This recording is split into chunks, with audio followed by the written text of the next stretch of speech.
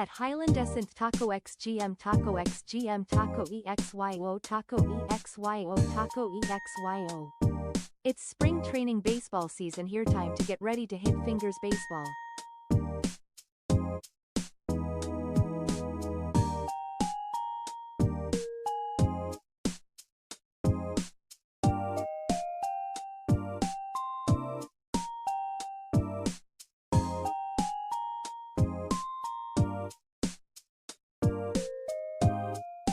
Good morning, everybody.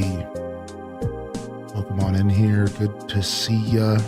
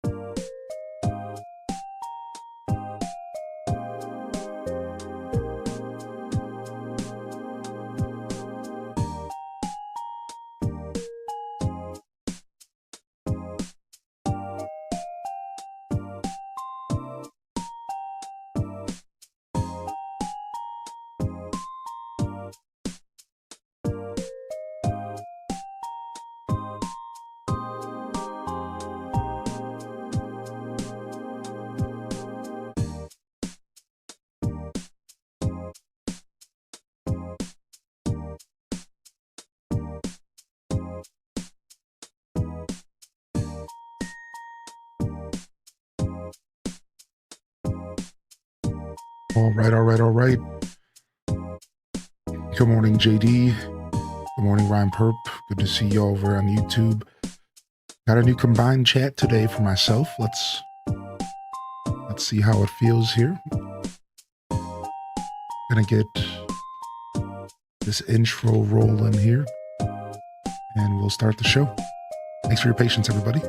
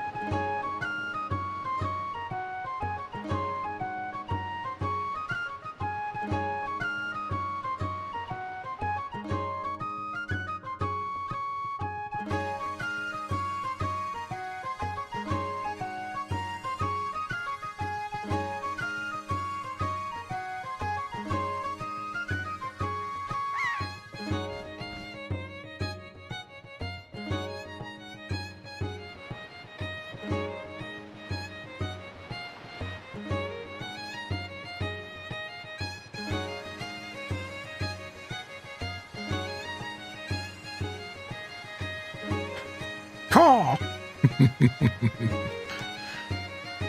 right.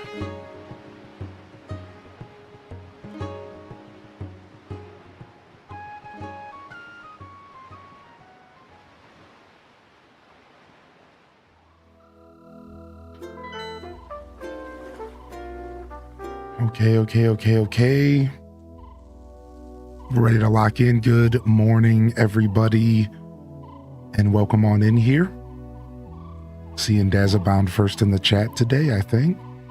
Oh, I just turned off my events. Let me turn that back on here. Nice little slow start this morning. Good to see y'all. Channel Point Redemption? Yes. Welcome in here, dude. Good to see you. Zane, JR Prisma. I see Perpetrator Dista. I see Jay. What up, baby? What up, J.O.? What up, Maharit? Welcome back. We're going from the top of the chat, baby. So you can make me work if you want. Tales from the Fandom with the exclamation point mods in the chat. Good morning. I see Armazel, Coach Parker. Welcome to the show. Mr. Ward Lord. Cynical Panda, welcome to the broadcast again. JD, Marshmelly Melly, hope you're feeling welly.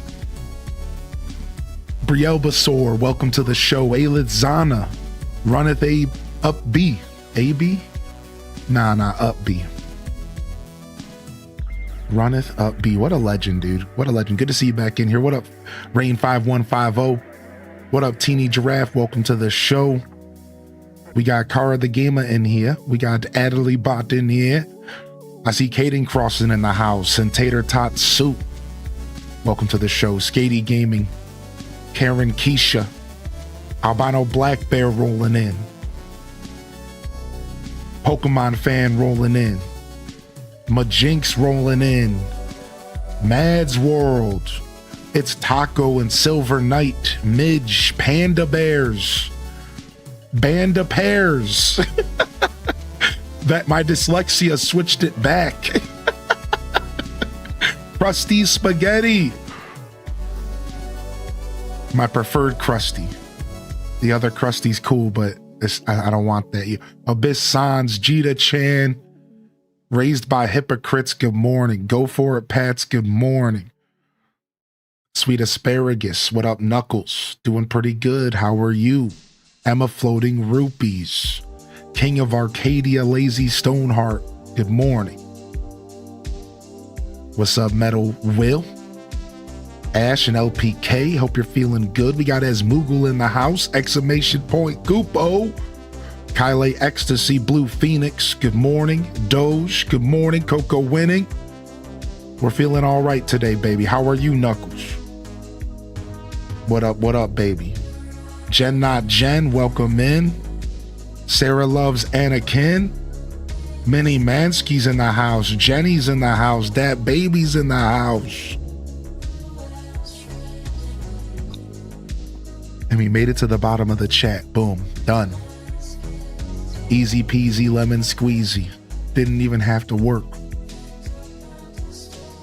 Welcome back in here. Good to see you, Asmoogle. Good morning, everybody. And welcome on in here. Karen Keisha hit you up as well. We finally got our chats combined, so we're gonna test this out today.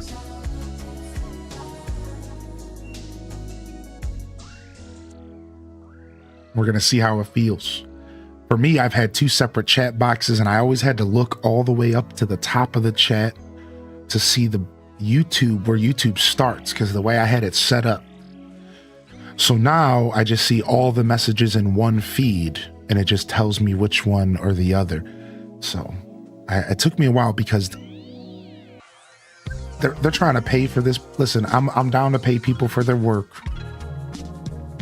but there was just too many companies trying to get some loot out of me for such a simple program. I'm just like, so I bided my time, and then I realized that it's literally built into the bot that I built the ACHD game into.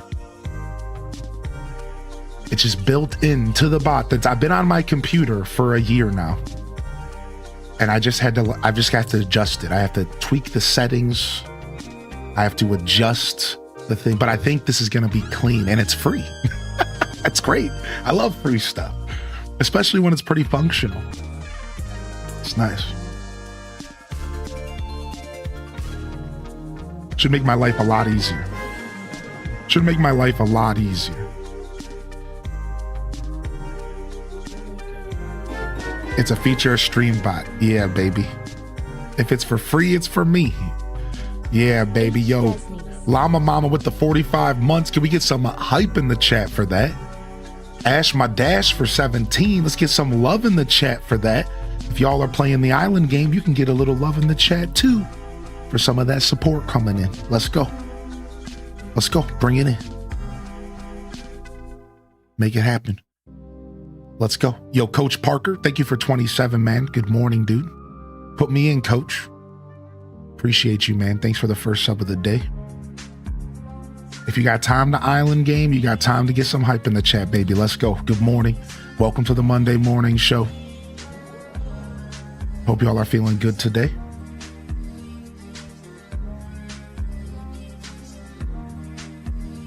Free stuff is always nice.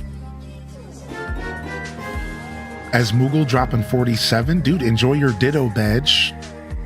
We should still be Ditto badging. Should still be Ditto badging.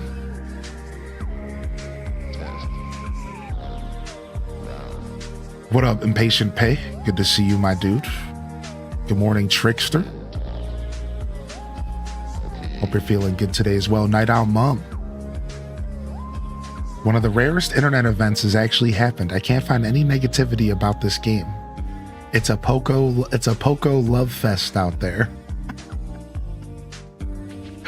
Guys, when I close my eyes to go to sleep, my brain just keeps playing Pokemon Pokopia.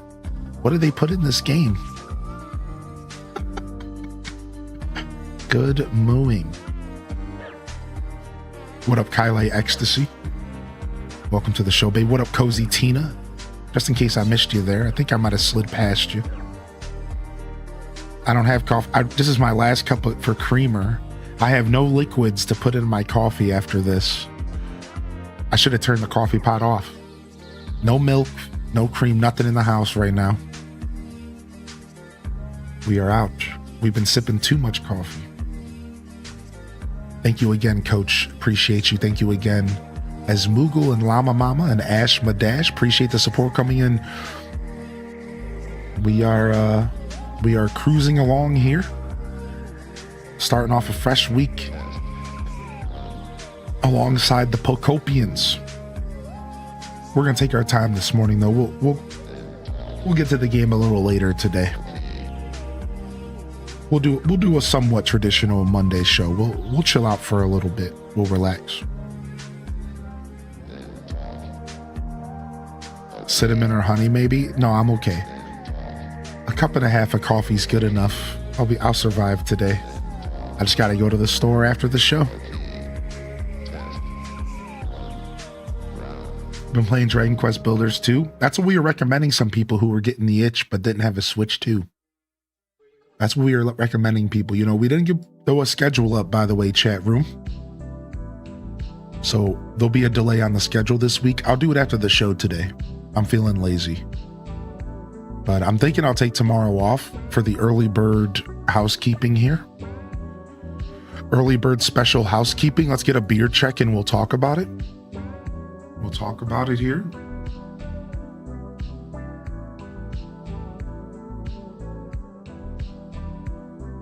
Yeah, I think I'll take tomorrow off. I'll come back and we'll hit it hard again after Wednesday. But I might not. I don't know if I feel like taking a day off this week, to be honest. So I might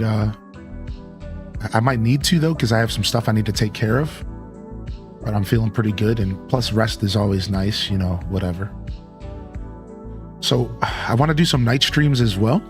I want to do some splits. So like a nice casual 6 to 8 in the morning, and then we'll come back a couple hours after a break, take care of some real life stuff, then come back to do some night stuff. I want to do some of that this week as well, some classic splits. Or maybe like just, you know, a night stream on a day that I just decide to take off, something like that. Maybe tomorrow. Because I like this game has a night vibe. This game's on a real life clock, so I want to experience some of the nightlife. You know, last night I woke up. I didn't wake up. I was still awake. Last night I decided to load the game up. Yo, thank you, hype trainers. Last night I decided to load the game up because I was trying to answer a question about how many Pokemon I had in my Pokedex. And I poked around just a little bit. You know, I randomly went to Pallet Town. I randomly found a Hoot Hoot, which was sick. Took a screenshot so I could show y'all. No, I just poked around a little bit. I didn't do too much. I ended up playing like a little bit, just like a little decorating. Nothing at all really worthy of mention. Just kind of was in the game. Sitting on my couch handheld because I didn't want to sit in my computer chair. And when I was poking around, I realized like, man, the nighttime, I had been missing the nighttime. Like I want to see the world now that I have the electricity and stuff. I want to see that nighttime vibe, you know? So we're going to be doing some of that stuff for sure with this game. Because I just don't feel like time traveling. That's not the vibe I'm going for. What up, Bailey B? What up, Ophelia? Thank you for the gifted sub, Sith Angel, to Amari Code. Thank you, man. Thank you for doing that. I appreciate that sincerely.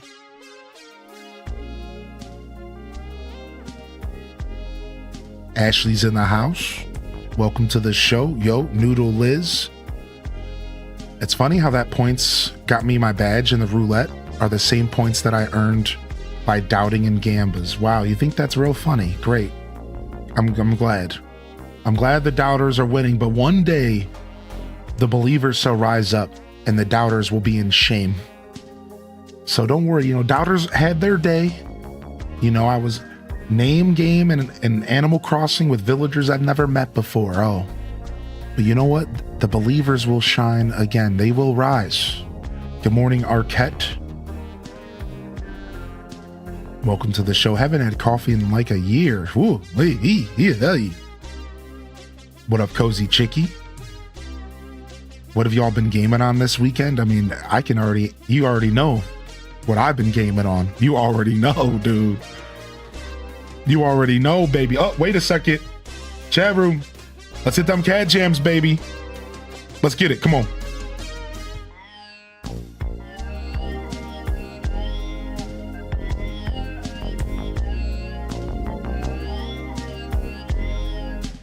Oh. There it was. I was early. My phone randomly died last night. That's not good. That sucks. Looking like you get the privilege to dish out $900 for a new one? That blows. Man, I would be so sad if my phone just randomly died, because it's how I get into all my accounts and stuff. That freaks me out sometime. Anybody else? Not to call some anxiety spikes this morning. That freaks all the time. I'm like, man, my phone just like randomly dies. I'm just screwed. I can't get into any account. I can't do anything. Like I really need to like get some backups or something on my computer. I gotta figure that out. Freaks you out to have a business? Yeah, it's like, I gotta figure that out because I can't be living my life stressed, dude. Noodle Liz says, we got Pokopia last night. I logged off stream early to prevent spoilers. Not sure if anybody said this, but when I was playing, it reminded me a lot of Dinkum. Sure, there's some Dinkum vibes. I haven't heard that take a lot, though. I will say that. So that might have been one of the first times I've heard that since I've started the game, but not the first, but maybe one of the first for sure. I could see that. It crossed my mind, but I guess I didn't say it out loud because Dinkum is just so much more scary. Them crocodiles, mate. Them crocodiles, dude.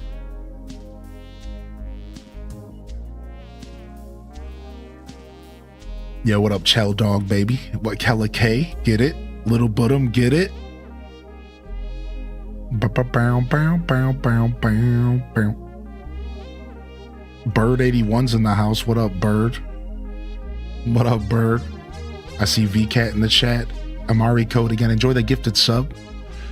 Thank you, Durbear, for the gifted. Going out over to Q2R or Cutie Rambo. Thank you, man. Loving the chat for a gifted sub, man. Thank you, Durbear. Enjoy your Ditto badge, everyone. The support has been outrageous this past weekend. And we're going to talk about that here in just a minute. Did you see that early big game seller US sold out of stock? Oh, yeah, you're talking about Pokemon Pokopia. Yeah, sure. The physical sellouts. I have so much FOMO that I don't have a Switch 2. I know, man. Try not to let the FOMO win, chat. There's plenty of games out there to play, you know. It's just tough. It's tough when you see the game get played. You can time travel in Pokopia already. I mean, yeah, you've been able to time travel since day one, right? Yeah, time traveling is a thing you can do in the game. It's just another way to play, right? Just another way to play the game if you so choose to. And it's real easy. You don't even have to turn the game off. You can just go to the menu, press home, go switch the date, go back to the game. It goes to black screen, it reloads, boom. As if they considered the time travelers. It's super smooth. Yeah, if you want to play the game that way, it's very accessible. Go right ahead, man. I'm going with the slow pace myself. I'm chilling. We're on day 5. I think that I really enjoy games this way. Even games that aren't built around this type of style of gameplay, I still play games slow. I'm just a slow gamer. Chelsea Piper, good morning. How you doing today, Chelsea? Cynical Panda's in the house. By the way, that was a beautiful cat jam session, everybody. Thank you for that. Go for it, Pats is in the house.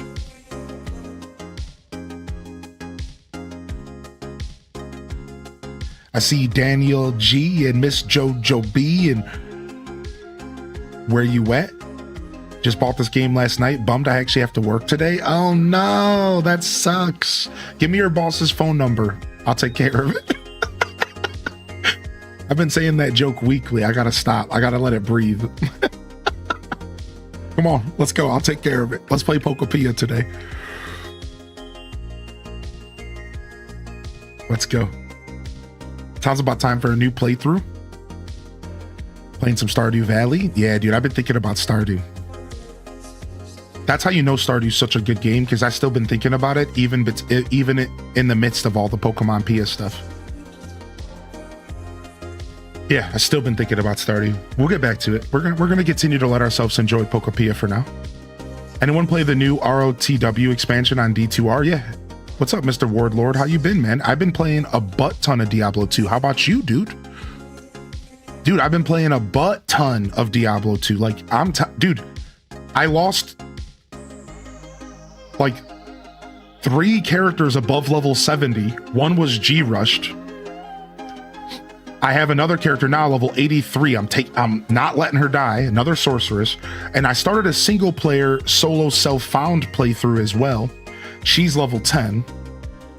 And I have a paladin at 30, going for hammers. I got full Tal Rasha.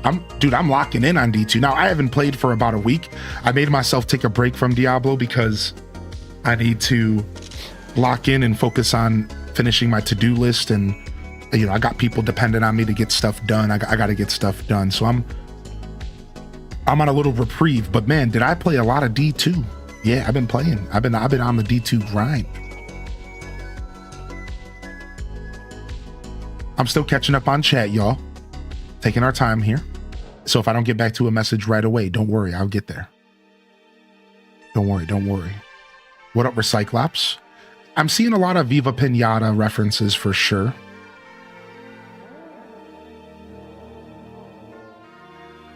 Still learning how to read my new chat. So it's like a brain buster a little bit.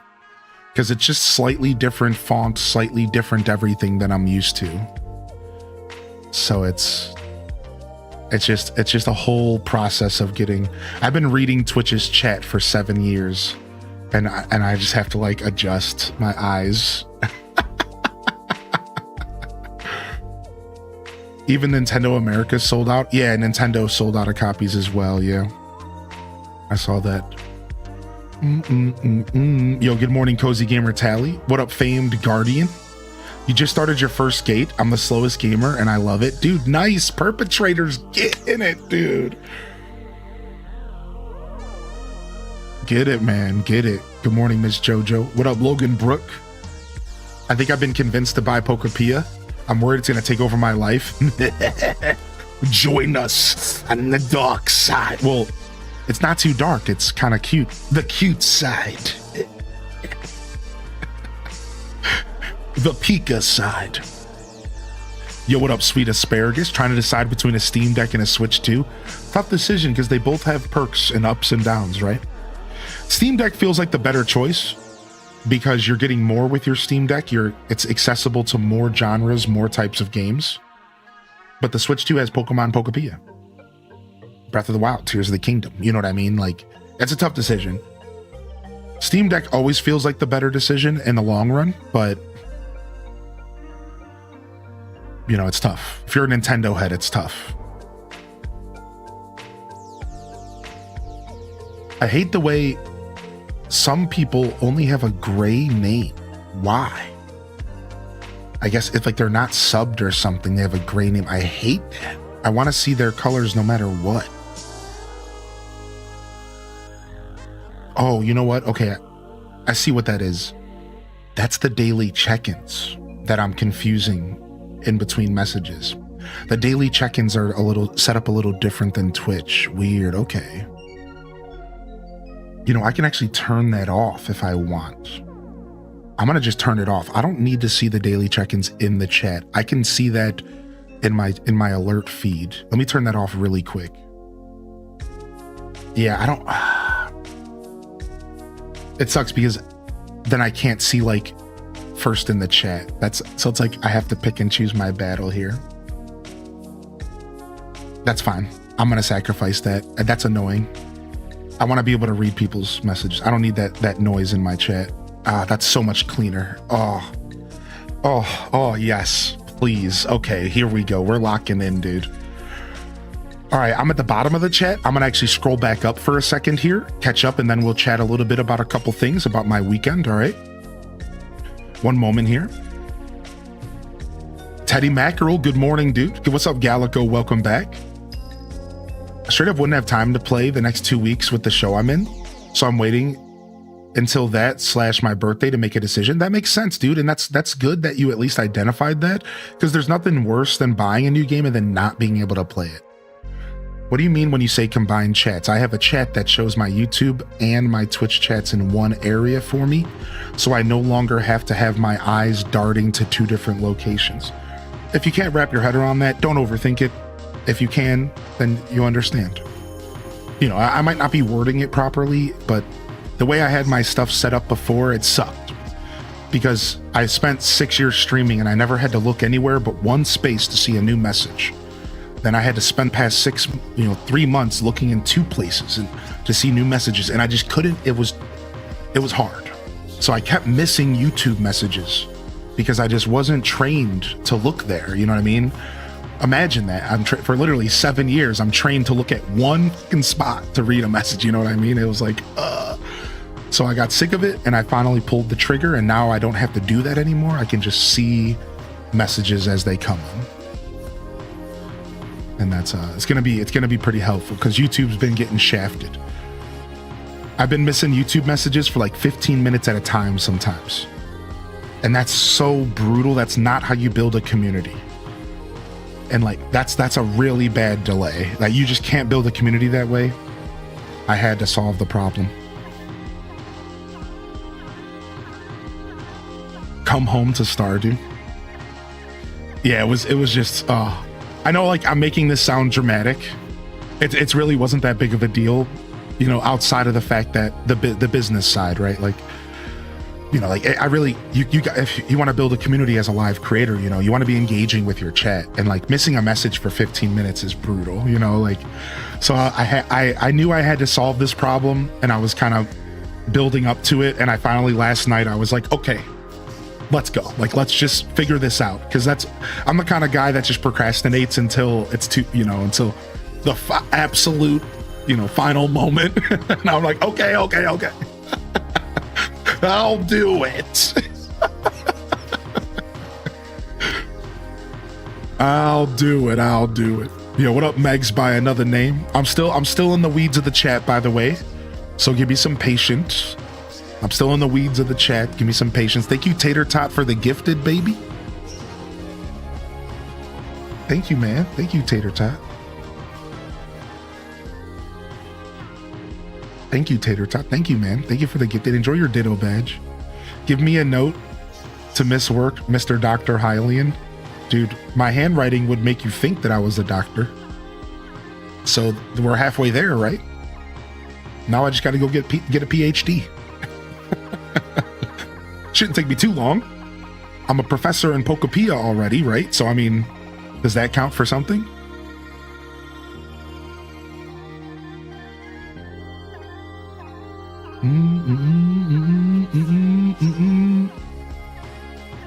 Yo, what up, Blue Phoenix? Yo, it's a real Panka. Good morning. Thank you, everyone, for your patience. Again, I'm a little lost in the salsa chat. I'm trying to figure out how to read this new chat. So I'm just trying to make sure I'm not missing any of y'all because it is the Monday morning show. And if you're new here, I'll let you know exactly what that is here in just a minute. Thanks for your patience, though, everyone. What up, Dazabound? How you feeling good today, man? You got a couple more days off. That's pretty rad. I'm happy to have you here in the chat today, you know, past 8:30 and hanging out. And hope you've been playing Pokopia this morning while you're waiting for us Americans to wake up.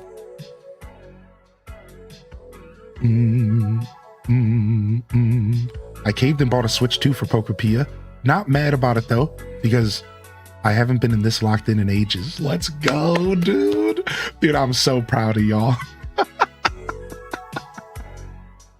Beautiful. Amore. I don't know why I'm proud that you spent your money. You know what I mean? Like, that's slightly weird, but I'm just like joking. But I'm proud of you. I'm like a proud child. I mean, dad. I need to go back to bed. It's been a long couple days. Please. Proud child? I mean, proud children are cool. We need more of that, I suppose. Continuing the Pokemon play to the new island? Yeah. That's right. Gallico? Yes. We will be continuing the sparkling Skylands here in a little bit. So, and I'll explain what we're doing here, and we're going to chat a little bit about my experience the past couple days, and then we'll dive into some gameplay. But some of you are new here because of Pokopia, and I want to give you a proper introduction to my show. And we're going to do that once I eventually catch up on chat. What up, Spicy Sin Bun, baby? Welcome to the show, man. What up, Mary948? Yeah, can you guys believe it? Pokemon Pokopia is selling out. Nintendo's website doesn't even have a physical, and it's a game key card. You know, it goes to show you, like, gaming is one of the hardest forms of medium to, like, really put your foot down and be like, let's boycott this thing, or like, let's try to squeeze this company so they stop squeezing us. Because, like, some stuff is just out of our hands, man. Like, you know, whether it's the 9-to-5ers who don't go on the internet and who aren't chronically online and who are going to go buy every Call of Duty no matter what, and they're going to pay every microtransaction, and they're going to gotcha every gotcha game, and they're not thinking about it. They don't care. That's not their world. They have kids, children, family. They have full-time jobs. They're thinking about the next football game on TV and their enjoyment for their 3 hours of gaming for the night. And we can't blame them for that. And then you have the kids, man. You know, Spawnwave put out a whole exposition about how he was so shocked that his kids love this game, and he feels like this could be a classic game for children. He thinks that Pokemon might have just made a new classic. Like, this could be the Minecraft of the next generation. The way that we have our classics like Symphony of the Night and Pokemon Red and Blue. And he could be right. And it's like, we forget that, like, you know, all these people pretend like, oh man, you know, this company's doing the worst, and, you know, we need to stand up and we need to fight against them. Stop buying their games. Sometimes it's like, why? I hate to be a defeatist, but it's like, Pokemon is just gonna get, it's the kids, man. Like, we're not stopping the kids. They're buying these games. They're getting these games, and their parents are buying them for them. So while you guys are on the internet trying to fight the good fight, which I do have a lot of respect for, and not you guys, just in general, excuse me, this chat is far from that. You got to remind yourself that, like, Pokemon Pokopia can sell off the shelves. Now, obviously, this game's a good game. It's a quality game, and there's a reason it's selling like this. But it's just a reminder that, like, the kids rule this world at the end of the day in a lot of ways. It's a weird reminder for us older folks, not old, just older, that like our time when it comes to like being targeted by games and stuff isn't necessarily gone, but we're not the favorite. And like when you're seeing people criticize and you're seeing people, you know, make all this commentary on the internet and rage bait, sometimes you got to just pull back and be like, yeah, but video games are just video games, man. They're just fun. And when a game comes out, people just want to play games, dude. People aren't trying to think about all that. So there's no reason to like get weird and get frustrated with people and get mad at Pokemon fans. Oh, you're the problem. You remember how many people said that to us with Scarlet and Violet? You know how many times I read that with Legend ZA? You're the problem. It's like, no, I'm just a gamer. Get off my back. Go live your life and leave me alone. You know what I mean? That's a mic drop right there. Like, peace, nerd. Because I'm not trying to think about these politics. I'm not trying to play that little game you're playing. I'm just trying to play some Pokemon. And so are the kiddies. And this game just sold out. And this could be a conversation contender for Game of the Year. Now, it ain't gonna win. But like, we're talking family Game of the Year easy, and it's only March. So it's like, it's so funny, man. And I just wanted to share my piece on that real quick. Like, this is just a reminder that the next time you're on the internet and somebody's getting weird and coming at you for liking games, take a deep breath and just pass by the haters, man. Pass by the haters. Because it doesn't matter, dude. It's just a game, man. Like, and like, I'm so happy this game's doing well. And I'm just so happy that like, we can sit down and enjoy a game for once as Pokemon fans and not have people screaming at us. Because a lot of us are chronically online, and, you know, sure, we could maybe use less time on Twitter, but it's hard for some of us. You know, I'm a content creator. I live on the internet. So it's hard to avoid the haters sometimes. It's hard to put your head in the sand and not have to deal with all of that all the time. So it's like, gosh darn it, for once I can just bask in the sun and just enjoy a game. You know, Ryan said it earlier, it's a love Poco Fest out there. It's like, yes, thank gosh. Like, oh man, like, dude, it's been a while since I've been able to sit back and enjoy a game, since Donkey Kong Bonanza, where there was, and like maybe Hyrule Warriors, where like there wasn't just a bunch of weird buzz around it. It's like, yes, dude. Thank you, man. You know, it makes you feel kind of validated being a Pokemon fan. It makes you kind of feel validated being a cozy gamer. Makes you feel kind of validated owning a Switch too. Just makes you feel good, you know. And I don't know, man. Maybe I shouldn't be feeling good by such menial things as video games and their success, but you know, I feel like Nintendo fans have been taking a beating the past year, and I know I'm not the only one that feels that way. So it's just kind of nice to be able to sit back and be like, yeah, you know, like, and again, it's at the end of the day, none of it matters. We shouldn't care at all about any of this. It's just, again, it's just a game, but it's kind of nice, you know. It's kind of nice to just be like, yeah. All right, let me catch up on chat again real quick. While you did give me a note to miss my music midterm, too, I'm going into special intervention, not music teaching. How do I use mouse mode in Pokopia? I assume it's the same as all the other mouse mode. I might test it out today, actually. I'm thinking about it. You know, Nintendo wasn't wrong. This is a system seller, even as a non-binary holiday time of year. Dude, I'm telling you, spring has been good for Nintendo sellers. They sold the Switch 2 in spring. They sold Animal Crossing in spring. They sold Breath of the Wild in spring. It feels like spring's the new holiday for Nintendo sometimes, right? Like, it really feels that way, dude. As I get off my soapbox and move back to the chat, I just want to quickly catch up. You're not a doctor? Then why did I have to bend over and cough?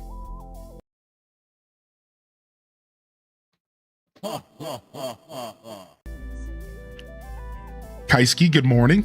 Good to see you back in here. Good to see you, Kaisky. What up, Kels19? I'm curious what the actual opinion on Pokopia is. Is it worth the switch to translation? If you're going to stick around, Kells 19, I'm going to share some words here in a couple minutes. If you're going to be around, all right. Let me just catch up on chat. This is the Monday morning show. We do a lot of yapping, and I'll give you a proper introduction here once we catch up on chat here. What's up, Super Ghost Ranger? Welcome to the show, baby. Good to see you. They underestimated the physical. Well, yeah, and of course they're going to underestimate the physical because everyone said they hated game key cards. So Nintendo probably lost a ton of faith with game key cards. So the physical sellout stuff is mostly just Nintendo going, oh, I thought you guys hated these. You know what I mean? Like, I think it's just Nintendo going, oh, you guys like these? Oh, okay. My bad. I guess we should have made more. You know, or Pokemon Company or whoever. I think Nintendo handles the publishing in this case, which would be the physical stuff, I'm pretty sure. Feels like a classic. I think we're experimenting with the best game of the genre right now. Sorry, AC and H. I said that a little bit yesterday. I think that's a conversation for like a video almost. Where Animal Crossing is starting to feel outdated. Animal Crossing is starting to feel outdated. Disney Dreamlight, Hello Kitty, Pokemon Pokopia, and those are just the big games. Heartopia, Star Sand Island. Animal Crossing is starting to feel outdated. And I'm starting to realize, like, maybe it's time for them to really juice up the genre. Maybe we do need quests, right? And I don't even want this stuff. I want to make this clear. I'm a diehard classic Animal Crosser. Take me back to GameCube where the sun shines, baby. Take me back home to the GameCube. Like I'm trying to think of like Country Roads, Animal Crossing GameCube. Listen, but that being said, I think Animal Crossing might need quests. I think Animal Crossing might need exploration. I think Animal Crossing might need more to do. I think it's getting outdated and fast. I think Animal Crossing is getting outdated faster than I would have ever expected because it blew up the genre. The master of the genre is now becoming outdated. It was the one who said, this is a genre now. It kind of started in 2016, 17, 18 with Stardew, but it was really Animal Crossing that set this genre ablaze, and I think we all understand that. I don't really think there's many other games besides for Stardew that sent this genre ablaze. So it's funny to see AC starting to fall to the wayside. It is starting to feel outdated in the grand scheme of the cozy space, especially with these life sims. But I will say that Animal Crossing's never going to be replaced. Don't get it twisted. Especially for me and diehard Animal Crossing fans, Nintendo just has another banger, and they can both exist alongside each other easily. I'm going to be playing New Horizons, going to be playing Pokopia, and there's a lot of people that feel the same way. But what we're really talking about is the future of Animal Crossing, and are they going to be able to make another banger if they don't adapt to these new features in this new wave, right? Like if they don't adapt Animal Crossing to like the spice of the genre that's being added, it's gonna taste flavorless. That's the problem. So now they have a battle. Nintendo has to take this next Animal Crossing game and say, what can we do to make sure it stands up as tall as it should alongside these other cozy games? And you know, this makes me feel really sad because it made me realize something. We might be waiting longer than we thought for the next Animal Crossing. Let's get into it here real quick. Everybody, welcome in here. It's the Monday morning show, and I'm your host today, Highly in Dissent. Fresh week, fresh opportunities is the broadcast theme here on Mondays. We chat, we yap, we have a game on in the background, but we're really here to connect as an audience. Now, today is going to be more gaming focused. I am kind of breaking away from the radio show vibes. We're playing Pokopia today. So, Monday morning show enthusiast, you're going to be taking it easy. You're going to have to look forward to a little bit more yapping next week. But I figured I'd start the show kind of strong on the yap front, just to give you a little something to look forward to today. If you were looking forward to those classic Monday morning show vibes. I have a lot I want to talk about this morning. Let me try to catch up on the chat before I dive any further, but I really do think Animal Crossing does have to step up to the plate. And I wonder if Pokopia's success is going to delay Animal Crossing a little bit. Because now that they have a really banger cozy game on the platform, and if it continues to sell well, are they going to feel the need to release AC as quick as they might have originally to sell Switches? If this is selling Switches, AC can be delayed to sell Switches later. I'm not a business major. I'm just spouting off the neck here. But what I'm saying is my prediction of 2026, 2027, now 2027, 2028 might have just turned into 2028, 2029. And that is kind of brutal because I love Animal Crossing. I hope that's not the case. I'm just speculating. I hope that's not real. What up, Ryan Smith? Good to see you today, baby. Thank you for your patience in the chat, everyone. I'm catching up here.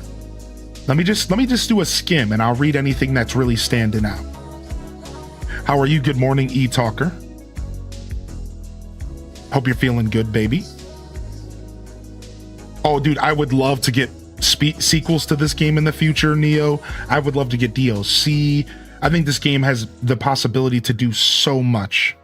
Oh, yes. I think this is a brand new genre of Pokemon game unfolding in front of us. Yes. I've been thinking about that. I thought about that in the shower. A lot of people trying to decompress. You know, I said that to my girl last night, man. I was like, you know, we're in a weird way, we're in a mini COVID. What do I mean by that? You know, that's a little bit weird. Mini COVID. Well, there's just a lot of weird stuff happening in the world right now. And please, let's not get into politics. Please, let's just not do that today. But I think this game is hitting at like the perfect time right now because there is a lot of weird stuff happening. Specifically, stateside fam are feeling it a lot more, I think. But that's a little ignorant to say because obviously the whole world is feeling it. I just think stateside fam have been feeling it for a while and it's just like a lot, but like, I don't know. That's just from the perspective of an American.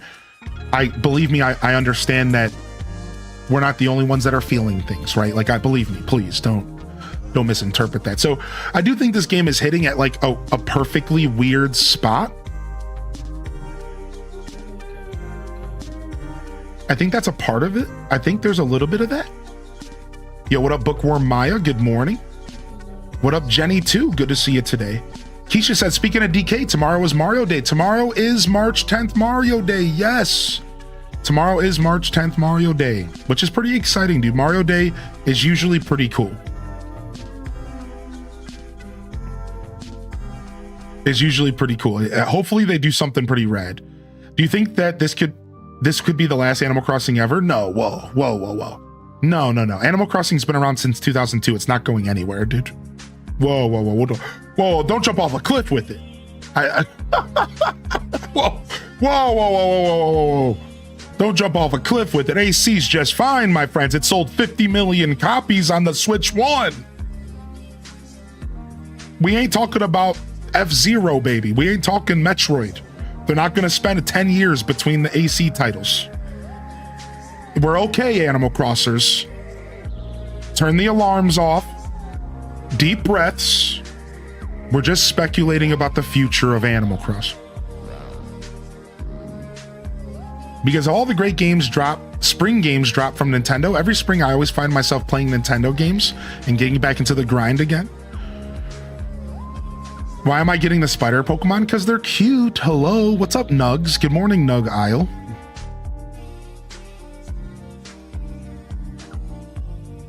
Animal Crossing will always be superior. Yeah, me too. Animal Crossing will always be the superior game to me in the cozy genre. But maybe I shouldn't say always. Like, you never say never, never say always. Maybe this game will convert me. Do you think Stardew's outdated? Good question. No. Stardew Valley's timeless. And so is a lot of Animal Crossing games. So that's why that conversation wasn't... Animal Crossing isn't outdated The games aren't outdated. The concept is becoming outdated. Does that make sense, Sweet Asparagus? New Horizons is going to be a timeless game to some extent. Animal Crossing GameCube is timeless. New Leaf is timeless. That's not what we were saying. What we're saying is that the concept of Animal Crossing as a game is becoming an outdated concept, and they're going to have to build and grow on it to make it stay and compete in the market of cozy games. Stardew Valley as a game is far from outdated. That game is timeless. It's going to be playable in 100 years. And when we're on Mars and we're speaking different gobbledygook language of English, like Idiocracy, and we're still going to be playing Stardew Valley if we could figure out how to use devices to play it on. You know what I mean? Like, yeah. So like, to kind of twist the conversation a little bit further towards what I was really trying to talk about, I was talking about conceptually. Stardew Valley is far from an outdated game. You know what I mean? Far from an outdated game. Honestly, hope they make the next Animal Crossing game. I hope the time distance between New Leaf and New Horizons was like 7 years. But with how big the time difference is, I can't help but think that this might be the last game. I doubt it, but I can't help but feel it. Why would we feel that way? Why are we feeling that way? Why are we thinking this is the last Animal Crossing? You guys are hooligans. New Leaf had 7 years between the games. Yeah, you guys, no way, man. No way, dude. No way, dude. You guys, that's nuts. You guys, that's crazy. Oh, you.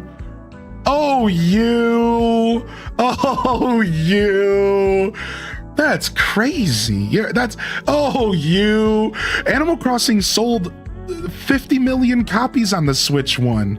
Oh, you, chat. You guys are cute, man. Yo, what's up, love from Charlie? Good to see you today. Welcome to the show. What's up, Hula? Good morning, Hula. Welcome to the broadcast. I hope you're feeling good. Oh, you, chat. Good morning, everybody. Welcome to the broadcast. Oh, you. Major upheaval in many ways, and a lot of people are, yeah, exactly. What up, Sam Squatch? Good to see you today.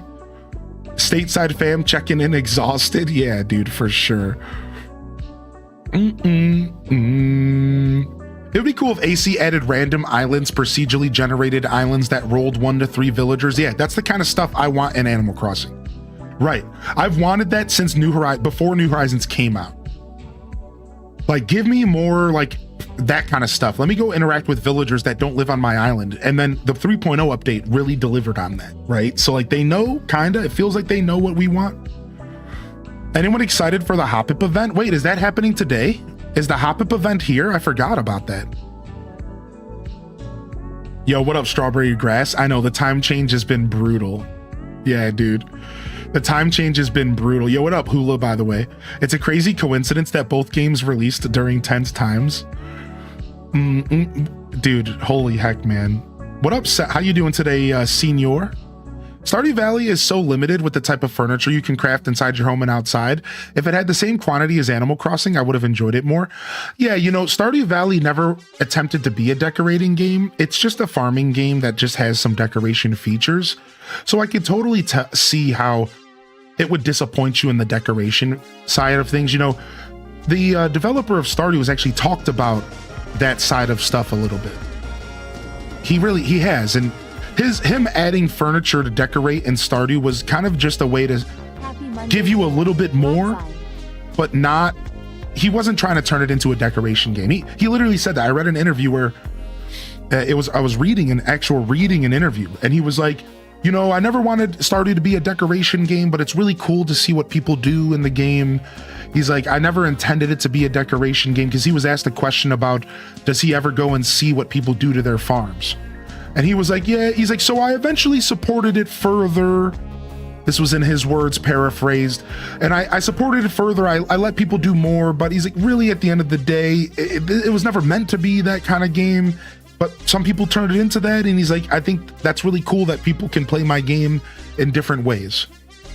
So yeah, Stardew was never really meant to be a decoration game. I think you have to kind of realize that unfortunately it was just kind of meant to, you know, be a little side note to the experience. Thank you, Coffee, for the tier 2. Can we get some love in the chat? The tier 2 for 79. Some hype in the chat, baby. Wigglers, are we wiggling? Good to see you, Coffee. Thank you, Tater Tot Soup, for the gifted again to Galago as well. To Galago as well, dude. I think with a lot of game developers, they try to recreate games like Animal Crossing and Stardew. I think Pokopia is doing great because it's different. It's a new concept and it's done really well. Yeah, right. And the game that it was actually based off of is not that popular. And that's the one thing that I'm going to add to what Pages Peaches said. Is that there is a game that they copied off of. It's called Dragon Quest Builders. It's the same developers of Dragon Quest Builders. And they took the formula and they applied it to Pokemon. So everything you said, I agree with, except for the fact that they did actually have a very obvious influence. Their influence just so happens to be a very unpopular game in the grand scheme. So nobody realizes that. So that's in their favor. It makes the game feel more unique. It makes the game feel more special because nobody knows the inspiration. That's the funny part about the game, is that it feels super special and unique because nobody knows the inspiration. Whereas I think if Dragon Quest Builders was really popular, there would be less of that feeling of unique. And so it's actually like really, they're benefiting from the lack of success to Dragon Quest Builders, which is interesting, right? Like they're kind of benefiting from the lack of Dragon Quest Builders success in that sense. That's the one thing I want to add to that comment. Yeah. Tamagotchi Life comes for the Switch in April 16th. Do you plan to play? I'm going to check out Tamagotchi Life for the sake of the community, but I have no intentions of like doing a full playthrough of the game. That's my plans with Tamagotchi Life. So I'm not really a big fan of the Tamagotchi style of gameplay. It's a little too it's just not my style. And I could explain further, I could get into it further, but it doesn't seem like it's my style. But I said the same thing about DDV. I loved it. So, you know, it's kind of a who knows situation. So right now, my plan is to just showcase Tamagotchi for all of you, and we can check it out together. I'll play it for maybe a day or a couple of days. No strings attached, no expectations. And I'm likely going to drop it. As of right now, I'm not planning to play it a lot. But again, between you guys and your energy and my own, I could very well end up playing a bunch of it. Like, I'm not sure what I'm doing with that game. What up, Fran Marie? Pokopia has changed my thoughts and expectations on what we could see out of the next Animal Crossing on the Switch 2. Switch 2 is a monster console and could be a really huge thing for the next AC game. Animal Crossing is an anchor of Nintendo. Yeah, agreed. GTA 6 come out before the new Animal Crossing. I think you're going to be right about that. I think so. All right, you know, we kind of caught up on chat. So here's what we're going to do. We're going to just say, if I missed any messages that you wanted me to see, don't be afraid to repost. Don't be afraid to repost your messages. All right. And good morning, everyone. Officially, it's an hour into the show and we made it to the bottom of the chat. This is the Monday morning show. Just chatting with extra steps. Every Monday we come together and I really make a point to read basically every message and to interact with my community. Sometimes we do media share, which is a little overdue. Sometimes we will do gaming news. We'll watch videos, whatever we want to do, but it's all about connecting as an audience. Today, again, we're going to be doing a little bit of a gaming-focused adventure, and I do these sometimes when I want to just break away from my schedule and play games. So, on that note, somebody banned Tater Tot. Okay, now we can move on. And on that note, good morning, everybody. YouTube chat, I should be able to keep up with your messages, so feel free to test me, because you are now a part of my regular Twitch chat. It's all combined. So Giselle, Senior, Banda Pairs, Keisha, Nug, I'll be doing my best to keep up. I got a little bit of a switch up here and I should be able to reply to messages within the minute of the delay. a minute, you know, besides for normal stuff like just being distracted, which happens. I do let myself just play games sometimes. So just a heads up. Yeah, you guys are all combined on my screen, so now I shouldn't be missing anything, Nug.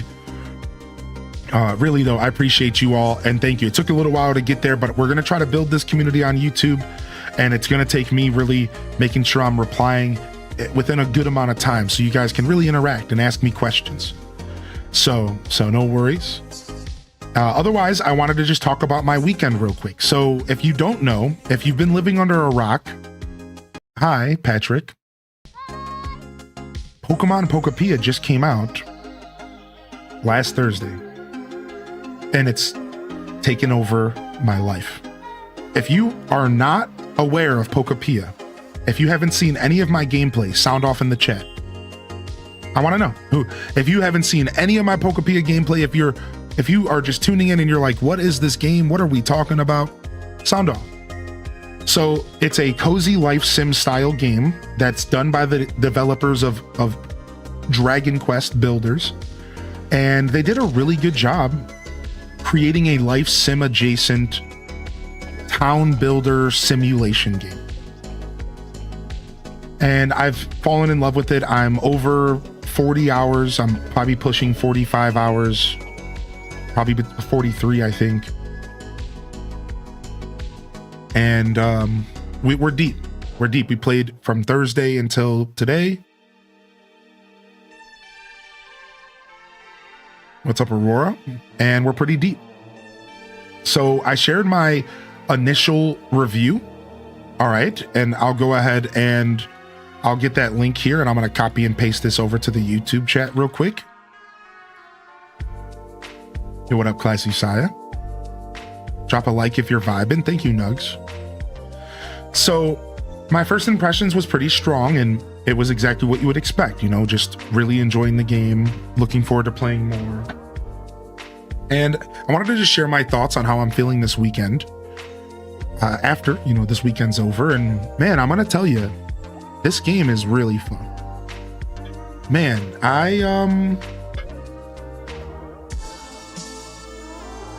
this game could be people's forever game in a lot of ways. You know, the way Minecraft is, the way Animal Crossing is, because those games just have this staying power with us where we invest time into the worlds, we build, we make them beautiful, then we want to spend time in them. And this game has the perk of having Pokemon, which is something I grew up on. Man, it's a strong game. It's a strong game, dude. It is a strong game. So I'm having a blast, dude. I think that this is something that I want to continue seeing through for a while. I think we're going to for sure finish the story within the next couple of days. As Moogle, we're kind of avoiding spoilers. I do know the answer to that, but I'm not really answering it. We're kind of letting people just Google it because the game's kind of fresh. But I do know the answer to answer your question, but I'm going to avoid answering just in case people out there want to do their own thing. So I just didn't want you to think you were being ignored because I'm not going to reply to it. So yeah, it's more than, I can tell you it's more than ZA and Legends Arceus. I can tell you that. Not like combined, just it's more than both games individually. I can tell you that much. Yeah. Is there certain Pokemon that only come out at night? Yeah, and also the rain and the weather. The weather affects Pokemon as well. So yeah, I mean, boy, is there a lot to say about this game. Boy, is there a lot to say. It's really fun. I think for the uninitiated, the base decks of those games are about 240, correct?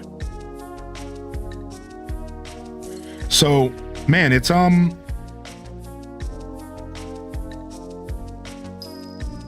boy, do I really like this game. I guess what I wanted to sit down and say about my weekend was this. I haven't had a game give me the feeling of Animal Crossing really this close since DDV, and even DDV felt a little bit more distant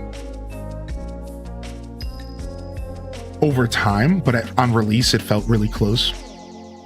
I really thought DDV was going to be a new Animal Crossing game, and they just didn't quite go all the way there because it's a live service.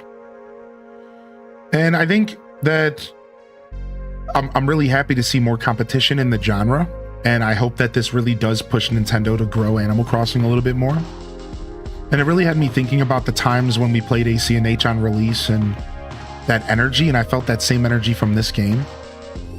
You know, and I was just curious, you know, what y'all thought about that and if y'all were feeling that energy as well. And I wanted to say welcome to all the Pokemon fans that are new out there tuning in for the first time that might not have known me before this game came out. And if you're new out there, or if you're watching the VOD in the future, hope you enjoy my broadcast. And, you know, we are cozy gamers around here, despite my kind of lack of interest in that label and that genre that has been created. I do like to play games that are cozy. So I guess I'm a cozy gamer, you know, and I always fight that.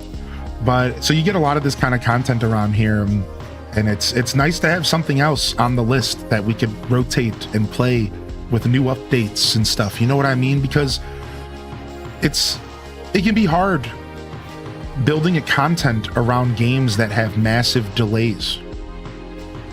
You know, building content around a game like Palia is a lot simpler. Building content around a game like DDV is a lot simpler. Despite those communities not maybe being the most popular, it's still simpler. Why do I say that? Because those games are constantly being updated. There's constantly a reason to play those games. So as a content creator, it's like, man, like, it's so nice that there's another game in my life now that I can rotate within my gauntlet of games. Now I have Animal Crossing, Stardew, and this feels like the third pillar I've been waiting for. You know, DDV just didn't hit, and it's not going to be that pillar, and I wanted it to be. It's going to be a game we play sometimes, but it just was never going to be that game for me. And Palia turned out to just, unfortunately for me, it's not going to be that game either. And it's so nice after 4 days to sit down and say to me, to myself, you know, I have another game, I think, for the future of my channel. I think we might have just stumbled across another game for my channel.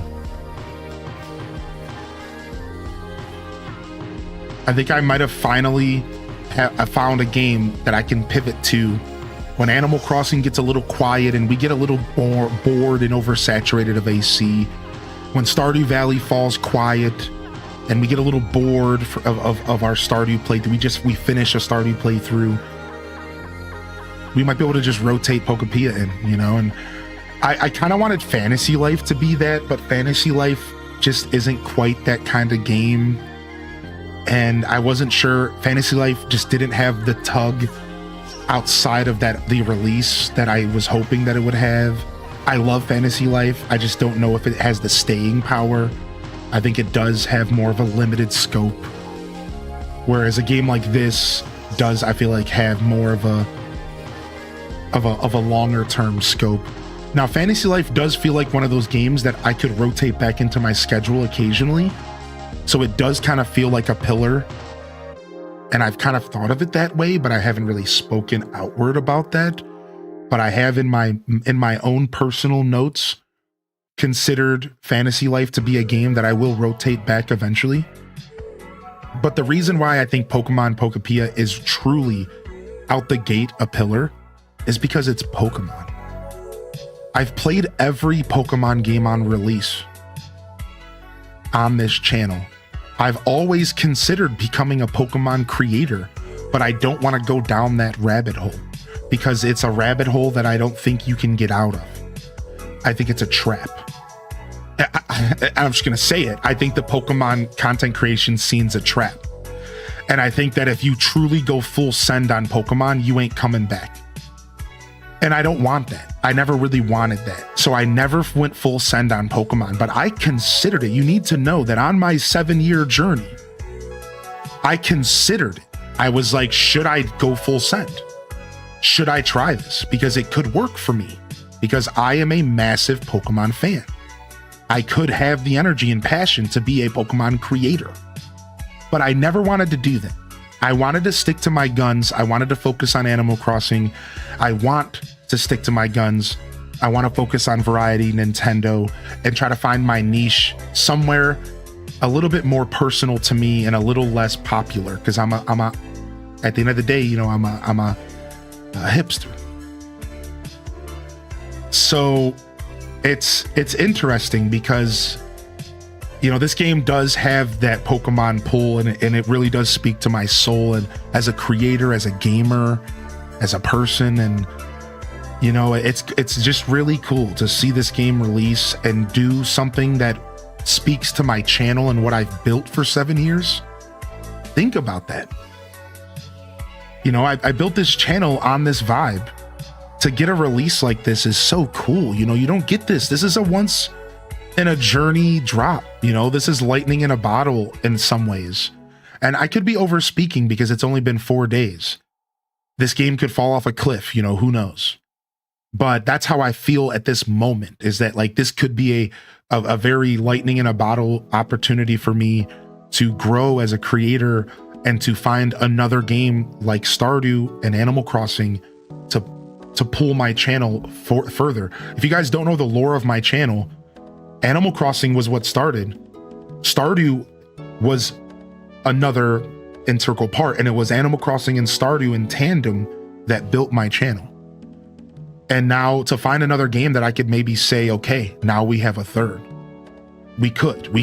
And again, it could be too soon. We could. Yeah, no, it wasn't Zelda. You know, unfortunately, Zelda was something I had to quit playing to find success. And that's just a testament to the Zelda community and how niche it is. People don't realize that. Just because Breath of the Wild sold bajillions of copies doesn't mean it's popular. Zelda doesn't have that pull, and I tried to be a Zelda creator early on, and I had to literally quit playing Zelda to find the success I found. Well, now I can play Zelda. Now I rotate Zelda back into the schedule. Now it's beautiful. You know what I mean? Like, and I can play tons of Zelda, and I can do it for fun and do it for variety. But it's not something that holds my channel up. The closest I ever got was my Zelda week, where I did a Zelda week-long marathon, and it truly showed me that the Zelda fans are out there and they want love. And I do want to continue giving the Zelda fans the love that they deserve. So, you know, my Tears of the Kingdom playthrough, right? Like, so Zelda is like a strong part of my channel, but I don't know if I'm known for Zelda. I still don't know for sure. And I think that says a lot about the conversation. I don't feel confident as a Zelda creator as much as I do about the other things I do. It's nice to hear feedback in the Twitch chat where people are saying, I love your Zelda content. And it's like, thank you. I think a lot of people do.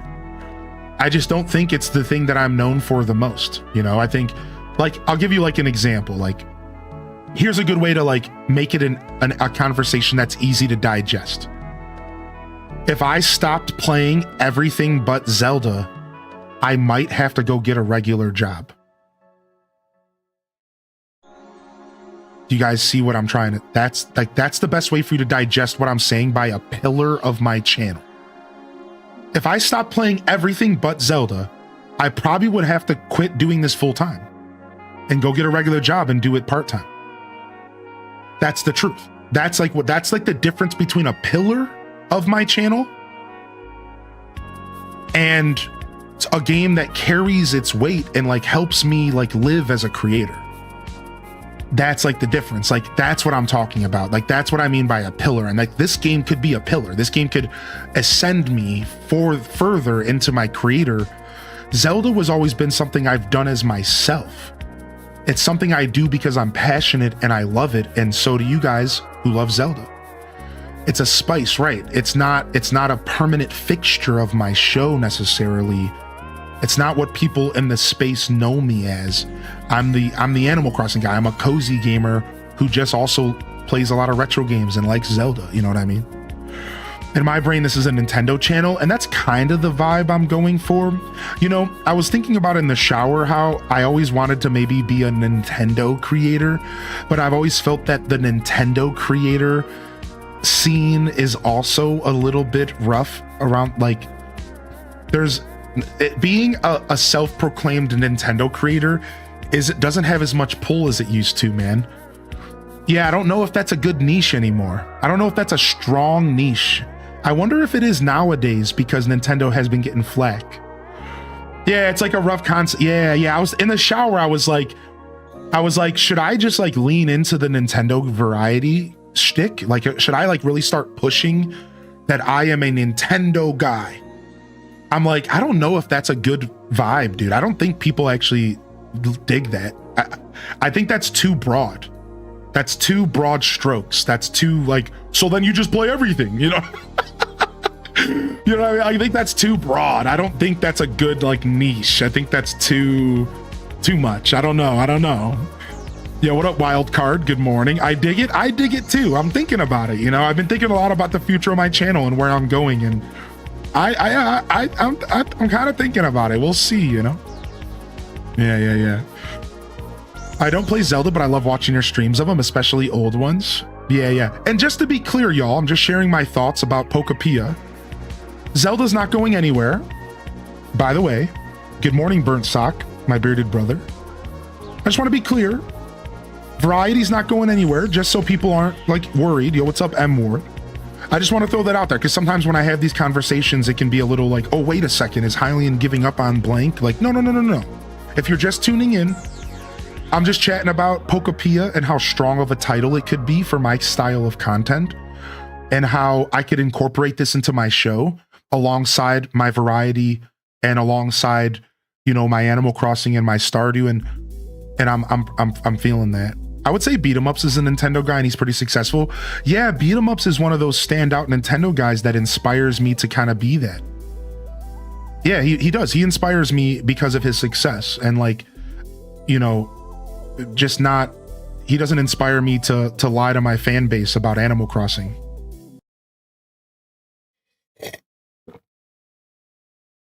But he does inspire me because like he's leaned into that that Nintendo guy vibe, and I like that vibe. I think it's who I am in my core. As a gamer, I'm a Nintendo guy. I always have been. It's my heart. It's my soul. I'm a Nintendo baby at heart. You know, and like, so yeah, like it is a vibe that I could pull. I really could pull it off if I pushed it. But it's a scary leap. It's a scary leap, you know, it is. It's not that big of a leap for me because of my history of my channel, but it is a scary leap nonetheless to like really push it fully. You know what I mean?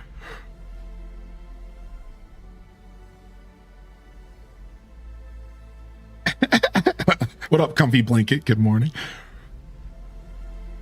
Yeah, you know what I mean, Cato Dragon? Right, dude. That's not just you. No, that's not just you, Cato. That's the thing I'm talking about.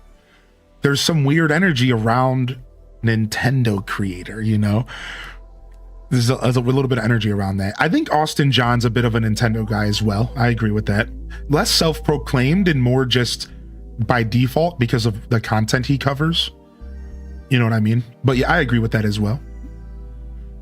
But all right, that's what I wanted to share my thoughts. So before we move forward, does anybody want to ask me any questions about Pokemon Pokopia? I will not be answering spoiler questions. Welcome to the Monday morning show. We're going to be jumping into gameplay today. But before we do, does anybody have any questions for me about anything? It's the Monday morning show. We're here to chat. I've mostly seen you streaming cozy games. Do you have a Zelda style game that matches?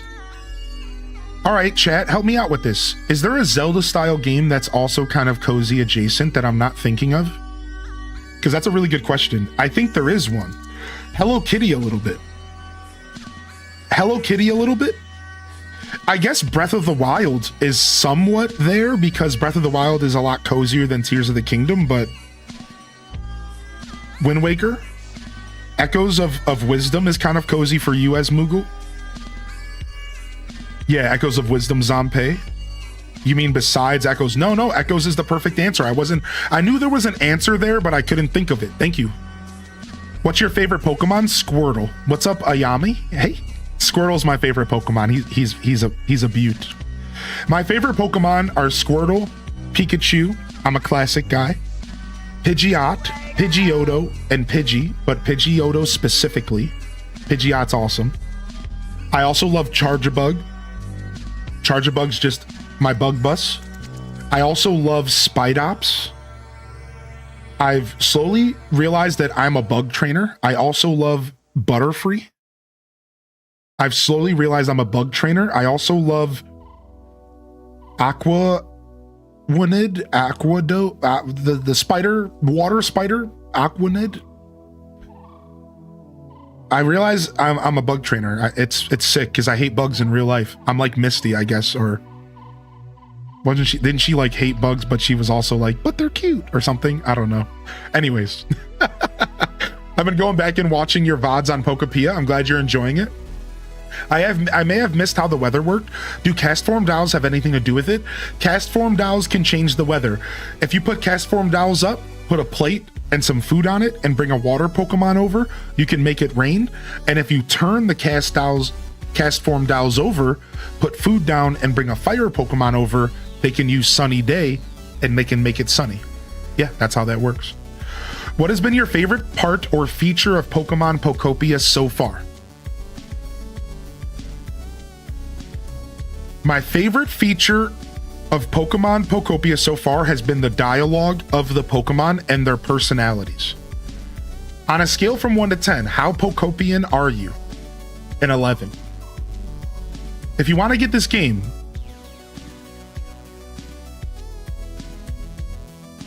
I'm not sure what your question is. Are you asking, is it worth waiting to get this game? Sure. Playing this game in the future will be just as fun as playing it now, if not more fun. And yeah, Pokemon Pokopia is dope, Burnt Sock. Is it worth getting a new console for? No. But I think that by the end of this year, getting a new console will be worth it because I think Nintendo will deliver. Right now, if you're not into playing Mario Kart or Donkey Kong or this game, like I don't think it's worth it. To answer your question, no. I don't think it's worth buying a Switch 2 for one game. I think that you're still waiting to see what Nintendo does. So if you're questioning buying a Switch 2, don't buy a Switch 2. Wait. That's what I have to say to anybody out there. If you are questioning buying a Switch 2, if you are not pushed by this game or any other game to the point of I have to own a Switch 2, don't buy a Switch 2. Wait. The only thing that I would say to maybe buy one now is because it might get more expensive later. Which sucks that we have to even say this. That sucks. That's FOMO. That's weird. But I'm just throwing it out there. It could get more expensive later. So if you have the money, maybe now's the time if you think you're going to end up buying it anyways. But I promise you, you do not need to convert to the Switch 2 over one game. Just wait it out. There's going to be more games. There's going to be better stuff. There's going to be cooler stuff. There's going to be Zelda. There's going to be Mario. There's going to be Animal Crossing. And then you're going to say to yourself, hey, I should probably go buy a Switch 2. But if it's not in your budget, dude, go play something else. There's a bajillion games coming out every day, dude. Have you played Star Sand Island yet? Are you looking for a cozy game? Have you checked out Heartopia? I know it's gacha stuff, kinda cosmetic. Check it out. It's free to play. I mean, like, there's games, man. Don't let the FOMO win. Don't let the FOMO win. Is this game better than Stardew Valley? No. You answered my question. Thank you for the tip of the humidity. Yeah, no problem, Poi Poyer. No problem. Can you tell Amazon to deliver my Switch 2 instead of delaying it? Yes. Give me their phone number. What's up, Farrells Barkley? Do you like the art style of Pokopia? The art style is charming. Yes, I do like the art style of Pokopia, specifically the Pokemon textures. Happy Monday, fan. Specifically, the Pokemon textures are really good. Everything is okay, though. I could do without the blockiness. I'll be real. I hesitated because I don't really care for the square blocky stuff, but it doesn't really put me off enough to not like it. I do like the art style. What's up, Mills Art Nook? Can we get some love in the chat for 49? Thanks for the subscription, Judy. Thank you. All right, I'm still catching up on chat. I'm just answering these questions. All right, give me just a moment. We're catching up here. Zelda Phantom Hourglass is the ultimate cozy. What up, silly jelly, dude? I love that.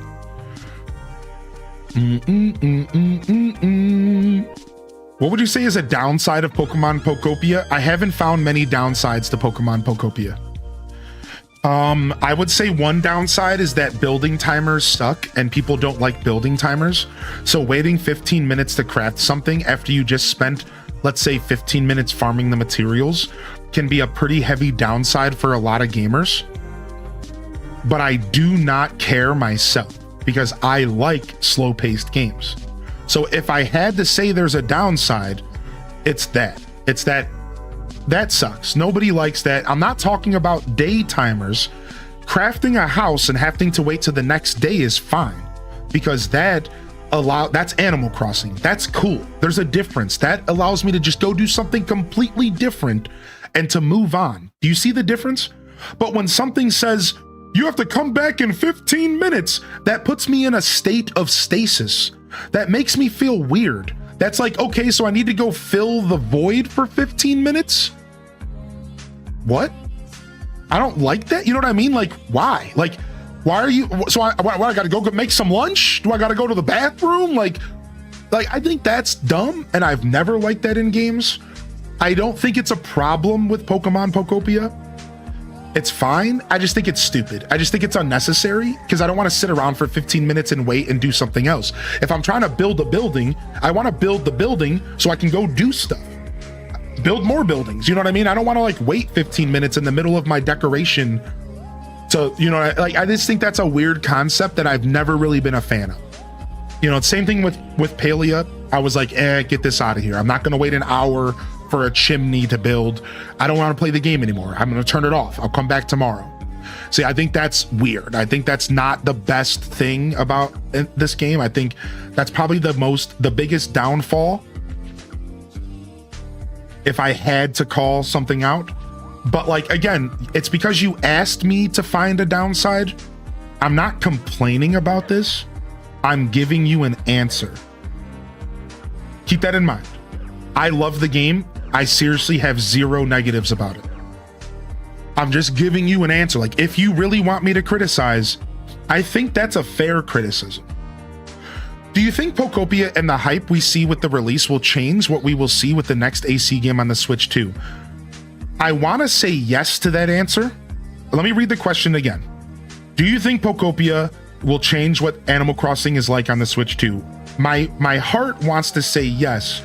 My brain wants to say no. Because Nintendo doesn't give up. They're like the honey badger. And they just do whatever they want. And I just don't have faith that Nintendo will ever learn from anything ever. When Nintendo surprises me with awesome stuff, I don't attest it to them learning. I attest it to them striking gold. That's how I feel. I think the Blue Ocean Nintendo with Iwata would have learned. But even then, Blue Ocean implied going in a direction no one else ever went. So even Blue Ocean strategy Nintendo wasn't learning from other games. They were doing other things. So I don't think Nintendo's ever learned from other games. They don't want to learn from other games. They always do their own thing. But now we are in a new era of Nintendo. This is why my heart is like, dude, actually, they could really benefit from learning from other games. And maybe they will, because Nintendo is becoming more of a corporate business. And if they see one thing hype, they see dollar signs. And dollar signs equal copy pasting. You know what I mean by this? So this is where my heart's like, I could see them chase dollar signs, but I don't think that's what Nintendo will do. I just think they're going to make the next Animal Crossing game through the eyes and the vision of what they think the next AC game should be like, whether it feels outdated or not, going back to that conversation we had earlier. Can we get some love in the chat for Mossy Paws hitting us with the 56? Thank you again, Mills Art Nook, for the 49. Thank you so much for that. Thank you so much for that. All right, I'm a little behind on chat. I'm just answering some questions. I asked the chat to hit me with a Q&A. All right. I'm a cozy gamer. I love both of these big seller Zelda games, but I have not played it yet. Scared. It's not my area of gaming. That makes sense. Awaquinid, thank you. I can't read that name. Araquanid. Okay. Do you plan on exploring Palatown? Yes. Yeah. Oh, yeah. Palatown is going to be my main base, I've decided. I'm going to create a mega farm there. I'm going to create automation there. I'm going to move some of my favorite Pokemon. Like, I'm going to use the first area, I think, as my home and my little, like, getaway cottage. And I'm going to use Palatown to be my home, where I spend most of my end game. Yeah, I've already decided. Like, I've already poked around a little bit and I realized what I want to do. I've already started creating a plan for post game and what I'm going to be doing with Palatown. Yeah, dude.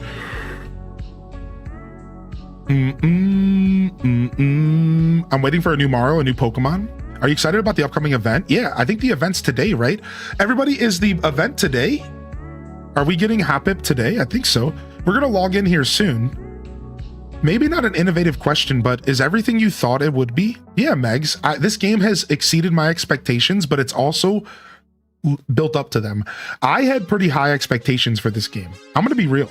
I dangerously built expectations for this game, and they delivered. They delivered. Yeah. Oh, yeah. This game is everything I thought it was going to be and more for some reasons. I dangerously went into this game like faith, blind faith. Like, yep, this is going to be amazing. It's going to change my life. Hey, there's a balloon in the Twitch chat. It's just about the end, though, everybody. It's just about the end, I think. All right, let me skim a couple more questions, and then we're going to get to the gameplay. Pro tip, if you need one building built, do it at the end of the day. All my Pokemon were busy all day. Yeah, true. My downside is you can only have 20 Pokemon in one area at a time. Oh, interesting. Do you view your job as babysitting? No, not at all. No, never. I've never thought that about what I do for a living. I view my job as I am a community builder. The value that I bring to people is I'm a community builder. I provide a space on the internet in the underground, so you don't have to go to the surface with all the weeds and trash that is the true internet and the bots. 80% of it's literally fake. I'm building a space for us to survive like we're freaking Zion in the Matrix, avoiding the bots and the drones. That's what I do here. I'm providing a space for us to get away from the trash and to interact with real humans and get real opinions and not listen to people who are clickbaiting and making millions of dollars off of it. The other thing I'm doing here is I'm adding value through gameplay. I'm providing you whether a sense of entertainment, and entertainment is valuable even if it's not the most important thing in life. So I'm providing entertainment, I'm providing insight, I'm providing reviews, I'm providing gameplay for you to see before you buy a game. And these are some of the value that I bring, and this is the kind of stuff that I look at as far as my job and what I do for a living. I'm an entertainer first. I'm here to put a smile on your face. I'm here to make your day better than when you found me. I'm a community builder second, and I'm a game reviewer third. That's my job. Welcome to the Highly in Dissent show. I've never once considered myself a babysitter. Never.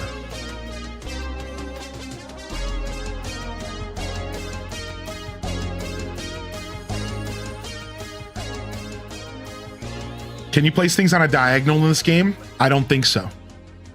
What's up, Winnie the Pooh? Good to see you today. I don't care for the square blockiness, but I understand for the environmental manipulation. Can't stay today. Too sleepy, but I wanted to say hi. Yo, good to see you today. Thanks for popping in, Celestial Nightcat. How about the Cloud Island? Wait, oh, the Cloud Island's something we're going to be playing a lot on for sure. The Cloud Island's something that I want to do as a community project, where the Cloud Island is going to be a community project where we do things together and we focus on building something together. And then Pallet Town will be my personal little thing. So this way I can have my own builds, like my personal island and Gale Island, but then we can have our Slumber Island where we can build and interact and build a world together and have fun kind of having our own little special experience. That's kind of my plans with the Cloud Island. I think it's going to be cool. Yo, Fancy Mum, good morning. Blood Raven, good morning. What up, Nick? What up, Nick Tendo? Good to see you today. What up, Big Fuzz? Big Fuss? Welcome to the show, baby. Good to see you. Do you think this game will go on sale? Sure, maybe in a decade.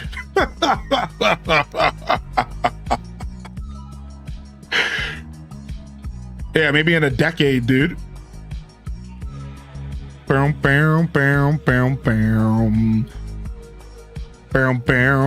shouldn't sit on babies anyways. Emmy Love. Spreading joy. What a concept. Yeah, that's my goals as a creator. Honestly, a super cool question though, just because I think that there are I think that the bigger your stream gets, I think that people do start to feel that way when they build their community on a foundation of, hold on, rascals. Gosh darn rascals. You know, if you build a community off of a bunch of people that are talking down on each other and a bunch of people, rapscallions, right? If you're building your community off of a bunch of people that are talking down on each other, if you build your community and you allow people to talk down on each other, if you build a community and you allow people to sit there and talk smack to you and you don't reprimand them or just remove them, if you build a community based off of a bunch of rapscallions, then yeah, then maybe when you do find success, you feel like a babysitter. I've seen streamers like that and they seem miserable. So I think the difference is that the way you build your community and the way that you approach Twitch. I have never once allowed that trash in here. We don't allow that trash. Even if you're younger, you either are going to step up to our level or you're not going to fit in. And you see it happen. You see these even 35-year-old edgelords come into the chat and they try to fit in and they slowly get pushed out. And we don't push them out. They push themselves out because they just don't fit in. They're not good degens, right? They're bad degens. And it's not us. We are just a certain culture of people, and you're here for it or you're not. You know what I mean? And it's like, we're not gatekeepers. We're a very open and accessible community. But the rapscallions just don't really like fit in. They because there's such an oppressive force of regular human beings here that don't want to deal with it. That when somebody comes into the chat and does something super bad, degen, I like that phrasing, everyone just looks at them like this. You guys ever notice that? Like when somebody comes into the chat and says something that's just like off the cuff, everything stops and everyone just goes like that meme with the red Solo cups. Everyone's like, read the room, please. And that's not because we're all a bunch of menaces. That's because we are here to communicate and build with each other. We're not here for that trash, dude. We're just not. We do not put up with that. So you're either going to read the room or you're going to not be here. Like that's just what happens in our community. It's just natural. Like, and that's what happens when you build a true foundation. You see, I've thought about this from day one, and I'm not trying to give myself like a bunch of credit and gas myself up here, but I need you guys to understand, since day one of streaming, I have thought about this. I have understood what I was doing from the very beginning, and I've never, ever, ever put up with anything in this chat. I do kind of like, I'm trying to loosen up nowadays and I'm trying to let a little bit more rapscallions in because our chat's fast enough to kind of push it away. So you'll notice like we are kind of lightening up and letting people be a little bit more goofy. But a lot of times those people push themselves out because they feel uncomfortable. So I've noticed that even when I let someone be a little weird, they stop tuning in because they realize that nobody cares about their attention grabbing like weirdness. You know what I mean? Like somebody will come in and like they'll obviously be trying to get like attention, you know, and like they won't get it, and then they'll just like stop visiting the show. And it's like, well, why? Because they went seeking that attention somewhere else on Twitch, where they can get validated and they can get that attention they were looking for. Right? So it's like, it's funny because again, this isn't a conversation. Like, we're not like pushing people away. We're not like jerks. We're all great. It's great. It just like, some people just naturally like tune in and they're like, oh, like, I'm not fitting in. I'm uncomfortable because I want to like shit post, and like, they don't really do that here. It's like, yeah, we don't really do that. Like, we don't really do a ton of like posting, you know, like that's kind of stuff we do in the Discord. Like, we kind of just vibe here, you know what I mean? Like, anyways, good morning, Abby. All right, I think I'm done answering questions. All right, there was a quick little Q&A. If I missed anything, don't be afraid to repost. A quick little Q&A there. I love it. I love it. I'm just gonna scroll up, see that I miss anything else. I don't think I did. All right, let's jump over to gameplay. I'm gonna use the restroom and we're gonna dive into some gameplay. Does it sound good?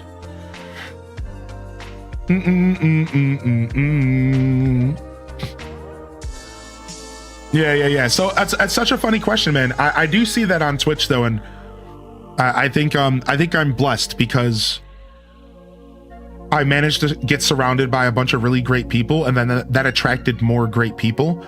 Now, some people say that started with me, and sometimes my inner imposter syndrome can't accept that. It's like, really? But I guess the truth is that like the chat does reflect the streamer. And I guess sometimes I do need to go ahead and accept that as a W.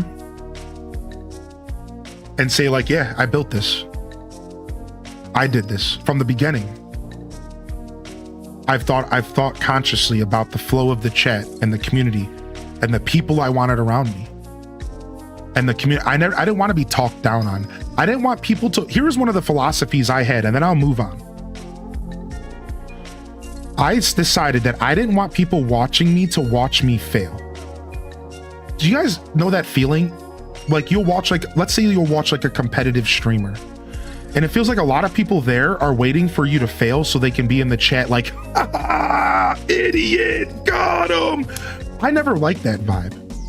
So I always sought a vibe with my chat for people that were here for my high moments and that weren't here waiting for me to fail at a game, waiting for me to fail and to make fun of me and to tease me, and rather surround myself with people that were going to help celebrate the high moments and maybe, you know, feel the pain of the low moments, but not sit there and like make fun of me over them.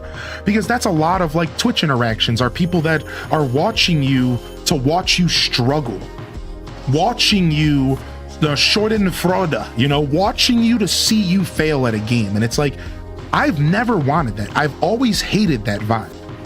I've never wanted that. So I chose games and I built my community around energy where I could avoid that. That's why I chose Animal Crossing. That's why I chose Stardew Valley. Because I didn't want that around me. I didn't want to play, you know, competitive games on stream. I didn't want to play games where the whole vibe was, let's watch this guy suck so we can make fun of him. Like, I didn't like that, you know what I mean? I think that that's such a weird vibe. And there's a lot of streamers who find a ton of success off of it. And it's great for them. Where like their whole chat is everyone just like, oh, you suck. But they make thousands and thousands and thousands of dollars. It's like, well, you know, like, but I wanted to do things my way. I wanted to build something that I could feel good about going to every day. That wouldn't maybe feel like a job. That would really truly feel like a dream. And not be this like weird. Now, the truth is that's held me back a little bit though. Why? Because the internet wants to shitpost. So I don't think I'm ever going to grow as big as the next guy. I don't think I'm ever going to be as successful as the next guy, because I made a conscious decision that I was going to go for my own niche, my own goal, you know? Yeah, the time chains has been messing with all of us, you know? All right, let's jump over and play some games. Welcome in here, Roast. Good to see you back in here, by the way. Which Pokemon gives you the ability to break stuff? Okay, thank you, Cozy, for answering that. What's up, Casino Roy? And yo, nothing happened, Abby. We were just yapping. Yeah, I was just sharing some thoughts because somebody had asked me a pretty cool question. One that I've never been asked before, but I felt like was coming from a good place, was a genuine, like, do you ever feel this way while you work on stream? And it was like, no, I don't ever. I've never felt that way. You know, actually, I have. I lied to you all. Wow, I'm a liar. I felt that way once.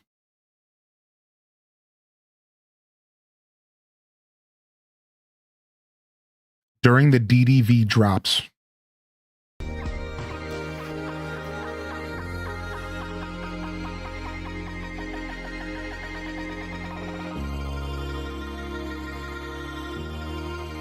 The drops did make me feel like I was like it did make me feel kind of like just the dad. What's up, Bobbinsboro? What's up, Abby likes nachos? Yeah, I feel betrayed here. Yeah, dude, the DDV drops, dude, broke my brain, man. Yeah, dude. Oh, dude, Mr. Lord, I appreciate you, man. All right, let's jump over. Let's run the intro here this morning, and let's jump over. You guys down? Let's go. Let's go make it happen. Let's go make it happen.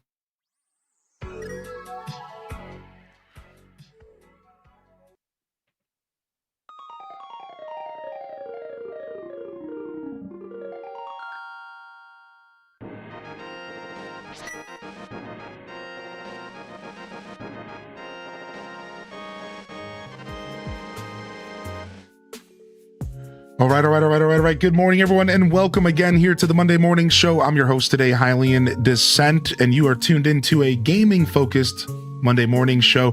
Traditionally, my Mondays are dedicated to a radio-style, live interactive podcast, something that we do here, and we have been doing for 7 years this April. I'm so proud to keep saying that. 7 years.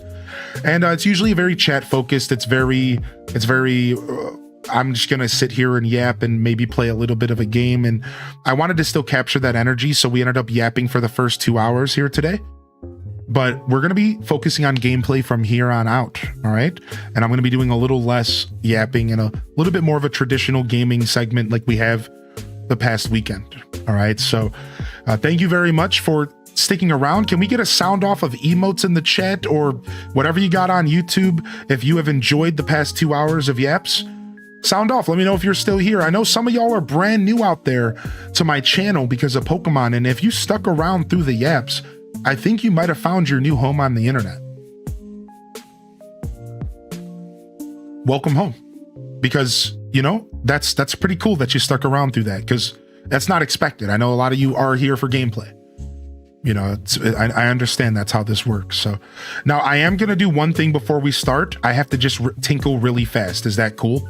Because, like, yikes, I really have to go. Like, just give me like 3 seconds.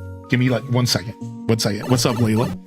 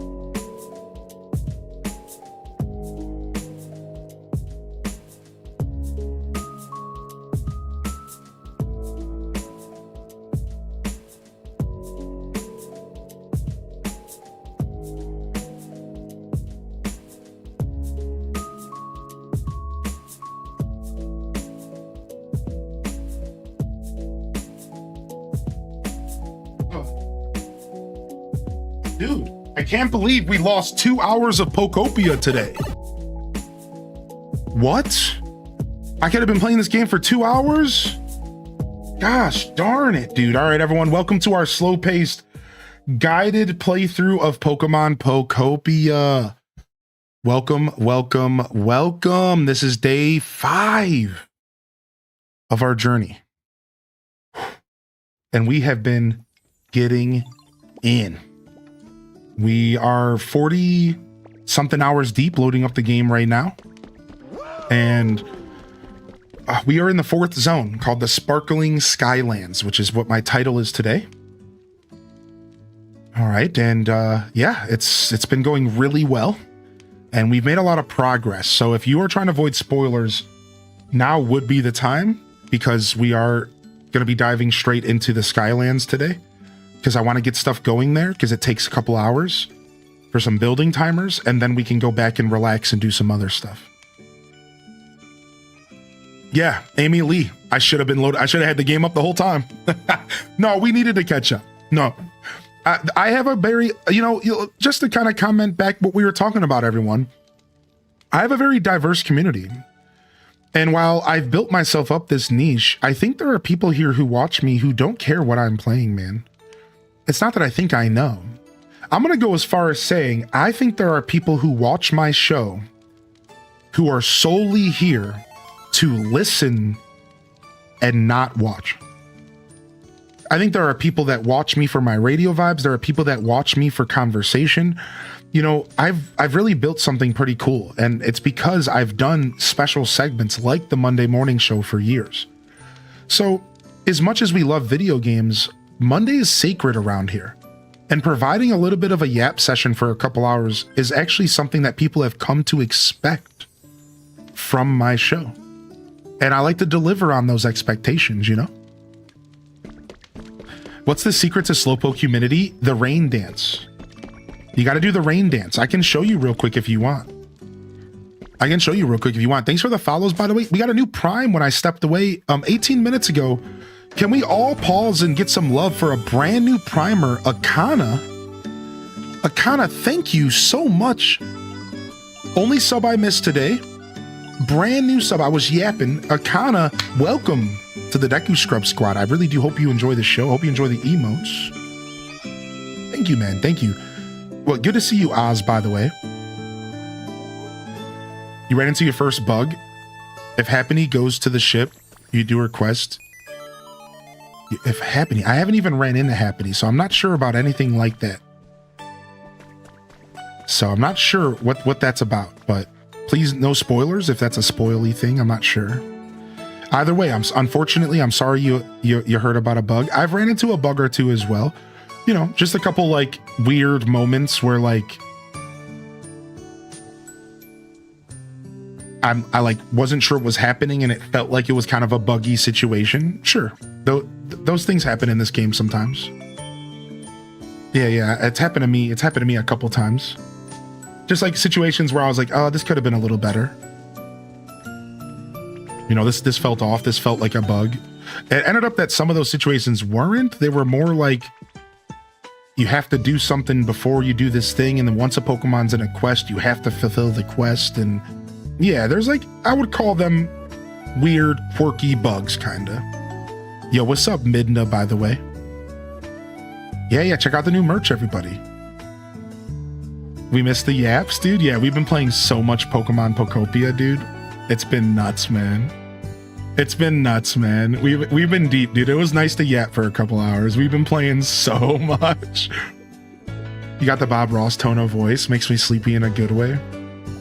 I'm a perpetual lurker.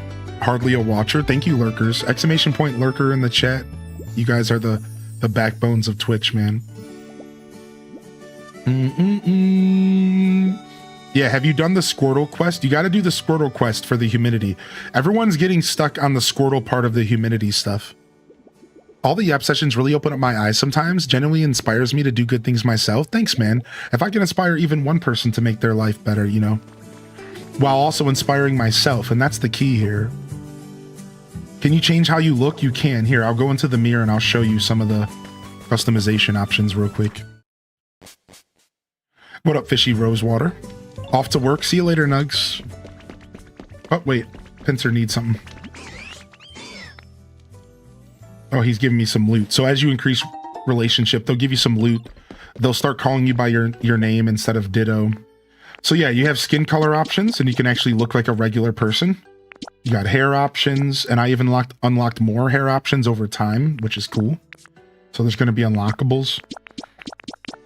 All right, there's outfits, and you unlock more outfits over time, all based off of different gym leaders and different types of trainers from the original game. So this is the super nerd outfit. Then you have like just tops, so you can do a sailor top, but you could do like a super nerd pants or something if you want. Then you have like the headwear, which is, again, you can do like the different pieces that you unlocked, or you can use the default hats if you want as well. And then you have different bags and different shoes. So yeah, nothing too insano. So I chose to be a Ditto because I just like this. I think this is cool. I'm really happy that there's an option to just be a Ditto. And I've been rocking the black belt outfit. What I'm actually going to do is I'm going to rock the ninja outfit because I like the back thing. And then the headband. Perfect. Let's go.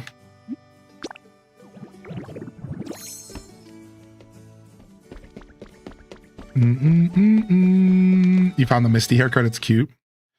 Which one? So yeah, so if you're going through the Slowpoke quest, what's going to happen is you're going to get a quest to make a shrine. Here, let me show you. So Bellbun and anybody who needs to hear this, you're going to get, during the Slowpoke humidity quest, you're going to get a quest to make one of these. This is not for a Pokemon. This is to make it more humid. You're going to have to put food down and have Squirtle follow you and bring Squirtle here to do the rain dance. And Squirtle's going to have a quest to do this. So if you just work with Squirtle, he should lead you to doing this. And he'll do a rain dance and he'll make it rain. And then that will get you to the next part of the quest, which is to go back this way and go towards the Magikarp Pier. And you're going to get an interaction with the story that's going to activate a special event. Or something like that. It's along those lines. So either way, the part that people keep getting stuck on is the Squirtle quest. And that's what I've been trying to help people with the most, is the Squirtle stuff. Yo, what up, Lamar? How you doing today, Lamarno? Welcome to the show, man. You're stuck at 71? Yeah. So hopefully that helps. All right. First off, I'm going to move you.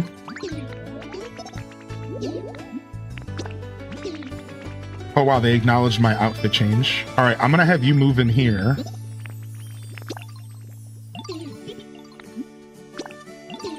It's a downgrade, but I'm trying to move my boy Bulbasaur. Follow me.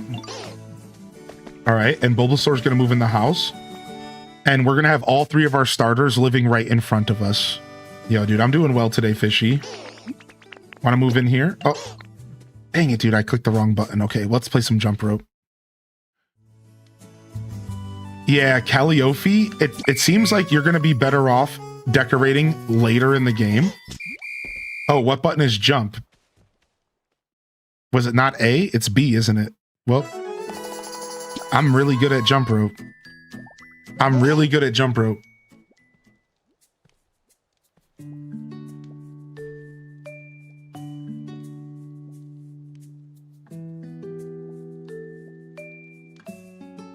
Okay, cool. Thank you, Mod Chat. It's R. Yeah, I switched it to B in the settings. Yeah, I switched it to B in the settings because you can switch between B and R to make it more like a regular video game. You guys didn't do that? I switched it to B button right away, like right at the start of the game, so I didn't have to trick my brain. Yeah. Sorry, that's why I gotta watch because I always go through the settings at the start of a brand new playthrough. So for future reference, and when a new game comes out, go find the first VOD and watch the first couple hours, and I always go through the settings. Yo, follow me. Do we know if there are any milestone rewards for jump rope? No, I don't. That's a good question, actually, Flip Toast. Yours wouldn't let you for some reason? Weird. Maybe you were like, I don't know. That is mega weird. You can move them into nearby houses. No need to go inside if you don't want. Oh, thank you.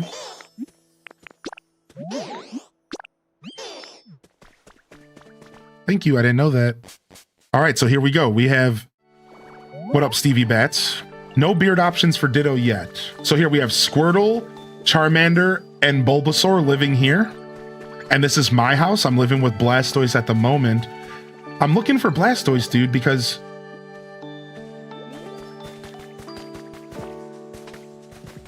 he's not home right now. Because I'm trying to let him know that I put a bed in the house. And I was hoping that he would like the bed, but... Up there he is. Yo, dog, I put a bed in the house, dude. You want to play a game? You want to play some hide and sneak? No, not right now, dude. We're just getting started here. Yo, how's your comfort level?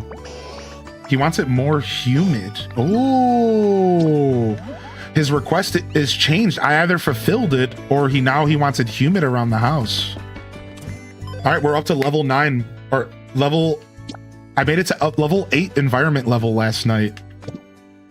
And then I went back down again because freaking Hitmonchan didn't have a house. Okay, Hitmonchan went back into his house again. Yeah, I went up to environment level 8 last night and everything was sick. And then I accidentally picked up Hitmonchan's house. And then he was down to not having a home. And then like it reset me back down to 7. I was so mad. Accidentally picking benches up, dude. Speaking of, who's running our shop today?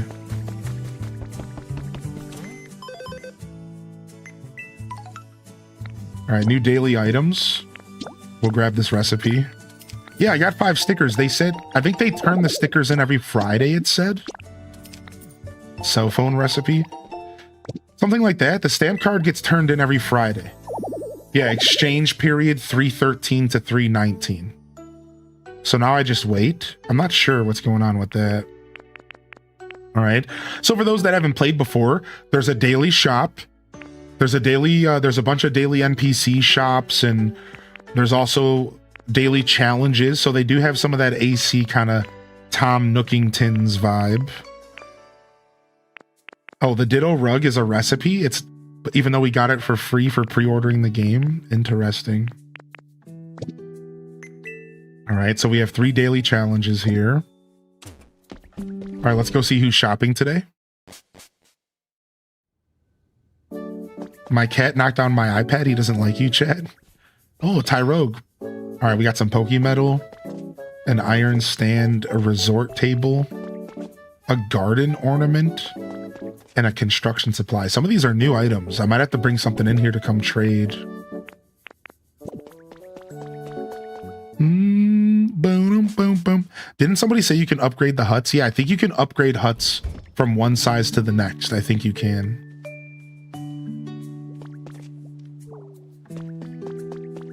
All right, nice. So I'm going to start today's gameplay over at the new area. We're going straight to the sparkling lands here. Yo, Hitmonchan.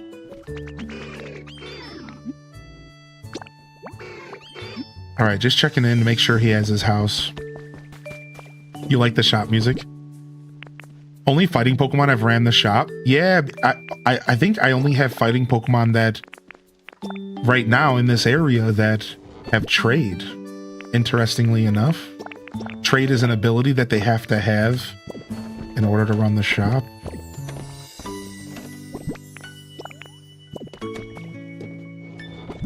All right, I was doing a little bit of road fixing. I told y'all for the first time I logged into this game off stream. And I was like, I'm just going to play a teeny little bit. And I unlocked a Hoot Hoot. I unlocked a Hoot Hoot. And I felt so bad that you guys weren't there for it. So I got Hoot Hoot over in Pallet Town. And then I got up to my first level 8, but then it dropped back down to a 7. So it doesn't matter. And that's all I've done off stream so far. All right, we're going to pick up where we left off. I just want to do some cooking before we go.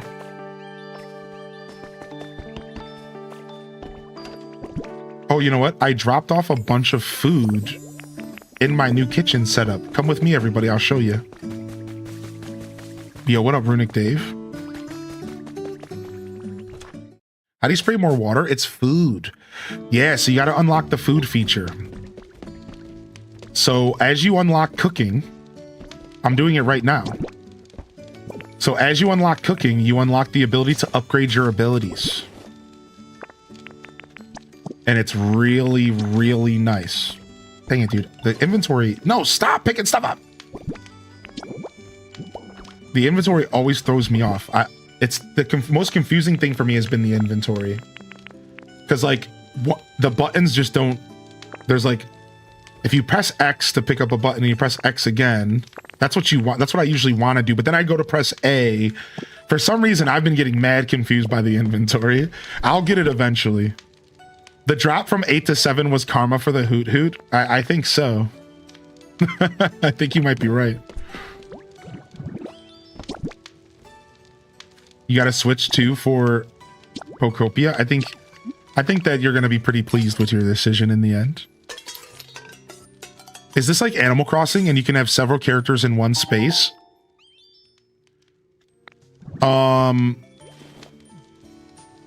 This is one save file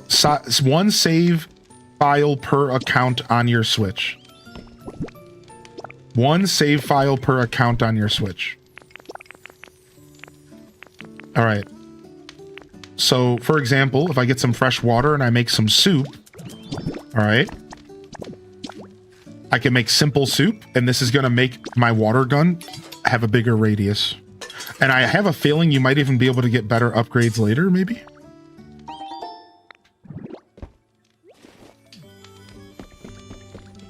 So yeah, there's different types of foods that will solve your problem of... So like the hamburger steak is for punching, the salad is for cutting, the simple soup is for the water gun, and then there's one more, which is the frying pan. No. Is it the frying pan? Is that what I'm missing? Yeah, that's the burger. Oh, the bread. So we can make bread. We'll make some carrot bread since I'm low on wheat.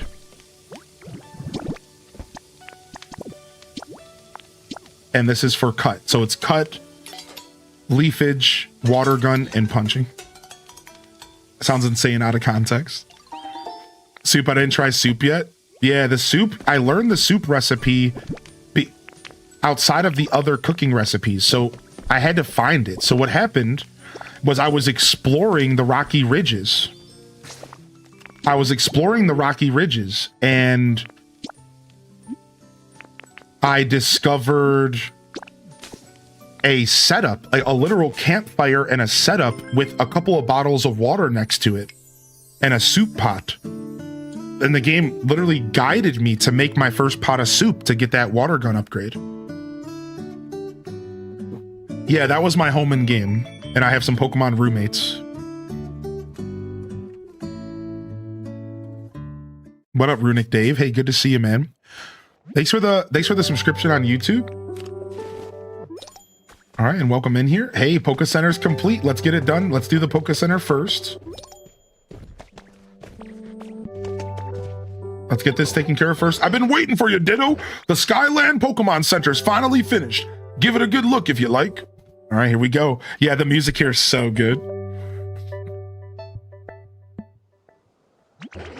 About time for the grand reveal. Here we go.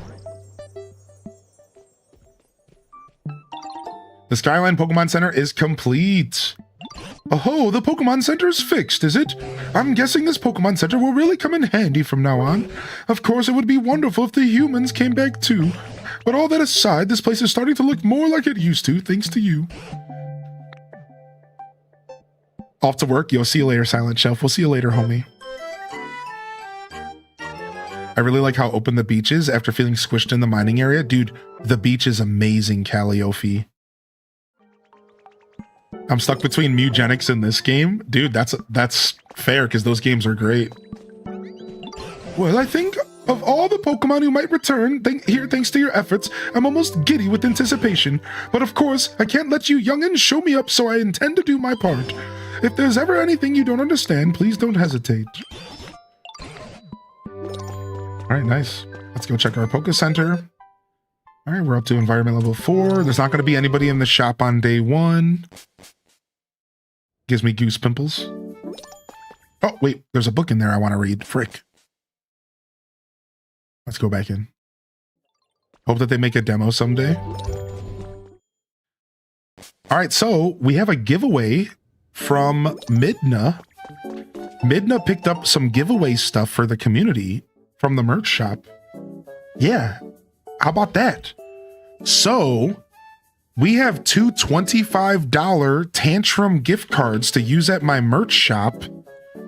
That they reached out to the mod team and they want to give away some gift cards to the community. So I'm going to get this set up here, and you can type !raffle if you would like a chance to win one of the $25 gift cards. We're going to give them both away. Anybody can join. You can check out the merch shop right here if you want to see what is there before you decide. We have mugs. You could add the $25 towards like a hoodie if you want to add some of your own money. You can pick up a cutting board. We have kitchen utensils.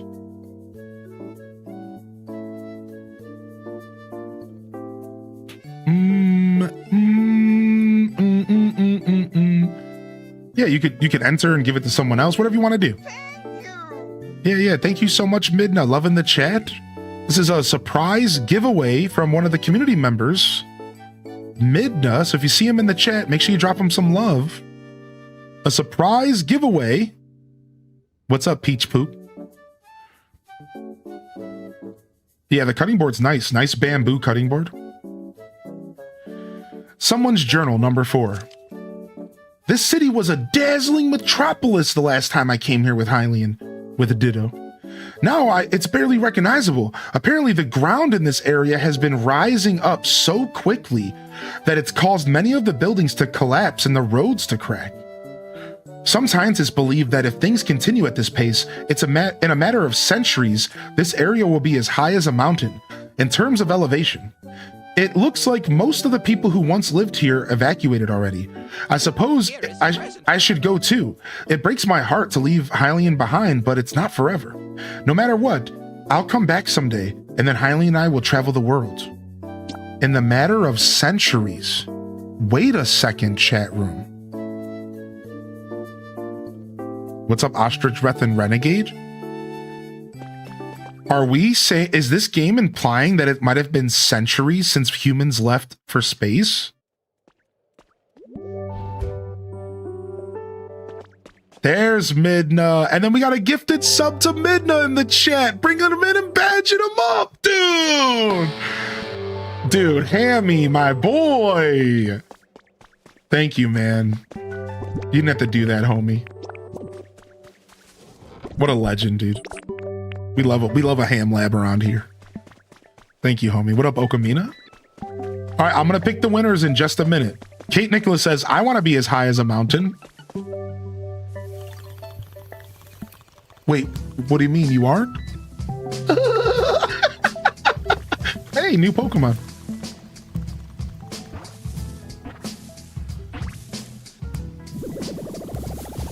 Same, girl, same. How you doing, MS Word? It's good to see you, by the way. Calliope, I hope you've been well. You look human, but that's not the case, is it? Humans were once a common sight. I often used to see them around here. Where in the world could they have gone? It's much less noisy now, but I confess that I miss them a little. Ooh, a Ninetales.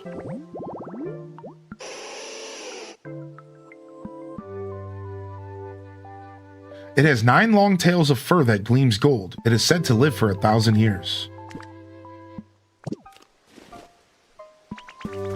Nice. Let's see if any of our other habitats are hitting.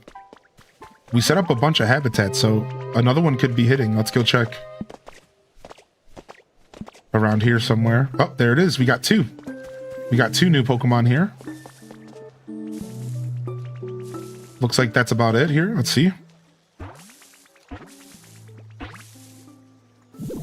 She's majestic, yes. Goldev is. How you doing, by the way, Cosmic? Welcome back.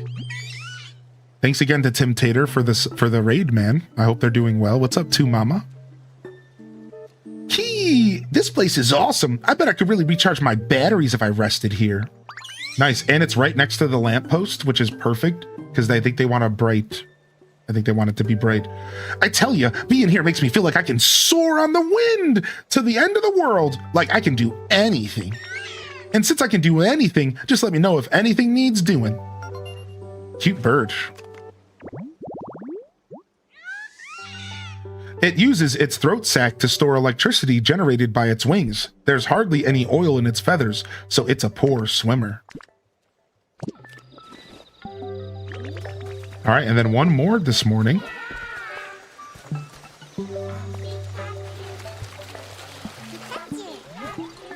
Pikachu. Gotcha.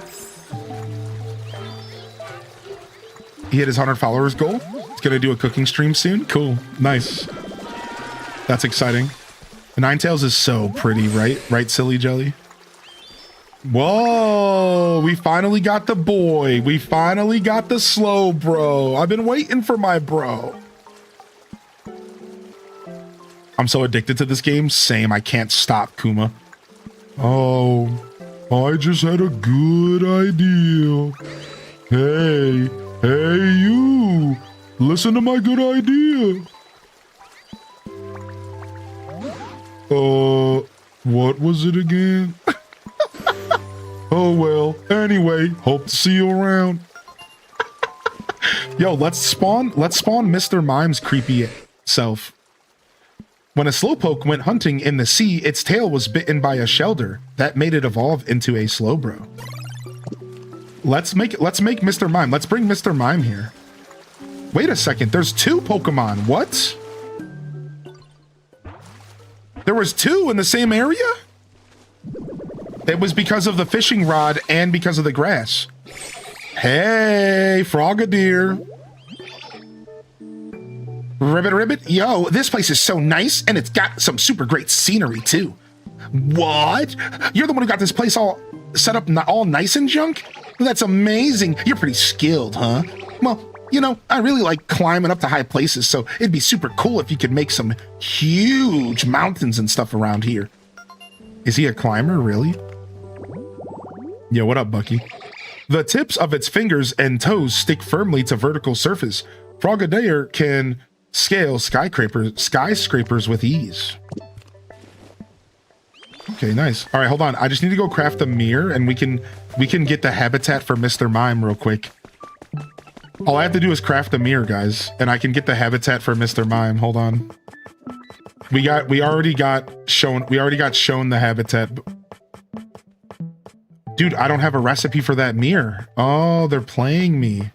Oh, this is not it. That's a wall mirror. It might be any mirror. Actually, it might be any mirror. Let me make this anyways, and let's see. Sometimes it's not one mirror, it's any. Now, quickly, let me go and see if it's in the shop, and I might just be able to buy one.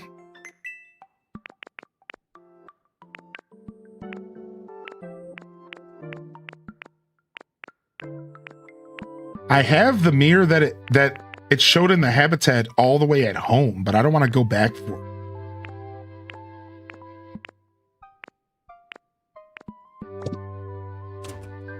Yeah, I think we can use the wall mirror. Sometimes, if you go to the habitat information, it tells you, chat. So let's go look. Let's go see. I crafted it anyways, but let's go see. So if we go to the habitat information real quick. Now, we could scroll through all of this. Or we could filter. I'm just going to scroll. Oh, it's the wall mirror anyways. Never mind. I was wrong. It was the wall mirror the whole time. Yeah, never mind. I was overthinking.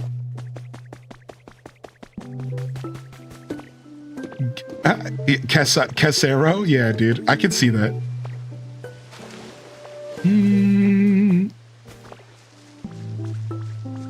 Nice. Getting your Phineas badges. Mr. Mime is Bloody Mary confirmed. Yeah, that's the joke I made yesterday because I was like, what is this Bloody Mary nonsense? Oh, we need some sort of sink. I thought that the setup already had it here. We can probably craft it though, yeah?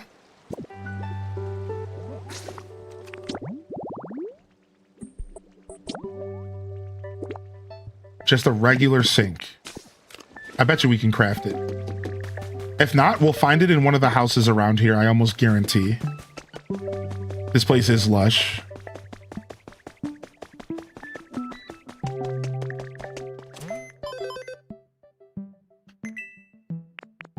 Bathroom sink. Just a classic old bathroom sink. Doom, doom, doom, doom, doom, doom. Now, because it didn't say any sink, it does have to be that sink. All right, we're out of luck spawning Mr. Mime. We need to go find a sink and rummage in the old ruins, which is perfect because we're going to be heading up to this mountain to go figure out what materials we need to build this building. So let's go. Let's go do some rummaging. Yeah, I love a good rummage. Could be a sink like right in this building somewhere. This game's really good about just giving you this. Oh, get your camera. A photo op's happening. Where? Here? Yeah, look at this. Step right up. Step right up. Photo op snagged. Oh, it's because there's a shop. Wait a second. It's because there's the electricity's on, and they're selling something. Oh, a gaming PC. Wait, what? $1,000. I didn't realize she was running a shop, dude. And some habitat information. What? Drug deal? Yeah, I just witnessed a drug deal. Literally witnessed a drug. Yeah, Ninetales like, give me some of that good ish. Yo, mama. All right, this is the building I want to get to, right? Yeah, there's a path right here. Okay. Yeah, what up? Tay loves chaos. Pessimosaurus, good to see you. So if you build a house, how do I move the Pokemon in? Can I move one I've already placed? Yeah, you can. Alt 075, you totally can. Thank you, Cozy, for answering that question. Let's go ahead and do this giveaway here as soon as I get these materials. So you guys have about another 3 to 5 minutes to enter the giveaway for a $25 gift card. A $25 gift card for my merch shop. Exclamation point merch. We have shirts, mugs, gaming pads, all sorts of cool stuff. So we need concrete, glass, polka metal, iron. We actually don't need much at all. This is easy. We could have got this going last night, I guess. The glass might have held me back, but...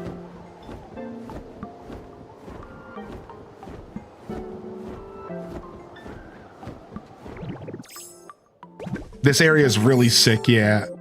I love this area so much, man. This is area number 4. Is what I'm calling it. All right. Iron, Pokemetal, and of course we don't have the glass. So the glass has been the problem the whole time. Now, did I take the volcanic ash back home? Oh no, that's not good. I need more glass. All right, looks like we're gonna take a quick warp out of here. And we're gonna go grab our volcanic ash. I must have used it all up or something. I wonder how many areas the game has in total. I don't know, and I don't want to know, so please nobody answer, but I don't know. Do you have sand? I think I took it all home trying to be nice and organized last night, Bobbins. I think so, because I did a little bit of organizing. Yeah, I think as far as areas go, my prediction is 5 or 6 right now. I think that there's one more area after this because we're only at Ultra Ball rank. So that's my prediction. You know, no spoilies. My prediction is we're gonna go to Master Ball rank after this area, and we're gonna be able to go through one more gate. That's gonna lead us to a final zone and a final quest and the end of the game story. Or like, that's gonna be the last area. Either way. And then from there, that would be a total of, including Pallet Town, that would be a total of 1, 2, 3, 4, 5, 6 areas. I'm not in a bad mood or anything. I'm just focusing really hard right now, doing some visualization for my next game of tag. I don't want to lose to anyone, you know? I gotta stay sharp. What? Homie's trying to play tag?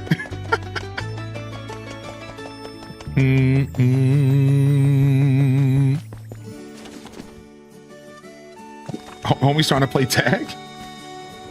Imagine playing tag with an Onyx. I imagine they move very fast. All right. Wait, did I get anything cooking in these ovens? I did not. Okay.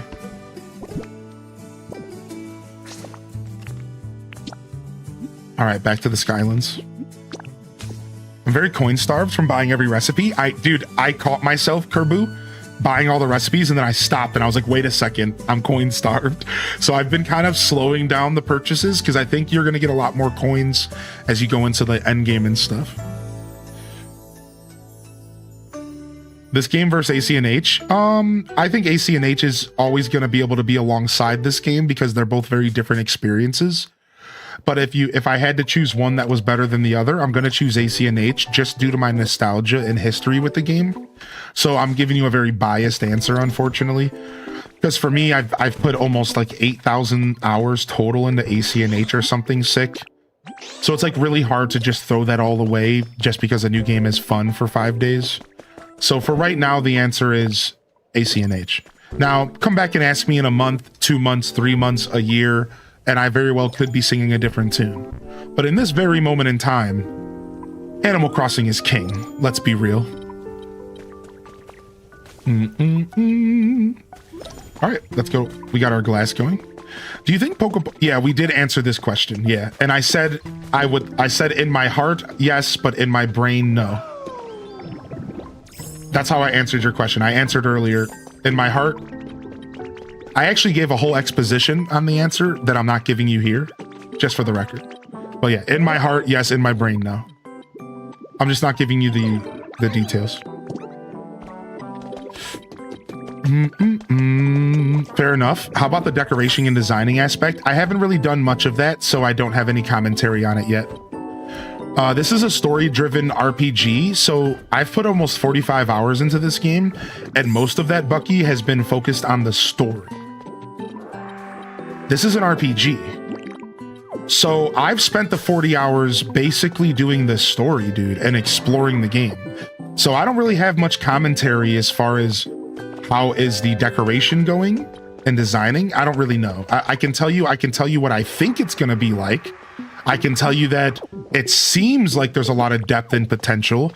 There seems like there's thousands of furniture items to decorate with, so on and so forth. But I unfortunately don't have much details as far as, you know, how fleshed out the decoration system's gonna be, because I haven't really done a ton of that. I'm gonna be focusing on that once I get past the story. Again, because this is an RPG game, I think that you want to focus on the story first, in my opinion. I think that's how you play RPGs. Then you're rewarded with post-game and decorating, and you have all this furniture and all these things to do. So personally, I think this game is meant to be played story first. Now, some people are going to play it different. Some people are going to take their time and decorate as they play. Some people are going to just go the slow route and fully decorate zones before they go to the next zone. That's on you guys, you know? And that's the beauty of this game. There's a lot of different ways to play. And that's awesome. I love that. Yeah. Last I heard, there's over 3,000 unique items. Oh my god. Squirtle, Squirtle, Squirtle. All right, we're just missing 4 glass and we're ready to go. Now we got to bring a bunch of Pokemon here. So let's go ahead and just bring 4 random Pokemon, which means we got to create some sort of like road or something up here. Oh, we can use the lift. Ah, they're tempting me to make the lift. I see. I think they want me to make one of these and attach it to the top of that tower over there. Ah, okay. Let's do that. If I have a Pokemetal, should I hoard it? The rare Pokemetal should be hoarded. Pokemetal's not that rare. So there's Pokemetal, but then there's rare Pokemetal. This is very special. Regular Pokemetal's pretty common, and you don't really need to worry too hard about that. Good question. All right, one more piece of glass. Let's grab some Pokemon here, and let's see. We were gonna craft. We need glass to craft another elevator, but we don't need an elevator. We need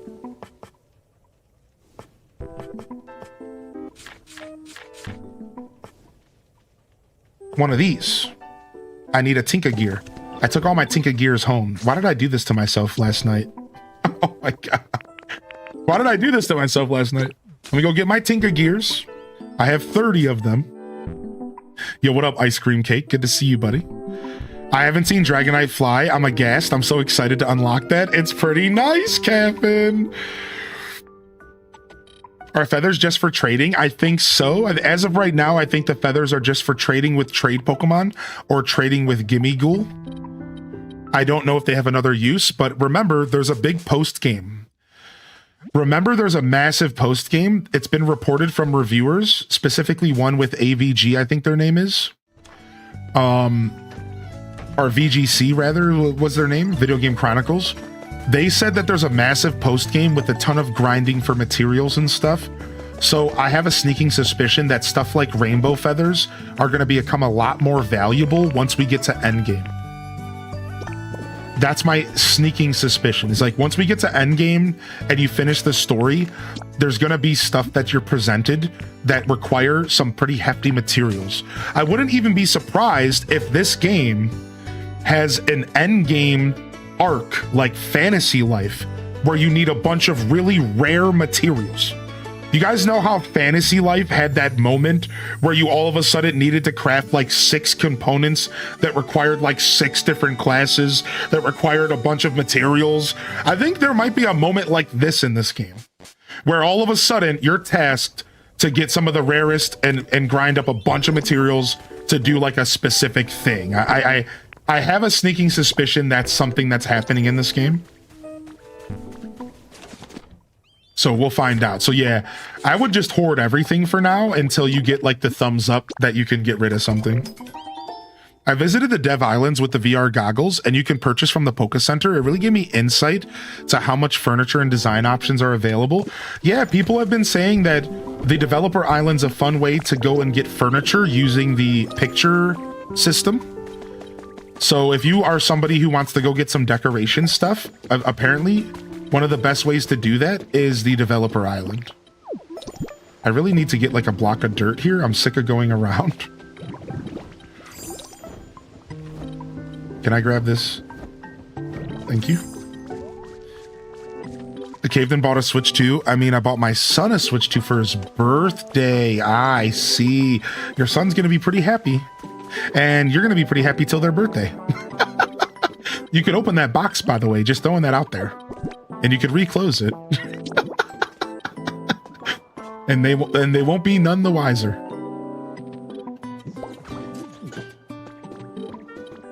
All right, let's go. Dun, dun, dun, dun, dun. Or you could always pull the old classic. Have it open and ready and plugged into the TV on the morning of their birthday and surprise them.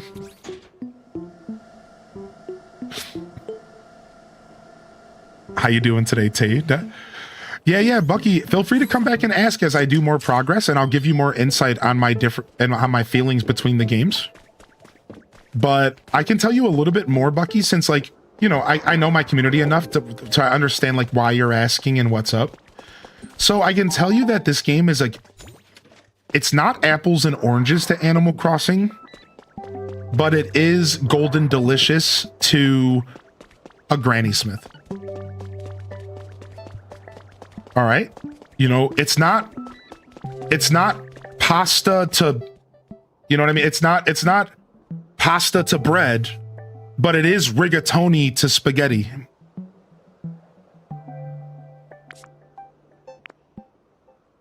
All right. So like there's some pretty solid differences. Huh?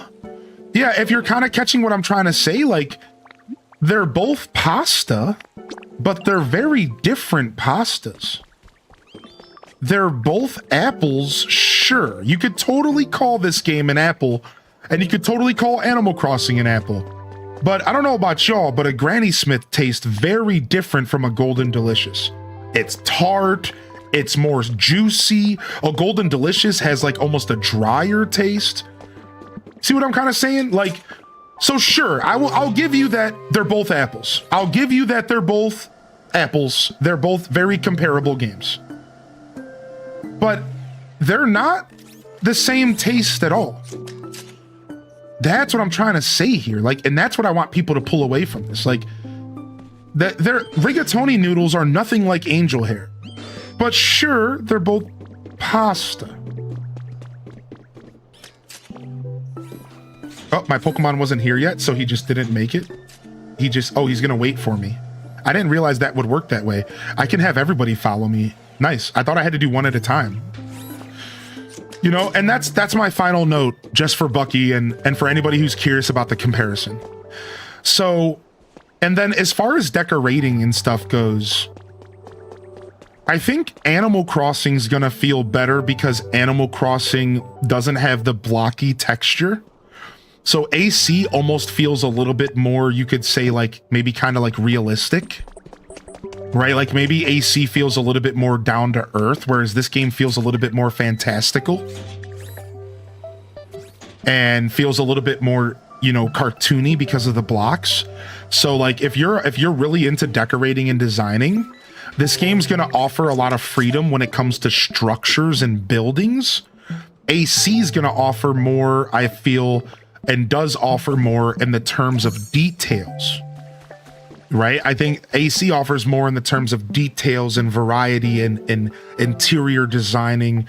I'm not sure what this game's going to bring to the table yet as far as like, is it going to be able to compete to that side of AC? This game seems like it's going to be, this game's strengths seem to, that they're going to reside in structural building.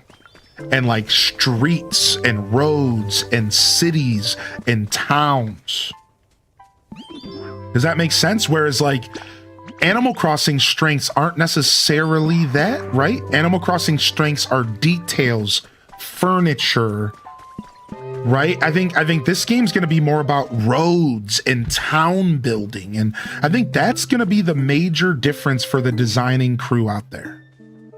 For those that really like a good designing style of a game. So just throwing out some more insight for those that are curious how that all works. All right. I think this game works a little bit easier for decoration in AC than AC and DDV because being able to place things so close together, though DDV is getting better. Okay, I see that. I love that take.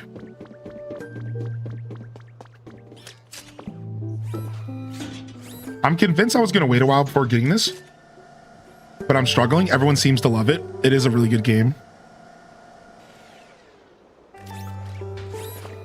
AC and Pokemon had a fun night out, and Minecraft saw the pineapple on the door and joined in. Cute. That's a cute way to describe it. What up, Lady Belge?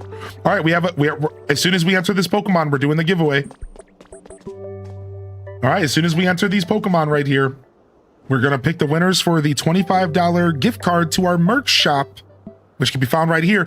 Meanwhile, D. Helm Smith hitting us with a 9-month resub, and Maggie May hitting us with a 4-month resubscription as well. Oh, wrong button.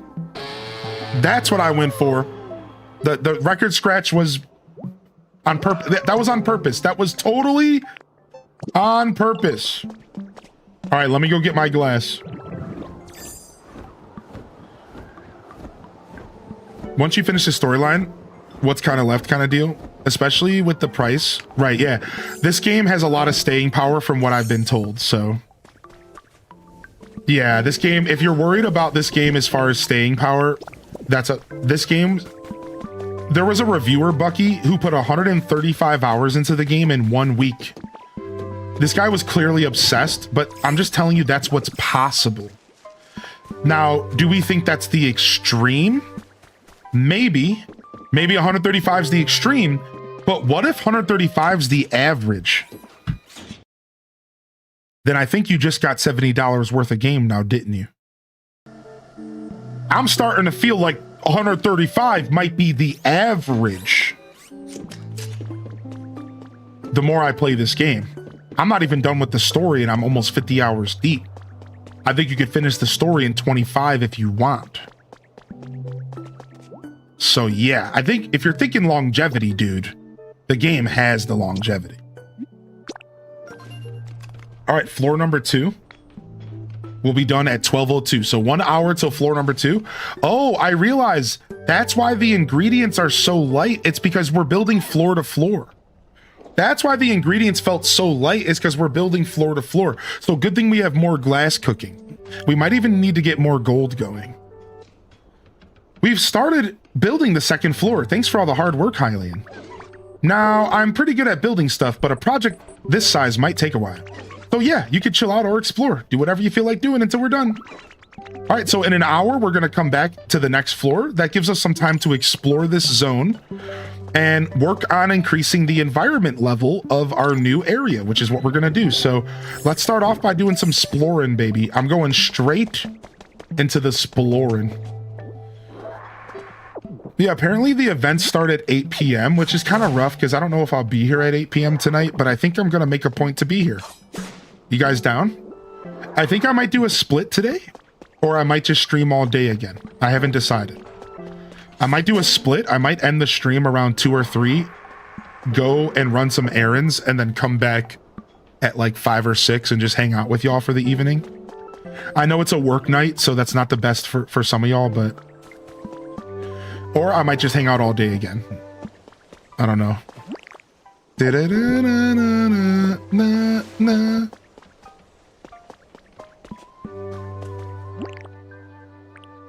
Yeah, apparently the event doesn't start till 8. I'm a little sad about that, but you know, whatever. That's fine. Do a split and get creamer. Good morning, party people. H-Day wave, H-Day love too.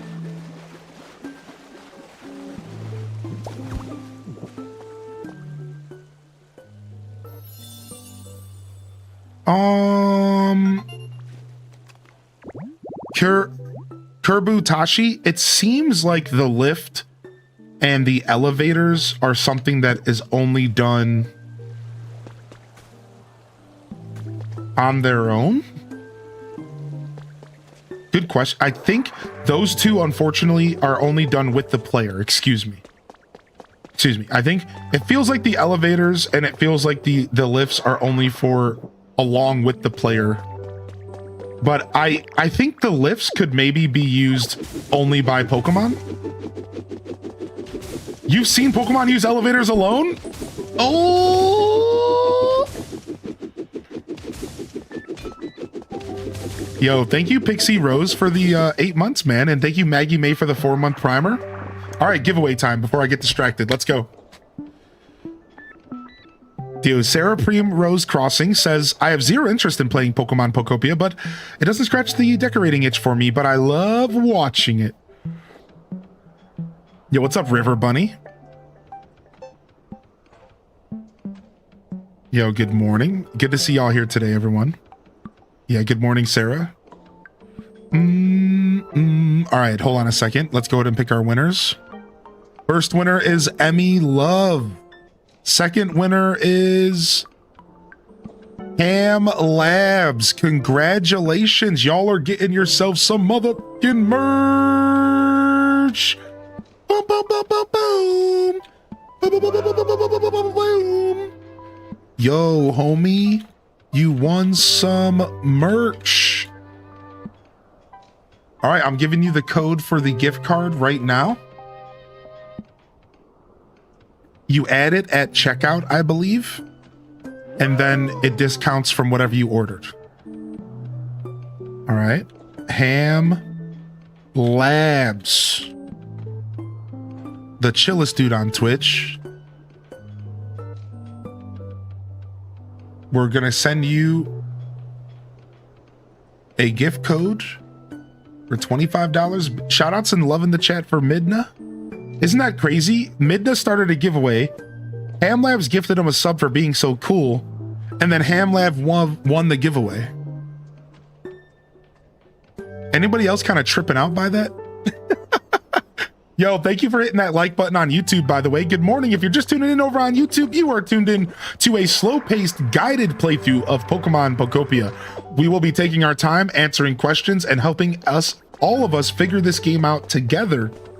And of course, you're invited to be here, hang out, and relax with us along for the ride. Hit that subscription if you're looking for more cozy content stuff adjacent to this game. Animal Crossing, Stardew, some of my main vibes alongside Nintendo variety, Zelda, Kirby, Pokemon, whatever. This game has taken over my life, and I can't stop playing it. Welcome to the show, y'all. All right. Thanks for being here. We do have a Twitch link over in the description if you want to come and say hi to us via the Twitch link. You can do that, or you can use the YouTube chat to chat with us as well. Don't be shy. Let's get rid of some of this. Let's clean this place up. Let's clean this place up, even though this seems like a building here. Let's clean this up. Sky, sand. Rough wall is what it's called. I see, it is a wall. All right, well, we'll put that back. I'm just trying to clear the sand up because there looks like there's a habitat information in here. Yo, what up, Sarcastastic? Always coming in with the best energy, dude. Good to see you, buddy.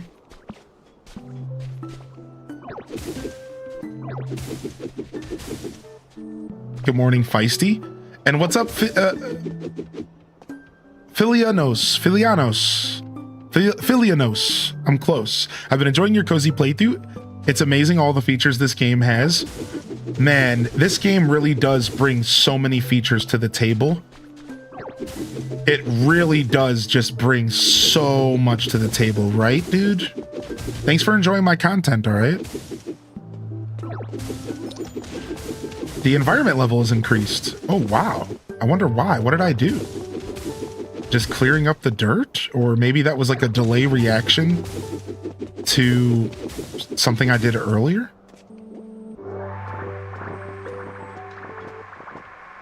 I love Hey Arnold. That's me right now. One whiteboard and... Oh, because... No, I don't know. Maybe one of my Pokemon acknowledged, like, their habitat was better without me being there. We found Porygon! Yes, dude! The researcher's desk. No. Okay, I bet you there's another researcher's desk somewhere around here. I'm gonna pick this up. And I'm gonna pick this up. And maybe we'll find something around here we can add it to and we can get Porygon to spawn. I kind of hate spawning stuff away from home. Anybody else kind of feel that way? Like, part of me does kind of hate, like, building habitats away from my main base. It's fine. It's not a big deal, but I do, like, I get on edge about it a little bit. I should have brought some cameras with me.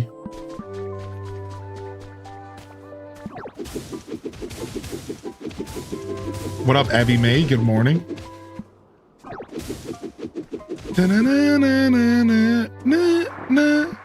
I just saw Poliwrath running around here though, and if Poliwrath got here, Poliwrath had to come from all the way down there to get up here. So he definitely used the elevators. He had to, for him to get over here, he had to go all the way around. So that's pretty cool. I wonder if they'll use the lifts.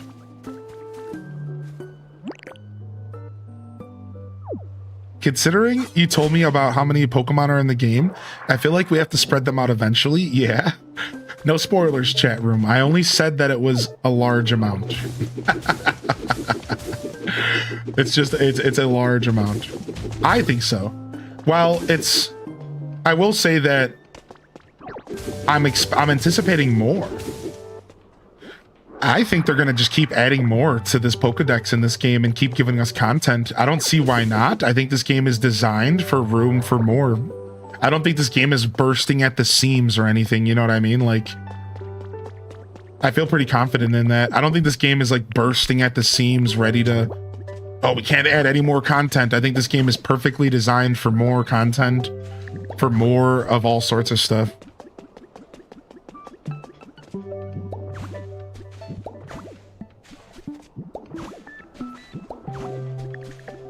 Yo, enjoy your lurk, Pixie. Got 150 off with my OLED. Not bursting with snacks happiness yet. Can you fall? Yeah, you can fall. There's no fall damage, thank goodness. You can fall, and there's no fall damage, thank goodness.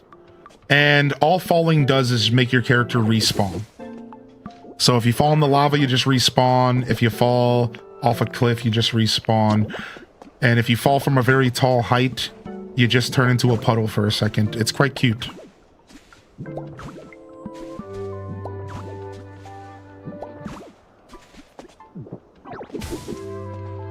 No, I don't think there's duplicate Pokemon. We've had a conversation about this, and we're relatively certain that the way this game is doing stuff is there's one of every Pokemon in the game. So every evolution, stage 1, stage 2, there's just one of every Pokemon. This is just speculation. And I'm sure, you know, there's a lot of people time traveling and just going straight to the end game. So if you guys just Google, you can find out this information if you want, since we're not trying to like spoil everything here. But to like, yeah, we're fairly certain there's just one of every Pokemon in the game. Because this game is more designed to be like, you get to know the Pokemon, you interact with them. I think it's meant less to be like, you're not meant to have 5 Charizards. You know what I mean? Wouldn't it be crazy if there's another Ditto? I mean, can I show you guys something? Look what I found last night. This is kind of a spoiler, but look what I found last night. Hold on. I found this off stream. Hold on, I gotta find it. Hold on.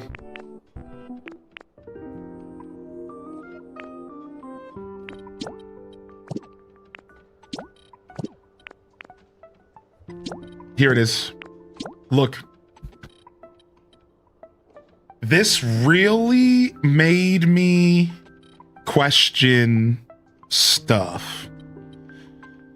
Because why is there...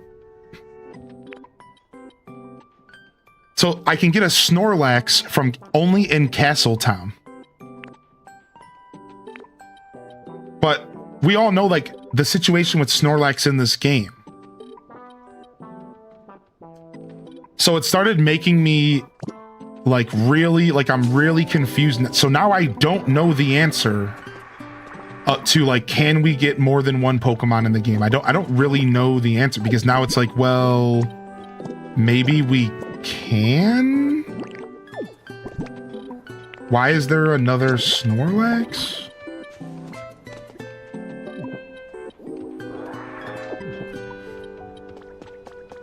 So yeah, I don't know. Again, we're trying to avoid spoilers, so like, if you know like a bunch of stuff, try not to say too much, you know, please try to respect that.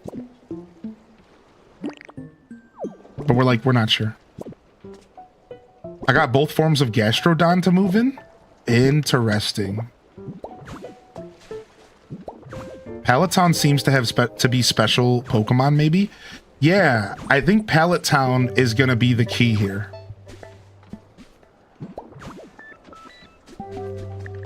Right? I think Pallet Town's going to be the key here. I think Pallet Town's offering something that I don't fully understand yet. That's what I think's happening here. I think Pallet Town is offering something that I personally don't fully understand.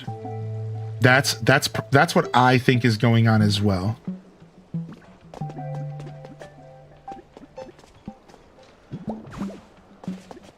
That was my first thought, since Pikachu and Moslax are technically special. Right. So yeah, we'll have to wait and see from my perspective. I don't know. But there you guys go.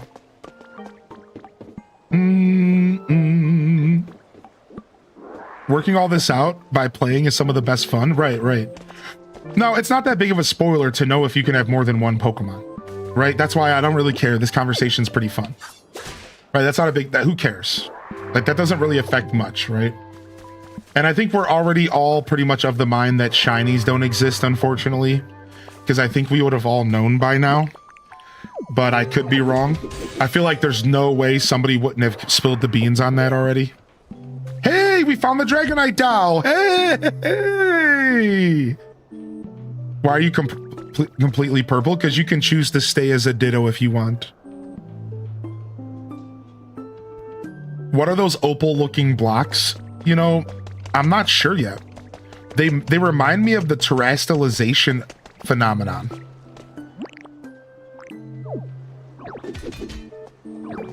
So they're called mysterious stones, and I think they have to do with the story because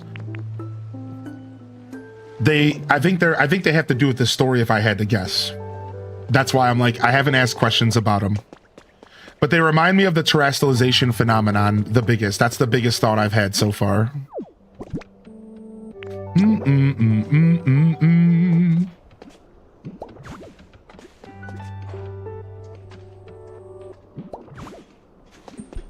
How you doing today, Nova, by the way? But yeah, I've thought pretty hard about the crystals, and I'm not sure what's going on with those boys. Oh, we have another lift we could make here. There's my polyrath. About that entrance. Wait, what's up, dude? Hey, Adido, you got a second? It's about the first floor of this building and its entrance. What do you call it, a foyer? Anyways, I was wondering if we could jazz it up in here a little bit. Right now, it's kind of meh. What about that machine? You know, the PC at the Pokemon Center? You can get all kinds of items from it, right? You could nab 2 pop art sofas and plonk them down in the first floor of this building? I got a feeling that'll make this space look real nice. Sure, man. I'll go do that right now. Why not?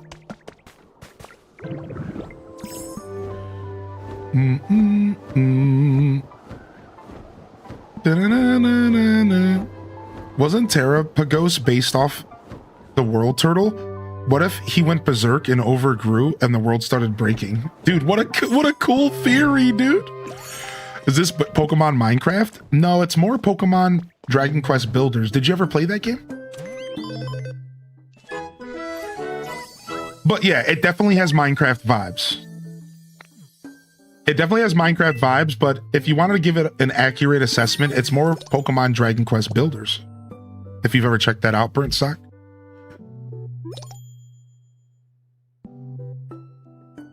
Yeah, people would be yelling about shinies off the rooftops. Yeah, exactly. Peloton was always special because this is where it all started in the 90s. What's up, Ellie Sow? Mysterious and important. What's up, Jitterbug Jules? Enjoy the lurk, man. Minecraft with Pokey steroid. Yeah, it's got some Animal Crossing vibes. It's got some Minecraft vibes, but really this game is closest to Dragon Quest Builders 1 and 2. And if you never played those games, then it's going to be a little bit hard to catch that reference. But yeah, this is a cozy town builder life sim that's based in the Pokemon universe with Minecraft vibes, Animal Crossing vibes.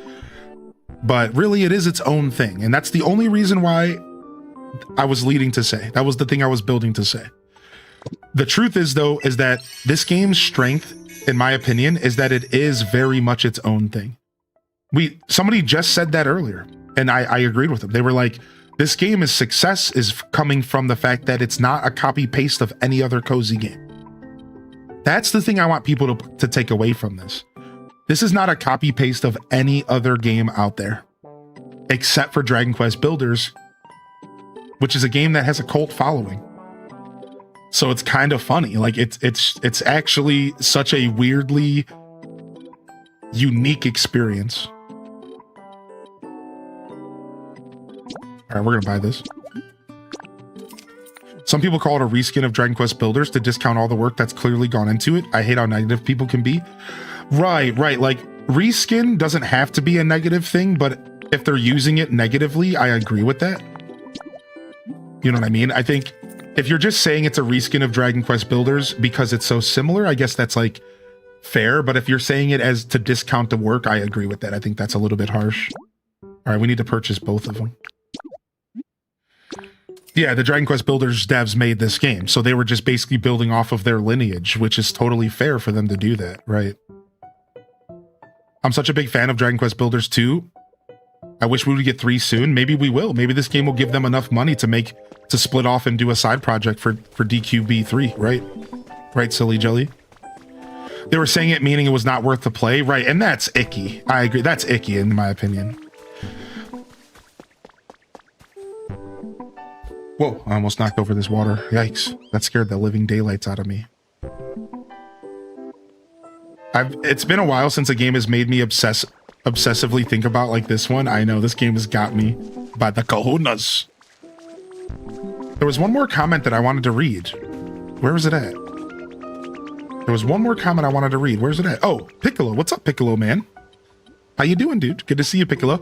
Is this just a radial? Is the radial menu in the UI copy? Yeah, I agree with that. What's Corvus Squire's favorite flavor? Dry. Oh, for sure. Corvus Squire's a dry kind of guy. Nice. All right, so yeah. Yes, they totally this AC vibe, very familiar. You know, I haven't said that out loud, but boy, do I agree with the familiarity with the UI. I like it. Yeah, it's similar shapes and vibe for sure. Would this be a good first Pokemon game to start off with? I think so, actually. So here's my take on that question. I've got that question a lot, and I want to go ahead and answer it. I believe this might be the best first Pokemon game for anybody. And if you have kids and you want to introduce them to Pokemon, this might be the game to do it. That's what I think. I think this game is the perfect first Pokemon game because it's going to introduce you to the world and the characters. And I think we all know that that's the most important part of Pokemon. Some of you grew up playing those games and the battling is really important. Collecting badges is really important. Catching them all is really important.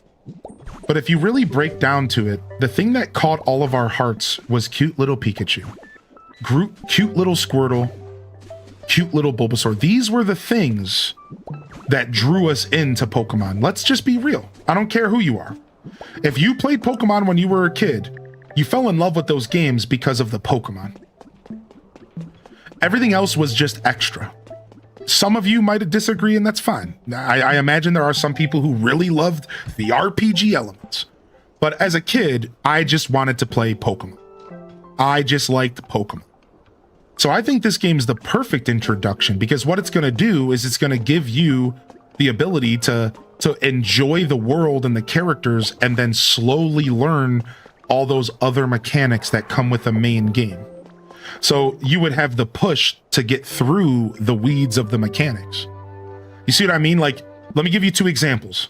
Somebody introduces you to Pokemon Scarlet and Violet, but you're in over your head, overwhelmed because of type matchups and abilities and building a team. You're getting beat by trainers. You don't know these Pokemon. You're not sure. Around every corner, there's a new Pokemon. What the fuck is this thing? This thing, is it a water type? Is it a ground type? Is it a fire type? What am I doing? What attacks am I using against it? At that point, you might as well start looking stuff up on the internet. It is one of the most overwhelming experiences. Now, let's say you know Pokemon. Okay, you log into Scarlet and Violet. Okay, well, this must be a water type. Okay, I'll choose that because I remember Squirtle. Okay, so water types get water type moves and water types affect fire types. Okay, that makes sense to me. You know, I really love Squirtle, so I'm going to keep pushing. Then you hit a point of frustration and the game's overwhelming you, but you keep pushing because you love the Pokemon. You say to yourself, I can do this because of Pikachu and because of Squirtle and because of these little mons that you end up falling in love with. So you push yourself to play the game so that you can get to the point in the game where you can just do what you want. You know, I have a friend in my life that it wasn't a Pokemon fan until recently. All right. And they pushed themselves to play Scarlet and Violet just so they could shiny hunt their favorite Pokemon. They hated battling. They hated combat. They hate everything about Pokemon games. I'm serious. This person exists. A real person in my life. They do not like anything about Pokemon traditionally, but they played all of Scarlet and Violet base game just so they could shiny hunt, just so they could collect Pokemon in their Pokedex. You see, that's the kind of people that are going to benefit from playing this game first. Because this will be their introduction. They'll fall in love with the Pokemon. They'll fall in love with the game. Then they go pick up Scarlet and Violet, and they have the courage to keep playing because they know that there's something in the game that speaks to them. This is the same thing when people come from Pokemon Go. Think about this for a second. People who play Pokemon Go but never played any other Pokemon game are going to have a lot easier time playing Pokemon Scarlet and Violet than somebody who's never played a Pokemon game. Go is a bridge between non-Pokemon fans and Pokemon games. This game could be a bridge between non-Pokemon fans and Pokemon games.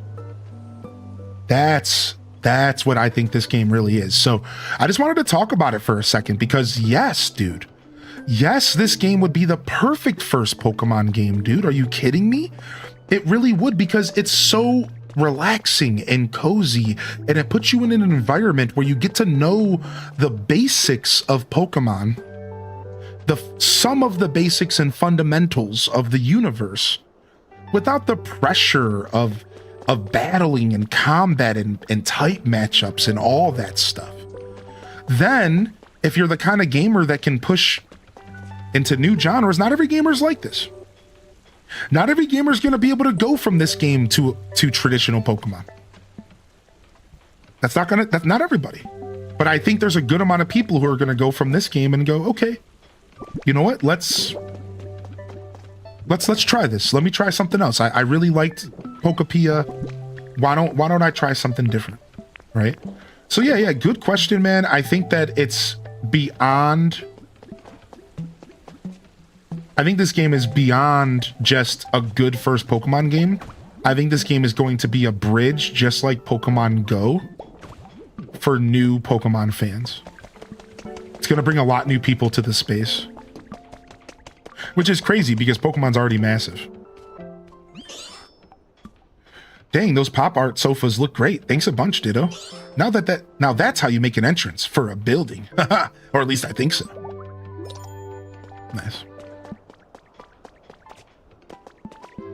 Left for a bit to go to the DMV. I'm so excited. Thank you for the raffle giveaway. Yeah, of course, Emmy Love. Congrats, man. Yeah, congrats, man. I didn't have a Pokemon game as a kid, but me and my friends would play and pretend as Pokemon in real life. I liked Piplup because they showed me a picture of Piplup. What up, Armazale? Good to see you, by the way. Pastel Constellations. Thank you, Dan. Oh, what's up, Diana? Thank you, Diana. Enjoy your Ditto badge, man. Thank you, man. Thank you so much. Chat, my throat hurts a little bit. I need to go grab a quick cough drop to kind of loosen it up. Unfortunate. The weather's been jumping up and down and maybe I got a little sick. I did sleep the other day with my window open, but I highly doubt I'm sick. I'm probably fine. Let's just manifest we're fine.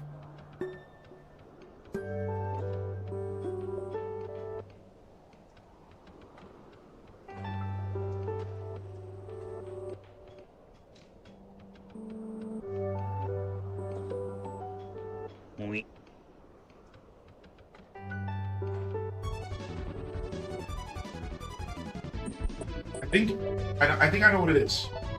Because I burnt my mouth on meatloaf last night. Oh, and there's a balloon in the Twitch chat. I know what it is. I know what it is. It's because I burnt my mouth on meatloaf, and my mouth hurts still. I can feel it. I burnt my tongue.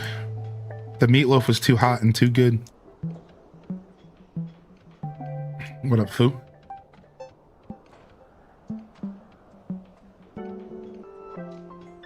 Rep, yeah?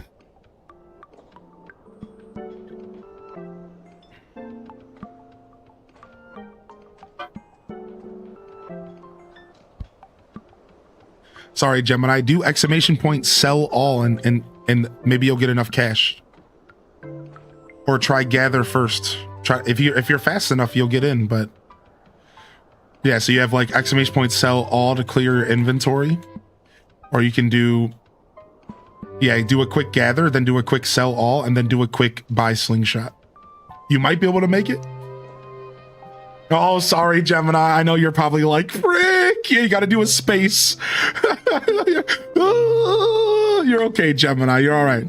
All right, dang it. It's 90 seconds, dude. Dang. Oh, sorry, Gemini. It's a panic, dude. I know, and you're in the live Twitch chat. Much love, Gemini. I hope you're doing well today. It's good to see you. Thanks for tuning back in. Also, what's up, Ice Zia? Good to see you today, Ice. And Classy Saya, no problem. Remember, you can also play in the Discord. All right, nice. We're waiting for this hour to go up, and we're just going to be cleaning up our habitats and stuff. Let's go grab the Pokemon that are living super far away and bring them to our main area. Let's go grab these Pokemon and bring them to our main area. And I want to do some exploring after.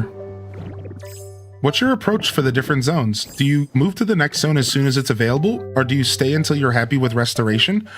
So what I've been doing is fully letting the story guide me. So good question, Amaro. So my approach has been I let the story guide me. So every time I finish the main quest in an area, I prepare myself and I move on to the next. Now, I do this in a way, though, where I still take time to go back to the original zone. So I'll explain to you that, like, this is exactly how I've been playing the game. You ready? Day 1, I finished the first quest. Day 2, I started off decorating the first zone a little bit. Then I went to the new zone and I finished the quest. Day 3, I started off in the first 2 zones for a little bit. I decorated, I made them cozy, I built their environment level up. Then I went to the third area. Beat that. And then on day 4, same thing. I started off in the first 3 zones, designing, getting them a little bit cozier, bringing the environment level up for a couple hours. Then I went to the new zone. So I kind of did both, and I feel like it's been a great experience, dude. A little bit of both. It's been awesome, dude. I spend some time in the older zones. I do some designing. I increase the environment level just a little nudge, and then I go to the new place. And I'm going to keep doing this until the story's beat. And then once the story is completed, I will start deciding, like, which zones do I want to start, like, really uplifting, right? I'm not sure. I think once we finish the story, we're going straight to Pallet Town first. And we're going to build there. And then I'm going to start going back and systematically increasing the environment level of every area in the game. I think that's like my end game plan once I finish the story. Is Pallet Town will be the final boss for my playthrough. In that sense. And then we'll go back and we'll finish up all these zones. We're going to make all these areas beautiful again. It's going to be fun. There you go. You're ready for next time, Gemini. Nice. Yeah, so I feel like it's been a pretty good approach. That's what you mean by guided playthrough? Yeah, you know, I tried. There was a streamer I watched for Diablo 2 that does guided playthroughs, and it's a term that I'm going to start using more because I think it successfully applies to my style of content, where I take my time and I go through the story and I let the story guide me. I let the game guide me to completion so that you can have a playthrough to watch. And then you can follow the steps, right? Like, you can go back and watch episode 1 if you're having trouble with the humidity. You can go back and watch episode 2 if you're having trouble with the rocky zone. And you can go back and watch episode 3 if you're having trouble with Bleak Beach. And you can go back and watch episode 4 and 5 if you're having trouble with this area. So it's meant to be simultaneously a playthrough that you learn from, that you put on alongside your own playthrough. And that's like where I coined the term from Mr. Llama. Mr. Llama from the Diablo 2 community. He does these things called guided playthroughs of Diablo 2, and I love them. Palatown is scary. It's a blank canvas, and blank canvases can be very scary. Yeah, I agree with you, actually. All right, we're going to try to do something really fun here that I have yet to do in this game. Well, maybe not. This doesn't seem like the right place to do this. What the frick was this? Maybe right here is where I want to do this. I'll explain in just a second. I got an idea from my lady friend who's playing this game last night, and I loved it. So I started asking him questions. I was like, how are you playing the game? What are you doing? How are you enjoying the game? How are you approaching the gameplay? All right. And she said, well, sometimes I just rebuild the houses that are half built for the Pokemon. And I was like, why the did I not ever do that once? I was like, wait a second. Why have I never done that in 40 hours? Why have I never took the time to just quickly rebuild one of the dilapidated houses, throw a quick door on it, and just give it to a Pokemon? And I was just like, this is the beauty of this game, dude. There's so many different ways to play this game, dude. I was like, I've never done this. I've never once just like threw a Pokemon in a house that was half built already. And I don't know why. So today, I want to do that.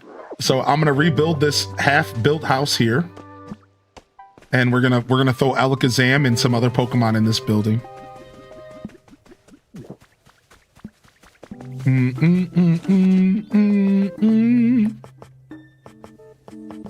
I was like, dude, I'm gonna steal that idea. Yeah, it's so smart because, like, if you think about it, like, Bleak Beach is the best for this, right? Bleak Beach has a ton of half-built buildings. In theory, you could literally just, like, build the houses back up, just throw a door on them, fix a block here or there, boom, you have a house. I was like, dude, I haven't, like, really done any of that in my playthrough. I've been making a point to, like, do housing kits and stuff. Like, even this was just an empty space that I turned into a super jank looking house, right? Even this was kind of like a cheat. I didn't really like do it that way, you know? I've been building temporary dirt houses like in Minecraft. The temporary dirt house grind like in Minecraft. It's absolutely beautiful. I love it.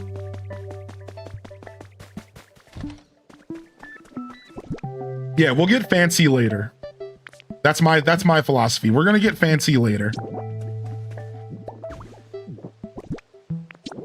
Now, if I put this in here, is this gonna be a habitat within a habitat? Dude, it's a habitat within a habitat.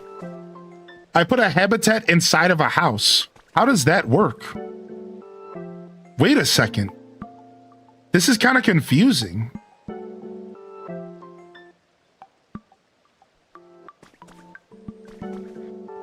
So, are they gonna live in the house? Is the house their habitat? How does this work?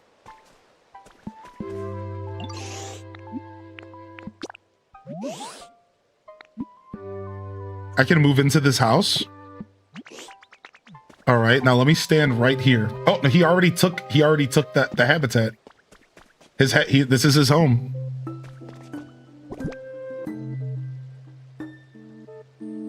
I have a habitat within a habitat, dog. Yo, dog, I heard you liked habitats. So I got you a habitat inside of your habitat. Where's the roof? I don't have to put a roof on if I don't want to. Yeah, I guess they're just overlapping, right? Like, it's just silly. Like, I just didn't consider this, dude. This is just really silly to me, dude.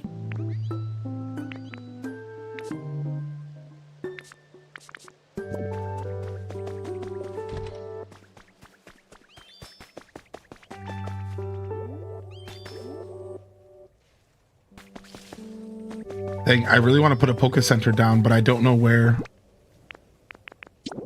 Oh, it's not that big. Okay, the Pokemon shop's not that big. Oh, nice. I thought it was going to be way bigger. I want to put it right here. I wonder what this was for. Little mini building. I guess I could just move it later if I really care. I'm just gonna put it in this empty lot, and we'll move it later if we care enough. I want to see what a Poke shop is like. Concrete, glass, and Poke metal. All right, we'll come back to this later. Boom, boom, boom, boom, boom, boom, boom, boom, boom. All right, we got one Pokemon here. Let's go grab Poliwrath, and let's go grab Gallade and bring them home as well. Pika. Hit a Stazabound. I trust you know me well enough. If you think I want to know that, tell me. Yeah, what up, Burrito Salad and Heather B? Good morning. Zampe.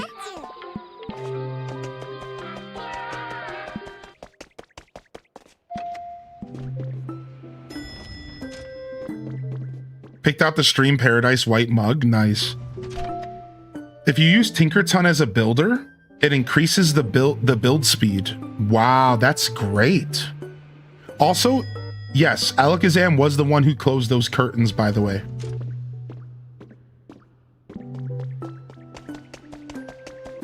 This game is just that cool. All right, y'all. Y'all trying to come home with me? All right, yo, you trying to come home with me? All right, let's check and make sure this habitat is completely finished. Let's make sure this habitat's completely finished, just like the Alakazam one. And then we don't have to make sure. Oh, no, there's another Pokemon that can spawn out of that. So we want to move Alakazam out of there. But we're good here. Okay, we'll do that when we get back. Let me steal this stuff. Wait, I can't steal these blocks? Hey! Maybe later I'll get a chance to make them. I have to keep this habitat here. That's so sad. I want to keep them. Aww. Strength Rock. It's called a Strength Rock. Can you steal the other ones in the room? No. Eventually, we'll probably get the ability to put these down or something. Can you punch them? Good call. Good call. Oh, we could just use the copy machine. Yeah, dude. Yes. This game has a solution for everything. Strength Rock. I love this game so much, dude. All right, I'm bringing the scrolls with me, though. All right, let's get out of here. Actually, I think I want this too. No, we're good. Let's go.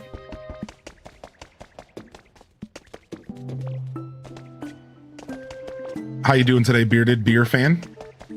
So am I. A bearded beer fan.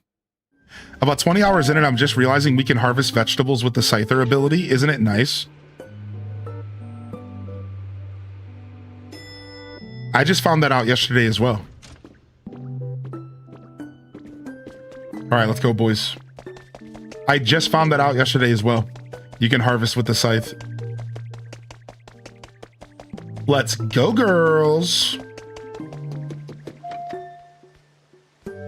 Looking forward to getting off work so I can explore more. What do I do when items are out of stock that I need? Then you have to craft it. Or you have to find the recipe for it to craft it. Or you just have to go without for a little while. You're going to run into that sometimes. Yeah, you just have to go without or pick it up from a different area. Yeah, sometimes trying to make habitats can be a little tough early game. Oh yeah, you can take a picture of them and 3D print them. Yeah. If you don't know how the 3D printing works, I can show you right now. Would you like me to show you? Yeah, steal them from other builds. Yeah, I can show you the 3D printing right now. We're about to go 3D printing. We're about to do it.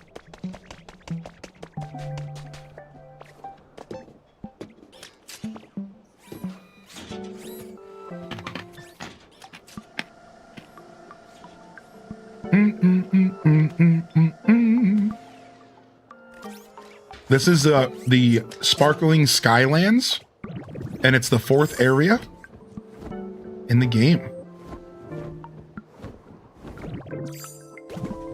Let's go, boys.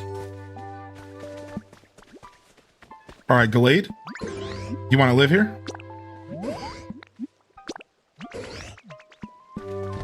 All right, Polyrath, you want to live here?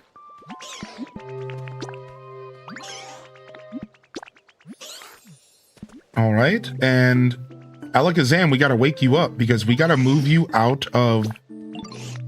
We got to move you out and move you into the house. Because now we're going to free up this habitat and there's another Pokemon that can spawn. Probably Kadabra. I had to guess.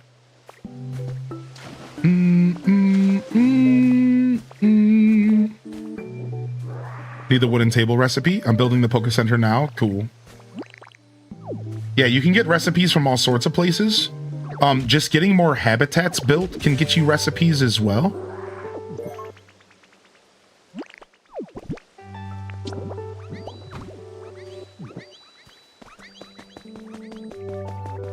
All right, we don't have electricity running in this area. Let's go ahead and get electricity going. Which I'm not even sure, how can I get electricity going from another island? I can't. I would need to get like a windmill built here to stretch it across the islands for sure. All right, let's drop off our mats. Just everything we collected. And let's go back to some exploring, dude. Oh, I wanted to build the hanging scroll and I wanted to copy those blocks. Let's do it real quick.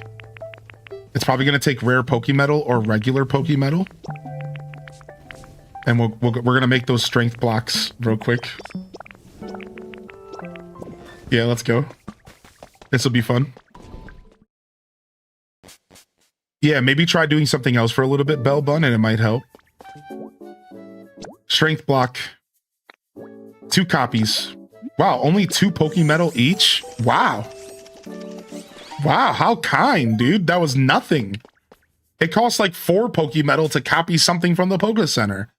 And like a cash register. What the heck? All right, so see, there we go. We just copied an item. All you have to do is go into object mode in the camera. For those that don't know how I just did that, I didn't explain it. I can explain it if you want me to. All you have to do is go into object mode in the camera to do what we just did. But if you don't know what that means, just say something. We'll help you out. All right, we're gonna put it right here, just for funsies. Wait, there's not another Pokemon that can spawn from this anyways, so we're good, right? Yeah, I don't actually have to rebuild this. But I am gonna keep those strength stones. Nice. All right, cool. We got some cameras with us, just in case we need them. What do you want, Gallade? Oh, hey, you want this? Here, take it.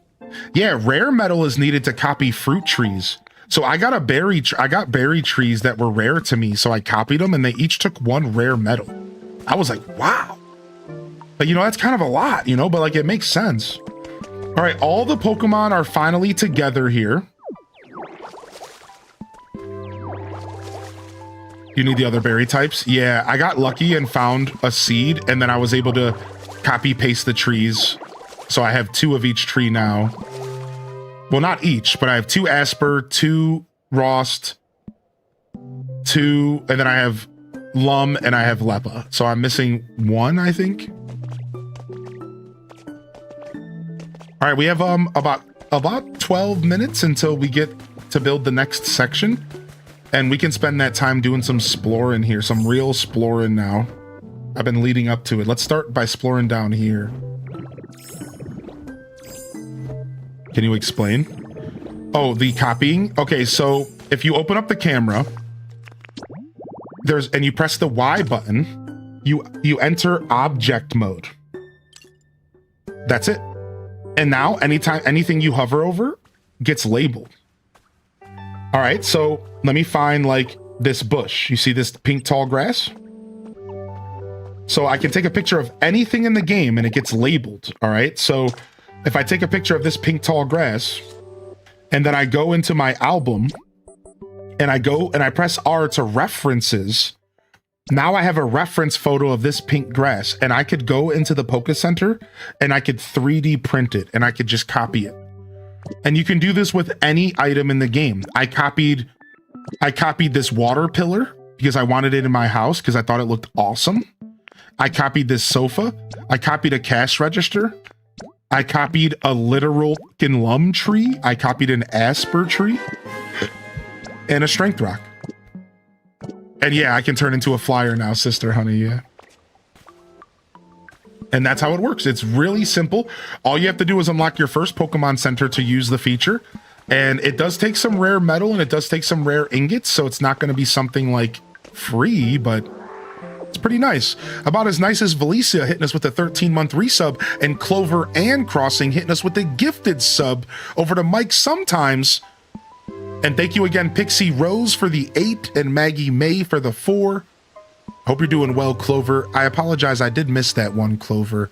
I know you don't mind, but I do. So thank you for that, Clover. I'm sorry about that. Appreciate you. Hope you're doing well, Valicia. Thank you for the 13 primer. And yeah, so again, I tried to copy some trees and stuff, y'all, and it kind of sucked. I'm not gonna lie, because like the copying the trees and stuff cost 1 rare Pokemetal. And that's a lot if you don't know. So that is something that they purposefully are making like kind of tough. Which it makes sense because copying something like a fruit tree is kind of... Now, I found out that you can get rare metal from breaking these. You don't always just get regular Pokemetal from these. Sometimes you get sparkly rare Pokemetal. I'm pretty sure, because I brought 2 home yesterday. So I'm going to break these open real quick, and I'm going to see if we get a rare. The other ways I've gotten rare metal was... The other ways I got rare Pokemetal was... just like finding the full ingots already cooked.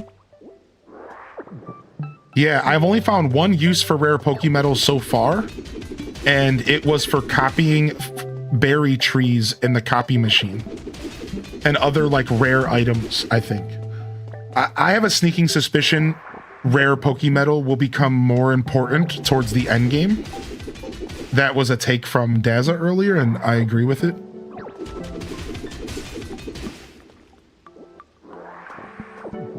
So I'd argue you definitely want to sit on your rare metal for now until we know for sure just like what it's for.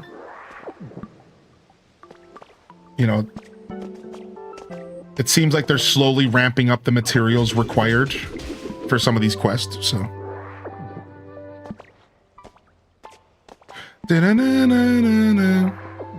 Do blocks respawn? I don't know.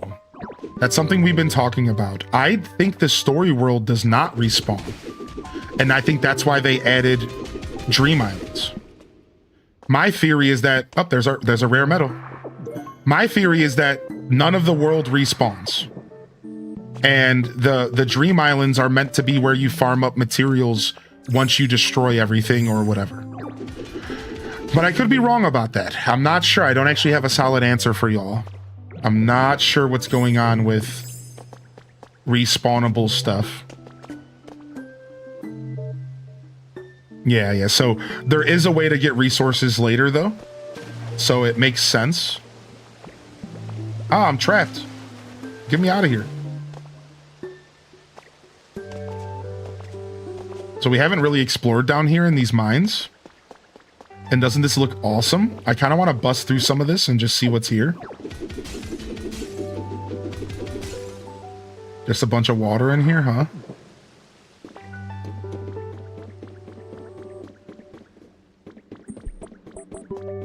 I would love to repair all of this stuff. Get these mine carts and all this stuff repaired so that we can, like, ride around this place. I think that's going to be a fun little thing to do. Stuff like carrots and weeds do regenerate.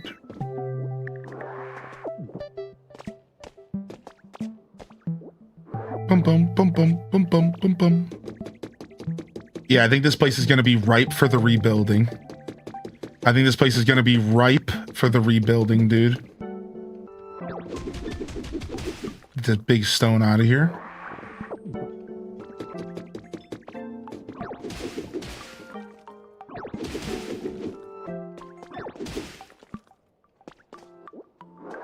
Do do do do do do do do. This music is so chill, man. Has anybody played this game at nighttime yet? I played it for the first time officially, like, at night. I've been doing long streams, so I've experienced a little bit of, like, 7, 8 p.m. But I finally, like, loaded up the game at, like, 8 last night. Like, just for, like, a little bit, because I was answering a question for somebody. And I ran around just a little bit, and I went back to the main area and saw what my town looked like with electricity running. And I'm not gonna lie, dude, I was so charmed. I was so charmed, dude. I was so freaking charmed by the electricity and just like seeing the lights everywhere. And I was just like, oh, wow. Yeah.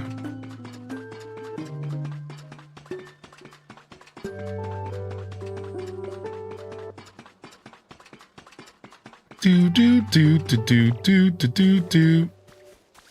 What is going on here? I love this style of exploring. I'm like, I feel like I'm doing stuff I shouldn't be doing, but then you see something like this and you're like, oh, well, obviously they wanted me to do this. Like, obviously they wanted me to jump around here a little bit.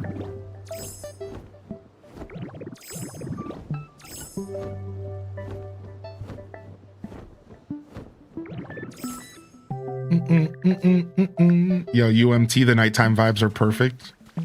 All right, I'm gonna bust in here. What's this? Open up.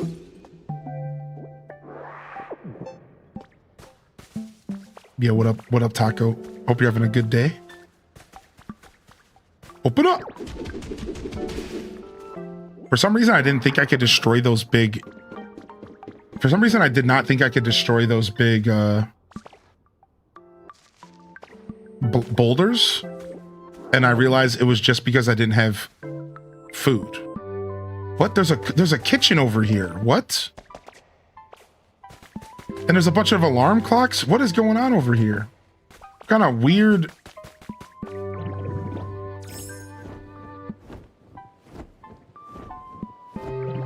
There's some kitchens here. So for those that missed it this morning, we found out this morning that it could have been centuries since the humans left. Yeah, I do remember the alarm clocks. Yeah. Yeah, we found out this morning that due to the lore, there's a chance that it's been centuries since the humans left. Yeah, so what they said, like this random just road. Look at this. The road to nowhere. What they said was that scientists predicted that this area would be as high as mountains if the events continued that were happening. They were like, there was events that was like, basically the earth was like shifting a bunch and the elevation was raising in this area. And scientists had said, if this keeps going, the elevation could raise to the point to where this area is split and broken and in the skies. Well, guess what? That's what happened. So in theory, they basically just said, right, that this is a few hundred years. Like this could be a few hundred years into the future.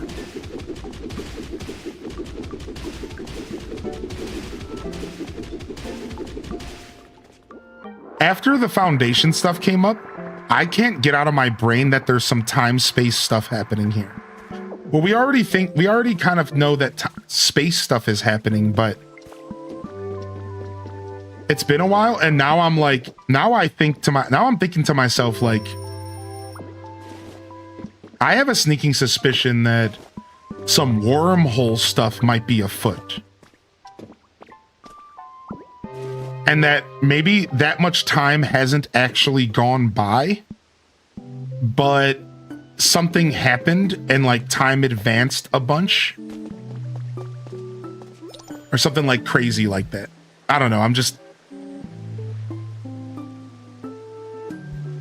yeah, I know. Rod over on YouTube, I'm excited to find out as well. All the alarm clocks were set at different times. Wait, really? I didn't notice that. Really? All right, we're about to go down. I'm one dead ditto.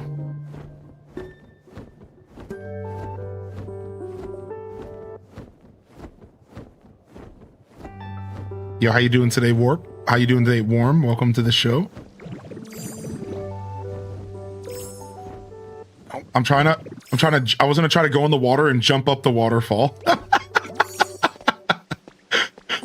All right, let's go back and get the next floor built, and then we'll come back and explore. I played Pokemon Black for the first time about 3 years ago, and I loved it.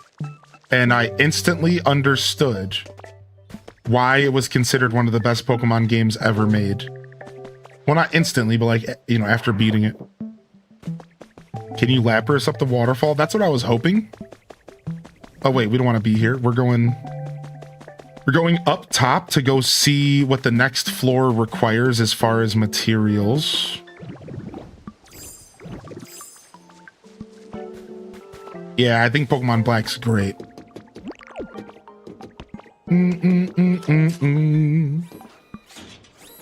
Take notes of all theories. How you doing, Video Spectre?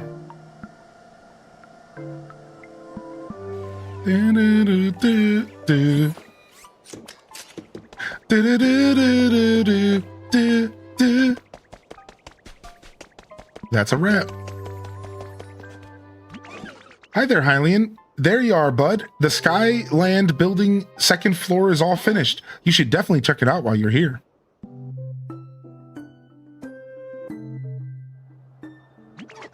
Ready for the big reveal? Here we go. Ooh, floor number 2 of Silphco is built. Ooh, what is this? Like a play area? Was laying in bed last night, couldn't sleep, got up at 11:30 to play. Can't blame me for that. For the second floor, I put in a human workspace and a Pokemon play space. See, that way, when the humans come back, they can have fun with us and work at the same time. Next up, we got to work on the third floor. I was thinking we could make the third floor a place we'd all come to eat. But I don't know anyone who could make that much food. Oh, I do. Wait, really? There's a Greedent who's a good cook in the town with the volcano? Whoa, that's got to be one amazing Greedent. In that case, think you could get this Chef Dente to join us so we can start working on the third floor? Just give me the word once you got all the materials ready and the crew of Pokemon to help. Wow, this one's sick. What an interesting, they want me to go grab Greedent. I love that they're encouraging me to back travel now.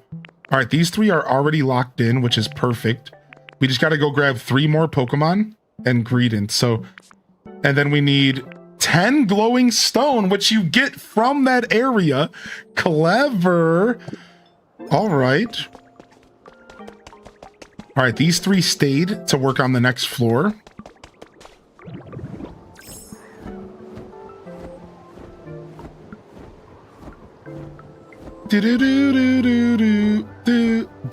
We're just gonna go through the gate instead of fast traveling.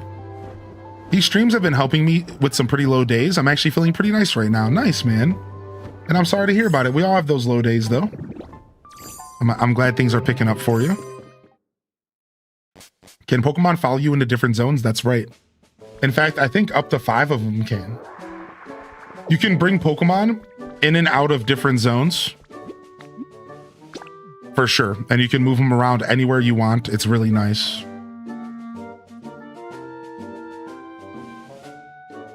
Boom, boom, boom, boom, boom. Are you able to use any Pokemon that don't have specific abilities? That's right, Quelth. So we learned that the Pokemon that buildings suggest is literally just who's the closest Pokemon. So as long as you cover the like required Pokemon, the ones with special abilities, you're good.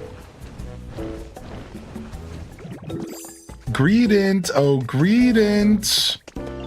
How's everyone feeling here? It's good to see y'all.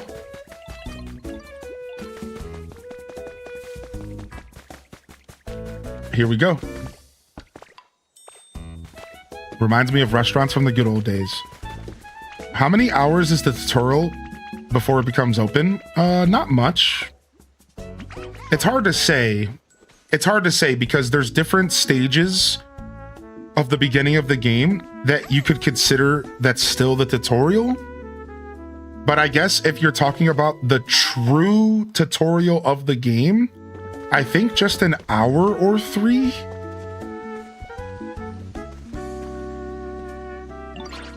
Oh, if it isn't Hylian, can I help you with something? You want me to cook for a restaurant in a big building? You really have been getting up to some pretty impressive things out there, haven't you, sweetie? You know, I never really intended to leave this town, but I could never refuse a request from you, Hylian Dumpling. So yes, I'll go to that building for a while, at least. Just lead me to the building site. Follow me.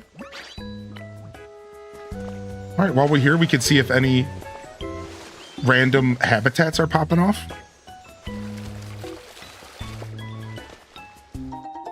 And we're low on wheat, so I do want to get this wheat harvested.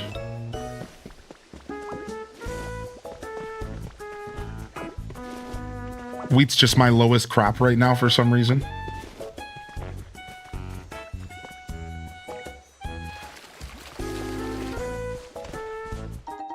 I got a log for the bonfire. I just went out. I just gave out a giant raise to the hardest working and best person on my team. I battled with leadership for it, and it finally happened. Wow. Dude, don't only just throw a log on the bonfire. Holy heck, get your hero swords out as well, man. We got a hero out here, dude.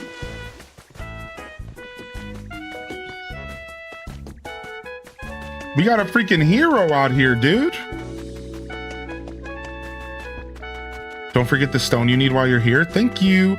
I don't know how much I farmed of that stone, so I'm gonna just go farm some more up right now. Because I don't know how much I've actually farmed up. Like, I think I have like 20 sitting at the main base, but instead of worrying about that, I'm just gonna go and farm up some fresh stuff. Also, we have 2 new Pokemon. Let's go get them.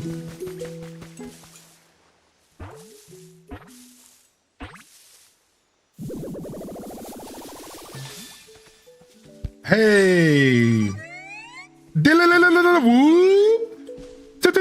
Tune! Another day, another beautiful tune! Who are you? Did you like my performance? I'm so happy to meet a new friend. Let me see if I can express this as a melody. Tune!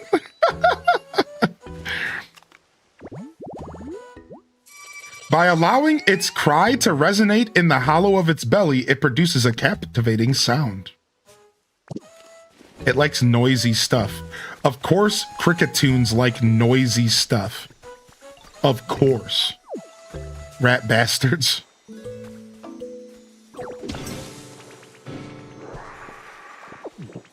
I got a relic that was on fire, but because it dropped into water, it was fine. GG's. No, dang it. I hate when I do that. And then I punched my Ekans. Great. I'm jacking my Ekans in the mouth. I'm just trying to put this grass back. I'm just trying to get these items.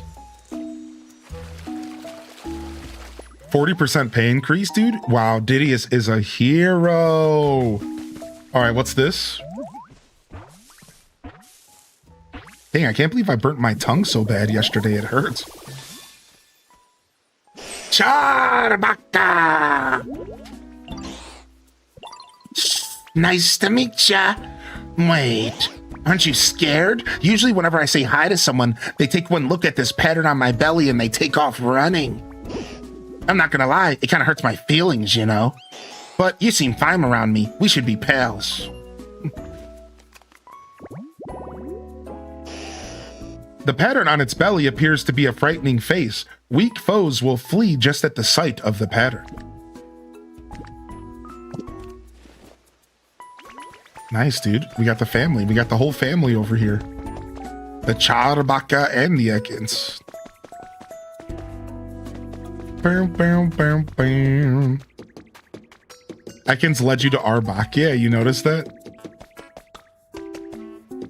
Dun, dun, dun, dun, dun. Oh, while we're here, I'm not going to hesitate to grab a little bit of iron and copper.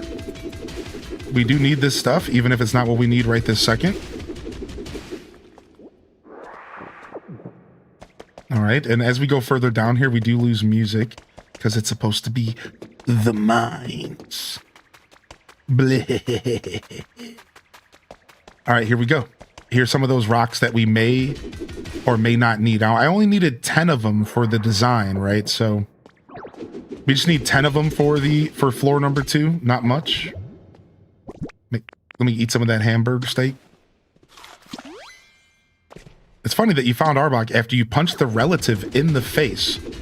You know, I don't know if we have to remember that's exactly how that happened. I mean, we could remember the fact that the Ekans led me to the Arbok and it was a fun, wholesome thing. We don't have to remember the part where I allegedly punched Ekans in the mouth with a boxing glove.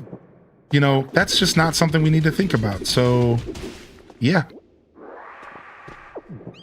Oh man, it's so nice not having 2 chats to look at for myself, but just one combined chat. Oh, it's so nice.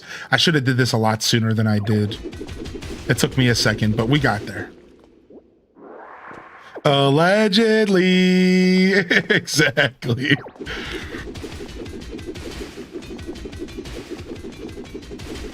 And we'll probably need more gold, so grabbing some gold while we're down here doesn't hurt either. All right, how much gemstone did we find? 10? Okay, perfect. Let's grab a couple extra just in case, and then let's get out of here. And, fun fact, y'all, we can fast travel back and the Pokemon come with you. So the Pokemon following you can come with you via fast travel. So to that question earlier, fast traveling works as well. So see, we collected all that stuff. Now I can just go yoink, fast travel, Sparkling Skylands, and Greedent's gonna appear with me. Done. Don't even have to worry about it. Just go grab the Pokemon you want. Zoom right over to the next zone. Greedent will appear right next to me, and we're ready to rock out. Easy freaking peasy. What up, M and Beyond? I got a message about having a special lucky day yesterday. You just finished the game? Oh! You have arrived home. Do do do do do do do do. Oh, and we have a new Pokemon here. All right, we need cement. What else did we need? We need glass. I don't know what else we need. That's fine. We'll remember once we get up there. And then we just need to grab a couple Pokemon with us. To some workers. Oh, it's an Abra. I thought it was a Kadabra, and Abra makes sense. What a great map. Who are you? Well, you don't seem like a meanie or anything. Okay, I'm thinking it's nap time just for a bit longer. Just wakes up to see if you're a meanie and then goes right back to sleep. It uses various psychic powers even when it's sleeping, so you can't tell whether it or not it's awake. You know, I just watched the episode of Sabrina from the original Pokemon season, y'all. And the way she evolves in the middle of the battle, and they're like, it's not against the rules. And technically it's not. If you think about all the years of Pokemon you've played, I've evolved in the middle of a battle as well. So I'm watching the first episode and it's insane. Dude, her Abra goes from sleeping or whatever to standing up And I feel like you don't ever see that, dude. And he stands behind Pikachu like a monster. And I'm just like, oh my God. Then evolves into a Kadabra in the middle of the battle and proceeds to destroy Pikachu. So, dude, this show is crazy. Like I forgot. Somebody's having trouble following me. Why? Maybe I moved a little too fast. That's fine. Well, we have to go back anyways. Hey there, you made it. Happy to add you to our crew. You must be that Greedent who's real good at cooking.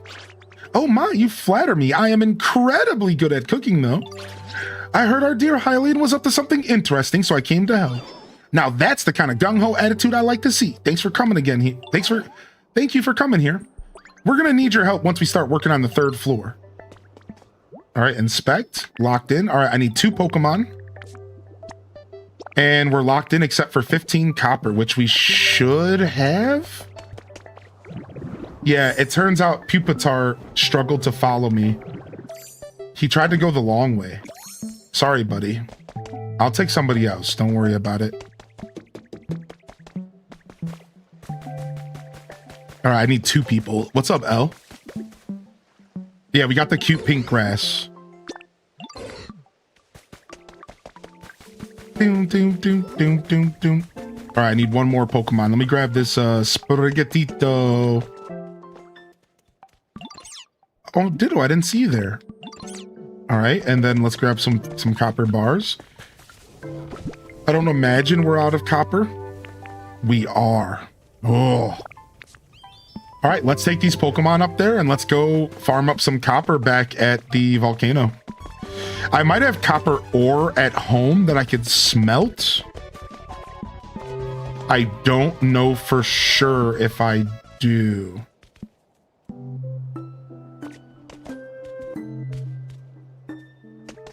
Yeah, I was about to say, Sprigatito should figure out the pathing here. Okay.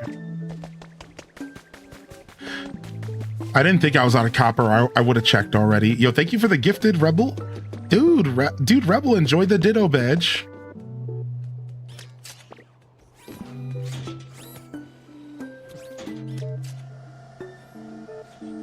Now, there might be some copper to farm around here, but it would be a lot better for me to just go back to the volcano. Farm some copper up right above the kitchen area that we learned about. There should be some more there, I imagine.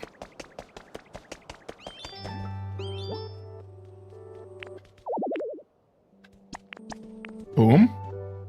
And boom. All right, let's go get some copper for this next floor. We'll do a quick transport over to the Rocky Ridges. Dang, out of copper, dude. No way, man. They're getting me. They're squeezing me for my mats right now.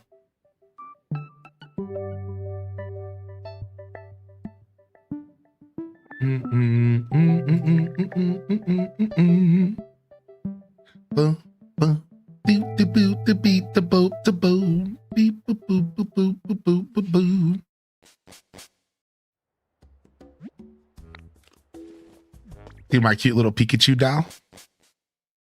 All right, let's do some mining. See if we got any ores sitting around here. No.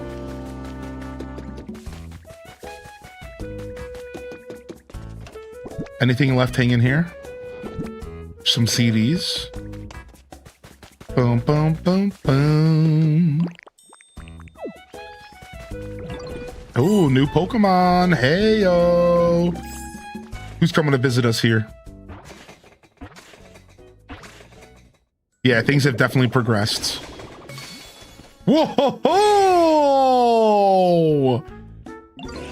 Triceps, biceps, pecs and delts. And don't forget my lats and my traps. Oh yeah, my muscles are looking shredded today. Oh, whoa, hey, you been there this whole time? Wait, are you obsessed with my muscles too? Heck yeah, bud, let's train together. Muscles of life. Okay, Genji. Straight jock villager, lunk alert. It can lift heavy loads with the greatest of ease. It can even heft dump trucks, but its clumsy fingers prevent it from doing precision work. I didn't know they had clumsy fingers. What a weird fact about a Machamp.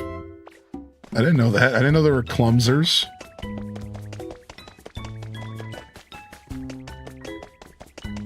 Frobert AF. Boom, boom, boom, boom, boom, boom, boom.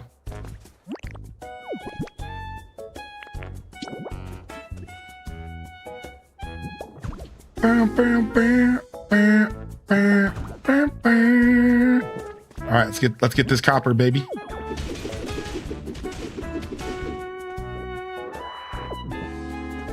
We got these copper mines right here.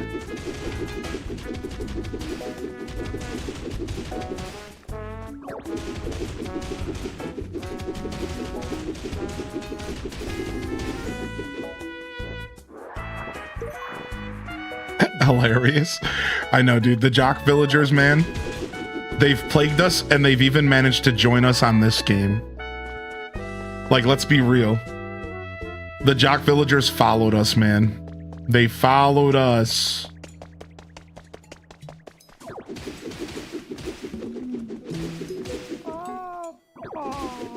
Do do do do. Do do do do do do.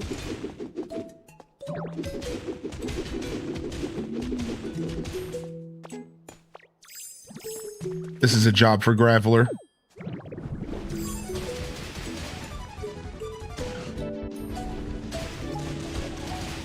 This is a job for Graveler.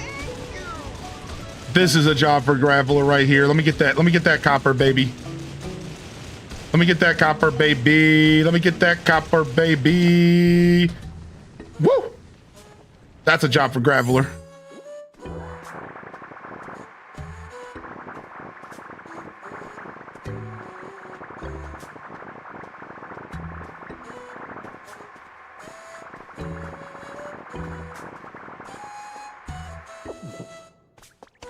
Your voiceovers make it even funnier. Thank you. Papa, thank you for the gifted sub dog, man. Yo, get the diddle badge, baby. Rip to pig. That's funny. All right, we could just go straight back to the skyscraper area because my furnace there is a lot better than my furnaces here. Me at the gym today with my dump truck. Get out of here, Nugs, you hooligan. I heard they even have dump trucks. The writers for this game had so much fun. Dude, Machamp definitely has a dumpy. Machamp definitely has a dumpy for sure. He's got some thick cheeks.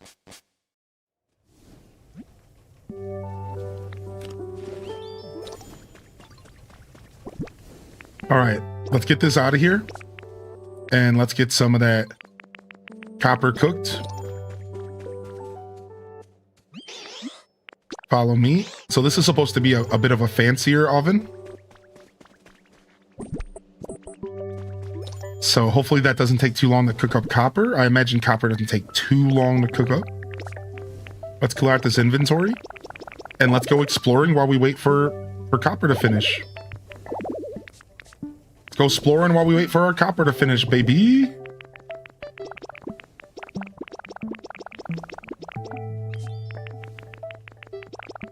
Grab some blocks just in case we need them. Yeah, it's not gonna take long at all. What do we need? 8 pieces? All right, more exploring for me. I'm okay with that. I wasn't done exploring in the first place.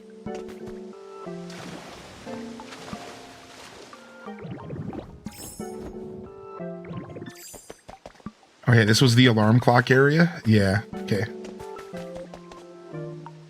Oh, nice, dude. I love Mystery Dungeon in the remake. I love Mystery Dungeon so much. I'm a big fan, dude. And the remake on the Switch is choice. So this was like an old house. Wait, what's going on back here?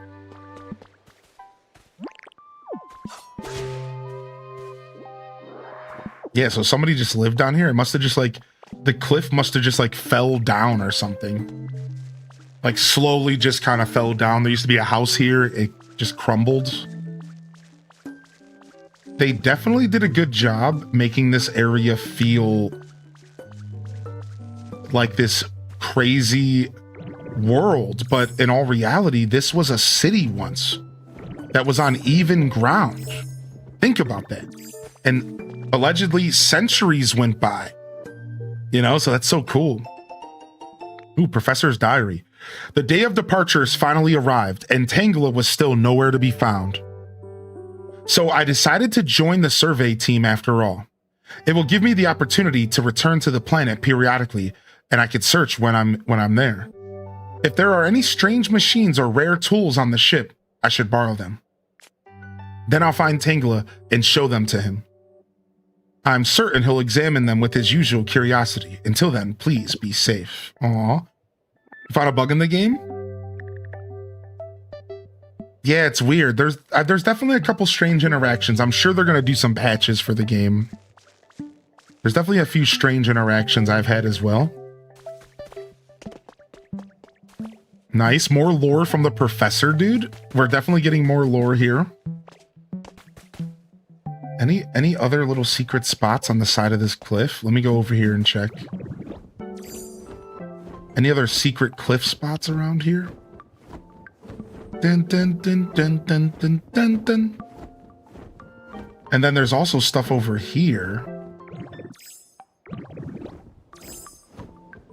Bum, bum, bum, bum, bum, bum, bum, bum, bum, bum. I know that trying to get the camera to not do that. Yeah, seems no secrets here. We can go ahead and let ourselves fall. Can I ask a story question? Sure. I'll do my best to answer, you know, within the realm of my knowledge in game. And, you know, we are trying to avoid spoilers. So if you're further in the game than I am, maybe don't give away too much here. But sure, I can answer everything that I know about the game. Not a problem. I love talking about it. In fact, I would relish in the opportunity. This is my first time destroying any of the trash blocks. I didn't realize you could get gold and stuff out of them. What the frick? You're telling me I could have got copper out of the trash and I didn't even have to leave? What the heck, dude? I didn't even know that was a thing. All right, let's go over here. We haven't explored this island over here, like, at all. Are the storage boxes linked? No. This is more of a traditional kind of Stardew Valley game where that storage is all set. Like, yeah, inventory management and storage is definitely a part of the gameplay loop. And managing your inventory and your items. It's got that Minecraft vibe. It's got that, like, you're going to have a bunch of chests that have a bunch of different themes. You're going to end up labeling the chest with using signs. Like, right, they have photo frames in this game. And you can label chests. Like, I've already seen people doing it, just like DDV, where you have like a chest labeled with an item and then you have all the stuff in there and that is under that label. Like, people are already figuring out organization tactics. Did each area have different lore event happen? Yeah, sure. So, for example, the Withered Wastelands didn't really have, like, a specific lore event that happened to it. It was just that everything dried up over years and there wasn't much rain. And then the Rocky Ridge story was that a volcano had erupted and covered everything in ash. The Bleak Beach had basically a smog city vibe with clouds that never went away. And the clouds cast darkness over the whole city perpetually. And then this area's story is the earth was shifting and causing the elevation to raise and split. So these were not normally sky islands. In fact, these are not sky islands. These islands are being held up on top of mountains. That's what they said. So if it looks like we're floating in the sky, that's not what's actually happening. We are above the cloud skyline and we cannot see below the clouds. But these aren't floating islands. These are all mountain peaks. That's the thing you might not understand if you didn't follow that part of the game. We aren't in Sky Islands right now. We are on mountain peaks. And this area got so distorted over centuries of the earth being, you know, Mother Earth just being so pissed, and volcanoes and eruptions and earthquakes, that it caused this whole city and town to slowly but surely get shifted in elevation and get disjointed and split apart and stuff. So technically we're on really high mountain peaks here. We're just so high up that we're above the clouds. That's pretty cool. Pretty cool little twist on the area. You know, when you first show up here, you're definitely thinking to yourself, we're in the sky. But it's just not quite the full story, which is, I also think, is pretty cool. And that's it. Those are the 4 areas that I've been to. I don't know about anything else, but it's pretty cool. Yeah. And then to go even further into your question, every area has like a story wrap up. Like every area has a specific story that's happening.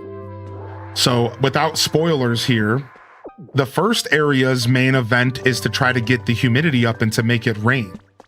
And that leads to like a specific quest. The second area, your goal is to like make a party. And you're trying to like make things a little bit more lively. The third area, you're trying to like light stuff up because it's dark. So every area does have like a story. So here we're trying to build up the tallest building in hopes to bring the humans back. Big bargain sale has been added to the ever popular full heal is available at 25% discount for a limited time only. Limit 3 per customer, only available in store. Pokemart, Saffron City branch.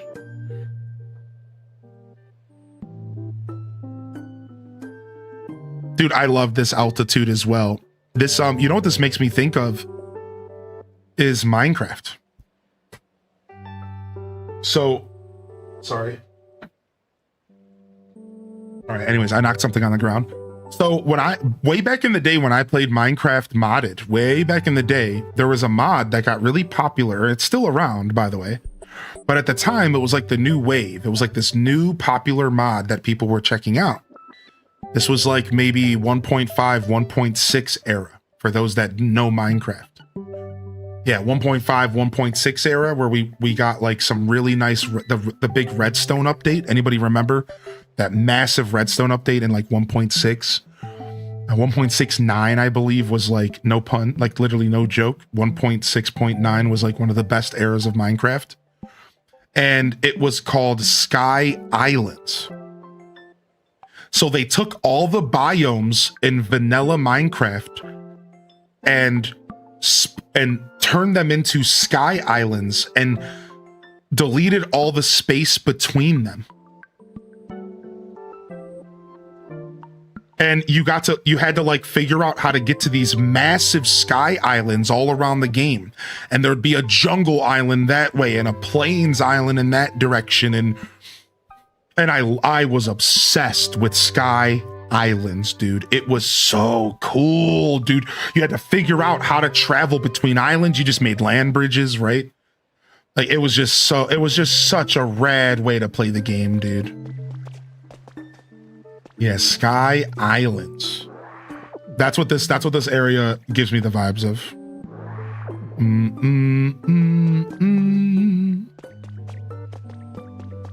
Dude, I love the limestone caves here. This is cute. The freaking limestone caves, man. This is awesome. Let's go see if there's anything in here.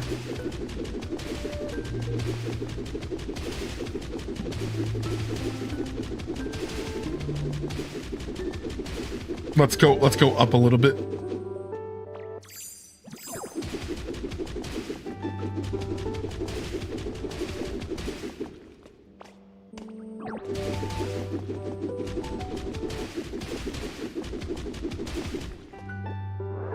All right, we're going back.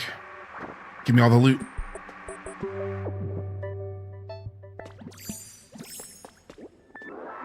Sometimes I just like to punch a hole in a wall and see if anything shows up. It's actually bared fruit once or twice where I've just like punched a hole in a wall and then there was something there. It's like, oh, cool. So you can see the clouds right here. And if you kind of look, you can slowly see like a little bit of something below the clouds. So they definitely tried to make it feel like exactly what we just said. Like, I feel like they definitely wanted you to be able to identify that this wasn't just like Sky Islands, but it was something different at one point in the past.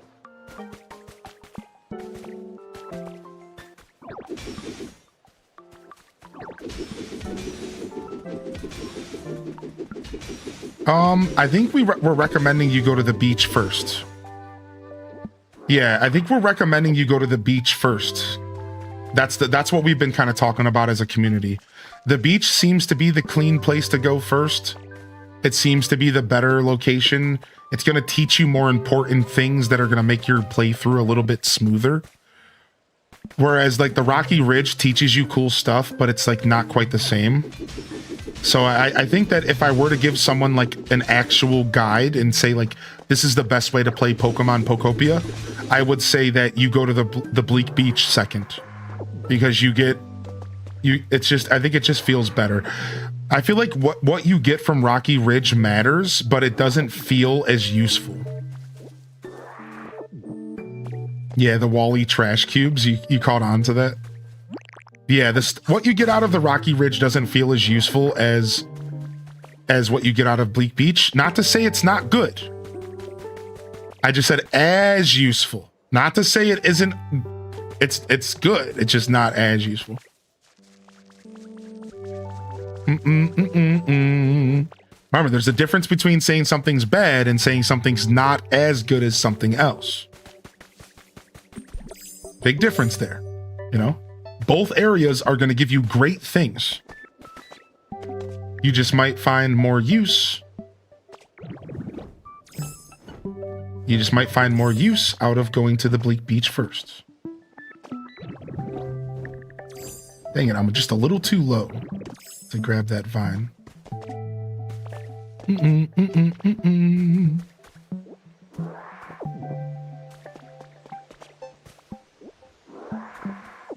Okay, something over here. All right, I gotta have enough copper finished up, right? Okay, we've gone in here. All right, let's go back and collect copper and get this next build going. It's gonna take another hour.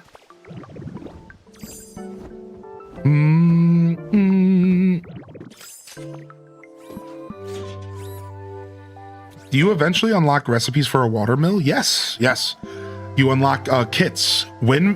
Windmills and water wheels are kits, and they take about 10 minutes to build, a little bit of resources, and like 2 Pokemon. I built my first windmill in the Rocky Ridge just yesterday on stream. I've been building in Palatown. I don't think it's important, but I love it. So, you know, I can tell you without spoiling that Palatown does have some importance, because I think only certain Pokemon can spawn in Palatown, but that's just speculation. Nobody needs to actually confirm that. I will also tell you that I think that Palatown's the ideal place to build your like home.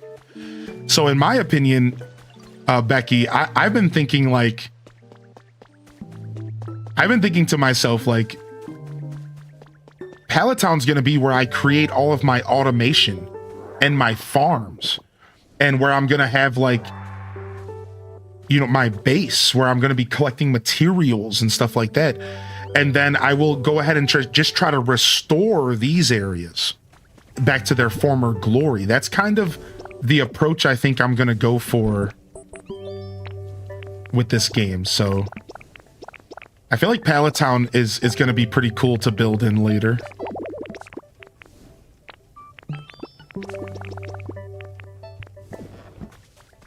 All right, we got what we needed. Let's go.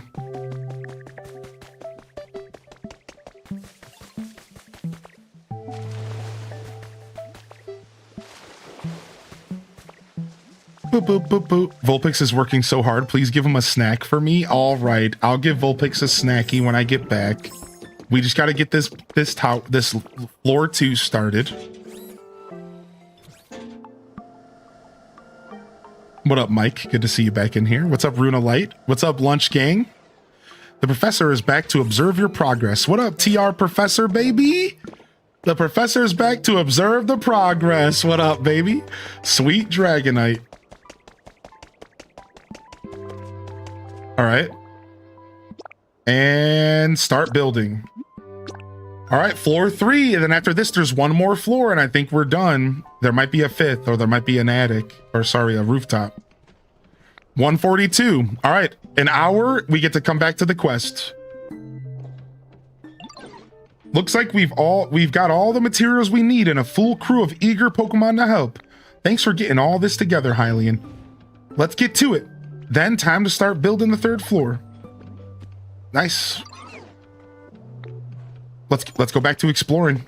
And this time we're going to explore the sewers. Let's go. Let's go around and explore the sewers a little bit. There's a couple different entrances. Yo, Tim Tater's vibing, baby. It's a good Monday. The weather's nice. Yeah, I have a really nice day today. And then I have... Oops, I didn't mean to go back in. I have a really nice day today, and then I have a potential rainy day tomorrow.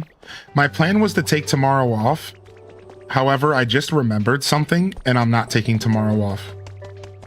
So sorry to anybody who I told that I would take tomorrow off. But tomorrow's Mario Day.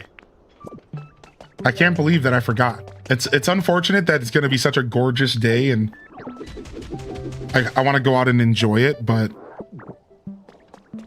what number am I up to Pokedex? 118. Now that's registered. I think that counts stuff that I haven't caught, but I've seen.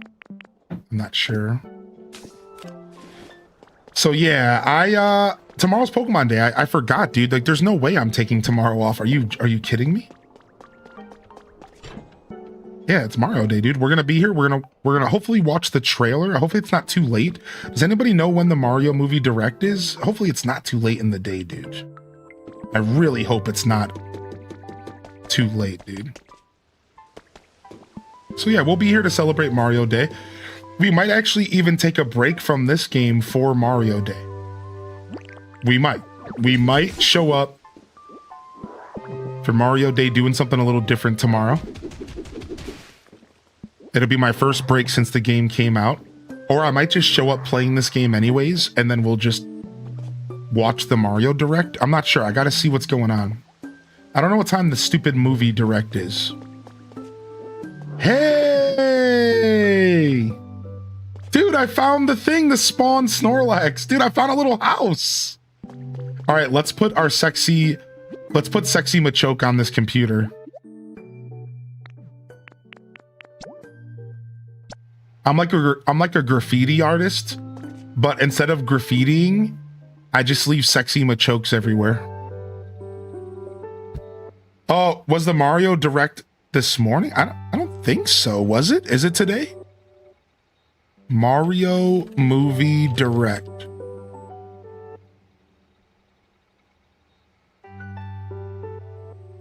Oh, it is today. 3/9/2026. It's live in 4 hours. It starts at 5 p.m. So they're doing the 5 p.m. thing again. So that's today. Okay, well, we'll watch that today. All right, we will for sure watch this tonight. So stick around. We're going to watch this in a little bit. So this sucks because this is literally only for Mario Galaxy. I thought we were getting a whole direct tomorrow that was going to include the Mario movie. So now I'm even more disappointed. I don't know, man. I don't care about the Mario movie. Can we get a direct? Can we get a real direct? Can you tell us anything about anything? I don't care about your movie. I'm sure it's gonna be great. So are they just not doing anything for Mario Day tomorrow?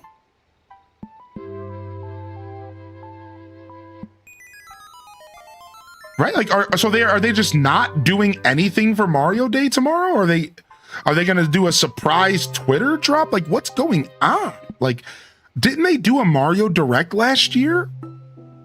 Mario Day Direct 2025.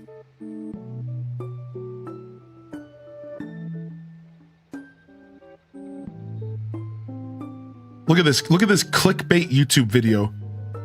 Oh, new leak hints that the Mario Day Nintendo Direct is bigger than you think. What Mario Day Nintendo Direct? You clickbait in the ass. What Direct? They didn't even announce a Direct. They're literally just dropping Super Mario Galaxy movie. Like, what are you saying, dude? It's literally Mario's 40th anniversary and you didn't announce a Direct? I'm so confused. I know that I'm like going on a tangent here, but it's literally Mario's 40th anniversary. Are we not celebrating it? What's happening? Like, are they doing anything? I don't see any announcements, chat. There's nothing. They haven't announced anything. All we have is the stupid movie Direct in 4 hours. Okay, well, there's Mario Day. Cool. What are they just gonna shadow drop a Direct? Do you know what I mean? Like, the thing that makes this so confusing is like, they're not gonna just show up tomorrow with a surprise Direct, right? Like, that's not how they do that. They would tell us at least 1 day in advance. So they don't just show up out of nowhere tomorrow like, here's a Mario. I don't think they do that. I think they usually announce that stuff ahead of time, right? Maybe a shadow drop at the end of the Galaxy Direct. That's what I'm thinking right now.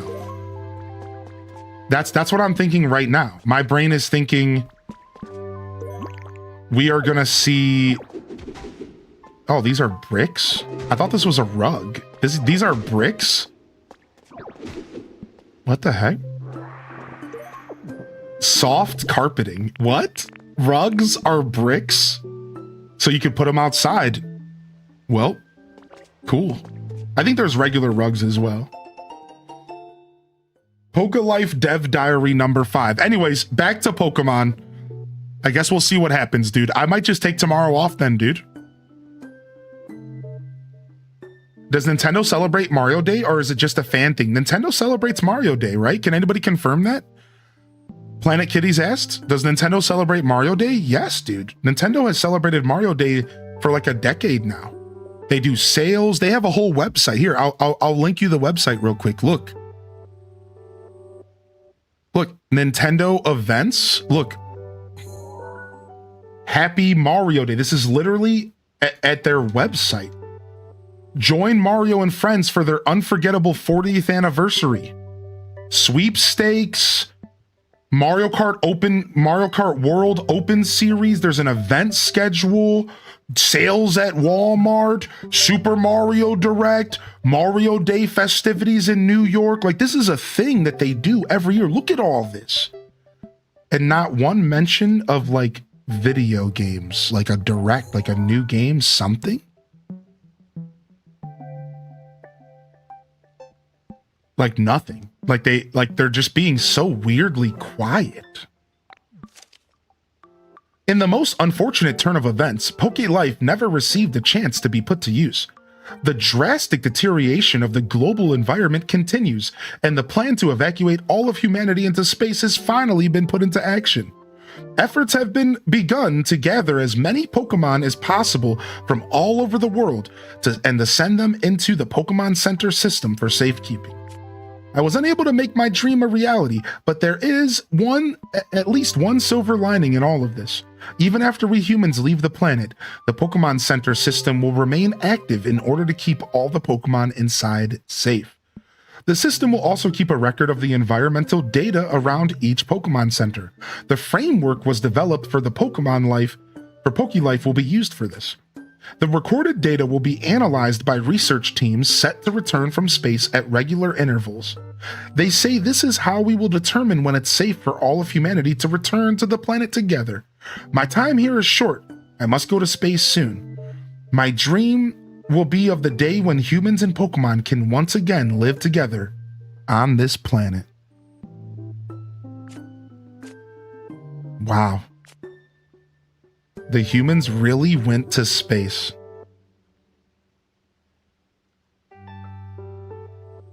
Wow.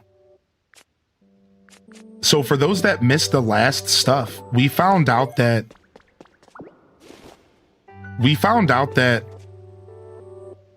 they worked out a system that, so listen to this. So there was a system in place that was talked about where the computer would automatically, the hacker created this, listen to this, where the computer would automatically detect when the habitat was ready to be re-engaged, and they would automatically release the Pokemon. We discovered this yesterday, everybody.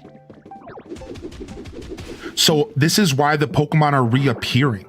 We discovered yesterday that there was a system that was talked about being put into place where if for some reason the PC would fail, the conservation effort of putting all the Pokemon back like into the boxes and preserving them, let's say that failed. Let's say the electricity was gone, the batteries dried up, and the humans couldn't come back for whatever reason. Let's say the humans died in space. There was a fail-safe. Listen to this. And the fail-safe would activate worst case scenario. And the fail-safe would release the Pokemon back into the world without the need of the humans returning. And we discovered yesterday that the fail-safe activated. This is why all the Pokemon are reappearing in this world. The fail-safe triggered. And the Pokemon are all coming back out of the Poke Center because it's been so long that the fail-safe has activated, which means humans have not returned for long enough for the fail-safe to trigger. Which means either the humans are dead or they haven't been able to make it back in long enough that the failsafe has activated. So we don't know what's going on. We don't know why the failsafe has been triggered.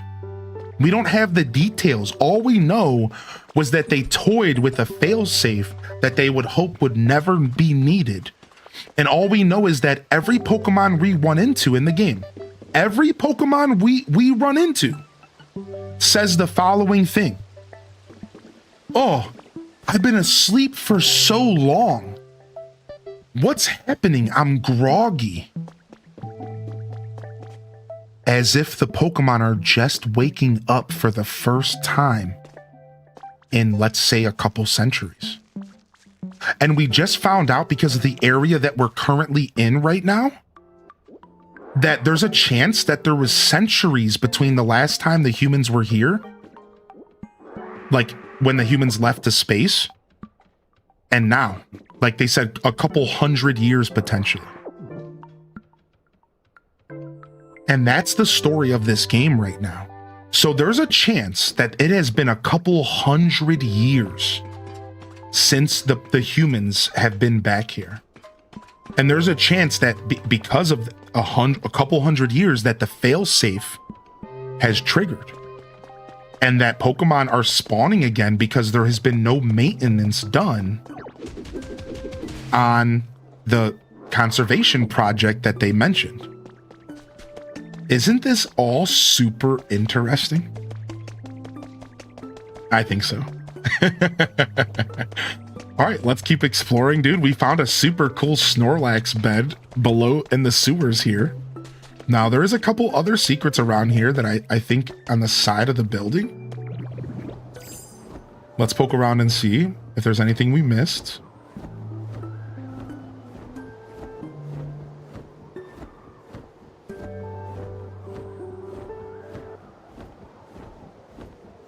They're not fighting anymore because there's no need. The humans would use them for that.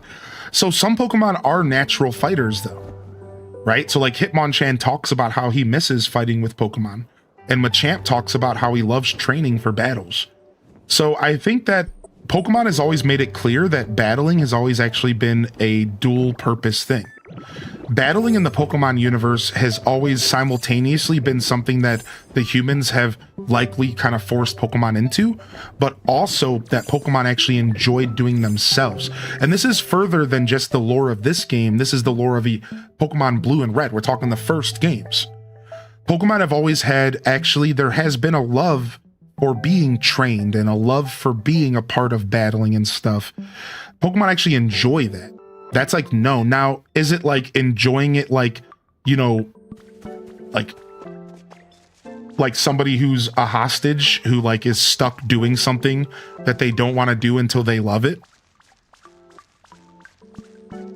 That's the thing. Like, are Pokemon actually being used as a tool in battles, something they enjoy? Or are Pokemons just naturally sometimes territorial and sometimes they battle each other for fun, but like just like a dog will play with another dog and kind of bite each other a little bit? And did humans go to the point to where they were basically doing dog fights, which is illegal, mind you? So I agree. So yeah, I just wanted to comment on that because Nugbox brings up a good point. You know, when all the humans are gone, why aren't the Pokemons battling anymore? They're not. In this universe, they're not battling anymore. They are way more chill. And there's only some Pokemon that are still kind of aggro. Yeah, like that's a really fun conversation to have. Like, how do Pokemon really feel being our pets? And, you know, have we maybe done some things with Pokemon in this universe that were not so good? And maybe some things that were okay? And, you know, maybe some Pokemon really love battling, but others should probably just be left to chill out, you know? So it's an interesting conversation for sure. Yeah, so the reason why they left the Pokemon conversation is just speculatory, but there was one lore in the game that talked about why they left the Pokemon around. So there was one lore. There was one bit of lore that talked about why they left the Pokemon behind. Oh. And the lore said because they weren't capable of bringing all of them with them. So now let's fast track to real life. Think about it for a second. Do we really think it would be that easy to bring Pokemon with us into space? Now, your first thought is, well, they could have computers in space, so why can't they have... They can have computers, why can't we have computers in space? Well, think about it for a second. Any technology we take off of planet Earth, is going to have to be different than any technology we have on Earth. So actually, no, they wouldn't just be able to bring every Pokemon with them. No. So they didn't abandon the Pokemon. They tried to find a solution to keep most of them on Earth safe from the torrential storms and meteorological anomalies. Meanwhile, they just brought some of them with them, maybe the most useful ones, right? Maybe just one per family or something. So yeah, no, I wanted to go back to that comment because somebody said earlier, so they abandoned the Pokemon. It's like, sure, one way to look at it is that you were abandoned. Right. One way to look at it is that the Pokemon were abandoned by the humans. But I think that the more you play the game, the more I'm realizing that that's actually not what happened. They were trying to do something to preserve the Pokemon. They were trying to figure out a way to preserve them. They were totally storing the Pokemon with the best interest of the Pokemon, because for whatever reason, they couldn't bring them all. Also, here's my final comment. Think about this for a second. What if the humans die in space? Would they really want all the Pokemon to die with them? Space is scary. It doesn't matter what universe, it doesn't matter how far in the future this game takes place. Space is scary.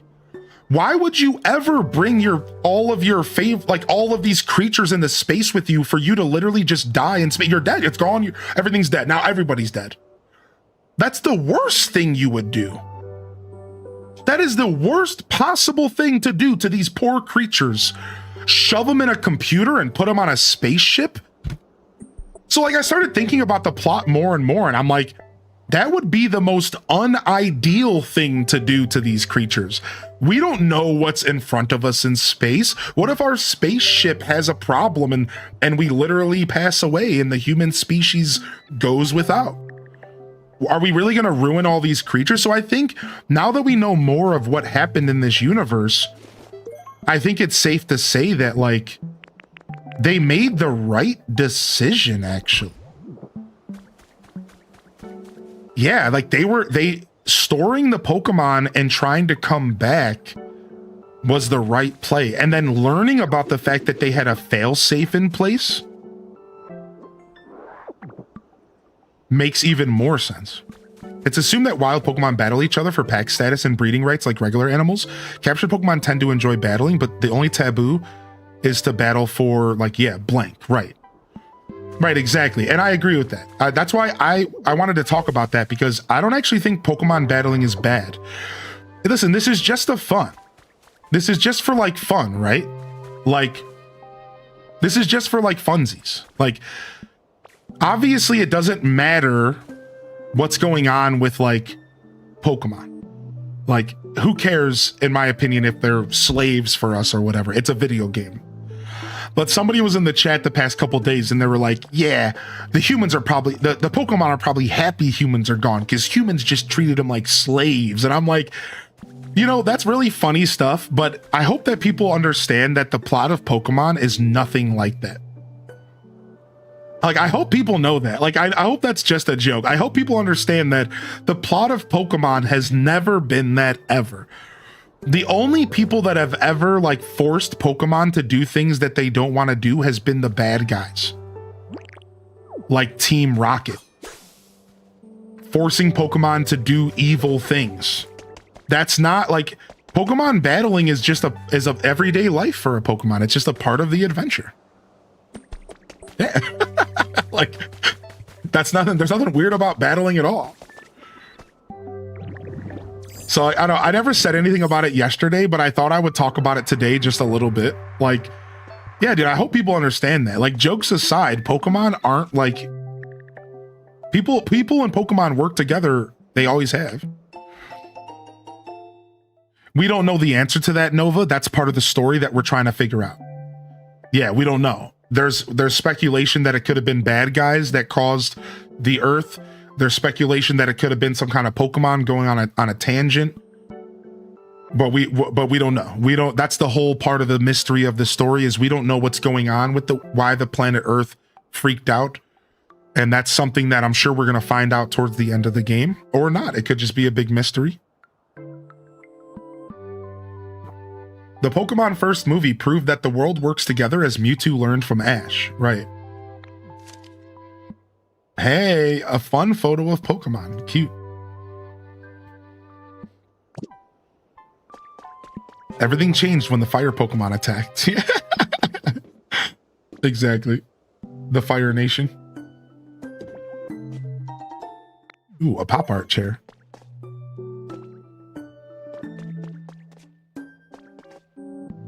Dun, dun, dun, dun.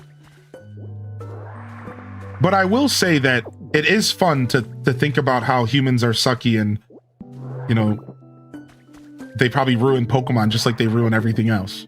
You know, believe me, I'm down for some silly headcanon, you know? Blame Team Plasma, they're the Zealots. Yeah, they were, actually.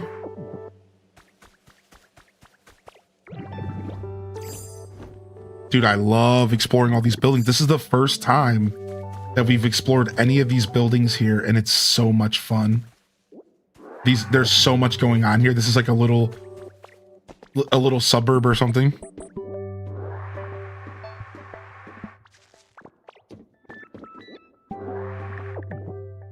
Team Rocket's blasting off again. How you doing, Andy? Hacker confession number 5. While humanity is evacuated into space, all of the Pokemon in the world are to be stored and protected in a massive computer system. That is the Pokemon Conservation Project. An incredible plan, but the Foundation members said that in order to avoid panic, they had to keep both the disaster and the project out of the public eye as much as possible. Naturally, this left them short-handed. Skilled computer technicians were in particularly high demand. That's why the Foundation sought me out after I discovered the disaster recruitment. I took them up on their offer. Until this point, I always lived as I pleased, but if I could save Pokemon using my skills, I had to do it. The work was tough, but also rewarding. Eventually, the public began to take notice of the disaster. The Foundation gradually evacuated those who noticed to a safe place. But to avoid panic, they waited until the last minute to tell people that their destination was space. In the middle of this unbelievable situation, I found a flaw in the plan. Yeah, and the next letter talks about the flaw was, and the solution was what I just said. Pokemon can be released on their own. So that hacker note was in between the other notes. So the flaw in their plan was what happens if humans can't come back to Earth? What happens if the computers stop working? And the solution the hacker did himself was he put a failsafe in. That the computer, if on failure, would re-release the Pokemon back into the environment and give them a chance to live on their own without humans. If I had to take a guess where this game was going, hoping that nobody will confirm or deny, please, my guess is that this game is going to end that the humans haven't come back and we don't know what's happening to the humans. That's my guess of the game right now. My current guess, and no confirmations, please, is that the humans aren't coming back and they never came back. And that this world's going to be left a mystery. It's going to be left a mystery. We're just going to rebuild everything for ourselves as Pokemon, and everything's going to be left a mystery, and we're just going to be like, well, they're gone. And we're just going to go back. We're just going to start living our lives like the humans live their lives, but as Pokemon. That's my prediction of the end of the game.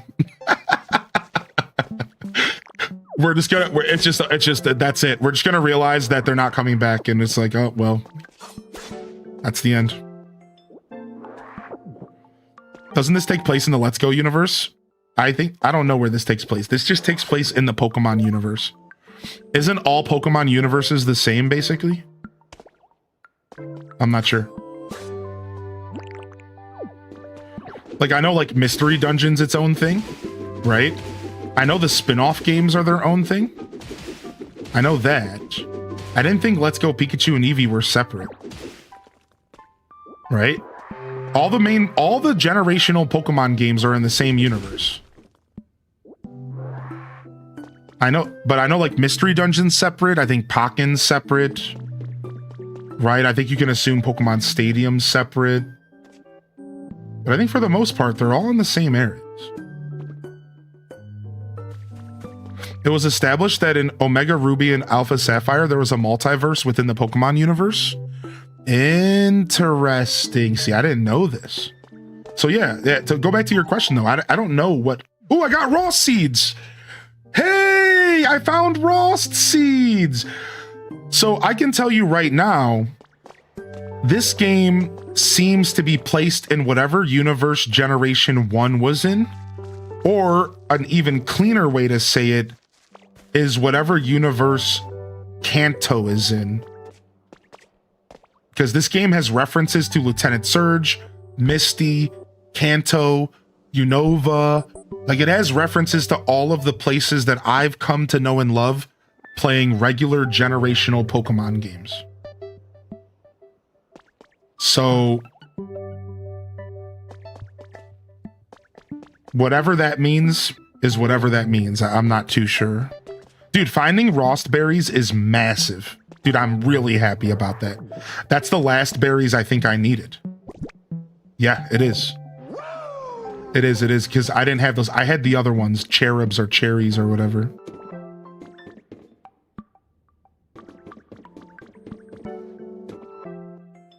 Hey, what was this building? This is cute. Was this like,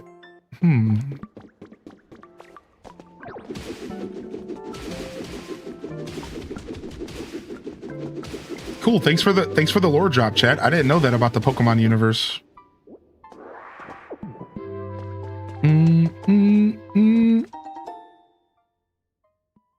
Ooh, 5 gold ingots. Thank you. No, we're exploring the sparkling skyscraper zone, and it's just so insane. Like, it's so thick and just, it's crazy, dude. It's crazy. We're in the fourth zone still, just exploring.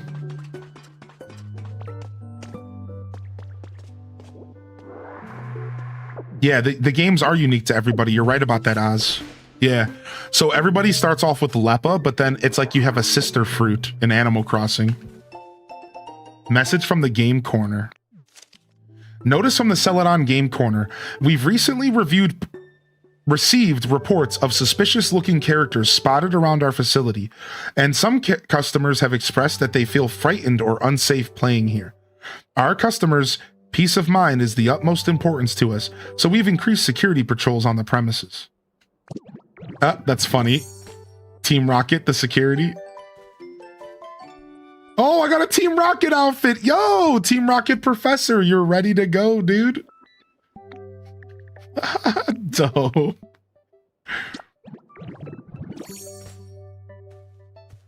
I need to watch your VODs because I'm so curious about the start. Yeah, the start of this game is available on Twitch and YouTube, !YT. So don't be shy to check out the VODs for show.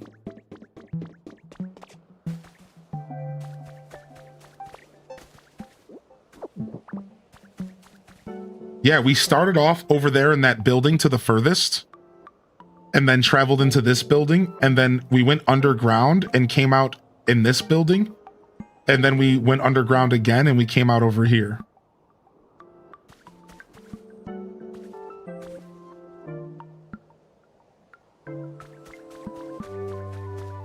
What's up, gamer lady? Why do these cubes look like terrestrialization crystals? I had the same thought, gamer lady. I had the same thought. I think Taparagos or something might be a part of this. Dazabon had a super sick theory about apparently the Taparagos is based off of the world turtle, and he said this morning, what if Taparagos, I'm saying his name wrong, but whatever, grew to such a size that he started accidentally destroying the world? Because I think like somewhere in the lore, that's like what he can do, because he's like a massive, like legendary, mythical, like world turtle or something. And like, what if that's what's going on here? Because these crystals are like really peculiar and they remind me so much of terrestrialization that like that could be like a kind of a cool thing that was happening here. Like maybe something like that's going on here. We don't know. Did you just get squished into a Ditto? I did. I'm still a Ditto at heart, even if I look a little goofy. So as Moogle in this game, our Ditto is a little bit defunct. So even in the history of the game, like the lore, this Ditto has never been able to transform that well. But we were able to transform into our trainer almost perfectly. And that was like really shocking because Dittos don't normally do that. But we struggle to transform into Pokemon. So all of our Pokemon transformations are a little bit off kilter. And we're not quite like good at being a Pokemon. So instead of transforming into a Scyther, we only transform into Scyther's arms. Instead of transforming into a Bulbasaur, we can only copy Bulbasaur's vines. Instead of transforming into a Squirtle, we can only transform into the tail and the shell. And we're not really good at, but sometimes we manage to make some pretty successful transformations. So it's my headcanon that our Ditto is just a little special, and he just doesn't really know how to transform well. He's just not very good at it. That's why like even his human form's a little wonky. He's just like not really the best. However, we did get the camouflage ability here. And I can camouflage into any item in the game. We can play prop hunt. I'm a rock. Is the original character a Ditto? Yeah, so Ditto is the main character of the game, and at certain points in the story, they will talk from the perspective of Ditto's trainer. This is how I know this stuff. So the main character of the game is Ditto, who had a trainer in the past. And Ditto is like searching for his trainer. That's like kind of the story of the game. Yeah, so, and every once in a while, they do a little bit of a lore drop that is from the perspective of our trainer in the past.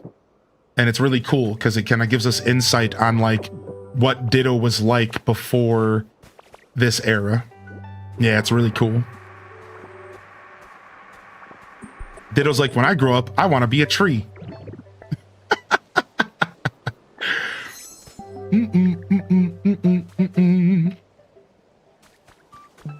Boom, boom, boom, boom, boom, boom, boom, boom. This makes me want to do a leaf green run with as Ditto as a main. I noticed that the trainer perspective is always sitting in the Poke Center you rebuild. Yeah. I'm livid with myself. I soft reset over a shiny Bulbasaur and I was like, oh, shiny. Then muscle memory shiny reset. Oh no. You were shiny resetting for a shiny Bulbasaur in leaf green and you muscle memory reset? No.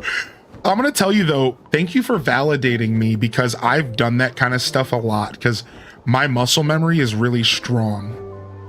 And I've done that more than once, dude, in my life where I was like doing a reset for something and I dropped the ball like that. So I just want to say thanks for validating me. I don't feel as bad anymore.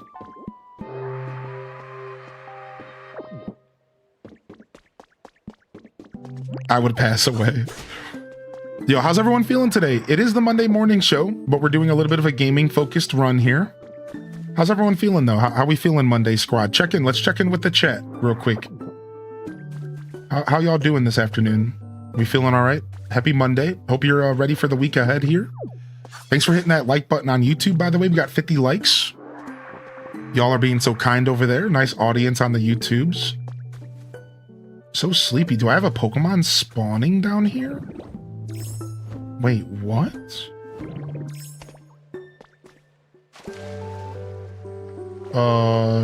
Gary? Oh, I am sure sleepy. Where in tarnation am I? Huh? Who are you? You from round these parts? What's that now? The Pokemon and humans have all gone and disappeared someplace. And you're doing what? And you're doing what you can to rebuild towns and bring the Pokemon back? Well, I'll be. I can't believe that all that's been happening while I was asleep. Now that's a wake-up call, I tell you what.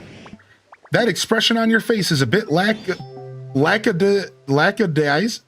What the hell is that word? Lackadaisical? Lackadaisical? But the way you've been living is anything but. I like you. In context clues, you know, it clearly means like relaxed or something. Lacking of something. You can count me as a friend from now on. Youngin', don't be a stranger now, you hear? I've never seen that word in my life. Lackadaisical? Once it appears, it goes on a rampage. It remains enraged until it demolishes everything around it.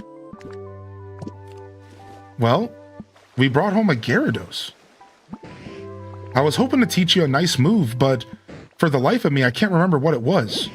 Maybe I overslept. My head's all fuzzy. The best remedy for a sleepy noggin is a nice hot meal. That'd clear up my head in a jiffy. Sorry for the trouble, but do you think you could bring me one piping hot bread bowl? If I can get my head thinking straight again with a hot meal, I'll teach you a move that's sure to be helpful. Are we about to learn in Waterfall? Is Gyarados about to teach me Waterfall? Sniff, sniff, I can smell it wafting through the air. I wager there's a bread bowl somewhere on the island. There's a bread bowl somewhere on this island, dude? Dude, I didn't think we were going to see Gyarados. We're about to get an ability?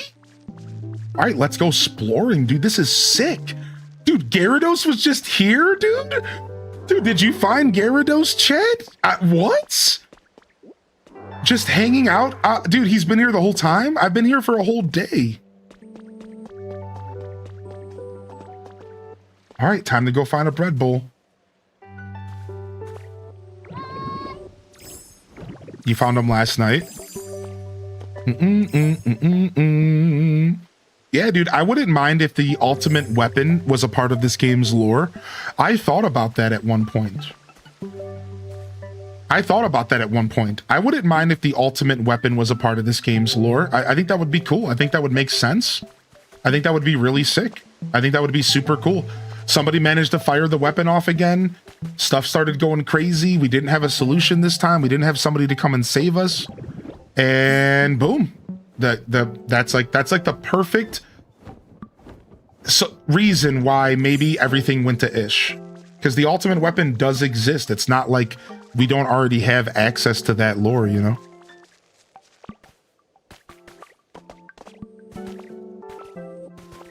That's cool. Yeah, I would like that. I think that could be really cool. Da-na-na-na-na-na, na-na. Ba-na-na-na-na-na. Man, I did see some kitchens and stuff around here, but a bread bowl? What are you saying, dude? You think this is fucking Panera? The world's gone to and you want a bread bowl? You want to make you an avocado toast too, homie? You can't just eat food? Holy heck, a bread bowl? What are you saying?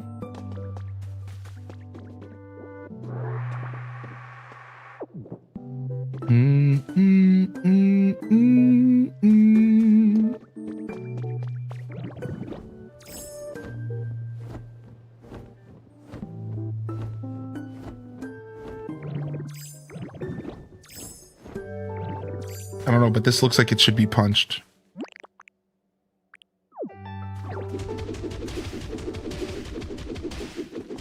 He has standards and will not lower them for anyone. What's up, Leah and Nick? It's good to see you, dude. Yeah, we feeling all right today, chat? Here, let me catch up. What up, Bong Chop, by the way? Ooh, nice. Ooh, nice. Ooh, what is that? Pokedex cannot unlock this gate. To unlock this gate, please place a completed Pokedex with all Pokemon registered in it over the panel.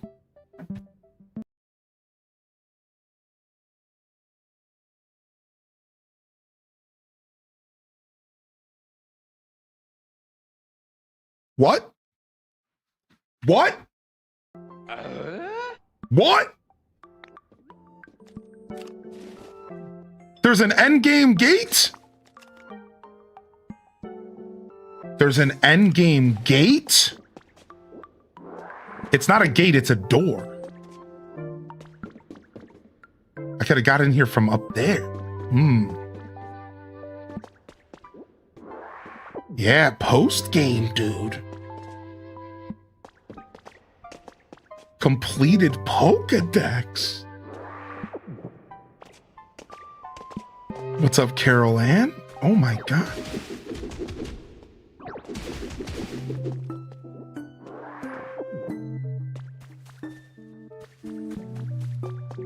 Dragon Shores? Dude, you're the best.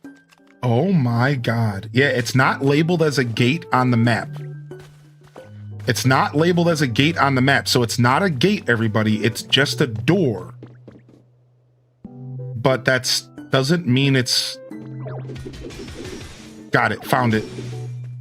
Found the secret here. Yeah, it's not... I don't think it's labeled as a gate on the map. Just to be clear, I think there is a difference, right?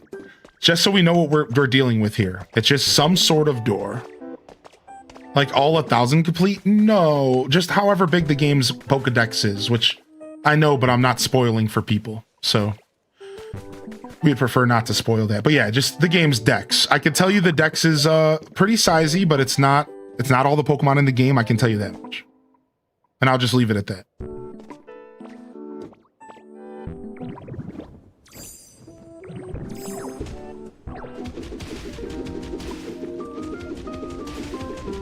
Nice dex.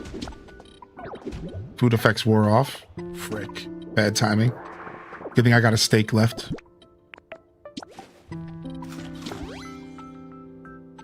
Dude, no way. I was not ready for that. Found a set of gold teeth from a relic. why I was like, this is weird. The gold teeth is a reference to the Safari Zone. You have to find that dude's old gold teeth to get surf.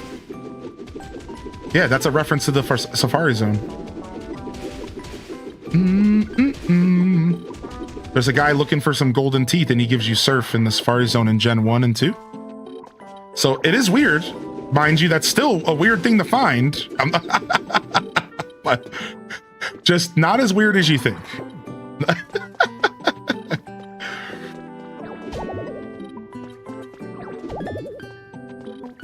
thought I'd try. Yeah, he can't talk without his gold teeth, yeah. Wow, the secrets you find by just using your intuition. That's not the first, that's only like the second or third time that punching a random hole in the wall has led me to something cool. I'm really happy that like sometimes you just get rewarded for like just thinking a little bit more, you know, just wait a second. This feels like there should be something here. And you just give it a try, man. You get rewarded in gaming sometimes by just, you know what? I feel like let me just try punching this wall for a second. Yeah, but no bread bowl. I know there's got to be a bread bowl around here. That's pretty easy to get to though. All right, I see something because my intuition and knows this game well enough at this point that when they give me a quest and they say something's nearby, they don't seem to hide it too far away. They're usually pretty kind. 3 bread bowls. Found them. As I was saying, this game isn't trying to challenge you that way. It's not. This game is like way more accessible than that. It's not trying to challenge you that way. It's not trying to do that. Pre-played, yeah. It's just that's not what this game's doing, you know. It's chill, it's cozy, and it knows its role, so it's not gonna make you suffer, right? It's gonna stay cozy.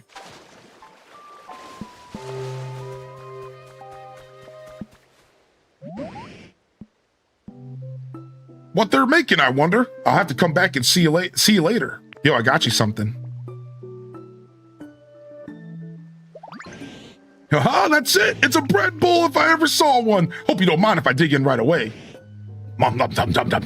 Wowie, that's hot as all get out. Just gotta blow on it a little bit. Here we go. So hot, just how I like it. You won't hear me talking about being drowsy anymore, that's the truth. And I've just remembered the move I wanted to teach you as well. The move's called Waterfall. You sometimes have to cross waterfalls when you're using surf to swim around here, don't you? Then all you gotta do is just swim up one of them and give the water upstream a good strong glare. Then psych yourself up and go, go, go. As long as you got guts, you'll make it to the top.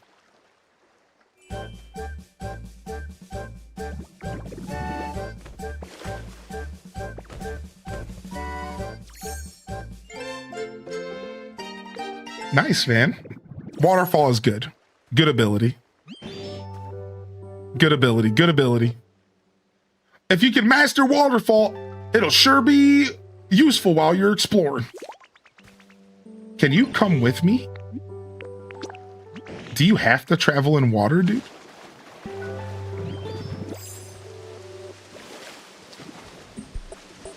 Whoa.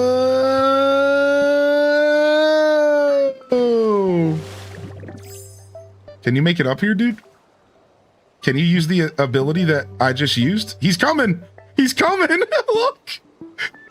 Woo. Yeah, let's go. All right, can you keep following me? You can. Okay, I figured you could leave the water. It would be weird if you couldn't, but I wasn't sure how they were going to handle that. All right, now we have to figure out how to get you home, dude. I don't even think I can. I need to build a device to travel around because I can't get him out of here. Homie's stuck here for now.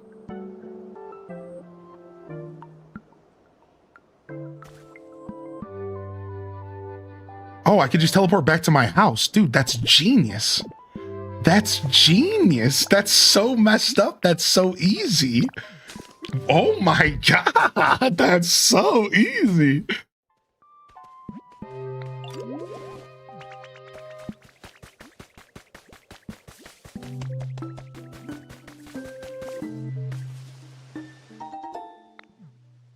All right, hydrated fluffy flower bed. Let me check and make sure that... Okay, no, I still have a Pokemon that can spawn here. I was going to give him this house.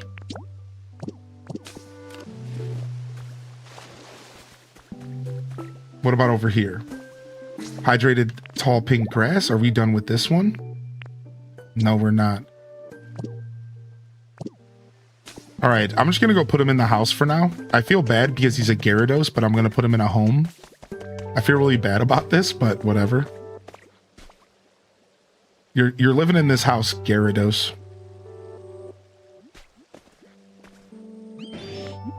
Want to move in here? All right. Gyarados is living in a house. Enjoy your new home, buddy.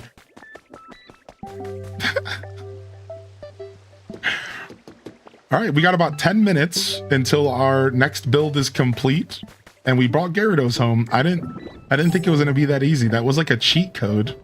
That was way too easy. Nice call out, chat. House is a strong word for that. Hey, don't come at me like that. That was a masterpiece. I built that. Unbelievable. Where's that ladder? I just saw a ladder up here.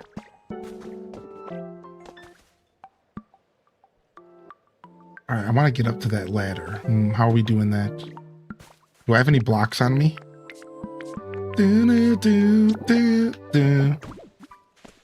Nah, just kidding. It's definitely not a house.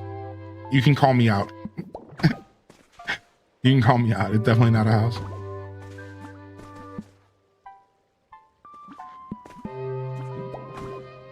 No, why would you put it above me? No. I want you to put it down. There we go.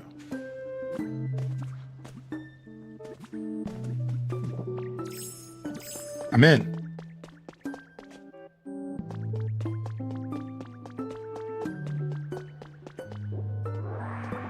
First time checking out anybody playing this game. What up, Shelby baby? How you doing today? Welcome to the show. Ooh, what's back there? You made it. All right, we'll go over there in a second. Okay, we've been here before. We were probably just here a minute ago. This ladder intrigued me though, because I don't think I've taken it. There's so much to explore in this area. I said it yesterday. I'm going to be able to spend 5 to 10 hours in this area exploring. I said it yesterday, and we did about 4 or 5 hours yesterday, and here we are for another 4 or 5, man. This area is just so thick.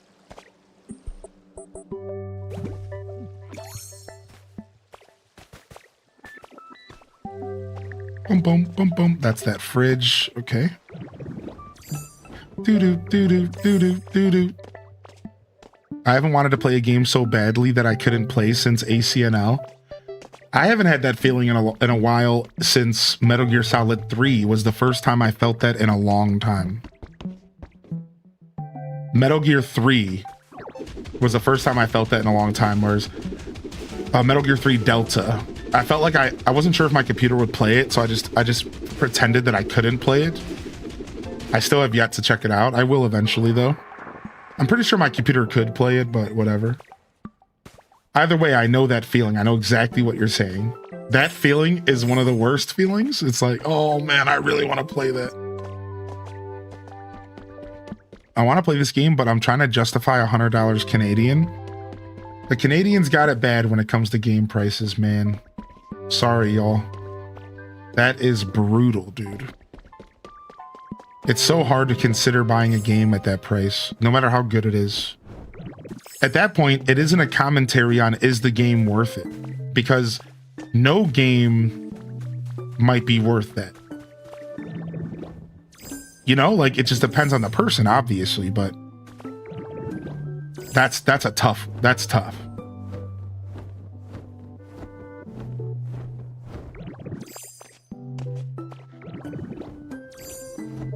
Oh, nice, Nintendo. Congrats, dude.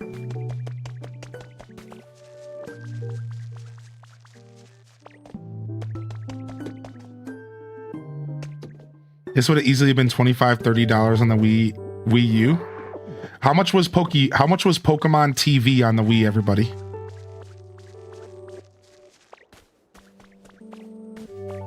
How much was Pokemon TV on release? Anybody know? How much was Poke Park?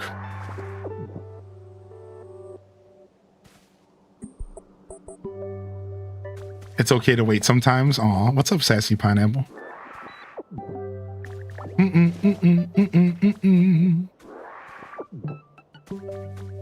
Poke Park mentioned. Nice, grab some loot.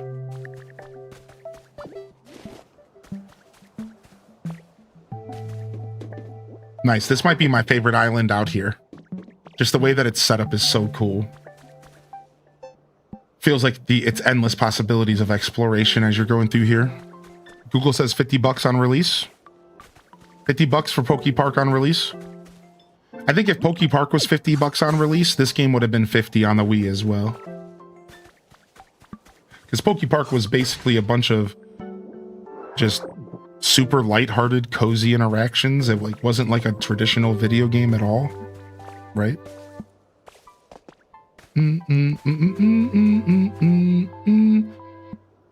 I got it yesterday, Gilwin, in Area 4. So once you finish the first 3 areas, you'll unlock like more gates, and then this was behind the fourth gate that I took. This was behind the 4th gate that I took. And you actually get the Dragonite transformation like really early into the area.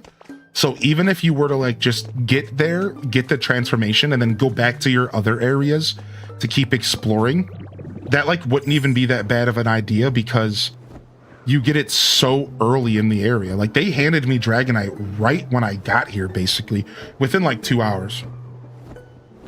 Yeah, I meant Pokemon Channel. Yeah.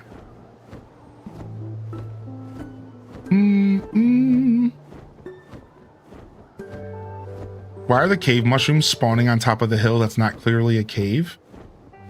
I don't know, it's a good question. I didn't really think about that, but they did label them as cave mushrooms, and they're certainly not spawning in caves. You're right about that, actually. I didn't actually think about that. All right, we haven't explored over here a ton because we left after we got the Gardevoir, so let's go over here and do some exploring. Some farms. Scyther can harvest crops, by the way. And here's the fun part. If you harvest crops with Scyther and leave the vegetables on the ground, and you have a gather Pokemon nearby with a community box, they'll pick up all the crops off the ground and they'll put them nicely in a chest for you. Welcome to more automation. So all you have to do when you have mega farms is just go through and just scythe them all, leave it all on the ground, and they'll clean it up for you. I'm fairly certain that's how that works. I think I saw somebody doing that. So you can I don't think you can automate the crops being harvested themselves, but as I said, I believe you can automate the picking up of the crops off the ground and the putting into a chest, which is cool. I think that's rad. I'm going to be on a lookout for them because I need them. Yeah.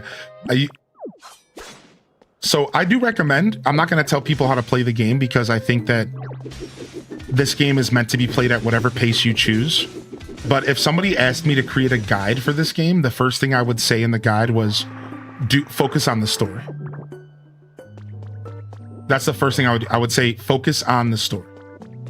Focus on the story, because the story in this game is going to deliver you to all of like the abilities and all of the furniture and all of the stuff that allows you to play the game the way you want. So in decoration games, the more furniture you have access to, the better it is. And that's why I say this. If you want to decorate, you got to just do the story. And if you want to unlock cool abilities, you got to do the story. So I think that if I were to give a guide to anybody, the first thing out of my mouth would be this is an RPG, man. Just focus on the story. Just get the story done. Because then you're gonna open up so much of the game, and then you're gonna be able to do so much more. Now, the other way I would recommend people playing this game is slowly and just like, I think the other alternative that's almost the other side of the coin from what I'm saying is don't leave a zone until you've fully like cleaned it up and made everyone happy there, and go with like a super slow paced vibe where you go from area 1 slowly to area 2, slowly to area 3, and you don't think about what you're seeing streamers and stuff do. You know, I just had a friend say that to me. They were watching people do other stuff and they were feeling disheartened because they were like, wait a second, like they're this further ahead of me. They're doing this stuff. I'm not doing that stuff. And it's like, yeah, like I think the other approach to this game is to just slow down and really take your time and don't rush to get something like Dragonite, because you'll get it. And when you do, it'll be worth it. So I think that there's two sides of the coin, but those are my recommendations for gameplay. Is either go so slow that you are just enjoying every aspect of the game and you don't necessarily like see credits and burn out, or go really fast, get credits, wrap it all up, and then start doing the end game and like decorate and all that stuff. You know, I think that those are the healthy approaches. For me personally, I am focused on a little bit of both. I'm going with the both camp. So the way that I've been playing the game is every day I log in, I go back to the original areas to make sure I didn't miss too much. That's how I've been playing. So every day that I log in, I go back to the original areas again, do a little bit of leveling up, do a little bit of work, do a little bit of Pokemon spawning, do a little bit of habitat building, and then I go out to the new area. And that I found to have been the most fun pace, where every day I spend maybe 4 or 5 hours on the old areas, and then I come to the new areas and progress the story later in the day. I also have 10, 15 hours to game a day. You might not.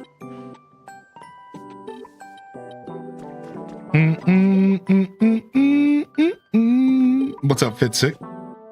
Are you done with the story? No, we're not. We're in the middle of it right now. Speaking of, we just got level 2 built. Let's go. We just got level 2 of the skyscraper built. Let's go, baby. All right, let's waterfall our way up for fun here.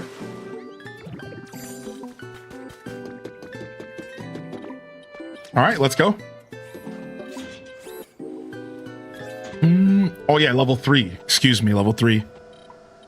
The way I do Pokopia is I have goals per day. My goal today is to get the 3rd Poke Center repaired. Right, I'm kind of doing goal-oriented playing as well. Like, my goal is to get my environment level increased in every area at least once. That's been my goal as of right now. Every day, at least 1 level, and then I try to get a new Poke Center every day. So far, I've been successful in that. Hylian, there you are, bud. The Skyland building 3rd floor is all finished. You should definitely check it out while you're there. Okay, let's go. Yeah, so this game has a soft ending. There is a credits that roll, but then you can keep playing as much as you want, M and beyond.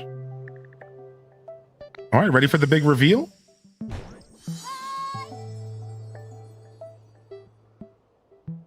Do you have a Breath of the Wild playthrough available? I might not. I might have to get that released for you, Mayo. I think I have it staged to release, but I didn't release it. That's my bad. I think I left it hanging. I do have a bunch of Tears of the Kingdom, though. And I can get some Breath of the Wild stuff up at ASAP. Do material blocks respawn like AC Mystery Islands? No, but this game has AC Mystery Islands in the game. So there's Nook Miles Island tours, and there's Kapp'n Islands basically in this game. and you can go visit them to collect resources at any time, and you can visit them once a day, and they reset just like ACNH. But I think the world itself might be static. Dale was mentioning the vines might respawn, weeds might respawn, carrots, but it feels like for the most part, the world is finite. So if I were to mine all of the copper out of a mine, I think it's just gone forever. And I would have to go to my resource islands to go get more copper. I think that's how the game works. Maybe like every day it all resets, or maybe every couple days it all resets. There could be some kind of system like that. But as of right now, it feels like the world's very finite, because I've gone back to locations a couple days later and they're the same that I left them last time. So, yo, what's up, Nathan? Thank you for the first time sub, man. Can we get some love in the chat? Welcome in here, dude. Thanks, dude. Enjoy the emotes. We have a pretty decent collection. All right, let's see what's going on here. The third floor has become a pretty nice restaurant thanks to Chef Dente. Oh, but you mustn't undersell yourselves either, sweetie pie. You led this project so well, I can really tell why they call you the Tink Master. Thanks. Now then, one last floor to go, the fourth floor.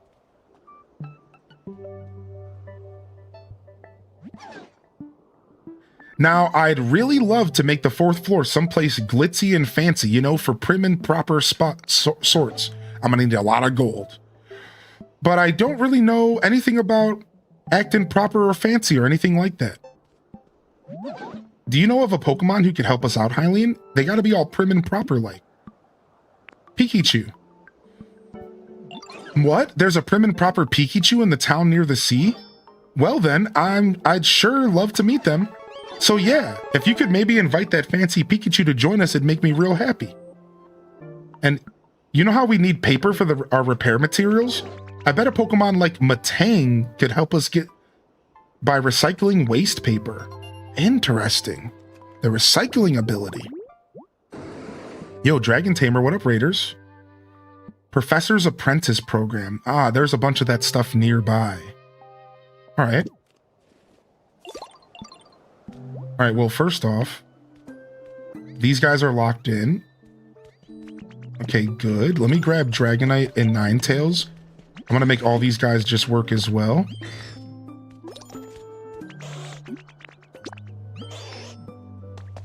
Boom, boom, boom.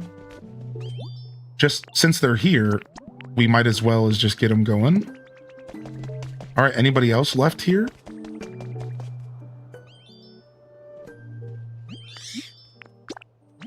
You just started and you found so many cool things. Dude, this game's so good, Dragon Tamer.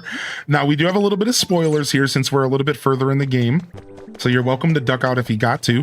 But thank you so much for the raid, dude. I really appreciate it. Wow, we need 15 Pokemon for this build. Oh my god. Holy heck. This is a big build. All right, we need bricks, glass, paper, concrete, and lumber. And I think we have everything but the paper and we're good. So this is going to be a super quick one to get going as soon as we get the paper and as soon as we get the Pikachu. So let's go grab everybody that we need. And I have the whiteboard here. I have the computer cables here. I just need to find a laptop, which I think there is one kind of nearby. I could go back and steal that one that I left in that one house as well. And then what else did I need for Matang here?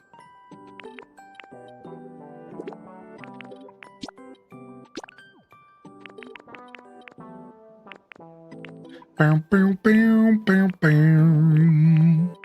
One sec, we'll get you a shout out in just a minute here. All right, we need a laptop, any table, a laptop, a whiteboard, and cord. So I just need a laptop and any table. Oh yeah, I took the laptop with the Snorlax bed. We're good. All right, sick. Let's roll. All right, we'll get Matang set up right now. Then we'll go grab the Pikachu, and by the time we come back, he should be here. We have a ton of waste paper on us because we've been cleaning up trash today, so I'm obsessed. I stayed up on an extra 2 hours because I couldn't stop. Yo, I'm gonna get a shout out here for Dragon Tamer, man. Check him out. Give him some love. Thanks for the raid, dude. Thank you very much for the raid. I appreciate that. Hope you all are having a good time. Hope you all are having a good time today. About to explore the Dream Island for the first time. Does anybody know if I might find wheat there? There's a bunch of different Dream Islands. I think they can all be very different. So I think the answer is maybe. I think, yeah, there's a bunch of different Dream Islands that you can go to. There, I don't know if I've found a crop there myself, but I think you can. All right.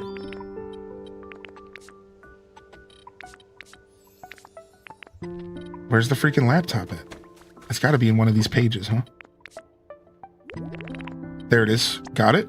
All right, and then we got the industrial desk. We're good.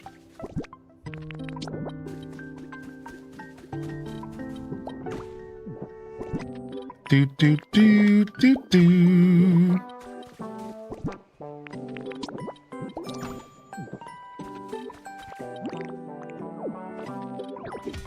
Hey, don't punch the laptop. That's not how you treat technology. It is possible. Okay, cool. Boom, boom. Got him. Professor's Apprentice Program. Cute. Nice. I didn't think Matang was in this game. I didn't know that. All right, let's head over to the Bleak Beach. We'll grab Pikachu, and I'm going to take a quick restroom break, everybody. Thank you for your patience, and thanks for hanging out here today. I'm having a little bit of an off day, but nothing weird. I just having a little bit of trouble speaking because I burnt my mouth yesterday eating meatloaf. Yeah, I know. What a stupid reason to burn your mouth. All right, I'll be right back. I'm going to go get some more water.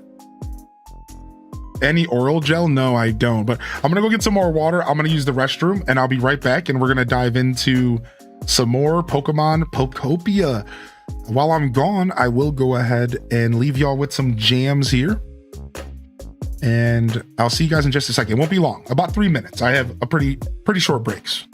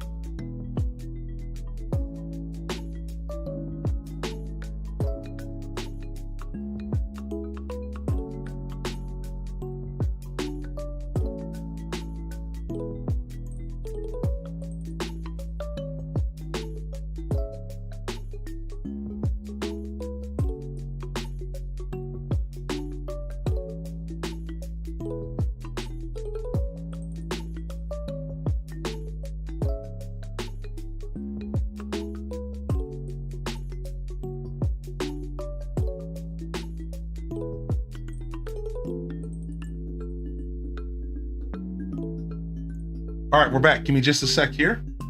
Settling in.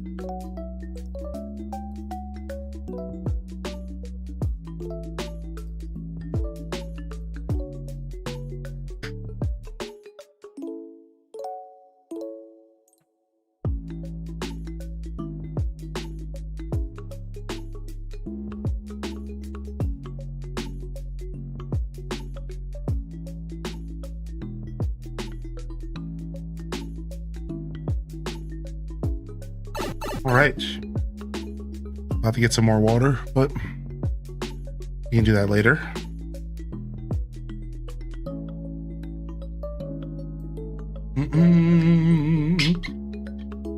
What up, Tiff? Yo, did I miss anybody rolling in? Yo, sound off in the chat if you haven't gotten a hello from me today. Let's go. How we feeling, y'all? Meatloaf sounds good. Yeah, dude, I made a meatloaf with onions, and then I effed it up with a bunch of seasons, dude. Garlic powder, cayenne pepper. Like, it was so good. It was so good.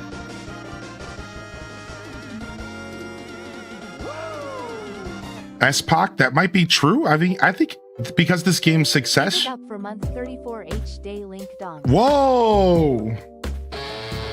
S-Pac, welcome to the show, man. I feel like because of this game's success, we could see a DQB3 though eventually, right?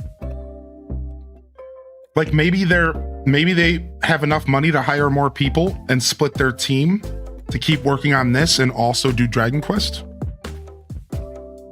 Did you expect the game to have this much surface depth? I feel like you don't even need to dive that hard into this game. To get a lot of the depth this game offers. Sure, I think I agree with that, and I had high expectations for this game.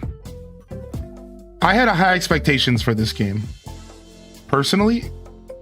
Oh, nice, he finished my lumber. Thanks, man. I had pretty high expectations for this game, so my expectations were met and exceeded in some ways. And like when it comes to the depth, that is one thing that I under-expected. So yeah, I agree. I didn't go into this game thinking to myself, oh, this is going to be a super in-depth experience, but I hoped. That was one of the things that were on the lighter side of my expectations. I wasn't sure. I didn't know what we were getting into as far as like some of the elements, some of the little things on the outside. Like I understood what we were getting into as far as like the comfort level stuff, because we saw that in the trailers a little bit. But I didn't understand to like what. It's like this game's weird, has like a weird amount of depth. Like you can just like not care and just kind of play the game casual, right? You could just be like, okay, Charmander's a fire type. I'm going to give him a bunch of fire stuff. I'm going to make him warm. Or you can like go really far into details and like pay attention to the favorites and like use your imagination and try to picture, okay, well, here's a list of all of Charmander's favorite things. How can I build him the best habitat? So that's my favorite part about the depth of the game, is that you can play it like whatever mode and you can just be like, here's a fireplace, idiot.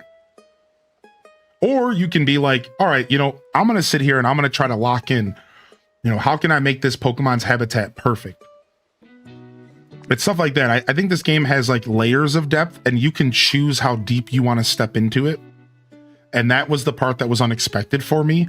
I was just expecting the game to like mostly be fun and like cute. When I use the word fun, I mean like lighthearted. I was expecting the game to mostly be lighthearted but then have a bunch of really cool gameplay elements and to be like, to make up for it with like the exploration and to make up for it in all the other facets of the game. But instead, I got everything that I expected. And then I also got this like extra layer of depth with the environments and stuff. So like, yeah, but I can't stress this enough. Like I expected this game to be great and do great things. And this game met my expectations. So I'm not like surprised at all. And if that sounds pretentious, then whatever. I'm a gamer and I've been gaming my whole life. And when I see something, I can start to speculate what it's going to be like. And I have a lot of precedent to base that off of. I've seen thousands of different types of games in my life, and I've played thousands of different types of games. So don't get it twisted. Like, I went into this game and I knew exactly what I was about to get. And this game delivered. I from the first time I saw this game, I was like, okay, this seems like this is about to be really cool. And it was at that point, it was all about, will they execute? Will they be able to deliver on all the things I think this game could be capable of? And yes, they have delivered, right? Sure, it's a combustion time, baby. Is someone watching? Oh, hello there. Did you see that just now? That was just a little, greeting. A special greeting for you, because we just met, get it? Definitely not something I do when no one's around. Cute.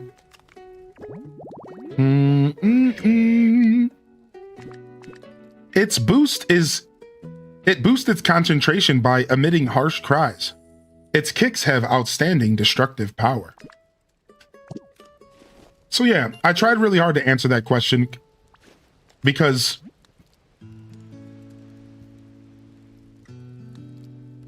the game's depth was something I expected, but like not on the level that it is.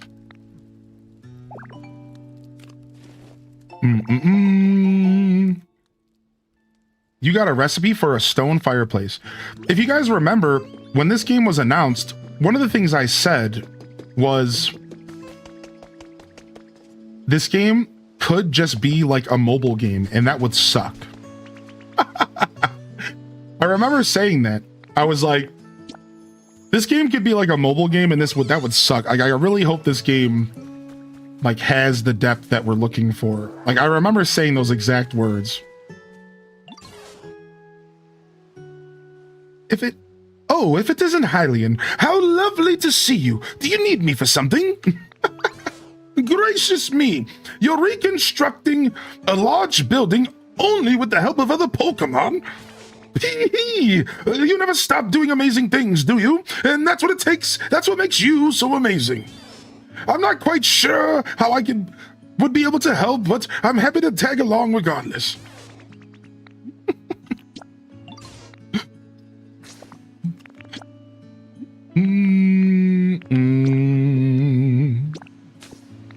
Have you built any large building by hand? No, I haven't dove into that stuff. I am going to be doing more of that stuff later as we get towards the post game.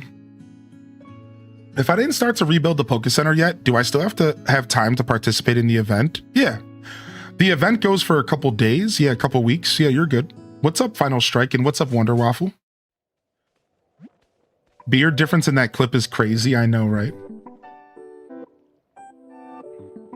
Yeah, how we feeling, everyone? Hi, Elementalists. Hi, Mike Revere.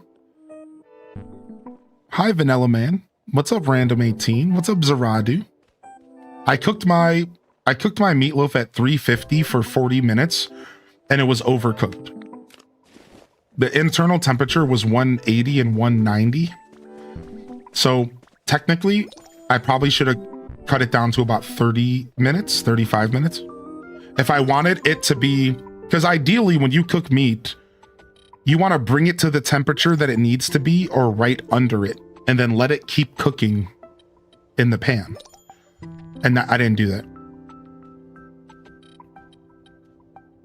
I definitely overcooked it a little bit. So I would say it was 1 pound of meat. I would say 350 at like 30 minutes, and then a temp check would probably have done justice. Yo, thank you for the gifted sub.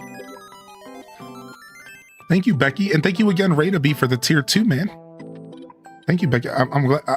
It sounds like you're enjoying the show. I wanted to say I hope you are, and I'm glad you are. I'm a small bit sad. I flew in the sky just now, but my speed was slower than before. I was as fast as the lightning, but now I'm as slow like a breeze. I must retrain. I am now quietly motivated. Cute. It is formed by two beldam joining together. Its two brains are linked, amplifying its psychic power. Oh, I never realized there was two beldams in one. What the frick? What is your query? You require clean and shiny paper. I am able to assist. You must bring me waste paper. I will recycle it. Oh yes, other Pokemon who can recycle also exist, but I wish to help you. As you help us, you must bring waste paper to me. Okay, let me go grab some. I love this dude. Getting your Pokopia itch while you're at work. Nice. Nice. Thanks for the support, man. Homie.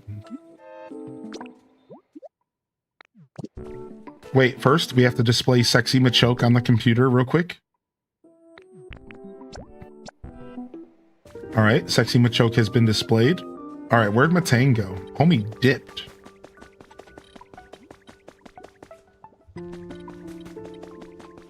Oh, there he is.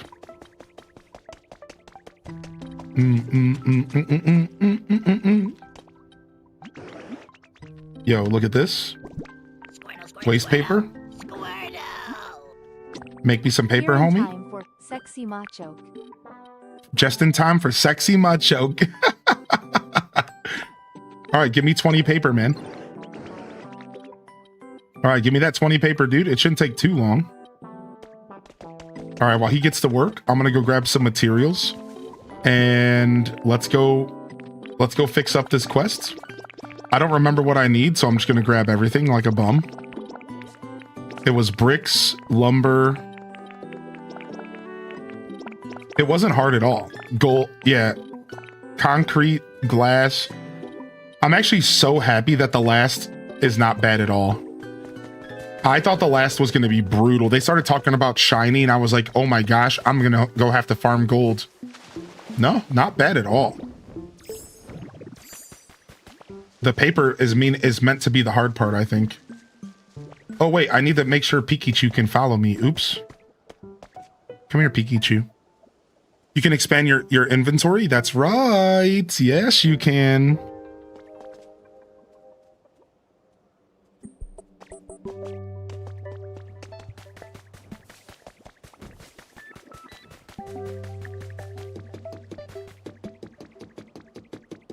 In the arms of a Deku.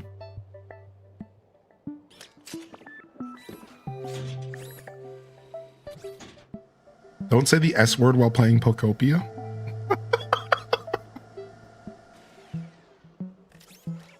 Yo, off work. What up, Sith Angel? Yo, Party Bagel with the 80. Dude, I didn't even realize. I just laughed at your comment.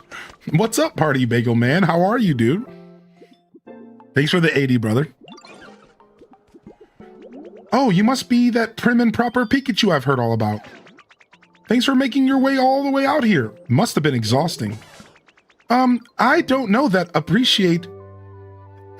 appreciate being called prim and proper. I'm tougher than I look, I assure you. Well then, no time like the present. How may I help? Whoa, sorry about that. I wasn't trying to say you're weak or anything. We're counting on your help once we start working on the first floor. All right, Pikachu's ready to lock in. We need to bring 4 Pokemon up here. And we're just waiting on our paper and we're good, man. Nice, dude. All right, how many Pokemon do I have to bring up? 4? Yeah, 4 Mons got to come up here with me. So let's go grab them right now. And then we'll just go back to exploring while we wait for paper. Shouldn't have to wait too long. What is it, 10 paper, not 20? Yo, follow me. Yo, follow me. Playing a little hooky, enjoying the new Diablo 2 content. I saw you log in. Dude, I dove deeper into Diablo 2 than I have in probably 10 years of my life. I got pretty deep with this update. I had a lot of fun playing it, man. You coming, Dratini? Is Dratini going to be able to make it up here? Yeah, I've been playing hardcore, so I lost a bunch of characters.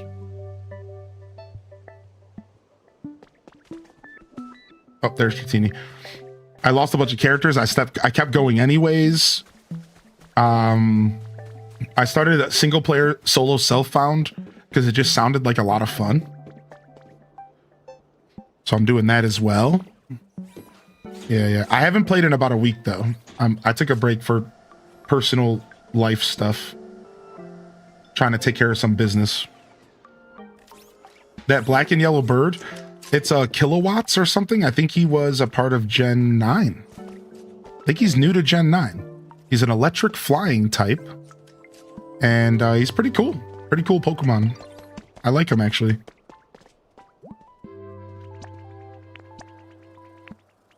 All right. And Poliwrath. Done. Oh no, I didn't want to talk to you. I'm trying to talk to Pikachu. Stop, Kilowattrel. Trying to talk to Pikachu. Get away. Goodness, if it isn't Hylian, and here I was just thinking I wanted to talk to you. What? About what? Leave me alone, dude. All right, what happened to the other 4 Pokemon that I had here? Oh no, it's still saying 11 out of 15. Weird. Okay, now we can lock them in. Okay, there we go. All right, nice. There are so many now I can't keep up. Whenever I tab over the stream, it's in a wildly different area. I'm shocked every single time. Yeah, this game will do that to you, dude. All right, let's go to that last area we haven't really explored. I know there's some more stuff over here, and we're just waiting for our paper to finish. It shouldn't take too long to get 10 pieces, but maybe about 10 minutes. So we have some time to explore, and then we'll come back and explore more. Well, we have to wait for that last hour. What we're going to do once this next build gets started is we're going to go back to some of our older areas and work on some environmental level stuff. And we're going to work on this area as well. So I'm going to go around and talk to my Pokemon and try to help them out. Now, the problem is 15 of the Pokemon in this area are working right now. So I'm not going to be able to do much for them here. I'm going to probably go to a different zone. Yeah, there is a gate in this area. It's currently obstructed and it won't let me open it. And it's really interesting. We're going to have to see what happens.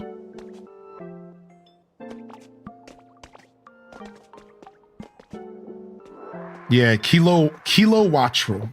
I like him, dude. Flying electric is a cool typing.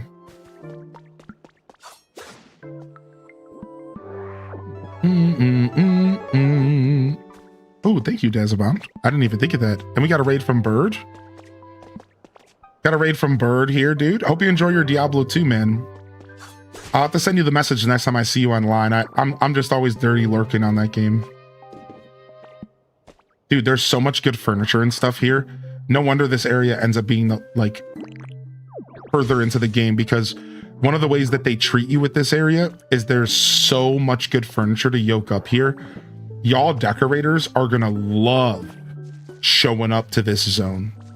There's so much good decoration to be had here, dude.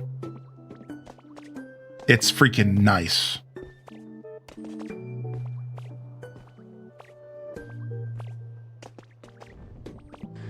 Hey, what's up, Ho-Oh?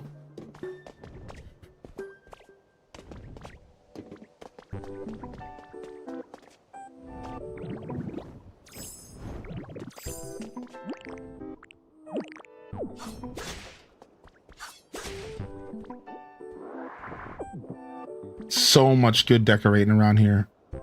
All right, there's Ho-Oh. Let's follow him.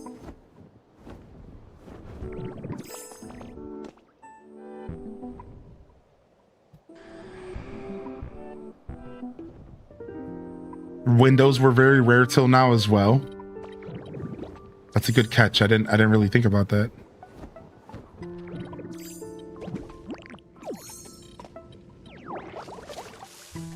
Does using electric Pokemon to power up a light keep it on indefinitely? That's something I don't know, but the game said that it wouldn't. So the game was like, during a little cutscene, a quest, they were like, oh, electric Pokemon can't keep the lights on forever. That's not fair to them. So I think the answer is no, unless that was just some roleplay quest stuff. You know what I mean? So I think you do have to engage with the electric systems if you want to have permanent electricity. I think it is of my belief that you would need to engage with those systems. Yeah, good question.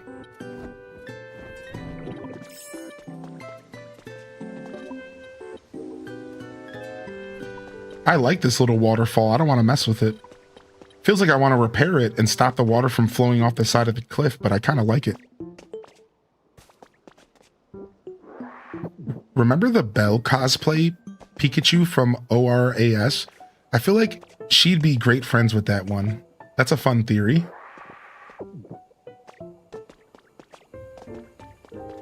Ah, another place I photobombed with a sexy Machoke. Beautiful. I'm glad I've already left my mark in this area. I'm like a graffiti artist, but with sexy Machokes. Ah, wonderful.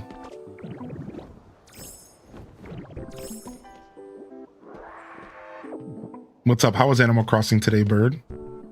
I haven't seen these flowers before. These seem special. Some flower pots.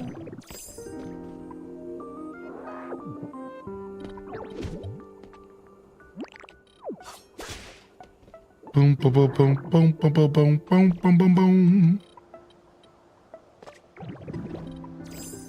Yeah, this gate, we tried to open this gate and they were like, no, dog, you can't do that. You know, in their own words. Some sort of obstruction. Very interesting. I'm sure we're going to find out about that here in a little bit. Was great. Got a lot of stuff for my house. Nice.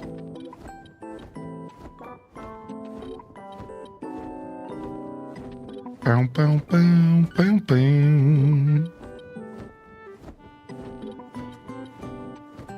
It's cool that you can see all the pipes and stuff and all the architecture when you fly around these weird mountain peaks. We've been in here. This is a Pokemetal mine. I do think it's weird how they introduced us to Pokemetal the way they did. And I think Daza might be onto something with his theory about Pokemetal being something that we end up grinding a lot for the end game. Like rare Pokemetal, maybe.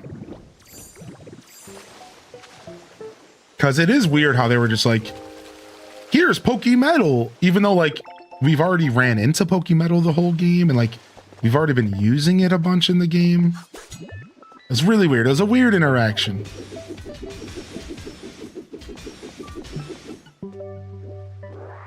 Ooh, the Ace badge. That's a good one.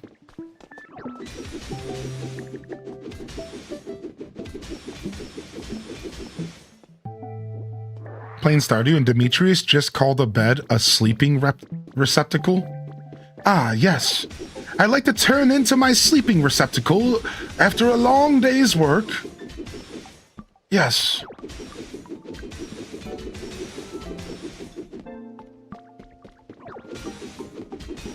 I feel like progress is set up assuming people will charge through the game and not explore on their own. Yeah, yeah. And that's like a part of the accessibility of the game. That's actually a really good thing. Is that they don't assume you're an idiot and treat you like a little baby, which is so nice when games don't do that.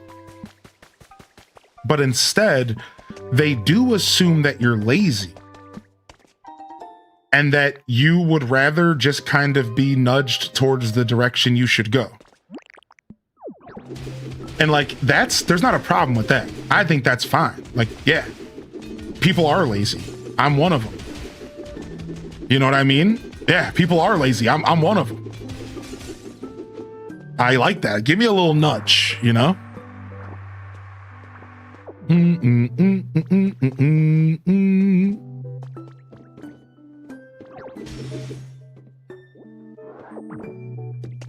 So I think that they didn't do bad things with their mindset towards this game's like progression.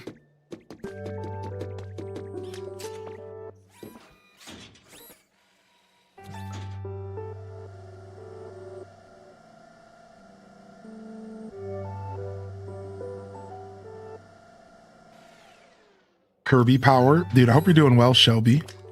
Yo, Jordan Afternoon. I would die for Pikachu.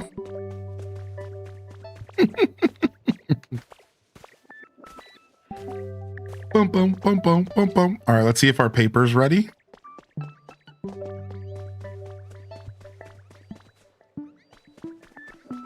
Do, do, do, do, do, do, do, do, do.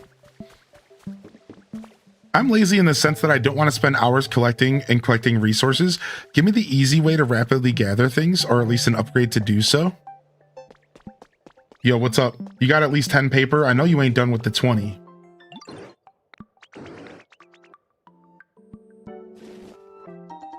$14. Easy. Easy. All right. Here we go. We're setting off on floor number 3. Now, there might be a 4th floor. We might have to, like, rebuild the roof or something.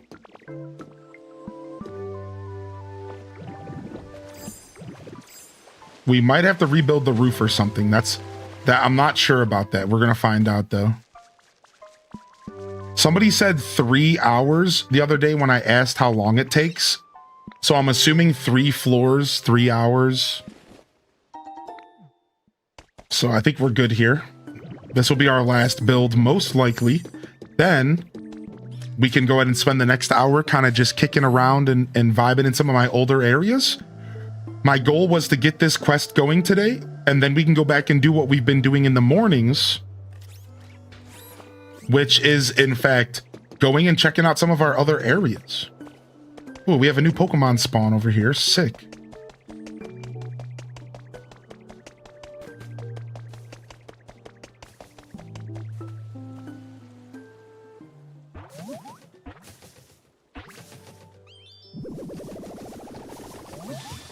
Hey, the Super Floofer. Oh, nice to meet you, dear.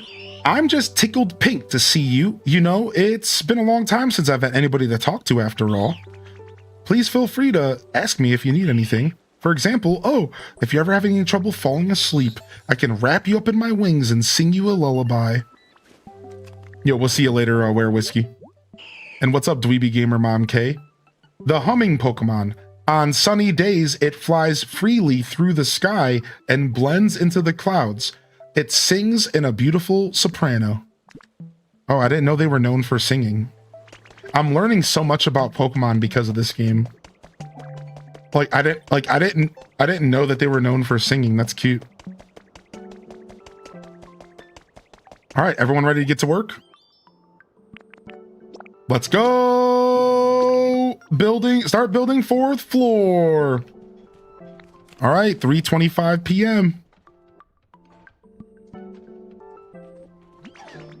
Awesome. We're set to get cracking on the 4th floor. Leave the rest to me and the happy helpers. All right, nice. Let's go ahead and head back to the first zone today. And let's go do some work on the Withered Wasteland. We were close to environment level 8 here, and I would love to get up to our first level 8. In fact, I had level 8 briefly last night, and then I lost it when I played off stream briefly because I accidentally displaced a Pokemon's home.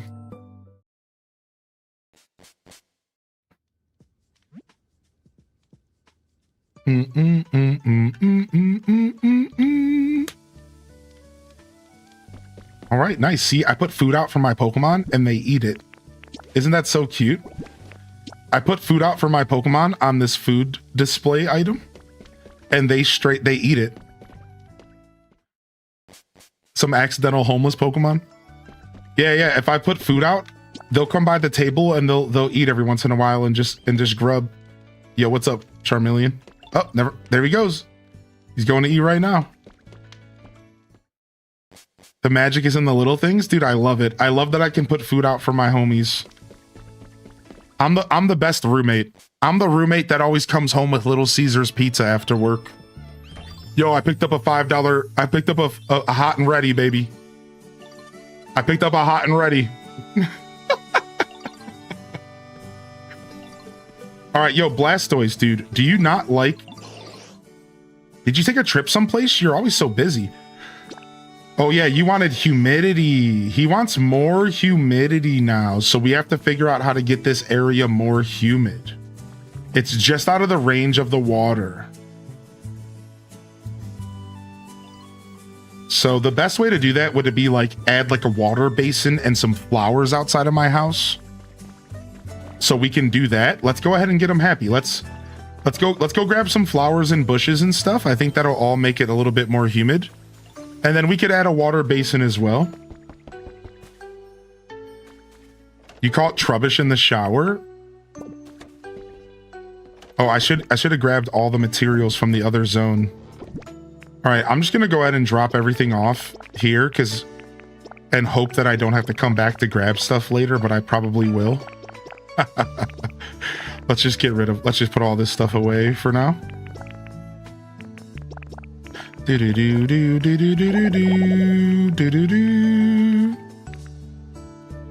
Let's sort. Okay, perfect.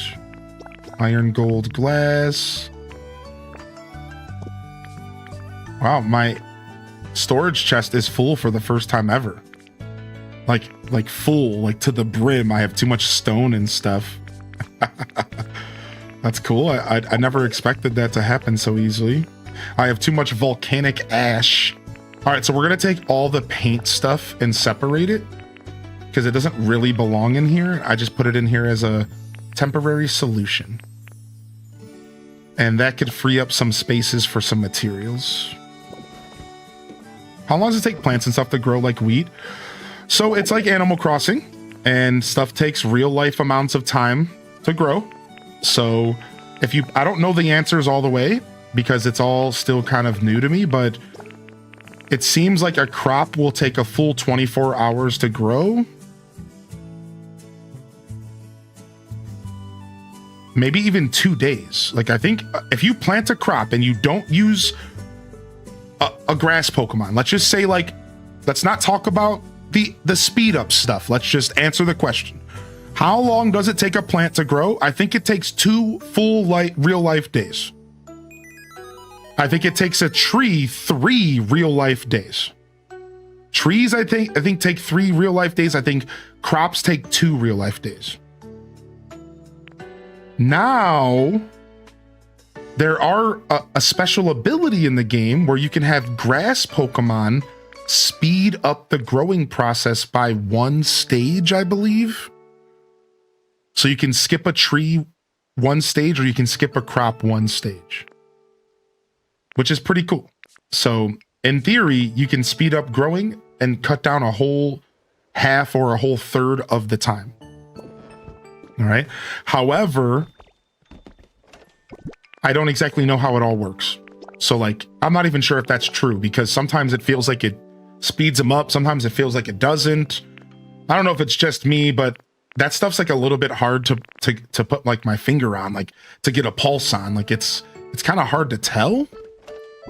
But I think we answered your question well enough. It's right around what we just said. All right, we started putting lost relics in the music chest.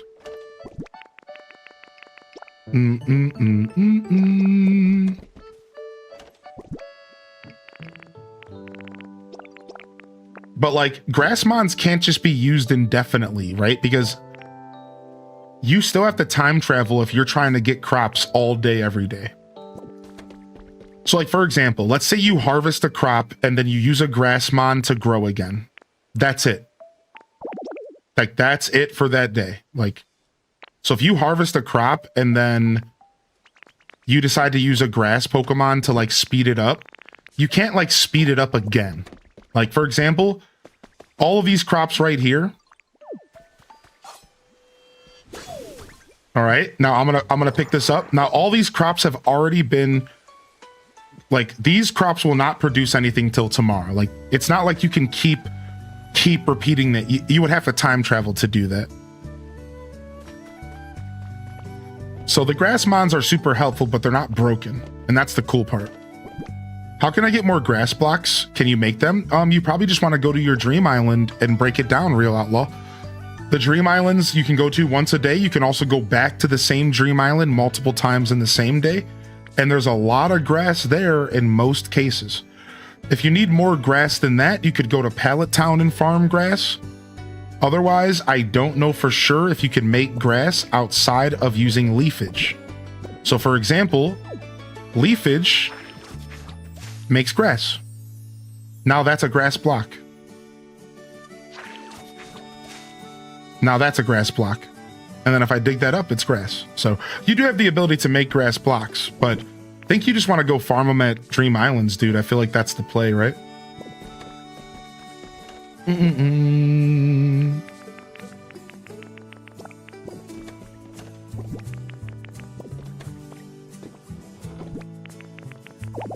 Oh, we're out of space in the furniture chest as well.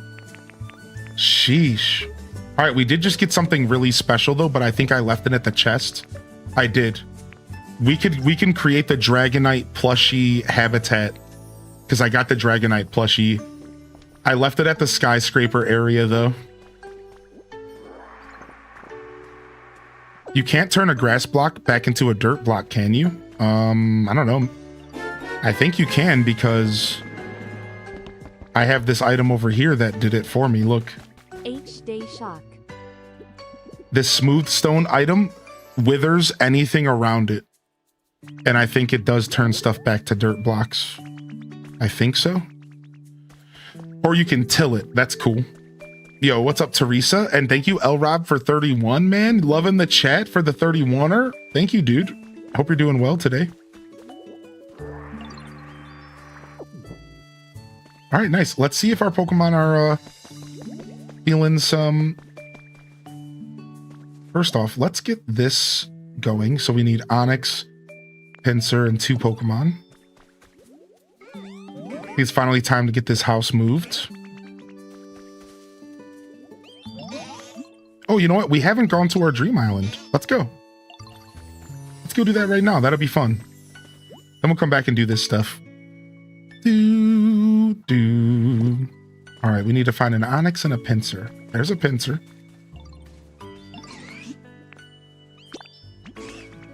All right, and then I need a Bulldozer, which I think might be my only Bulldozer might be Onix right now. Yo, what up, dude?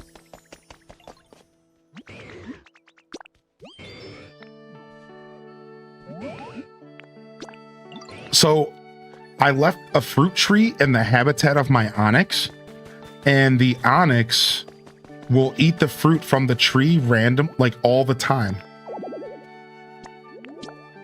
So like, he just like feeds himself now. He's just always eating food off the tree. And I feel like it's more than usual because it's in his property. It's like his property.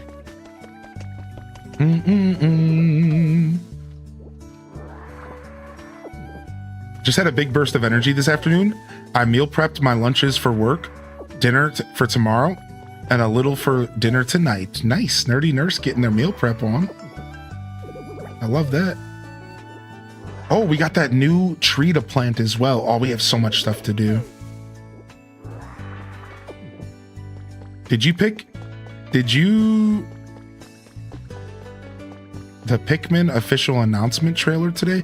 I'm not sure what you're talking about, but I think the answer is no.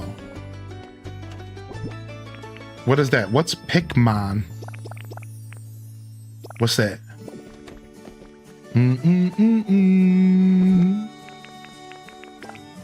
School me. School me, baby. Educate me. I want to know. Oh, Nerdy Nurse, that's what it's all about. Helping each other out of funks. All right, we went to the Arcanine world. We went to the Ditto. We went to the Eevee. Why don't we go to the Clefairy? Let's go.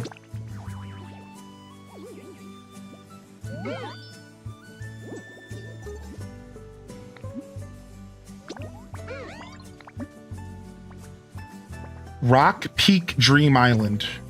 Okay, we're going to the Rock Peak. I like that it tells you what materials you can find there. Yeah, not Pikmin, Pikmon or something like that. No, I don't think I'm going to watch any trailer or anything, but I'll go take a look at it since you're not explaining it to me. Yeah, I don't know what this is. It's not coming up on YouTube though.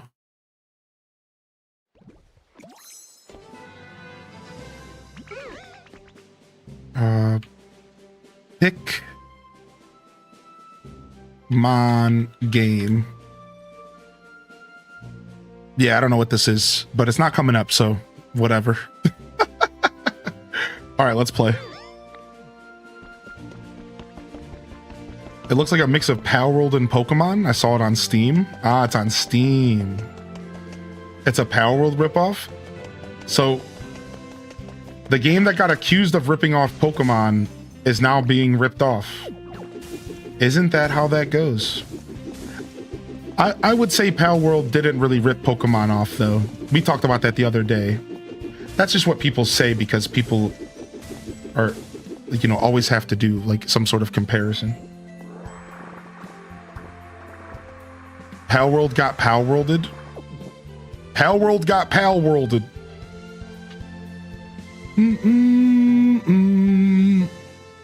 Yeah, I'm not terribly interested, but thanks for bringing it to my attention. I do like knowing about stuff happening in the gaming space. Didn't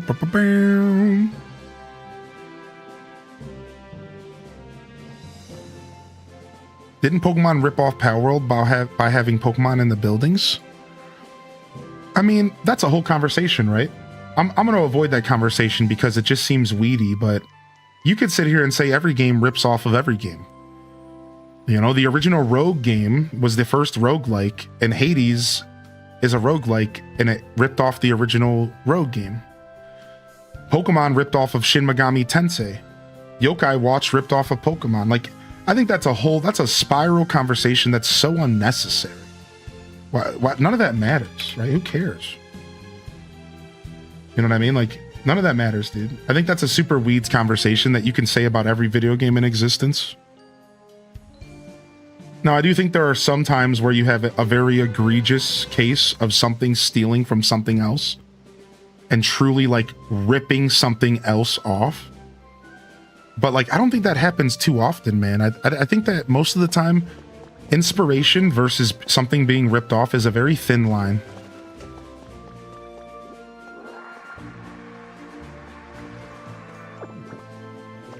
Yeah, I think people just need to realize that inspiration is, you know, does every streamer rip off of every streamer because they do sub goals? Am I ripping off of other streamers because I put drops in my title? Like, you know what I mean? Like, this conversation is just so weird. Who cares, dude?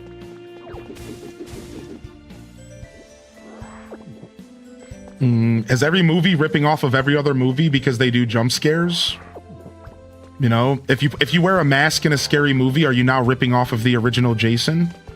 Is Scream just a ripoff of just Jason? You know what I mean? Like, is Inception just a ripoff of Matrix? I don't know, that's kind of a weird one, but Simpsons did it. Yeah, you know what I mean? It's just such a weird conversation. I absolutely love that you stream on both platforms now. What's up, Walnut? Hey, good to see you popping up on YouTube, dude. And I also want to say one more thing about this before I move on, but it's like, when something actually is a ripoff, it's really hard to call it out when everyone's calling everything a ripoff. This is what I actually don't like about this type of conversation. If you're going to call everything a ripoff, then you're literally ruining when something is a ripoff and it really deserves to be called off. So let's preserve calling something out for when it deserves to be called out. When something is truly just stealing from other companies, then you could sit down and say, oh my God, this is a ripoff. This is bad. But if we're going to sit here and call every game a ripoff, then we're basically just diminishing the value of what that even means. And then people are going to get away with it because, oh, you said that about the last game. Are all games ripoffs? And then when a company really does step over the boundary, we don't even know what the boundary looks like because we called everything a ripoff. So, like, please, like, I think if, like, let's not just throw terms around like that. Like, but yeah, you can live your life. You can do whatever you want. You know, I don't care. But I'm just saying, like, like, let's just not start pointing fingers at stuff for no reason, dude. Sheesh.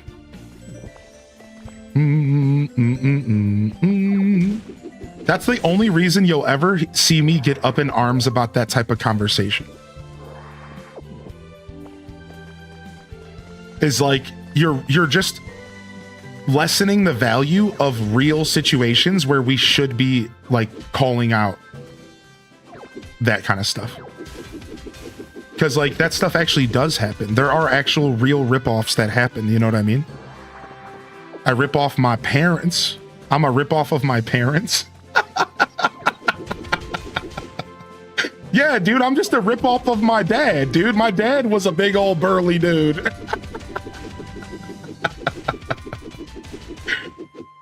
Exactly.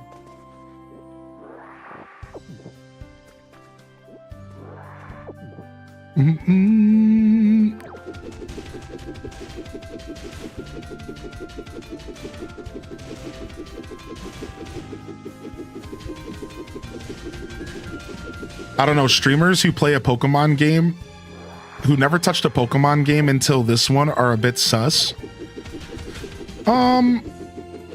That's the thing about creating content, you know, like, unfortunately, you're always going to be kind of looked like that because like everything you do as a streamer is going to look like clout chasing even when it's not. And like, yeah, like, so yeah, sure. You could assume that some people are just here riding the hype train and just like, oh, okay, well, this game's super successful, so I'm going to play it. But I think that that's a pretty bold assumption to make. Because like, I do think that people genuinely do just want to play video games, and like some people do just use their stream as a way to like enjoy content. You know what I mean? So that's a tough one, right? Because while there could be some sus there, like I've said that before about like Animal Crossing being used, right? Like, so I understand the logic, but I do think it's an unhealthy mindset because that's why I don't actually feel that way about Animal Crossing streamers. So like, let me explain my analogy because it makes sense. So in the past, I've commented that sometimes it feels like, you know, you'll have streamers who will take advantage of the Animal Crossing community and they'll like check out stuff when there's updates and stuff, but really they don't actually care about the Animal Crossing community at all. They're not interested in like helping it grow.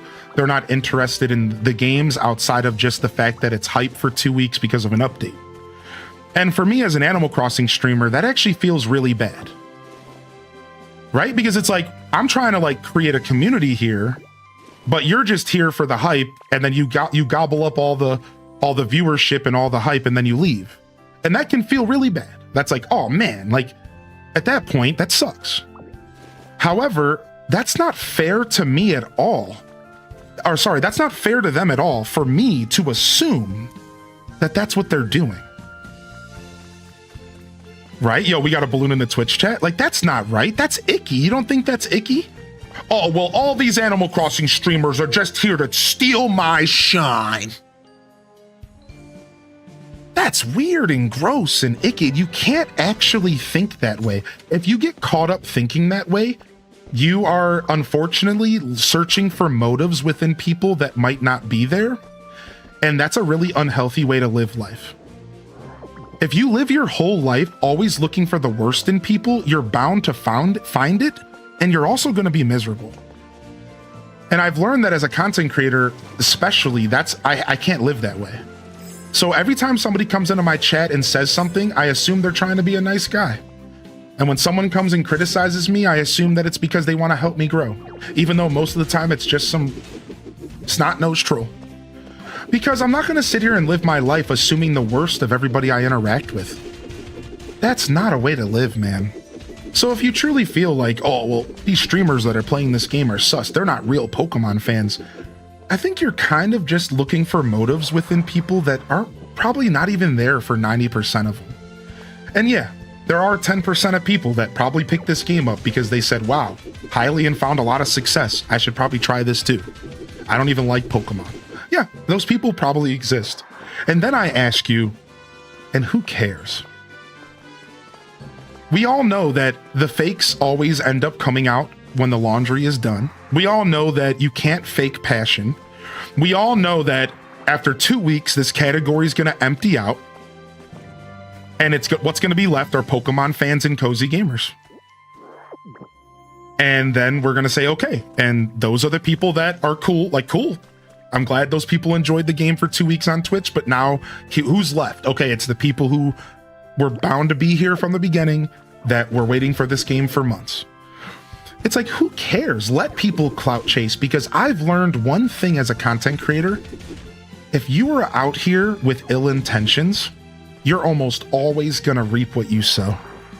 And that's fine. Do what you do. And there's a few people that get away with it. There's a few people that cheat and view bot and they make it and they fake it till they make it. And it's kind of like, oh, I can't believe they did it. And at that point, I'm not even mad at them because I'm a hustler and I know what it's like to game a game, baby. I know how to game a system too, baby. You know what I'm like, so it's like, dude, who cares? You know, like, whatever, man. Don't get caught up thinking that way, you know? Just a little bit of advice. Not challenging anybody, not telling anyone how to live. Just don't, just do yourself a favor and just don't think that's just not a healthy way to live. Who cares? You know, and again, I'm not trying to tell you anything, just sharing my thoughts. It was a cool comment and I wanted to kind of go a little further into it. Yeah, who cares? You know, it's the way of the world, and sometimes people get away with being scummy, and you know, sometimes some people don't. And then again, like I said, like then you go back to the start of the conversation, and is it really scummy to just play something for views? Not really. Like, not really. Like, you go to work every day. Is it bad that you hate your job, but you still go there to collect money? Isn't that like a fun comment, right? Yo, what's up, Chicky Wings? Right? Like, is it bad that if you hate people, but you go to work every day as a retail associate and you bust your ass? Is that really like the most bad thing that you could do as a human being? Or is it okay for you to just like be there to be there and like whatever, but you hate your boss and you hate your job? You know, like, that's like a harsh example, but like, streamers aren't required to love the game they're playing. That's not a part of the deal that you sign. When you tune into a stream, there isn't some kind of thing that says this streamer is required to love the game they're playing or this is bad content. Like that's not a part of the deal. Nobody signed up for that. Nobody said that that's what we're doing here. You know what I mean? Now, does passionate content succeed more? Yes. Does content that truly is in depth and they care about the game they're playing exceed more? Yes. But there's no deal that when you turn on my stream, I'm going to love the game I'm playing. In fact, I know a streamer that makes a living off of playing games he hates. His name is Barbarous King. And he has a system where his chat can choose games he plays. And he hates the games half the time, but he plays them to completion every time. And then complains about it the whole time and makes tons of money doing it. And people love watching him play games he hates. In fact, they like it, making him play games he hates. It's like a whole thing. You know what I mean? Like that's not like a, you know? His name is Barbarous King. He's hilarious. One of the hardest working people on the platform. That dude is a monster. That dude is a literal machine. I wish I was as cool as that guy. Game Corner Battle Zone. Sick, dude. Look at this habitat I just unlocked. Dude, Angry Video Game Nerd is a legend. That's YouTube legend right there. King Barb is great. Being entertaining while being miserable is a superpower. Yeah, and I cannot do it. I literally don't have the ability to do it. I don't know how he does it. I cannot be entertaining and be miserable, if at all. Like, I instantly start giving off bad energy, and you can feel the stink in the room, and then I just have to like move on. It's so tough, dude. I don't know how he does it, man. That's my habitat. But you are a cool guy. Hey, thanks.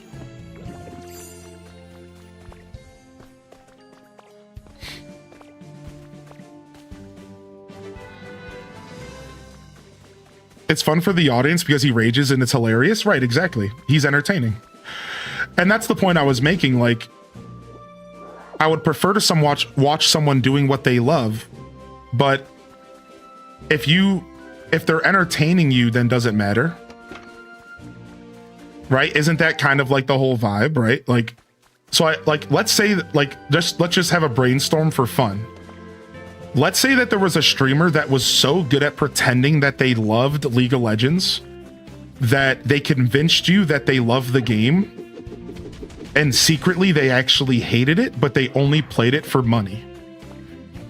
But you didn't know. You couldn't tell. They were just so good at masking their hatred for the game that you couldn't even tell at all that they secretly hated it. So then would it matter if they didn't like the game? Like, would it matter at that point if you couldn't tell? Because that's the point. If it's entertaining, and if you can't tell that the person's miserable, or if they're entertaining you, then it doesn't matter what they think about the game. You know, it doesn't matter. It doesn't matter what their opinion of it. It doesn't matter if they're a real Pokemon fan. What matters is that you tuned in and you are enjoying the content. And if you like the show, then it doesn't matter if they're the biggest Pokemon fan or if they're just playing the game for clout. What matters is that you were having a good time while you watched the show. You know, and like, if you think about that brainstorm, it really breaks down some of the barriers of like what you're watching. It doesn't matter. What matters as a viewer is that you're happy and that you're enjoying the content. Now, if you can tell that somebody's playing something only for views and it feels gross, well then yeah,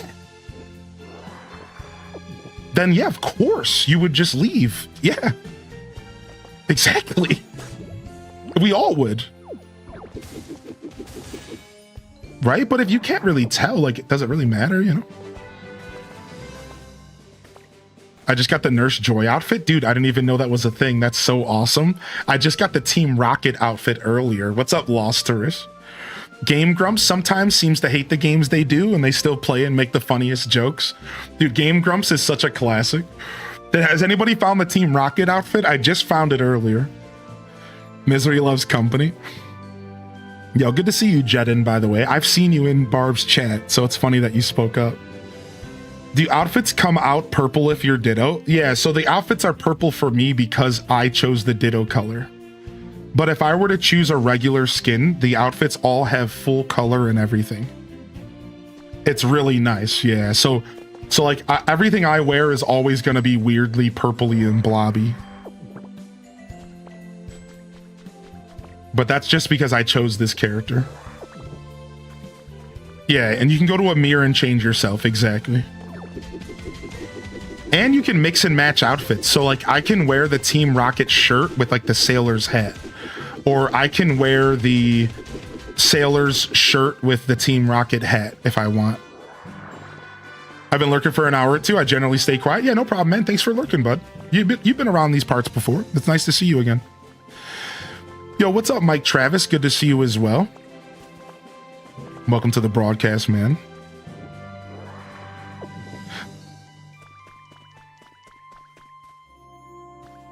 Apparently, there's a chance for your Ditto to be the shiny blue variant. Like, from the beginning of the game? Like, would you have to reset for it? Because I'm going to reset my whole playthrough right now if that's the case. I'm going to go look it up real quick.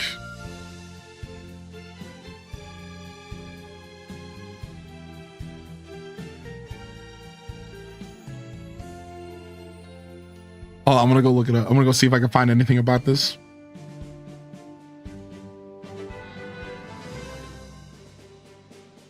No, but I did just see a spoiler for a future ability that we're gonna get. Unless that's like an AI generated picture, so I'm just done looking stuff up because I wasn't expecting that. Oh, whoa. Oh. Interesting. It's Pokemon Go? It's Pokemon Go stuff? It seems like there's Pokemon Go stuff going on. That's shiny Ditto. Maybe that's what people are mistaking here.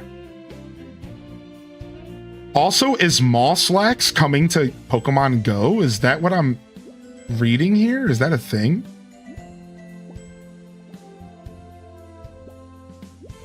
Hold on, I'm still looking.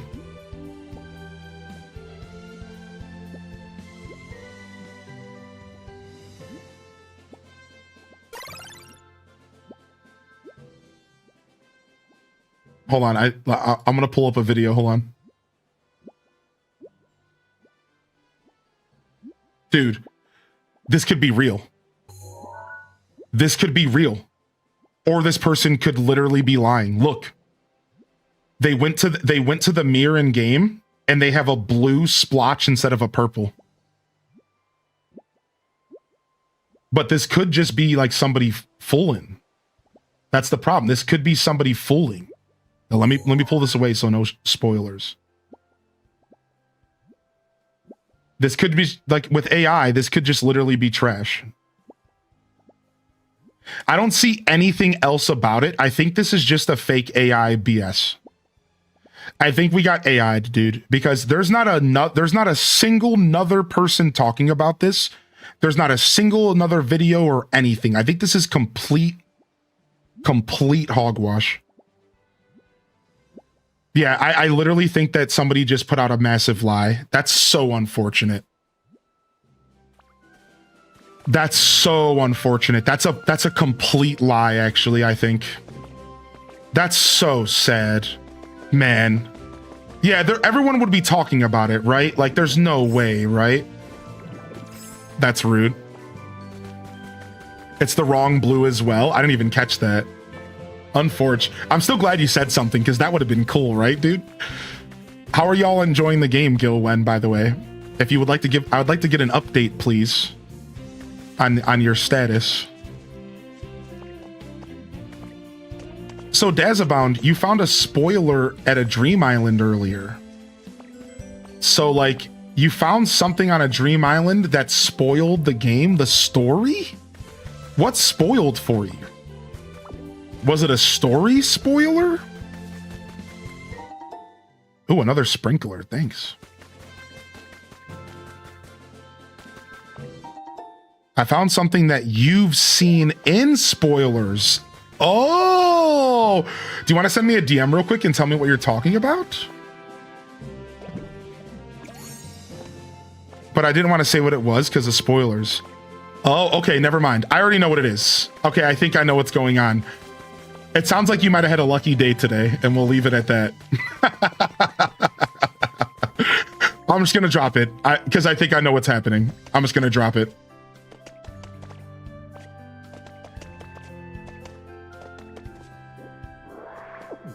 Since we're on the same wavelength. DM sent. Okay, 1 second.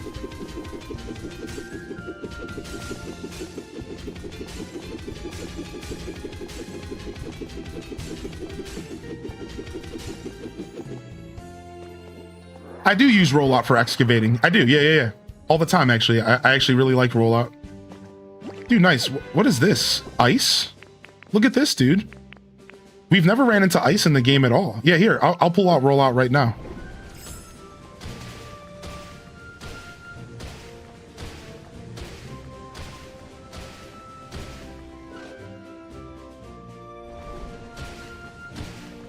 Heck yeah, dude. Heck yeah, dude. Heck yeah, dude.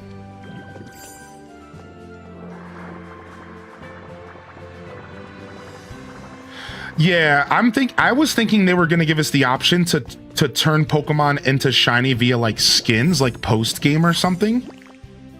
I'm still convinced that there might be something like that in the game that hasn't been discovered yet, but with the amount that people are fast traveling and skipping through and like doing endgame stuff like for days already, I think we would have all already known about it. I stand by my comment earlier. We would have all already known about shinies if they were in the game, everybody. Like, there's absolutely no way that it wouldn't have been, people would have been sounding it off from the rooftops. People would have been freaking screaming from the rooftops, dude.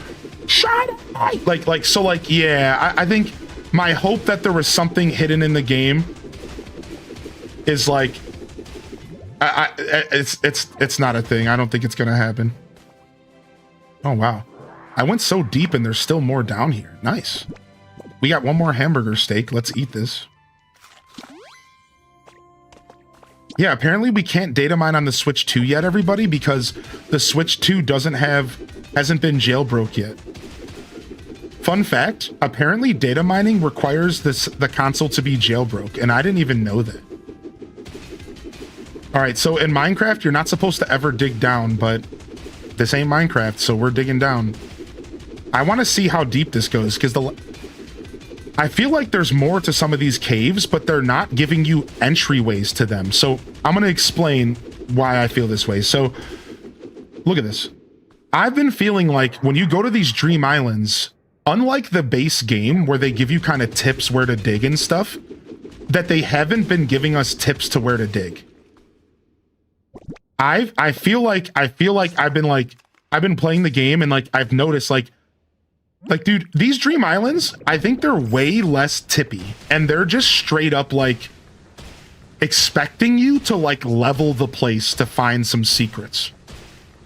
Because like, why am I finding ore so deep in here? Like this, you don't think this is weird? I think this is weird. Why can't you dig down in Minecraft? If you dig directly under your feet in Minecraft, it's an old meme because you'll potentially find lava directly under you and you'll fall into the lava and die. So it's an old meme in Minecraft to never dig directly down. Oh, never mind. I found bedrock. Yeah, it's an old meme to never dig down in Minecraft because you could just fall to your death or something. It's like a super old meme actually. All right, I'm out of hamburgers, so I can't even go any deeper. This sucks. I can't believe the one time I don't cook a bunch of hamburgers, I ran out again. I'm so sad. The one time I don't show up here with 5 hamburgers, I get screwed and I can't keep mining. Dang it. I usually have 5 burgers in my inventory at all times, but I've been eating them. All right, and then somebody asked, how do you get out of here? Super easy. I can just return straight to, I can just warp straight back to our boy here. Ah, dude, I knew it, dude. That's so epic, man. You can get 1 island per day, but you can go back multiple times. Right, so let's go do that. Let's test that out.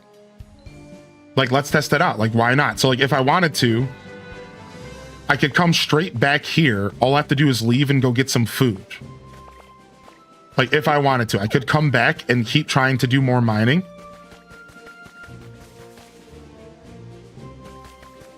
Can you give the balloon the same plush each day?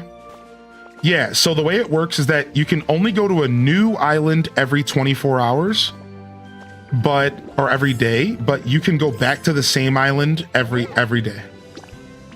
Or within as much as you want. So I could come, I'm gonna come back right here with some hamburgers.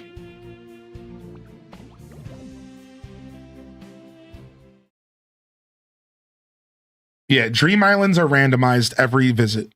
Every visit, they're procedurally, they're randomly generated with different loot and stuff. What's up, Lizzie J and Calliope and Fat Cat Plush? You dug in one direction in a dream island and ended up drowning? What's up, Mob D, by the way? I like your vibe. Are you ever thinking of doing a Fire Red Leaf Green playthrough? Yo, man. So yeah, we started a Leaf Green playthrough, and I told the chat that I would for sure go back to it once the hype from Pokopia slowed down. And you guys have my word. You have my word. Like, I will be going back. I will be going back to our... We're doing a leaf green Nuzlocke, and I will be going back to our leaf green playthrough.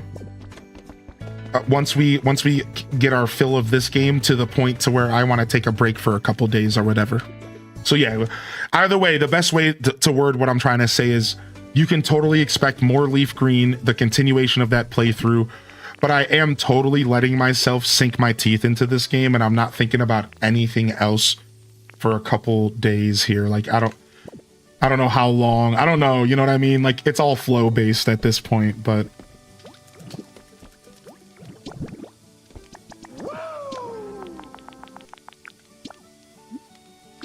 all right, 10 simple bean burgers. That's 40 beans. Yo, those drops, baby. Thanks for the reminder. Yeah, get those ditto badges. All right, I'll have to remember to bring more beans to my fridge later.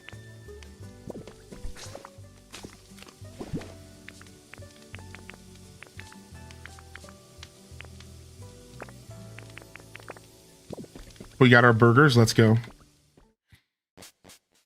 Yeah, that's my house. I built a 2-story house. I have 4 Pokemon living in here with me. And it's not too bad. I haven't really decorated, but it's fun. It's like slightly decorated. This game influenced your dreams? You dreamt in Pokopia vision last night? That's fine. Take me back. All right, let's go.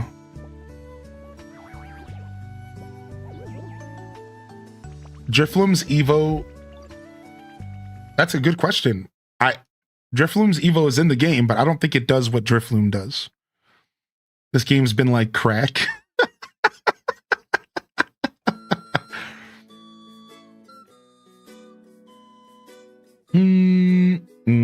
I would need appropriate compensation, buddy. Would you break me out of jail if I needed it? Sure, why not?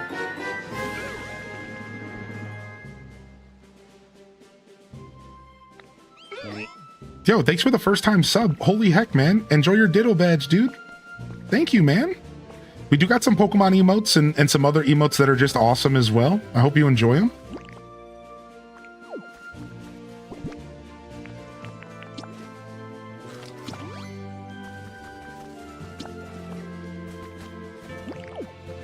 All right, let's go.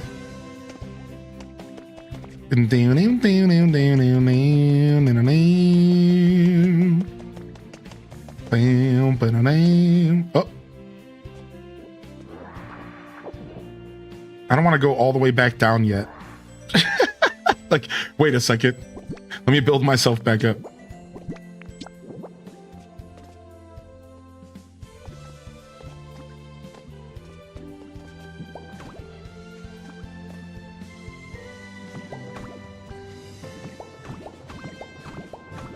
Okay.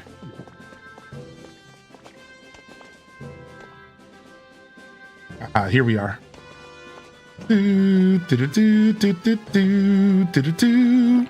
want to grab the rest of this ice because I haven't seen it in game yet. Yeah, thank you, man. Enjoy. I hope you enjoy the content. We're gonna be jamming on this game for a bit here today, and just in the future in general. There is a Mario Galaxy movie direct we're gonna watch in about 2 hours. Here's the Pikmin ripoff, the Pokemon ripoff that Hylian NL was talking about. I know I'm using the word ripoff, even though we just had a whole exposition about that. But here it is. Here you guys go. Dang, this is even closer than Palworld ever was to Pokemon. This is crazy. Oh, it's Pick with a C. Oh, this is crazy.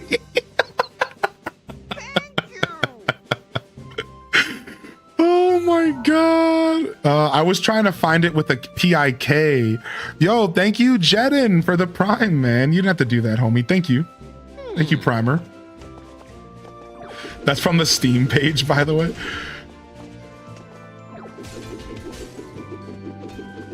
Oh, I fell.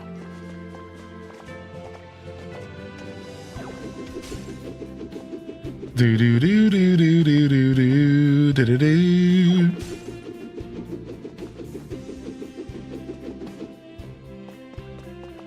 Bro, what? YouTube chat catching up like, wait, what? Do do do do do do do do. I will say the music in the Dream Islands is so very Pokemon. It's great. It really does feel like I'm on a Pokemon adventure while I'm here.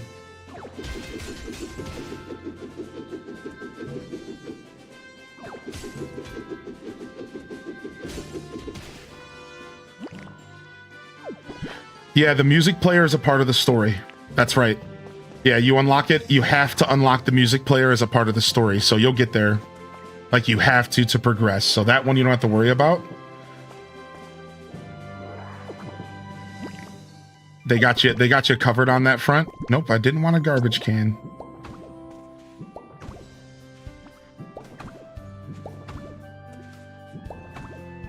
All right, nice.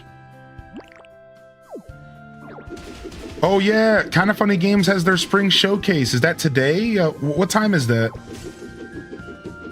I'm kind of interested in watching it, but I don't know if I want to stop playing games. I'll be honest.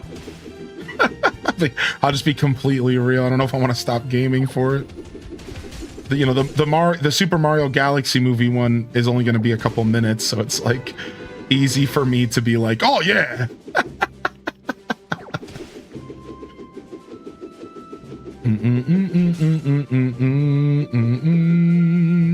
All right, enough of this. Yeah, what up, Sarcastastic? I honestly, I didn't know that Kind of Funny Games was even doing anything like that. I'm so proud of them. Kind of Funny Games has come such a long way. I've been watching them since they were such a small little company. Anybody else? Anyone else been watching Kind of Funny since they were like such a small little company, dude? They've come such a long way. You're their patron. Why not continue playing but have the direct in the corner? I mean, that's something I've considered before, but I've never done. That's I don't know. It's definitely...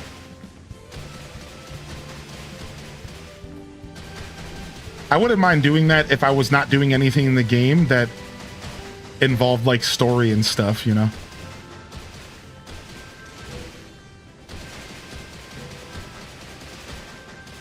Wah! Wah wah wee wah!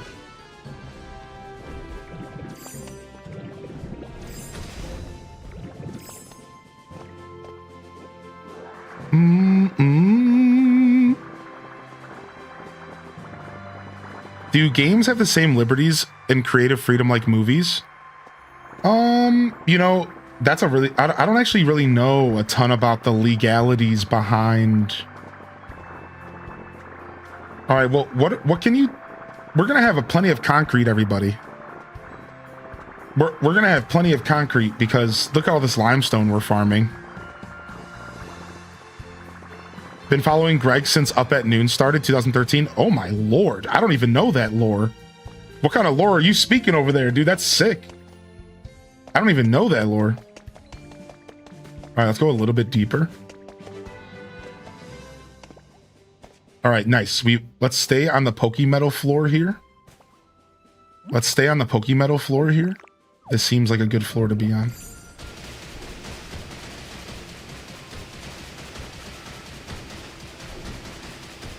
Yeah. Yes, the Pokemetal floor. Let's go. This will be a good farm real quick. We got plenty of hamburgers with us. The Pokemetal floor, dude. Let's get all this Pokemetal.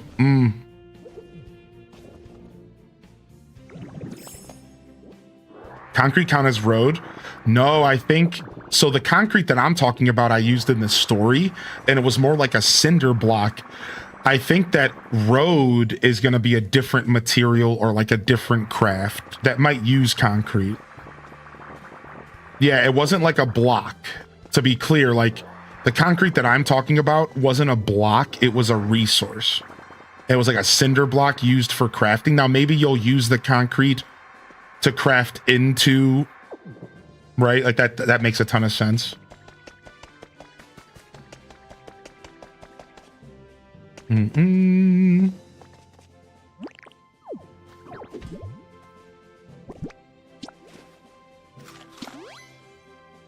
Yeah, that's cool. Yeah, I mean, I love Kind of Funny games. I've been watching them since 2016, 2017.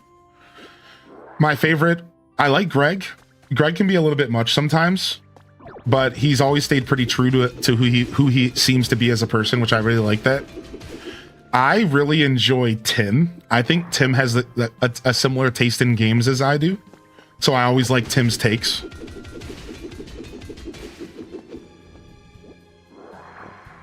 Yeah, I like Tim. I think Tim has like similar gaming taste as me, so I'm always looking for what he has to say.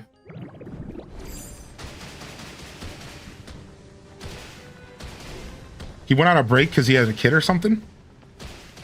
Last time I tuned in, but he still called in about Pokopia because that's how much of a fan of Pokemon he is. That even though he's like on like he's on like leave for his kid, he still called on the phone so he could share his thoughts on Pokopia. I thought that was so dope. I'm like, nice, man. Up at Noon was his breakout show. I might know the show, but just not know the lore. You know what I mean?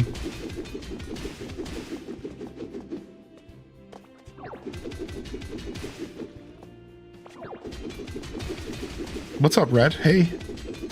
Oh, I gotta fix that. Is it still doing that to people? The first time they talk in the chat, it's like it tells them about the island game. It's not the worst, but I didn't actually intend that to be a thing. That's really funny that it does that. Sometimes it acknowledges like if you talk into my chat for the first time since I added my island game bot, it treats you like you're trying to play the game, and it's like, hey, you need to play the game. It's real funny, actually. It's not intended, but it like works, I guess.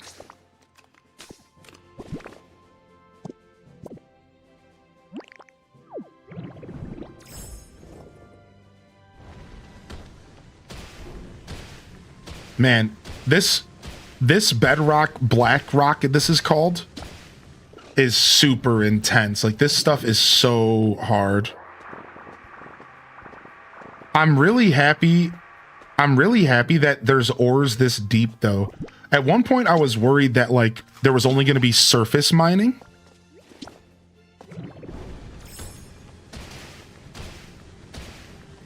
Wait, HDS browse? What did I say? What never mind. Don't even repeat it.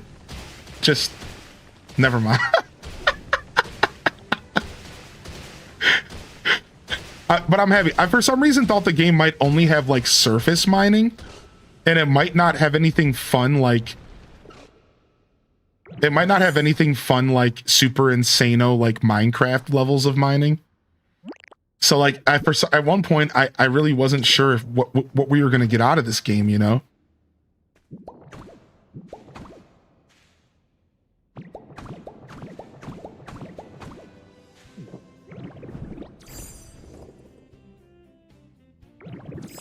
Excuse me, what? Clip? Sure thing, Mr. Streamer. Yeah, I don't know what I said, man. You know, I had a great night of sleep last night, but I'm still off as heck today for some reason. Minute, mo. Mo, money. Mo. Mo, me, mo. Meet, mo.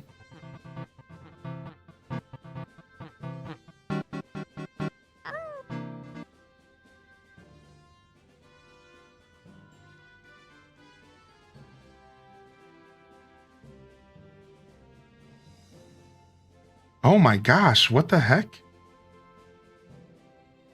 What the heck? Dude, this is sweet.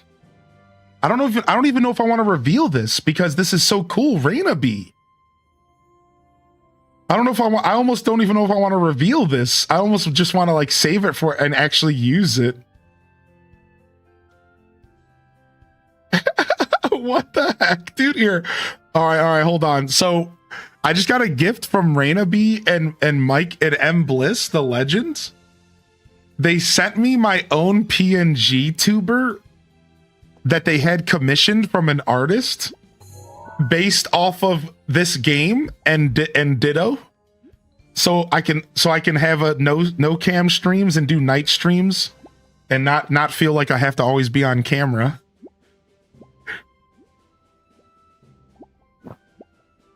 And there's here's a little video. Hold on. Here's a little video here. Hold on a second.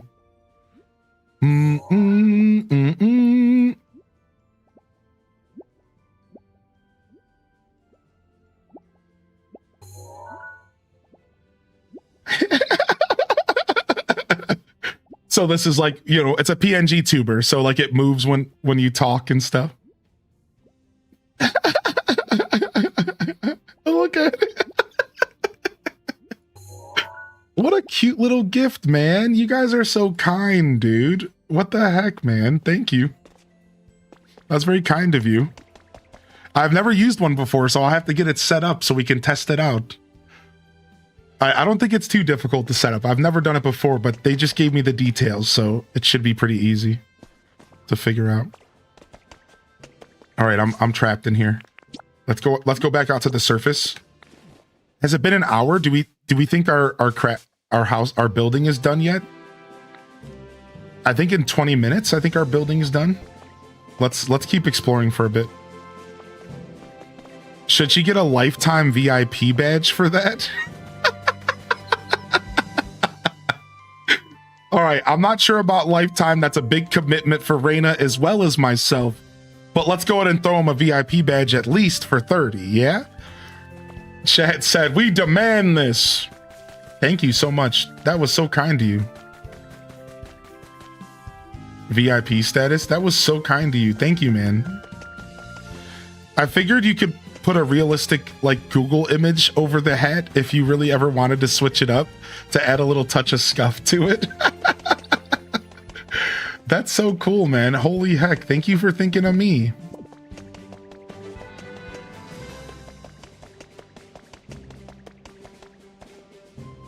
Do do boom boom boom boom boom boom. Yeah, this is the ice room.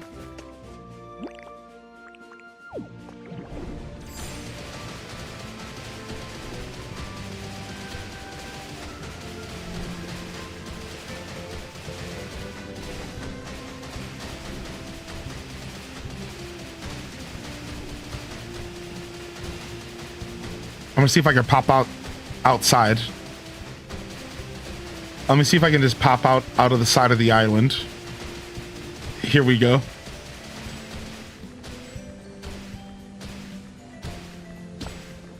Dang it, I ran out of food. This has got to be digging outside of the island, right? I'm digging into the mountain now. Been loving the Pokopia content.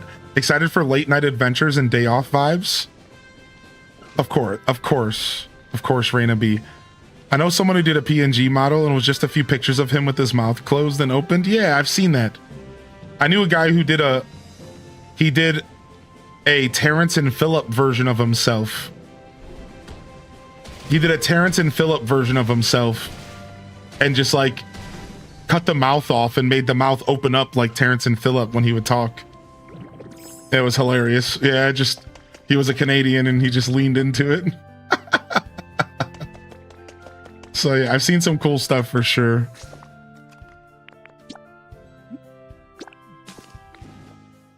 All right, I didn't want to pick up all that loot. That was a lot of loot, dude. All right, let's get out of here.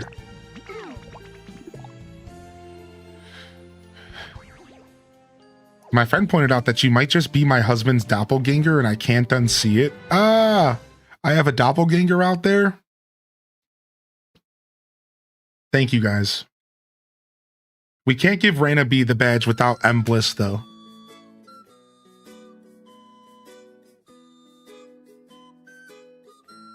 So we gotta get M Bliss as well.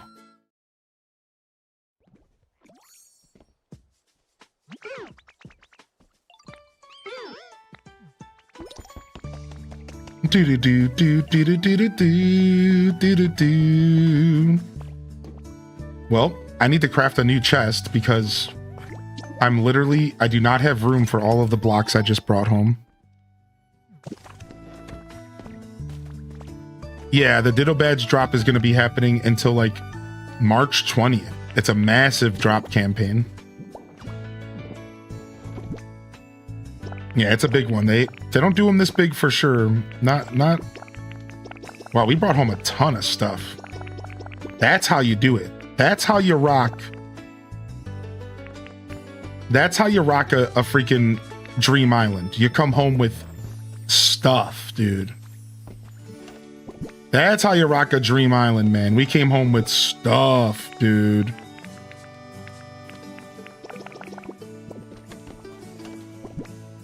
All right, we got another sprinkler to put in here.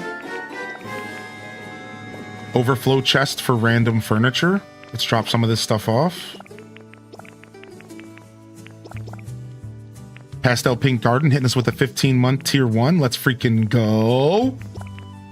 Boom, boom, boom, boom. I'm also running out of room in my loot chest.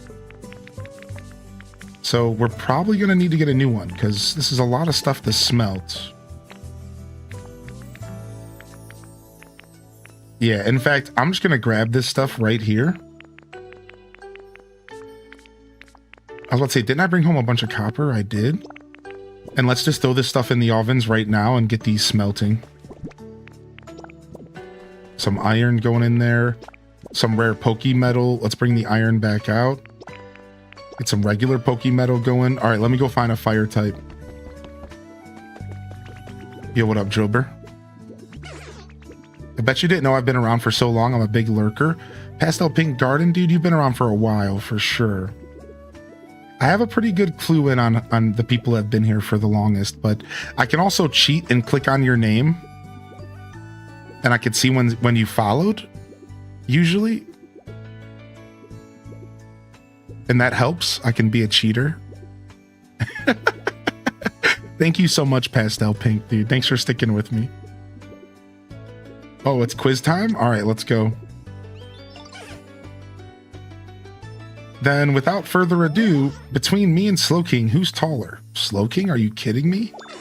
You're tiny, dude. Get out of here. You're shorter than Moist Critical, dog, and that's saying something.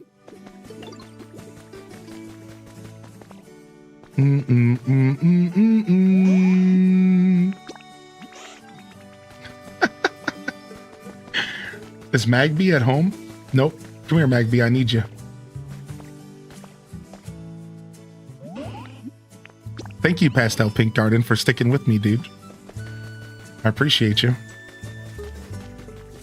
Like I said, I like to think I keep a keen, you know, clue on the community, but I'm sure sometimes I do get surprised. Community surprises me. All right, let's go, y'all. Let's go, baby. Get to work, y'all. Boom, boom, boom, boom, boom, boom. Oh, I don't know why there's iron bars in here. You don't belong in there.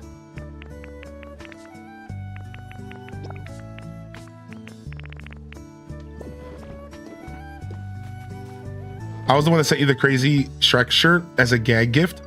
Pastel Pink Garden. I put that Shrek shirt on the other day because it was laundry day. And my girl called me out. I was like, it was laundry day. And I'm like, dude, don't judge. I'm just wearing that Shrek shirt, man.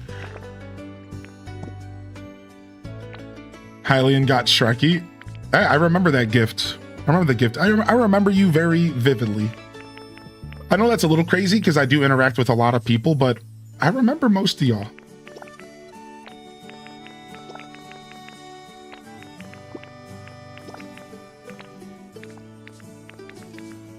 All right, the copper bars, which we don't have a ton of. All right, and then what's all this junk? We got some trash, some random seeds. Okay, let's just get everything cleared out real quick. We'll feel much better once we get all this stuff cleared out of our inventory. Laundry day outfits don't count. You don't think so? You don't think so? That's fair.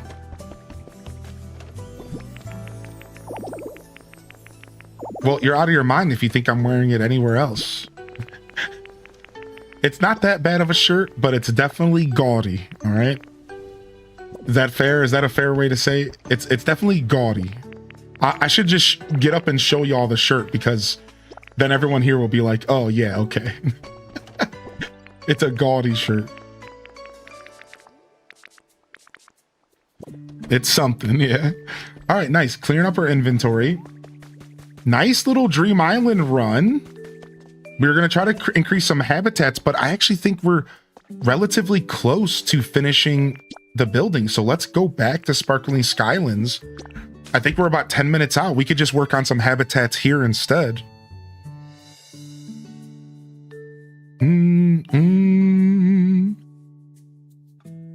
I'm so excited about getting this building finished because this is the first time that I've had a zone stretch into 2 days. So it's like, I'm really excited to get this going, you know? I haven't had a zone stretch into 2 days like this. I think they're for sure still working.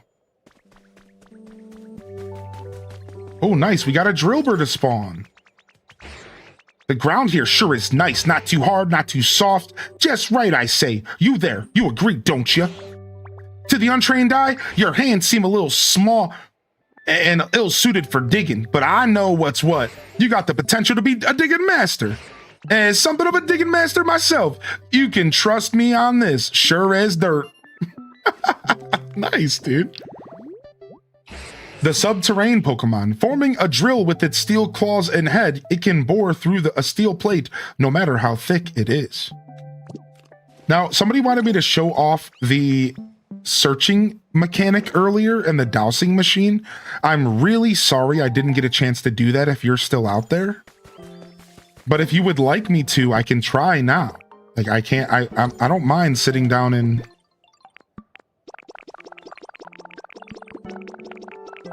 I just want to move this stuff here so I don't forget about it. Yeah, I don't mind doing that if you would still like me to do that. Oh, we still had stuff sitting in this storage chest. Oh, beautiful. We have all sorts of stuff sitting here. We might as well get this Pokemetal cooking while we're doing nothing. Skyland Building 4 has been built. There it is, dude. We were just in time. All right, let's go. Let's go see what happens.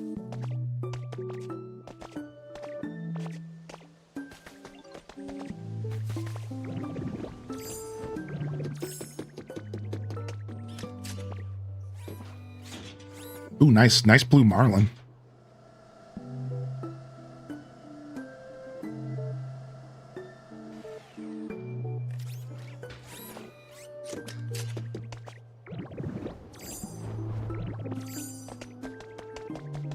Did he call Excadrill Drillbur? Oh, I might have. Yeah, I do that sometimes. I might have, actually. Hylian, there you are, bud. The Skyland Building 4 fourth floor is complete. You should check it out while you're here. All right, let's see what they did. Ready for the big reveal? Dude, I'm so excited. I'm getting sweaty. Whoa. Whoa. Whoa. Wow. Is that a Vena? That was a freaking Victory Bell planter.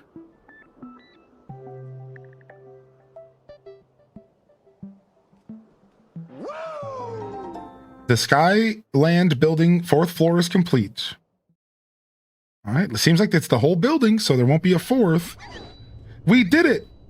Wait, did anybody just notice that something just happened? Uh-oh, everybody. Uh-oh, lock in! We did it! We all worked together and totally fixed up this big building. Hylian, all of you, thanks so much for helping me out. I had a blast. So it's finally finished. Is it? That's quite the feat for Pokemon alone to accomplish. I had a lot of fun too. It really has become quite the magnificent building. I'm giving Pikachu like a proper gentleman voice now. Don't judge me. Oh, well then, what are we waiting for? Let's take a look inside, Hylian. This is the Silthco building. We just rebuilt Silthco, Jedin. What was that? This building. What is happening here? What the heck is that voice? I hear it coming from above. Oh my, there's something very odd happening in the sky. I believe something was moving on the roof just now. Hylian, will you please go check on the roof? Dude, what? It might be a Pokemon we never met before. Dude, hold on a second. That feels like Giratina or something insane, dude. Whoa.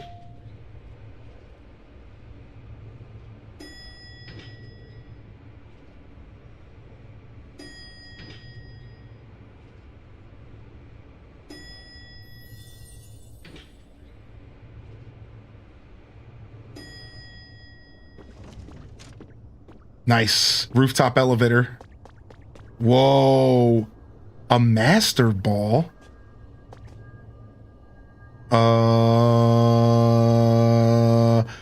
So like, is this a Pokemon that was caught in a Master Ball at some point? Is that okay?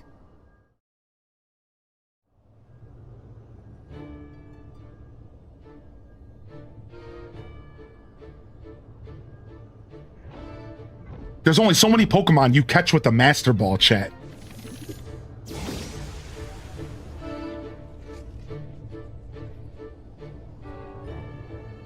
The Boy. A love letter to Gen 1. That's this fucking game, dude. The Boy, dude.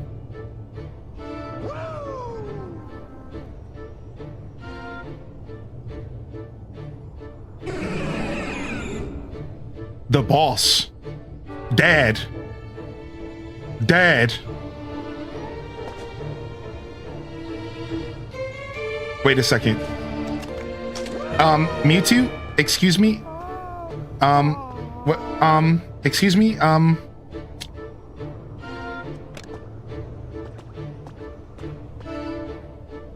hope you don't mind. Look at him staring at me.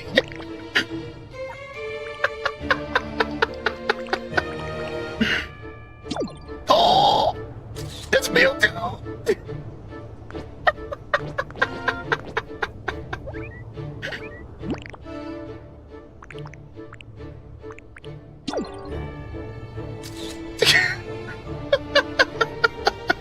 Hold on. We can do even better.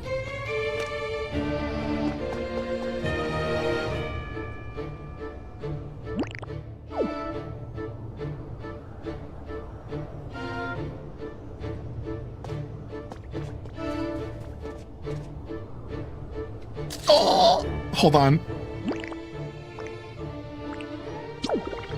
Yeah.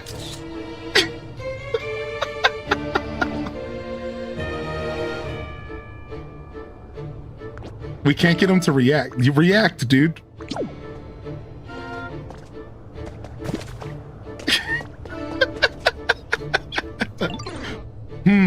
You're an odd ditto. I wish I could do the voice of the guy who did the Pokemon movie. I wish. Did you and your friends construct this building? We sure did. I see. I was concerned that humans might be using the power of their so-called science in unwise ways again. But to hear this large building was erected by Pokemon is quite a surprise. Where did all the humans go? I do not know. Even Mewtwo doesn't know. The last time I saw a human was in a city where rain no longer fell. I believe it was called Fuchsia. Wait, was the Withered Wastelands Fuchsia City? Did he just confirm Withered Wastelands was Fuchsia City? We did see notes about Fuchsia City in the Withered Wastelands. We did see notes about it. They were putting up a peculiar building on a nearby beach. Fuchsia City? And it makes sense. It all makes sense. Wait a second. Because Fuchsia City had a beach to the south, and that was how you got the Cinnabar. That makes sense. That makes so much sense, dude. That works. That works in my brain, dude. Weren't they constructing on something on that beach in Gen 2? Wait a second.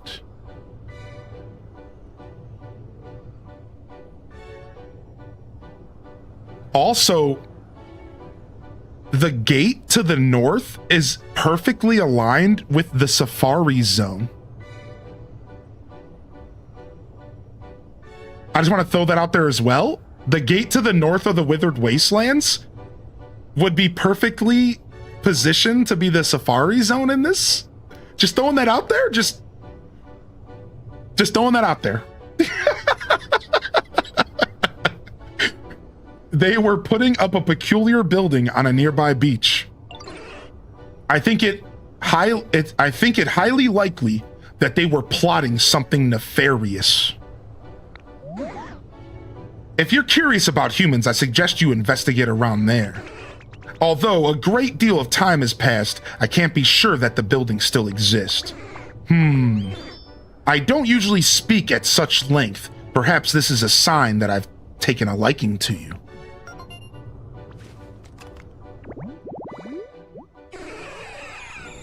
Its DNA is almost the same as Mew's, however, its size and disposition are vastly different. It likes a dark habitat. Mewtwo, the genetic Pokemon, has been registered in your Pokedex. Your trainer rank is increased to Master. It's time I took my leave. Perhaps we shall meet again somewhere.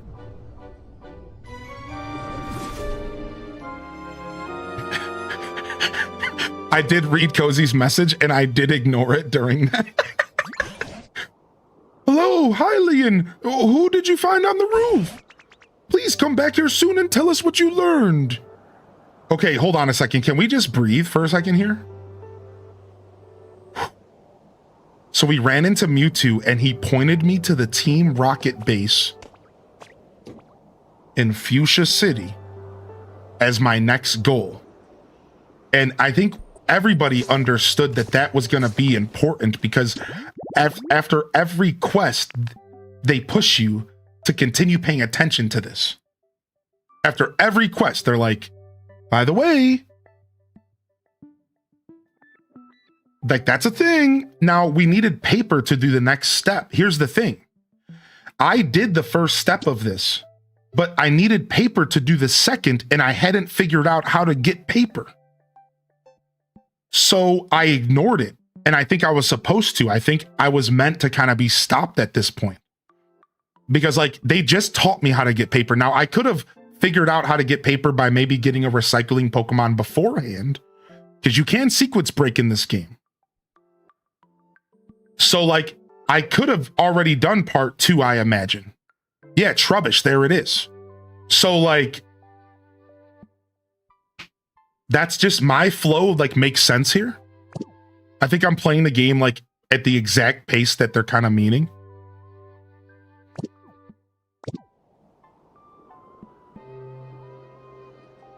Okay, let's go. It was Mewtwo! Ooh! Oh, Hylian, how did it go? Who did you find on the roof? What's that? Well, I'll be. You found Mewtwo? So now you've even become friends with the legendary Pokemon Mewtwo. Astonishing. Truly, what an amazing surprise. I can't believe an incredible Pokemon like that came all the way to celebrate us completing the building. Oh my, were they terribly good looking? So tell us, did Mewtwo say anything about the humans? They mentioned that that building on the beach. Oh, that building we discovered near the cave where you and I first met, eh? It may be a good idea to investigate that building a bit further. But aside from everything else, it seems the sudden appearance of Mewtwo can be chalked up to the impressive job you all did rebuilding this great structure. Well done indeed, everyone. I hope we can continue to working together like this so that all Pokemon in all the towns can live comfortably.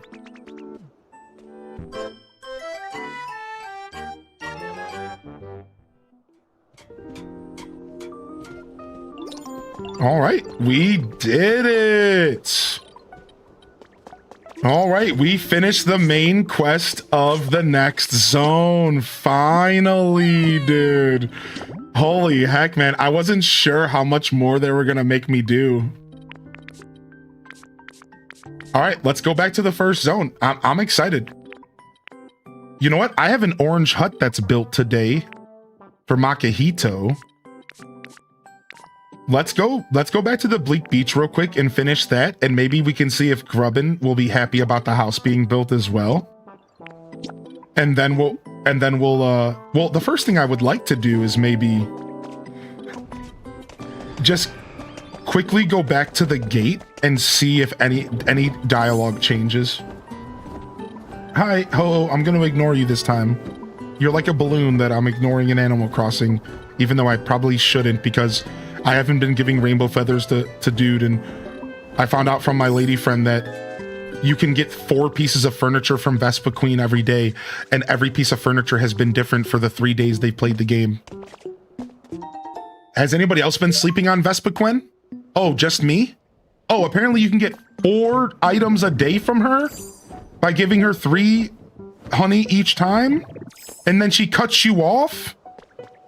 And like you could be getting a bunch of unique furniture from her the whole time, and I've just been sleeping on that. So it's not just like a casual thing. Like I thought she only gives you a handful of stuff. You know what I mean? Like I was under the impression she was just hooking us up with a little bit. I didn't realize it was like a mechanic I should have been engaging with the whole time. Like, oh my gosh. And I think the same with Gimme Ghoul. I think we want to be engaging with Gimme Ghoul a bunch, dude, when you guys get him. Ignoring her during Women's Month, nonetheless.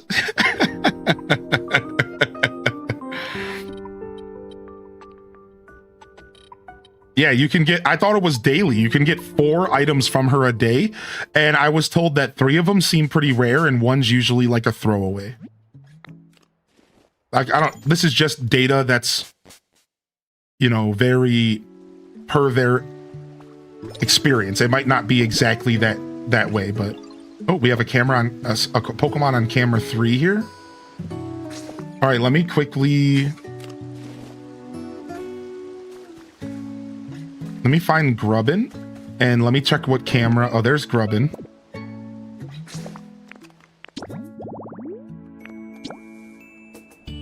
Camera 3 up in the windmills. Okay, we got our Pelipper's evolution. Pelipper's evolution here.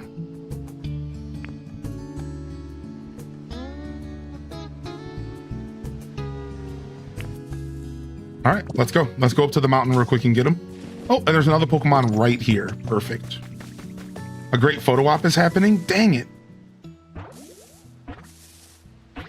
What up? How you doing, Cyan Pepper? Whoa, hairy mama. Hey, you human-looking human-looking kiddo. You training hard? What? You're not? Well, at least you're honest.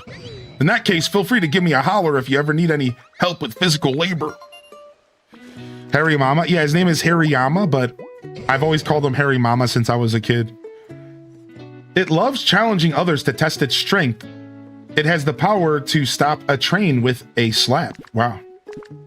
Yeah, so Hariyama, but when I was real young, I called him Harry Mama, and I just kept it my whole life. I know that's so silly, but...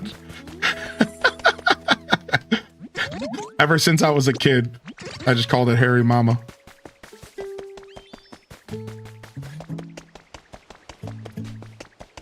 You rang? Is this not completed? Wait, did we never start the building here on accident? Oh no. Well. done tomorrow. I swear I started the building on this, but I was so overstimmed I probably forgot. Bring Tinka never mind. So do you think it makes it not take a day if I bring Tinka there? Do you think it can cut it down from a day to something shorter? Because that's pretty cool. It takes an hour instead if you... Wow. So the engineers can cut down day builds to an hour? That's really nice. Wow. It knocks everything down a tier. That's cool. Oh, hey.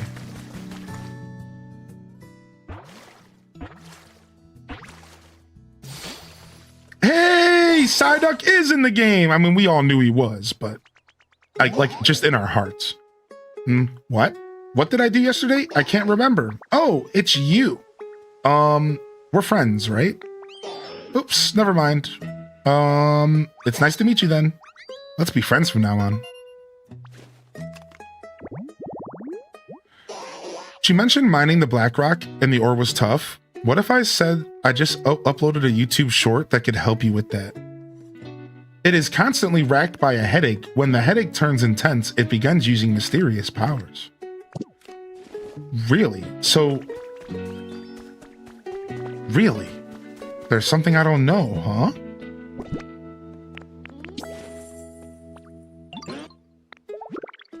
Your offering was accepted. You feel like you might be able to grow a little closer with other Pokemon. Sick, I got a new buff. So like every day, it's like Katrina. Dude, Moslax is just Katrina, and you get like a buff every day.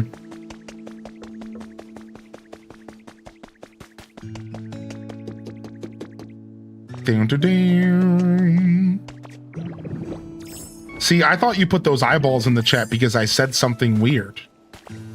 I thought I might have misspoke or something. Turns out chat's just dirty.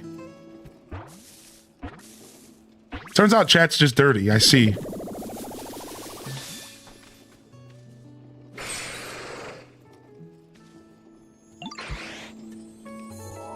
Is taking you forever, this secret will fix. If mining ore in Pokopia is taking you forever, this secret will fix it. Everyone knows volcanic dream islands are the best place to gather iron and gold ore. You have to power up Rock Smash with a hamburger steak to break these rocks, but even with Graveler it's painfully slow. But here's the trick, cook the burger steak with a potato. The game even says it powers up Rock Smash a lot. Now I knew that there was going to be recipes that did more. I was wondering, I'm like, dude, I bet you we can make water gun even better, leafage even better, but we have to figure out recipes. You can instantly mine harder rocks until the food wears off. That's super nice. And all this extra black rock that you suck up makes for a great trading material. So that's why, if mining ore in Pokopia is taking you forever, classic. This secret will fix This guy knows how to YouTube. This guy knows how to YouTube, and he knows how to YouTube short. And that's not a freaking Pelipper. That's a Zoroark. What? I thought it was a Pelipper coming. I got the rare. I got the rare, dude.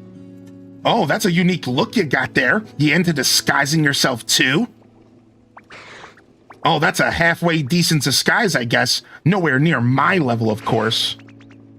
Hey, I know. Let's be disguise buds. I'll give you a holler the next time I'm gonna prank somebody. Oh, and I could get into all kinds of trouble together. We could, you and I. All right, I need to grab a couple flowers, and I need to set up another habitat because... Oh, no, I guess... It wasn't the flower bed I thought. Oh, I thought I made a windmill flower bed. I accidentally made another seaside. Okay. Yeah, I put down another thing of flowers here, thinking that it would count as a windmill bed, but I guess it didn't. Do you see that? Like, I put these here intending them to be windmill flowers. Yeah, I guess the windmill's already being used. Weird. All right, we just have to move Wingull to a different home, and then we'll be fine. And we can get that pellet. We can get Pelipper, I believe is the name. Dude, that's so cool. Dazabound, dude, is out here getting it, homie.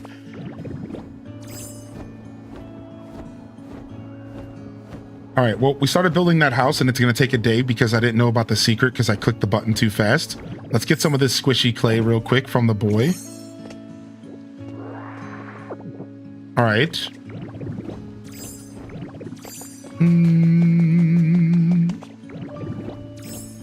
So, looks like we're waiting on that quest.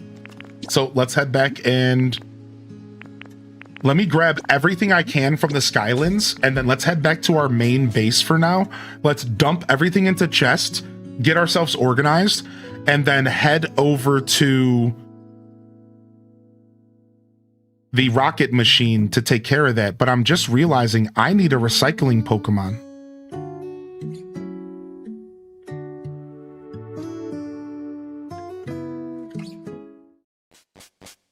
Where's Breezy? So, actually, I'm just gonna steal the. I'm just gonna steal Matang. I think I might just steal Matang. Yeah, because I need more than 6 paper. I might just bring Matang with me just to make my life a little easier. Yeah, let's do that. And then I think they just automatically come back here if you don't give them a home, right? Does anybody know, like, how does the interaction work if you take a Pokemon out of the zone, but you don't give it a new home? Will it, like, just go back home eventually, like, automatically? Yes, a fine next step.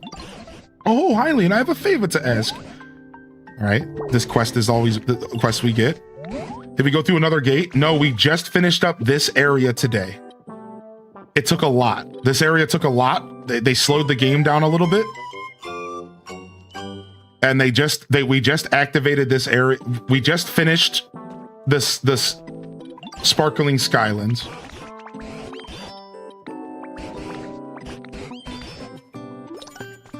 All right, a fine town if I do say so myself.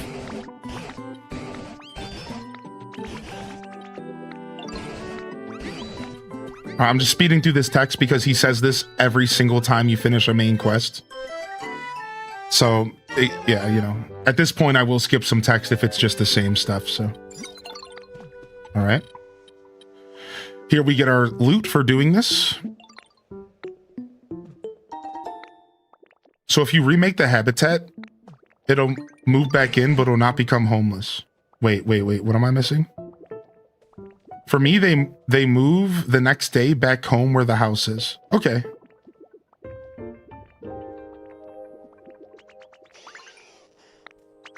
Oh, I got a Game Boy system. I remember human children playing with those things completely absorbed. They were clearly enjoying themselves and having so much fun. Ah, that takes me back. Nice, I got a Game Boy system. Sick.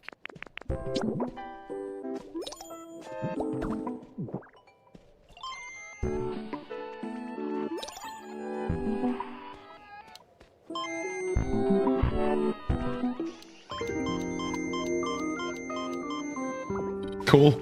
I like that. Imagine it loads up red, blue, green. I would freak out. That's what I was hoping for. I'm not even gonna front. That's literally what I was hoping for. So I'm gonna bring a Pokemon to this next habitat with me, and it's gonna follow me there. And then it's gonna count as a homeless Pokemon. That kind of sucks. I guess I don't want to do that. I guess I'll just give it a whole new home. That's fine. Let's just do that. Let's just bring the Pokemon home with me permanently.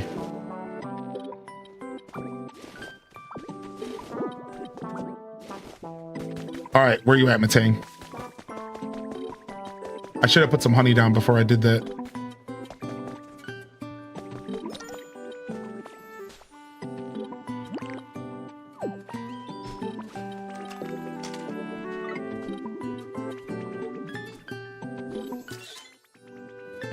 I can see your future. Photo op snagged.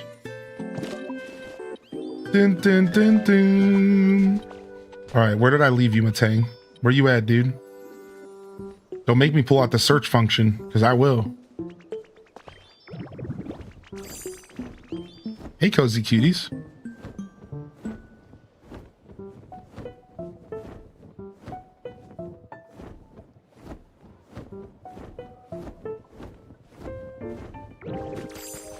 I know. I saw that they were pissed that I took the items away. I did see that, yeah. That happens sometimes. Can't make everyone happy. Has anybody confirmed if Pokemon can take the little lifts on their own or not? Apparently they can take elevators on their own. Which is pretty cool. Boom,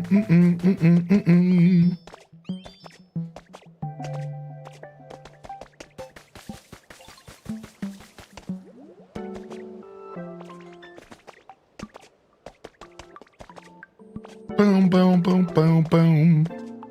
All right, looks like we need to pull out a search here. I'm sure I have a Pokemon with fly that could just fly me straight to him. Let's do it.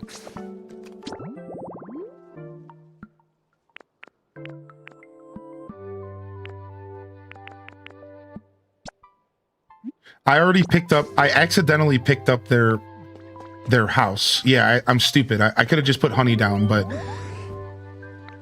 I picked up their house, so they don't have a habitat. Yo, are you gonna fly me to him? What happened? I sure am. Matang, I don't know where they are. Oh, frick. He doesn't know where Matang is. Yeah, he's despawned, right? Because that can happen. I already knew like how that kind of worked.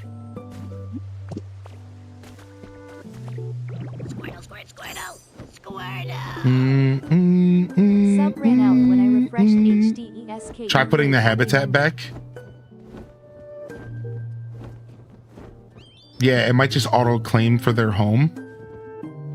Yeah, let's put the habitat back real quick. Yo, thank you, Jordan, for the 58 Prime, man. Appreciate you. Thank you again, Pastel Pink. Yeah, let's put the habitat back real quick.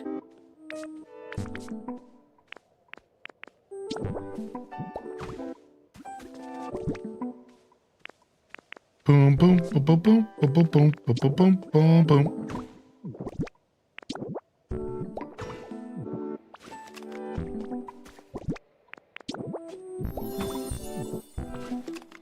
Okay.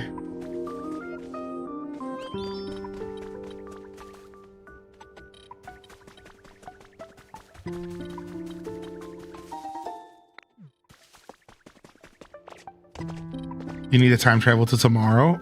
No, I'm fine. I have a Trubbish in another area. We're okay.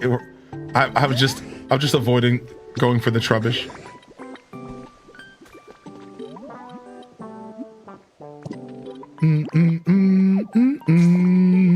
Yeah, we'll go to the Trubbish instead. That sucks though, because my environment level's about to go down because of that. Watch. It's not that big of a deal because I haven't really started grinding over here yet. So better now than later. Yeah, homie's homeless. Here, let me go in and out of the building and see if he respawns. Dude, wait. We just opened up this one today and there's already a shop in here. Nice, dude. How do I back out of the search?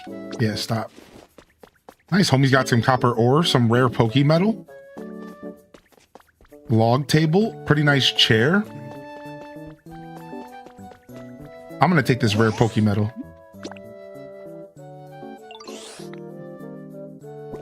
I gotta have some junk in here I can offer.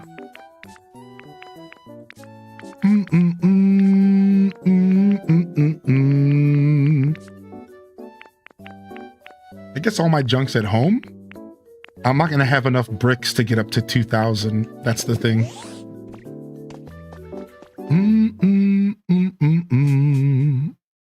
All right, we'll come back. I gotta start getting into the daily routine of shopping with my NPCs though, because they do offer some good stuff. Yeah, all right. Matang has not came back to claim this. I might get another Pokemon to spawn while we wait for Matang, which is pretty cool. So, all right, let's go grab Trubbish to do our freaking bidding here.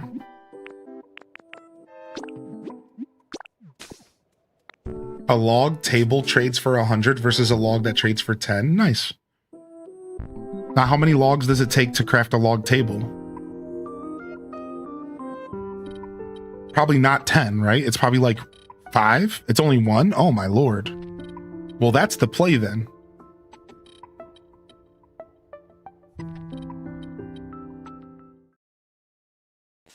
Well, that's the freaking play then.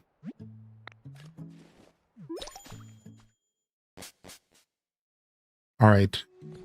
Trubbish might be my only other hope here, even though we're in the middle of a quest.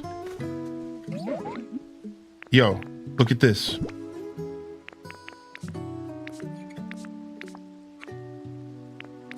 Oh, do I not have any trash on me? Okay, so I really will be bringing you with me, buddy.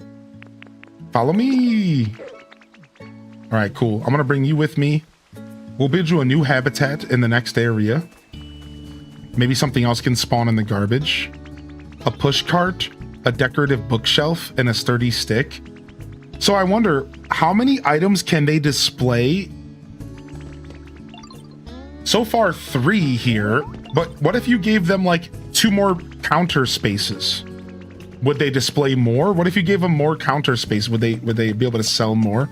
Or is like 3 the limit?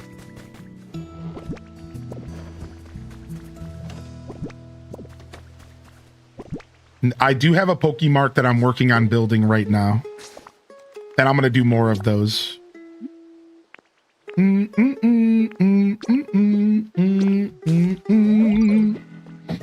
Yeah, we'll be doing... Oh, he won't come back with me because he has business here. What a scumbag. All right, so we just have to go grab some trash and go back and just leave him there for now. That's fine. The fast traveling doesn't take long in this game at all. I don't know why I'm trying to avoid it like it's a plague. It's really not bad loading screens. It's not that big of a deal, but for some reason my brain's just like, can't fast travel, no fast traveling, don't want to be seeing loading screens.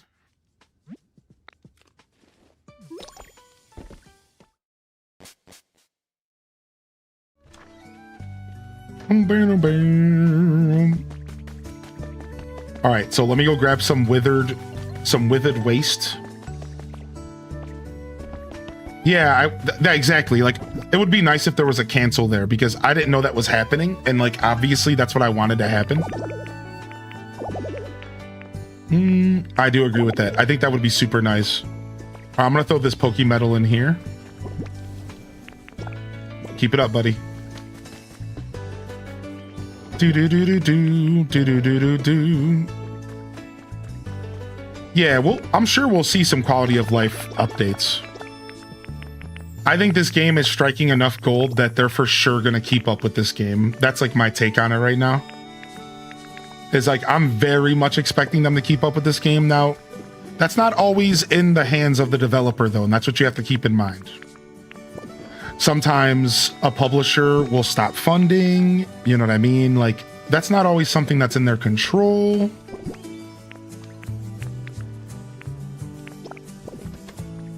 But I very much think we will see that. They'll make the game a little bit better. I think we're guaranteed to get little updates, little events. They've already announced an event that's happening later today. So yeah, I think so. All right, drop off all this junk. I'm going to keep the Dragonite doll. I'm going to make a quick habitat with it.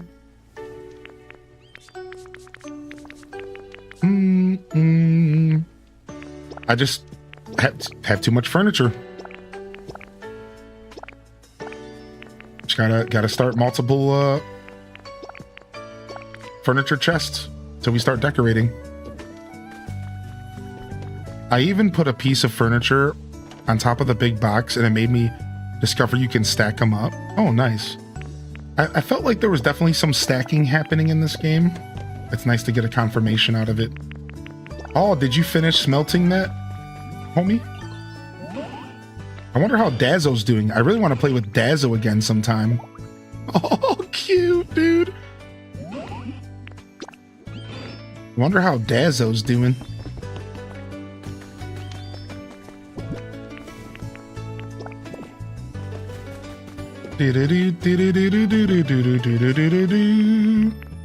Let's get this gold cooking. Do you take care of this, Magby?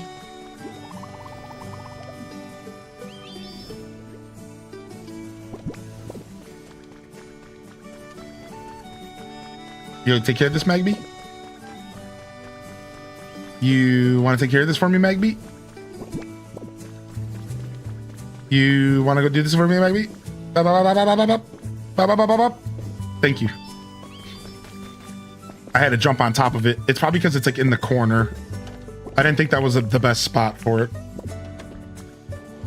Yeah. The spinning animation. Yes. Oh, we do have 10 paper here. Oh, nice. Oh, we might have enough. We might be good. So what is it? Paper, logs, and what else? We might just be completely good. And fluff.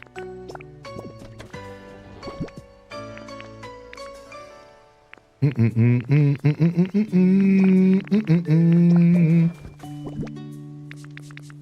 right, let me clear the rest of this junk out real quick.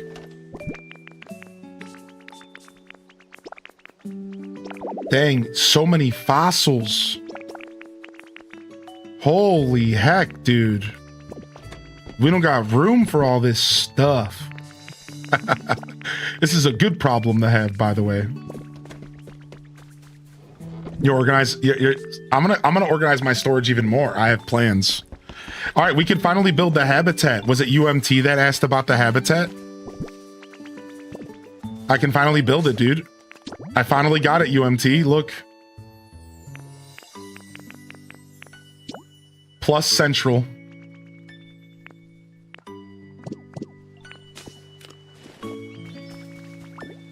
I wonder if you can just put them all near each other. It probably doesn't even have to be arranged that way, right?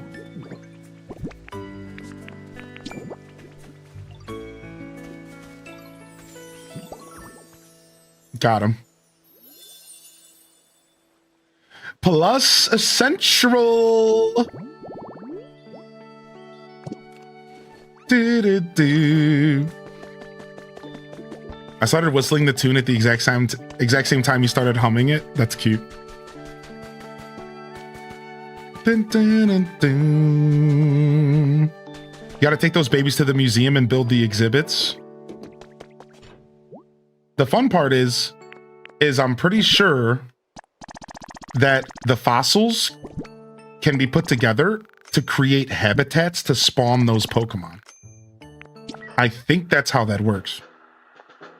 So you've completed part 3 of the team initiation. Wait, no, I didn't. I thought it was just part 2. I don't know. I don't know what part I'm on. Congratulations. I can just sit there and stare at a nice fire for hours and hours without getting bored. At least that's what our boss said. Pretty cool, eh? But kids shouldn't try that on their own. It's dangerous. Anyways, here's that reward. The Thunder-ish badge. Not bad, right? I've heard that if you got that badge, it'll never rain when you're on a date. But anyways, moving along, let's get cooking with part 4 of the team initiation challenge.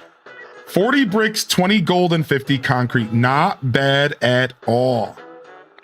Building materials. I didn't get this. I didn't get the third light. I didn't get the second light, which means that there's more than just 3 missions here. I didn't think that that's how that was going to work. So we might have a hand. We might. It's gonna start pushing towards Pokemetal and stuff. Yeah, here it's gonna start getting deep. I bet. I might have the bricks to do this one instantly. I think the bricks are something I might have to go get worked on though. Oh my gosh, you're right. There's 8 badges. We only have what, 3?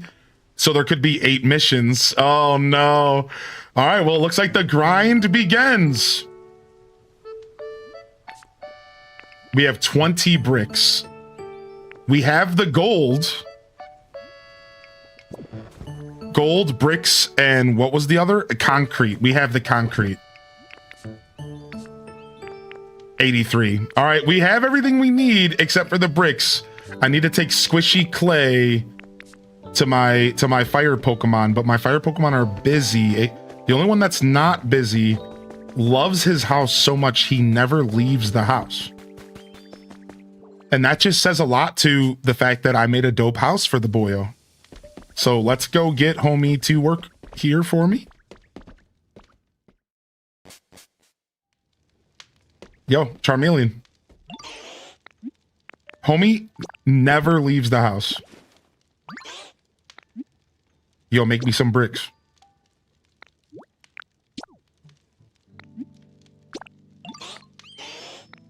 Yo, just don't make it in the house because we got hardwood floors, all right? All right, sounds good. See you later. No, Charmeleon, wait!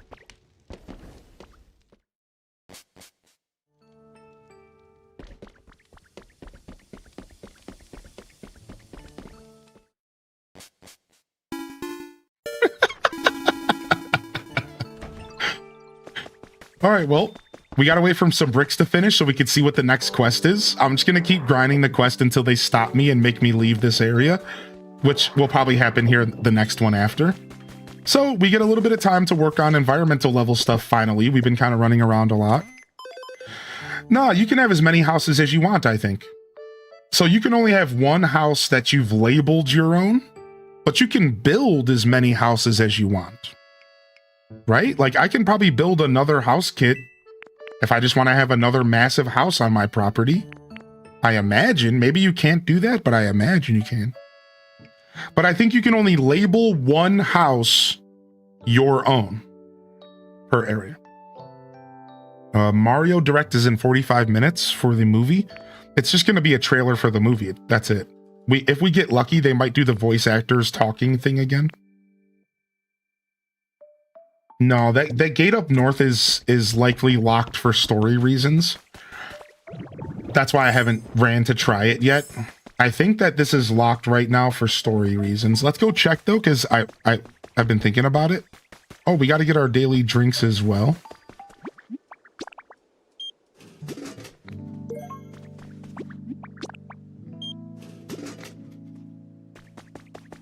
So yeah, we'll see, but I imagine this is all locked up here.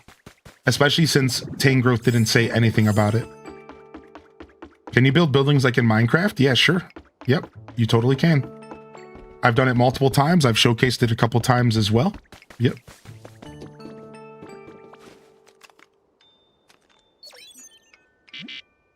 Yeah, there's an obstruction on the other side. So there's something inside here that's obstructing it. So it's probably story stuff. I'm sure we'll figure that out here in a little bit.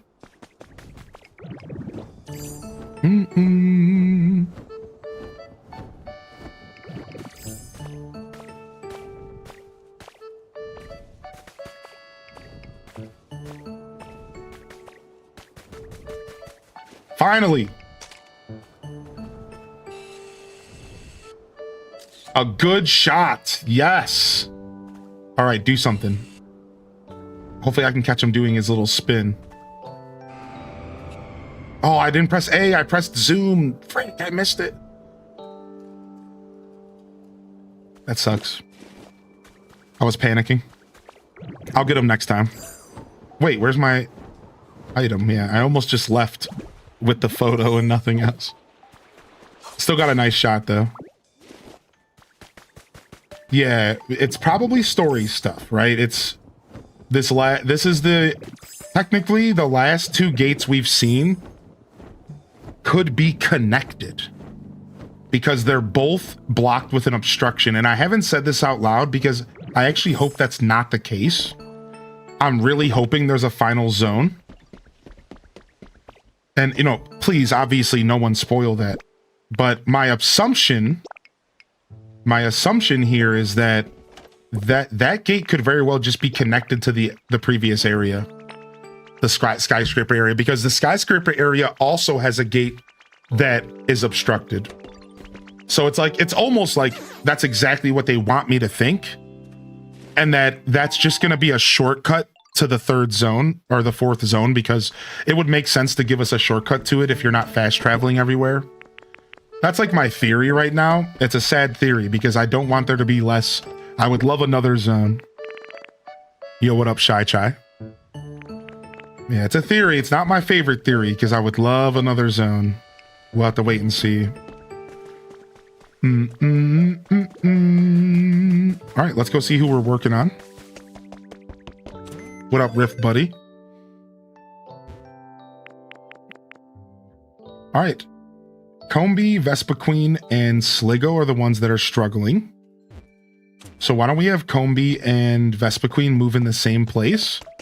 And we can do that by just go ahead and get this relocation kit going. Actually, you know what? I'll just go ahead and Minecraft a house up for them real quick since you asked, and I can show you.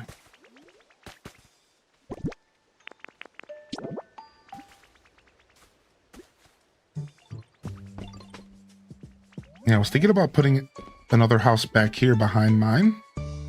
This feels like I'm kind of shoving it back here, though. I don't know if I like that.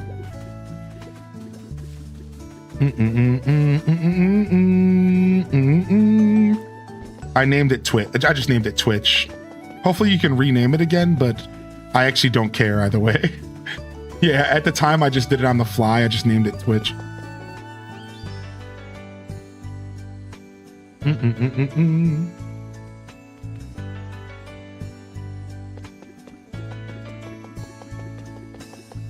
All right, let's pick this up. Gosh, my throat. I might have to get up and get some water here. Furnaces smelt ores. Furnaces smelt ores.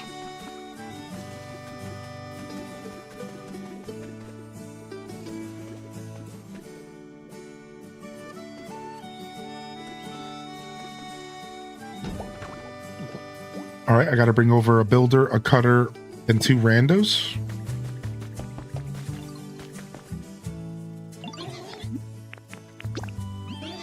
Is that Palatown where you get Eevee? Correct.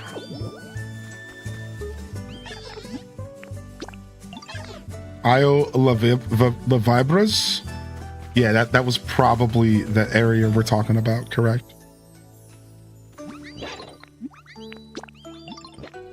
All right, and then Pincer should be able to do chopping, I think. Maybe? Maybe not.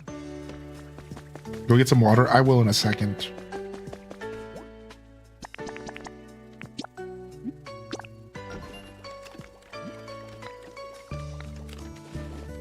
Let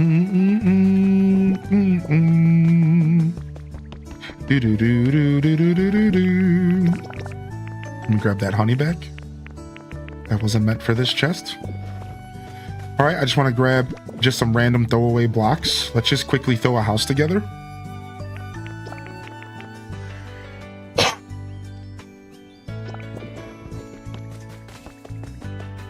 There's a Mario Galaxy trailer in a little bit. You're talking about the event in game. It's 8 p.m. Eastern or something crazy. It's basically tomorrow. Yeah, we all thought it was Monday, but it's Monday night. It's like way later tonight. Kind of weird, actually. I don't know what's going on with that. Is Palatown just another town? Yeah, but it's one that you can build yourself. So Palatown is technically another town in the game, but it's meant to be a place where you build it up yourself. I don't know where you heard 8 p.m. from. Cerebi says 5 a.m. on the 10th local time. Ah, okay. Somebody said 8 p.m. later today, but maybe they were just speaking from their country or something, you know?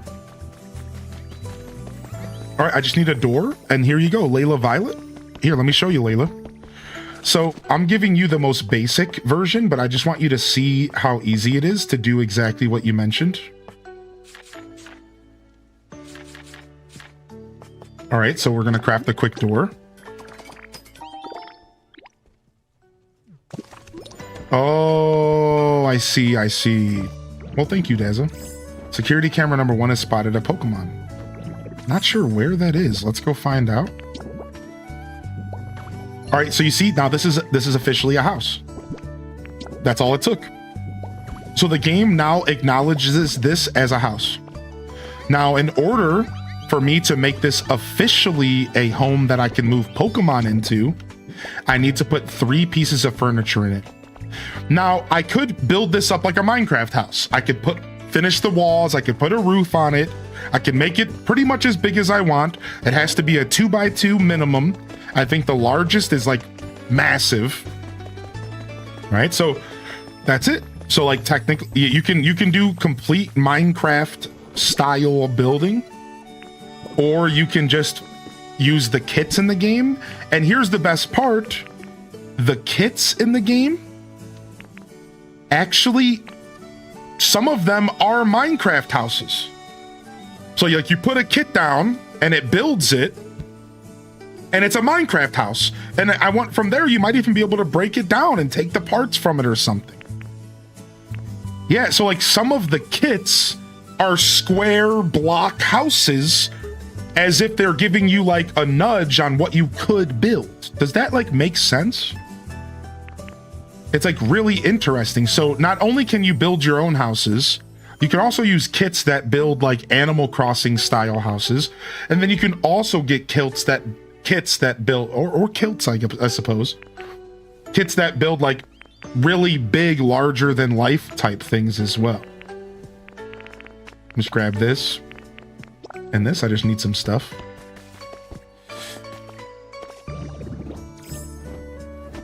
Yeah, for the non-builders, right? For people who don't want to really like engage with crafting. Like I know that's me actually to an extent. Like for example, I play Minecraft, but I don't like building in Minecraft. It's not really my favorite thing at all to do.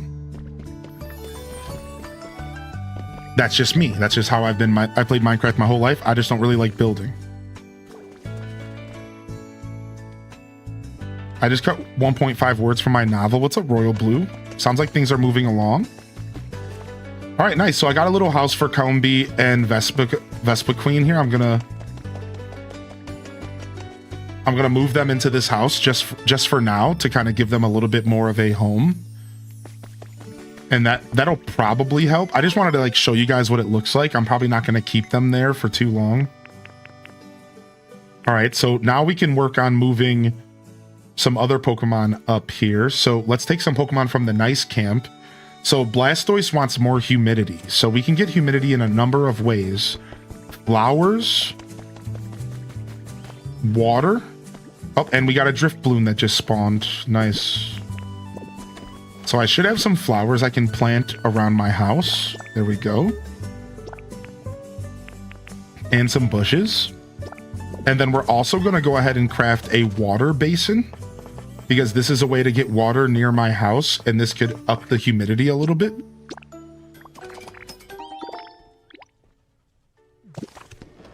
All right, and then another way I could do this is I could just create a little custom pond. Hi there, where are we? I was just floating around and vibing and found myself here. Well, I guess it doesn't matter. Seems like a nice place to be. It might not be so bad to settle down in one spot sometimes. The decorating in the leaf huts is like just the same as any interior designing. The leaf huts, these right here are very small. So you have a small leaf hut, and it's basically like a tiny home challenge. And then you have a medium leaf hut. So, and these are all the huts. There's stone huts and there's sand huts as well. It's all the same, just for the record. So you have small huts, medium huts. So you have a little bit of room, but keep in mind, these rooms don't have walls. So you can't do wall stuff in here, and that's by design. Because then from there, you have a small house, a medium house, and then you have the large house, which is this. And this is like the biggest type building that's like Animal Crossing style building. I got 2 floors. I got 2 floors in there. I can have 4 Pokemon live in there with me. However, then, like I was just explaining a minute ago, but then outside of the pre-made kits, you also get stuff like this. So then these are what I would call Minecraft style buildings, but that are kits.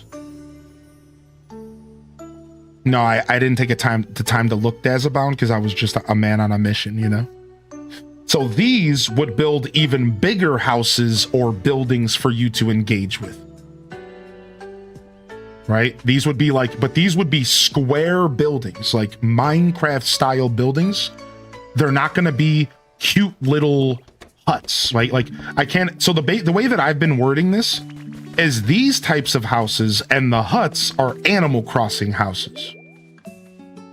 So you have choices in this game. You can either build yourself a Minecraft square block house, or you could do an Animal Crossing style house. Your choice. Like it's all very choose your own adventure. No, I haven't rolled credits yet. We're still working through the story. Is there a way to tell which Pokemon requires which size house? No, I think just visually, if you look at a Pokemon and if they look kind of big, they probably require a bigger house. Unfortunately, there's nothing here that says this is a medium-sized Pokemon. You are expected to use your intuition unless the height or something is like the indicator. You're expected to use your intuition. If a Pokemon looks big, then it's probably not going to fit in a leaf hut. And so maybe that sucks for some people, but like Hitmonchan, medium-sized house or bigger. Scyther, medium-sized house or bigger. Squirtle, small house, right? Like it is very intuitive. Drifloon, medium-sized house or bigger. Drillbur, small house, right? Like it is very intuitive. So like, even though I guess it would be nice if they did like tell us, I don't think there is any way to identify that in the game. So generally what happens is if you try to fit a Pokemon into a house that they don't fit, the Pokemon themselves will tell you. They'll say, hey, that's a little too small for me. You might want to try to give me a bigger place. And that's about as far as that goes. All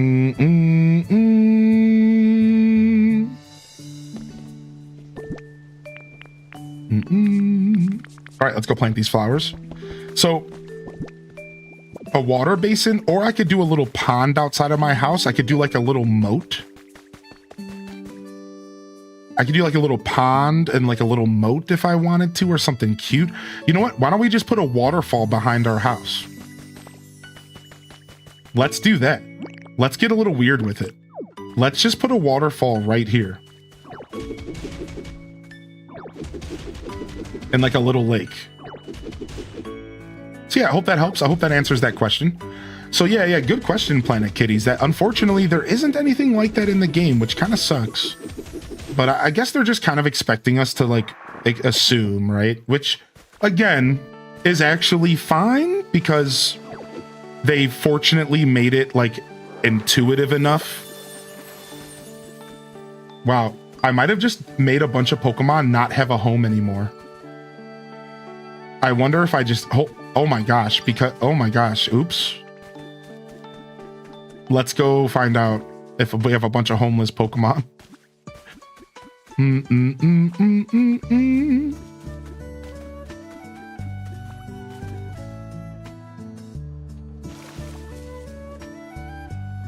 Yeah. Sick waterfall. That's gonna be nice and humid. That's gonna be nice and humid for the boyo, because that's technically in my area. So now, that part's really frustrating when sucking up water. Yeah, I think I just ruined a bunch of habitats, unfortunately. All right, first I want to put bushes down, actually.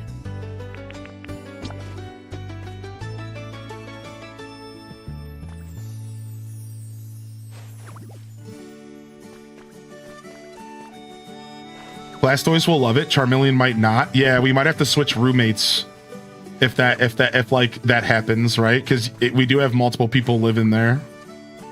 That's pretty funny.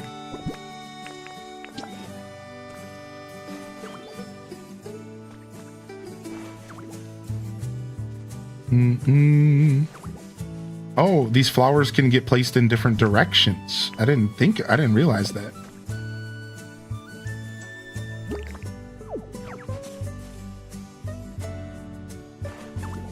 Ah, I didn't realize that. Interesting. All right, we need one more rose for this. That's fine. All right, and then let's do...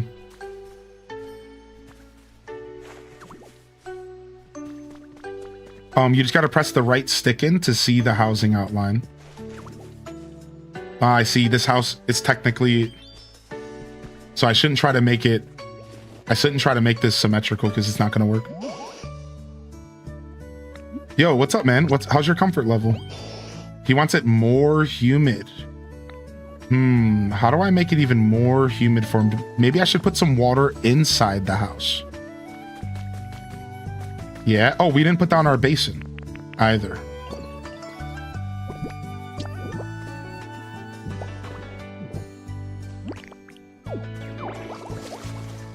He wants an indoor pool. Home's feeling nicer. How's your comfort level? Dang. He needs to see the water. It might take a second for him to register. I sure do get sleepy around this time. Yeah, all right. So we added we didn't add enough flowers. Maybe bushes don't do it. Maybe it's a flower thing. So let me add some more flowers. And then from there, what else causes humidity now? So we have... You know what else? What else causes humidity now? We have... water. We have...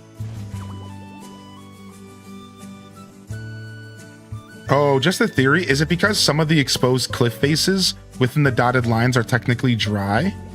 Oh, that's true. Maybe we need to like moisten up some of these cliffs. We need to moisten up some of these cliffs here, dude, maybe. Yeah, let's get some of this stuff moistened up a little bit. Maybe that'll help. Yo, what's up? How you doing, Amy? Thank you, man. We're trying to do a little something around here. Appreciate that. Very kind of you to take the time to say that. Yeah, let's undry some of this stuff. Let's get this place a little bit moist. Yo, what up, old gray mare?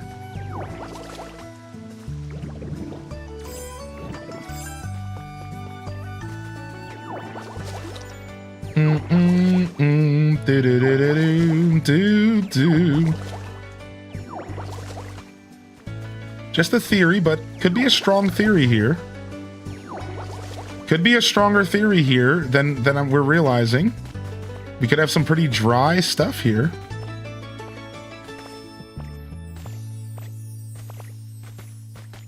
Did Blastoise just run up here? No, there he is. Charmeleon wants to dry. Yeah, we're probably going to move Charmeleon out of the house is what's going to happen, probably.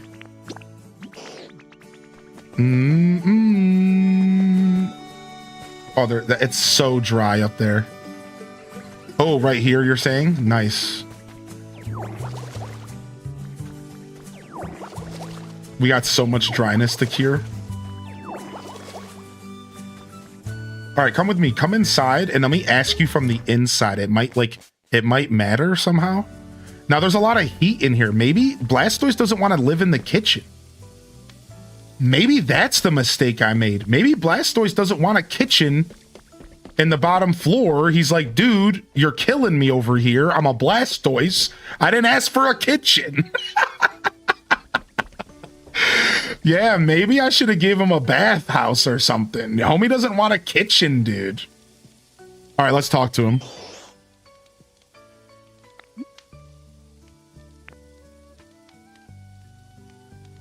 Let's split up. How's your comfort level? Yeah, I don't know if he likes the kitchen here. Let's move this fire out of here.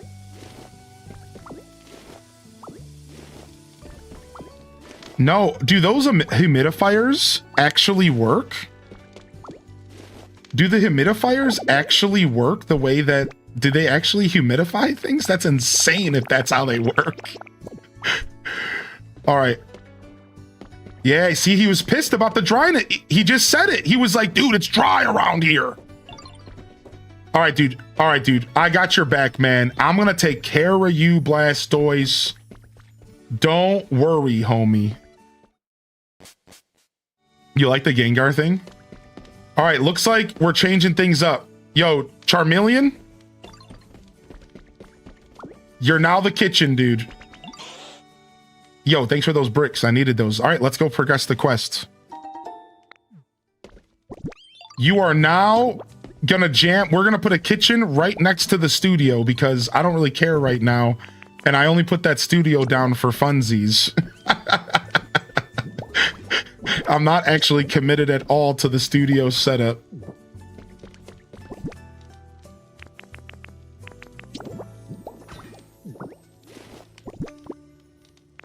It's a small studio apartment. You gotta have your electronics.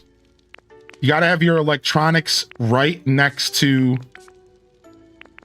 You gotta have your electronics right effing next to your refrigerator, you know?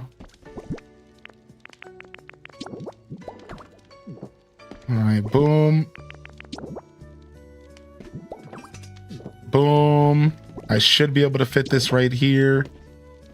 I can't because of the torch. I had a feeling that was going to happen. Got him. I like that the game followed. Like, I'm starting to understand the game well enough, though, that, like, I understand that. Like, it's like, I could have guessed that that torch wasn't going to work there. I'm just going to put it here. I don't give a frick. All right, Charmeleon, can you go around and light this stuff up, man? You're going to make you follow me? Yo, get a fire going over here, dude. We need some stuff lit.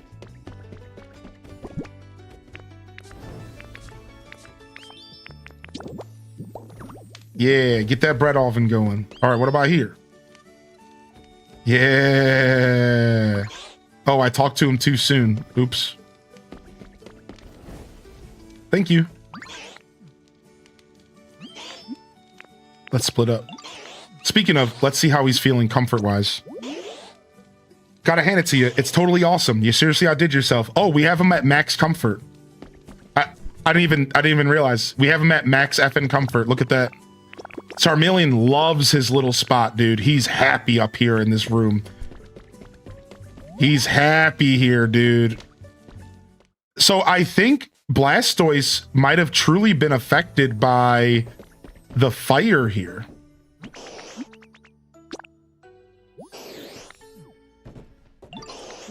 Yeah, I got the bricks.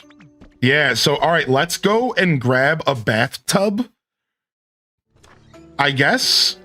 And like, I don't know, we could bring the water basin inside. I'm gonna go grab a bathtub. I think I have one laying around.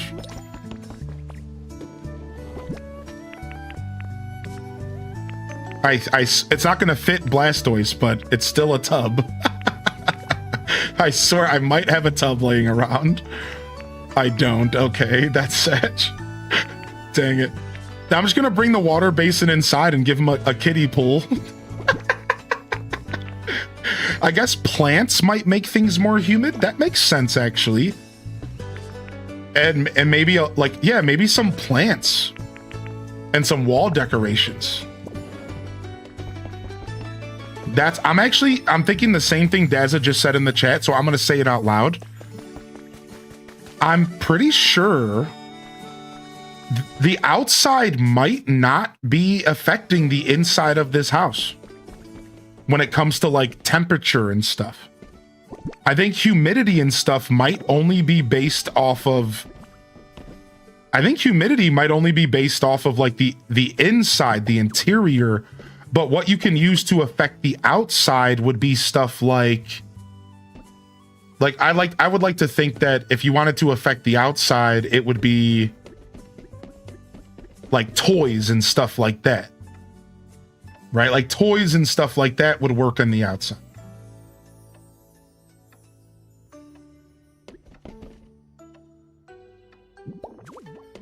But maybe like their environment doesn't work well. You can't adjust outside of houses, maybe. This baby's well insulated.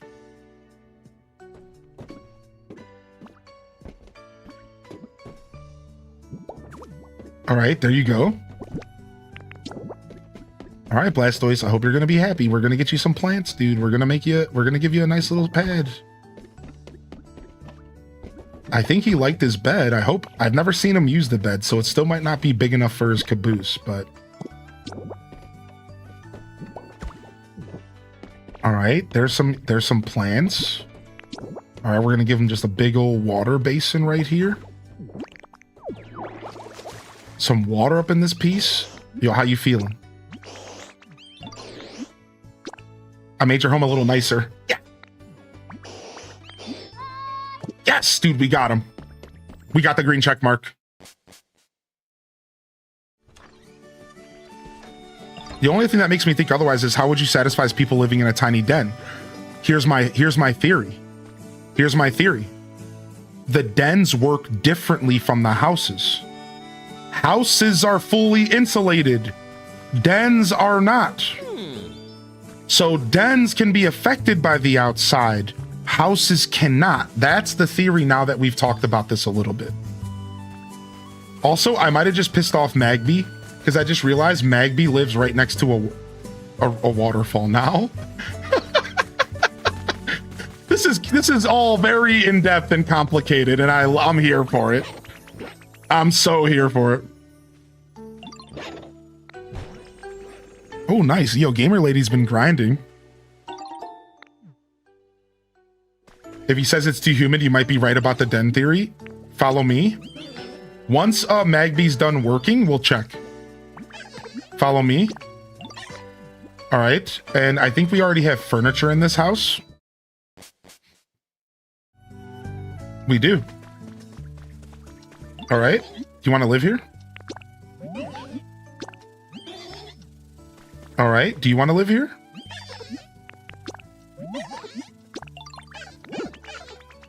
Oh no, Vespa Queen can only live here alone.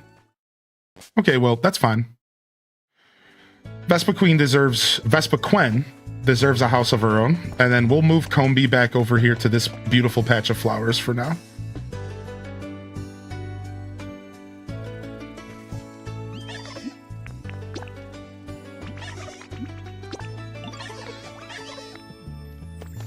All right, now we did increase our environment level. We finally got back up to 8. I actually was at 8 and I lost it because I destroyed somebody's home. We have 5 Pokemon who are absolutely just in full-on awesome mode, including myself, which is pretty cool. We just moved Vespa Queen and these 2 up. We just moved Blastoise up to Great, so he's feeling really good about his home. I wonder what it would take to get Blastoise up to awesome. It would just be more humidity, probably.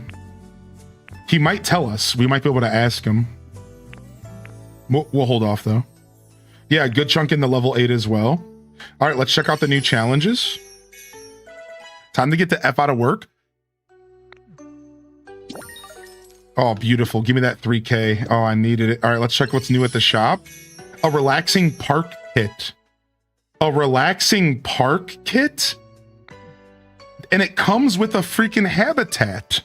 It comes with a full-blown habitat, dude. What? Relaxing park kit? I'm buying it. I'm gonna see what this is like. All right, what else can we buy? The recipe for the Game Boy. Let's do it. Let's buy metal fencing. And then let's get something that's actually... Oh, I need this. Frick. I can't get it yet. Let's see if there's... Oh, let's buy a Pokemart for this area. Look at that city house kit. Oh, wait. The city houses. These are the ones from the new area. Oh, these are nice. Oh, wow.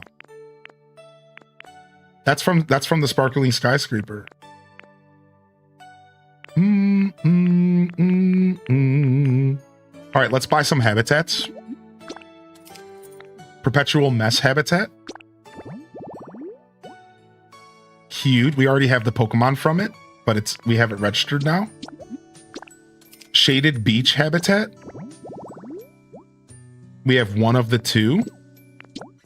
Let's buy Trash Can Central. This is going to be for Garbodor, isn't it? Oh, wow. 3 Pokemon we don't have. 4 trash cans.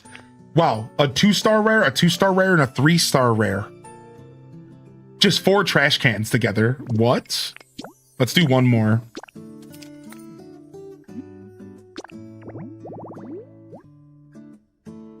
Playing pirate? It's 2 commons.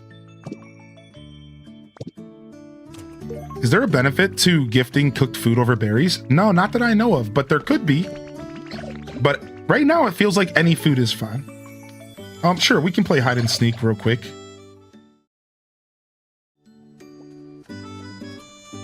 Let's go. Dun, dun, dun, dun, dun, dun. Squirtle and Sligo we're battling against.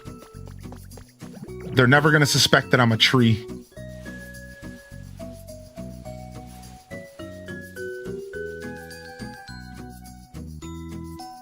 All right. Go, go, go, go, go. It's such a goofy minigame. I wish it was like a little bit more involved, but like it's so funny. It's so dumb. You're the master. Thanks.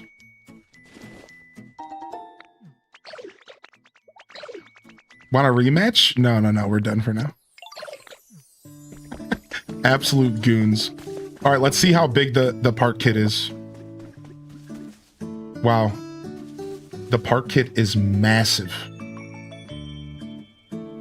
Okay. That's pretty big, actually. I don't actually think you have to use camouflage, but maybe. My prediction is that if they see you without camouflage, you're instantly out.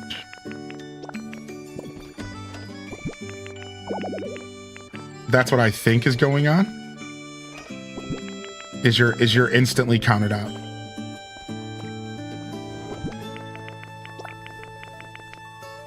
All right, let's go drop off all the materials we need.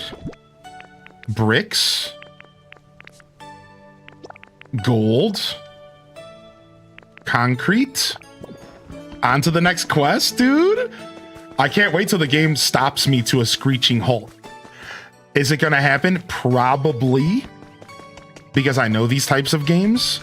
But I've also done a good amount of grinding throughout my playthrough and I've taken my time. No, the event is actually tomorrow, we found out. The event's tomorrow, everybody, it turns out. So bright and early tomorrow morning is the new Pokemon event for Pokopia.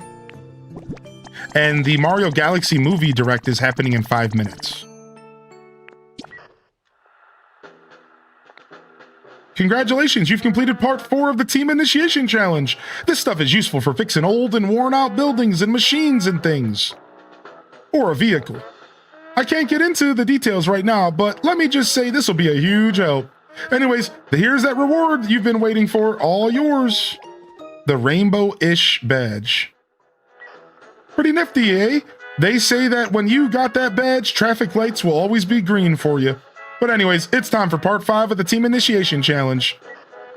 Part 5 is all about energy. It might be a little tough, but I'm sure you can do it. Oh wow, we can do this one instantly. We just have to bring electricity here, which is super easy because we've already started moving electricity. And we have crystal fragments and we got 30 Tinka gears. The first time we met Tinka, I just gave her a bunch of iron and I was like, I'm gonna need these later. Well, so Ditto is just a Pokemon. I don't know what the lore of Ditto is, but Ditto normally is just a Pokemon that looks like a blob. Would you like me to show you what like the blob version of Ditto is? Like I can do that, I don't mind. But to answer your question, Ditto originally is just like a pink blob that can transform into other Pokemon. He steals their moves, their abilities. He's a failed clone of Mew. That's what I thought. Okay, I knew there was lore with Ditto, but I couldn't remember it. So yeah, he was a failed clone of Mew originally. Because there was a bunch of baddies who were trying to create, like they were using Mew in like a freaking like cell basically, trying to like get Mew to like do more or like to create another version of Mew, and that's how they got Ditto. And fun fact, that's also how we got Mewtwo.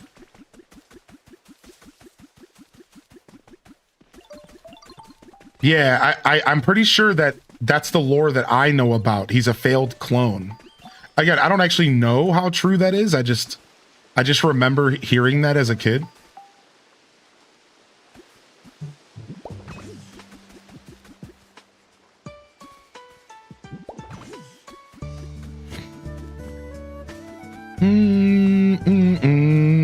That's a fan theory, but the Pokemon Company said that's wrong.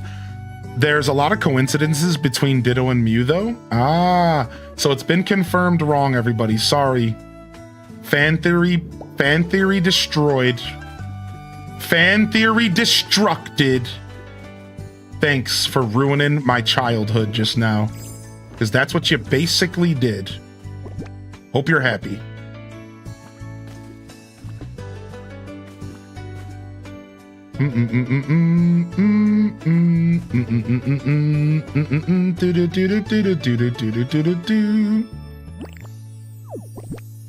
That's what you basically did. I guess my childhood was wrong.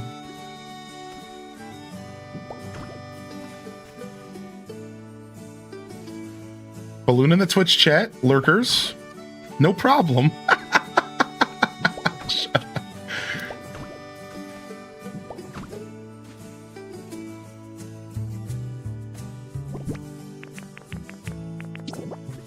Got it. I didn't think that was gonna work. Nice. I did not think that was gonna work.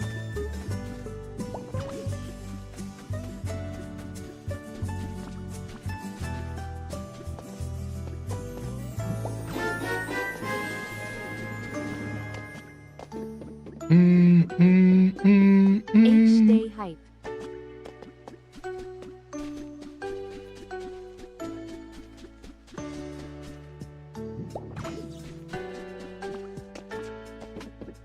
Can't plant it up here. Interesting.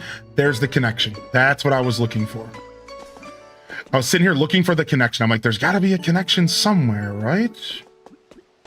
All right, we'll put that here. And then I'll just connect them here. That's fine.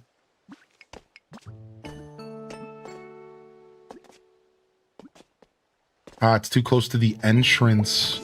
They don't want anything blocking this entrance for any reason. Okay, and this one over here is just weird. Just don't need it. All right, let me replace this. Sometimes you have to do that. The poles can be weird if you're not careful. Sick. This is the safest thing I've ever built. Look at that. How safe. All right, only 20 electricity, so we have to go generate more electricity, which I had a feeling that might be the case.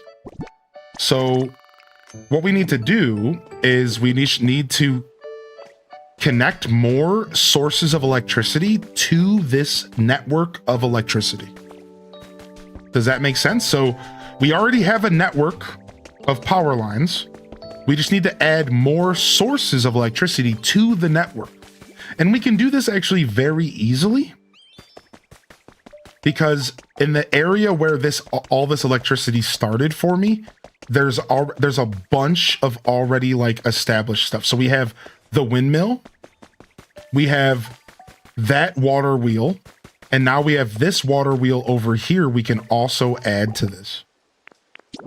So let's try and get this on the network here. Perfect. Oh, it was close.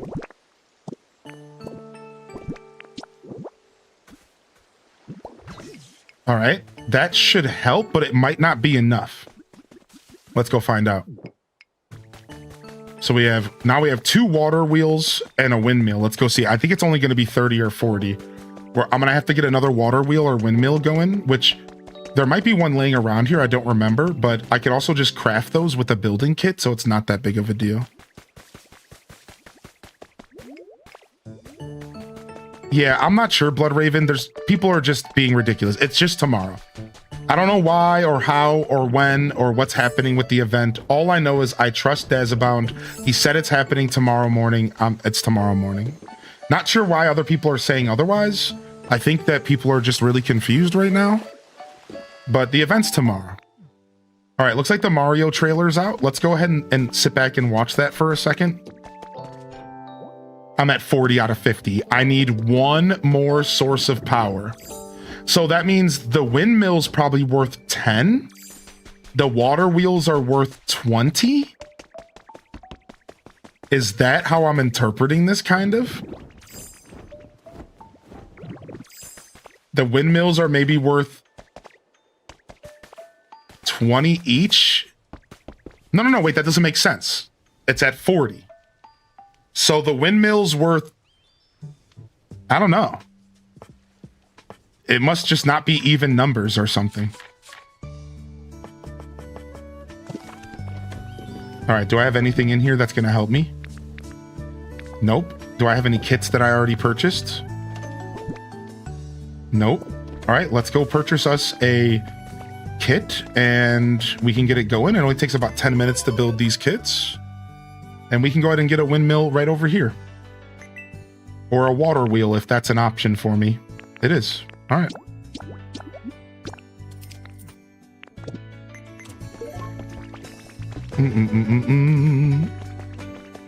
Yeah, maybe that's it. Yes. Water wheel 15. Yes, that makes the most sense. Water wheel 15. That makes the most sense. I think you might be right. I knew there was a math. I was trying to math there. All right, perfect. All right, we just need some logs and some stone and a worker and then another Pokemon. Let's go. Yo, Timber, come with me, dude. Is Pokopia a real-time game? Yep, that's right. This game's on a real-time clock, so sometimes you'll get a task that you can't do till the next day. Sometimes you'll get a task that requires an hour. And crops and stuff grow on a real-time clock. So crops and trees are very Animal Crossing adjacent. But the difference in this game is that you can circumvent build times by using like special abilities and stuff. This is where this game gets more in depth and really cool. A crop takes 3 days to grow, but you can cut it down to 2 with Pokemon. Oh, I grabbed the not lumber. All right, another example of this is a tree takes like 3 days to grow, but you can cut that short by having a grass Pokemon use growth on it. So it's really cool. And we found out that as the game progresses, there's an engineer. All right, and the engineer can actually cut any building. That's right, everyone, perk up your ears. Turns out the engineer can cut any building project down to the next tier.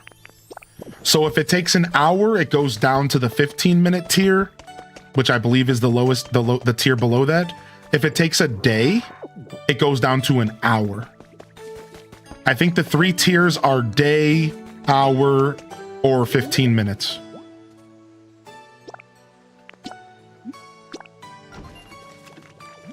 So for example, this is tier 1. This is going to take me 15 minutes.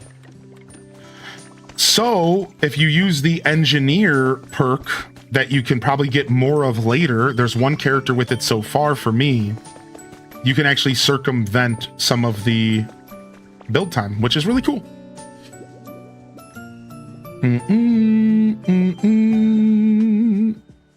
Yeah, the Pokopia event is not live, unfortunately.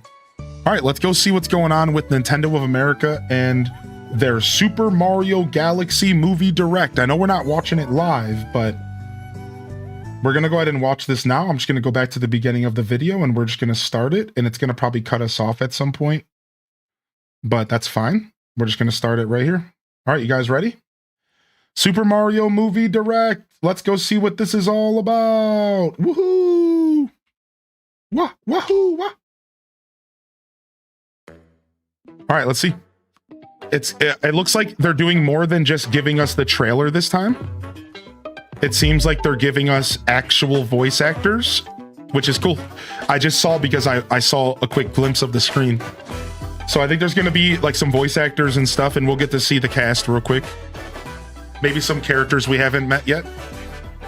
People started breaking apart the Happy poster. Mario Day. Happy Mario Day. Happy Mario Day!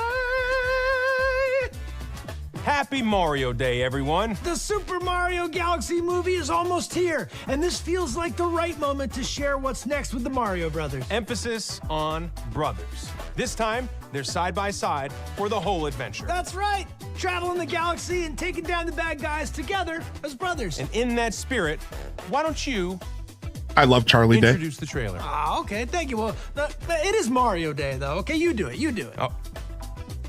How about this? We'll do it at the same time. All right. 3, 2, 1. Let's go! Oh! There's a huge universe out there.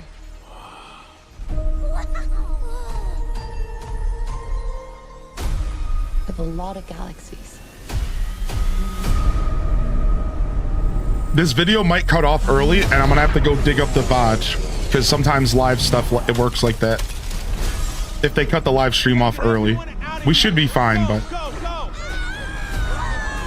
their body heights are reversed in real life. Funny.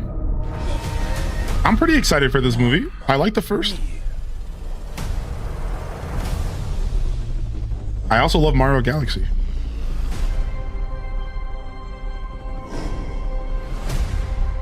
I demand that you release my father. Over my dead body. Fine with me. I love that they brought Baby Bowser from Mario Galaxy, or sorry, Mario Sunshine. I think it's amazing that they're blending Sunshine Baby Bowser with Galaxy. Or yeah, Bowser Jr.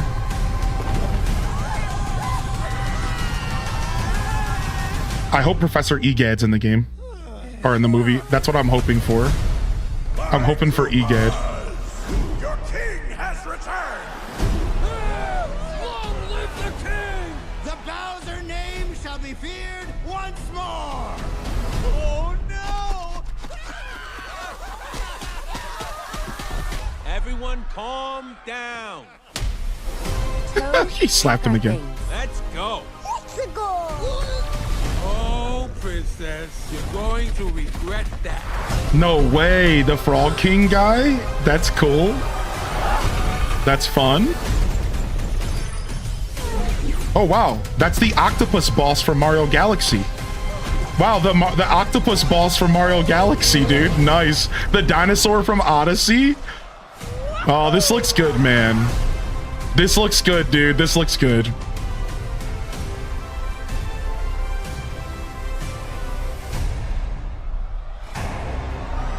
Hello, maggots.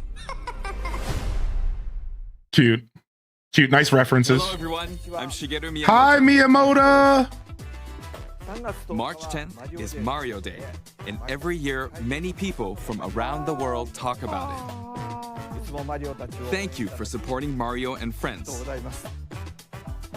And thanks so much to the cast as well. What did you think of the final trailer for the Super Mario Galaxy movie? And what kind of story do you think it'll be this time? Things happen one after another without a chance to catch your breath. A lot of nostalgic characters also make an appearance, so we hope you go to the theater and spot them all. Nice. Since September of last year, we've been undertaking various initiatives for the Super Mario Bros. 40th anniversary. This movie will be the centerpiece of the anniversary. We hope you enjoy Mario and Wow, Friends' he new confirmed? adventure on the big screen. Okay, he said he's been doing Okay, things. I'll hand things back over to the Okay, cast do members. it then, dude. Show me, Happy baby. Mario Day, What everybody. else you doing? I just watched the finished movie in its final stages. I need you to hear this from me directly. This movie is huge. It's galactic. The worlds are way bigger than I ever imagined they could be. And at a certain point, I honestly thought, uh-oh, I might be losing my mind right now. The visuals in this film are genuinely spectacular. Beyond the variety of planets, Bowser Jr.'s paintbrush adds a whole new layer of imagination to the adventure. And underneath all the villainy, he's just a kid trying to prove himself, trying to find his dad and live up to something bigger than him. Princesses have always played an important role in the Mario universe. They bring strength, heart, and emotion to the story. And I'm so excited to be sharing this adventure with another princess, the voice of Rosalina, Brie Larson. Hi, everyone. Being part of a Nintendo Direct, this is a huge moment for me. I watch these. It's a fake Direct. Shut up. Games my entire life. Fake Direct ass. Super Shut Mario up. Galaxy is one of my favorite games, so getting to play Rosalina has been incredibly special. I'm such a hater. I cannot wait for you to experience this film on the big screen. You are the best fans in the world. I am so grateful for your support, and let's play more games. Thanks, Brie. Brie's cute. Now you've met many of the voices. She's a good. She'll be good for Rosalina. And in today's trailer, you heard from the great war. Why does this old white dude always show up? Guzman. And they're characters you haven't met yet. Really? Including the imposing ruler of the Honey Hive Galaxy, Honey Queen, voiced by the brilliant Issa Rae. Nice. This is a good lineup. And Yoshi. Since he appeared in our recent trailer, many of you have wondered who's voicing the character.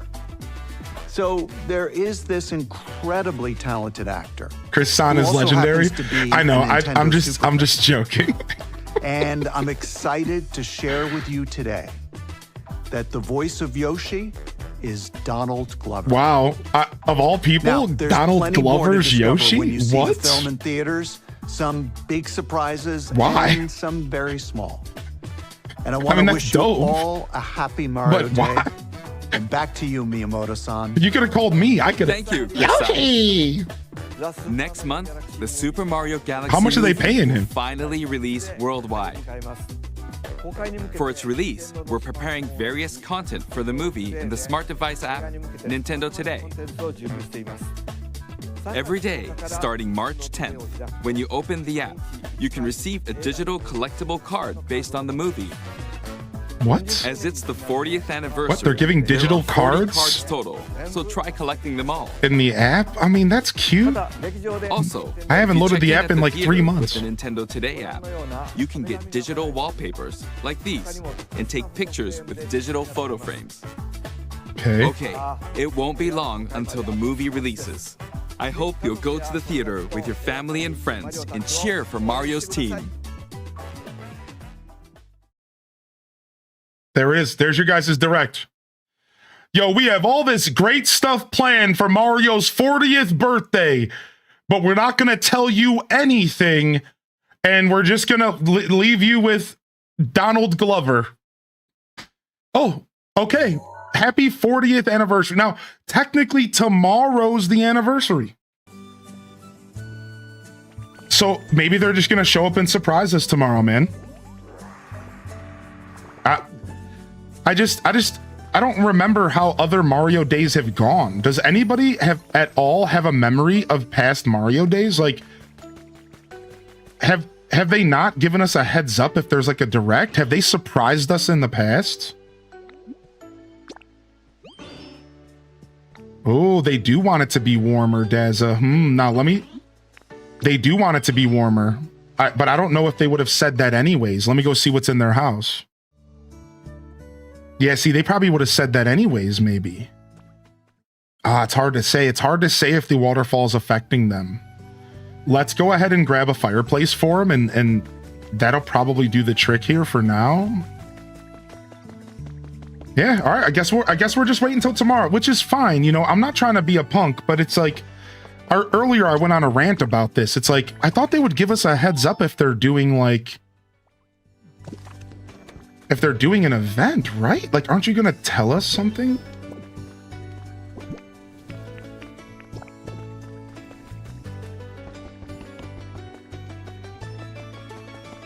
Like, if they're doing a direct tomorrow, I thought you would advertise it. So it's not gonna be a direct, it's gonna be a shadow drop. Sorry, I got distracted, but what I'm trying to say is that if they were going to drop a Nintendo Direct tomorrow or like games, they would have done it during a Mario Day Direct. But they haven't announced a Mario Day Direct. Therefore, I am of the belief that there is not going to be one tomorrow.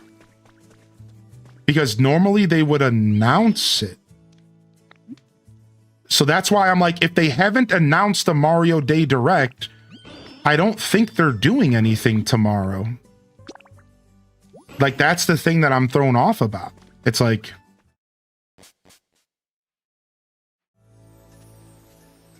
The Pokopia event started for you, and you just started a new day because you're in Australia. Thank you. Pokopia event confirmed tomorrow. Yeah, I think if we're going to get something, we would have heard about it, right? That's why I'm just so thrown off, because I was serious. You know what? You know whose fault this is? Chat room, this is my fault. This is actually just my fault completely. Because I listened to gaming media. Got him. That's it. This is literally just my fault. I think that I got it confused when I heard that we were getting a Nintendo Direct around Mario Day. I think I built up expectations that we would see something for Mario Day. And I got to remind myself that nobody ever knows anything what Nintendo's doing. And this is my fault. I did this to myself. That's my bad. I didn't think about it. I guess I full-heartedly expected something to happen around Mario Day because they've been so quiet about the Switch too. So I just built it up in my mind that we were going to see something pretty cool. And I'm just... Does anybody know, do hedges count as bushes? Can I use a bush for a hedge? Does anybody know?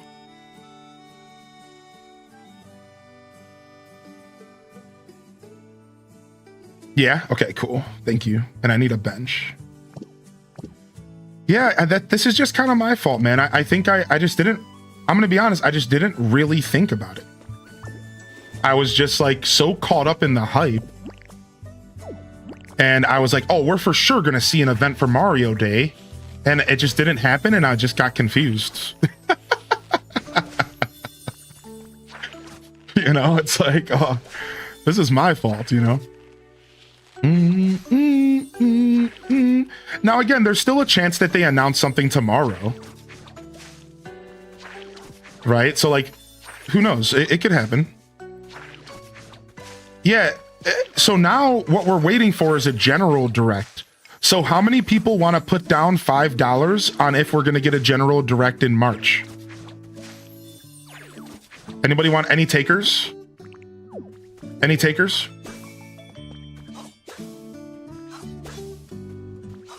Me, I do. All right, I'll gift you your next sub rock socks to the channel if there's a Nintendo Direct this month. And I'll bet against you. So you have to resubscribe.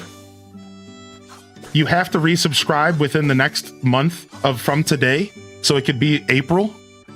If you, is that the deal? I'm gonna resub anyways. All right, well, you're gonna let me buy you a beer or something? How do we do this? We doing a pizza bet? How do we make this work?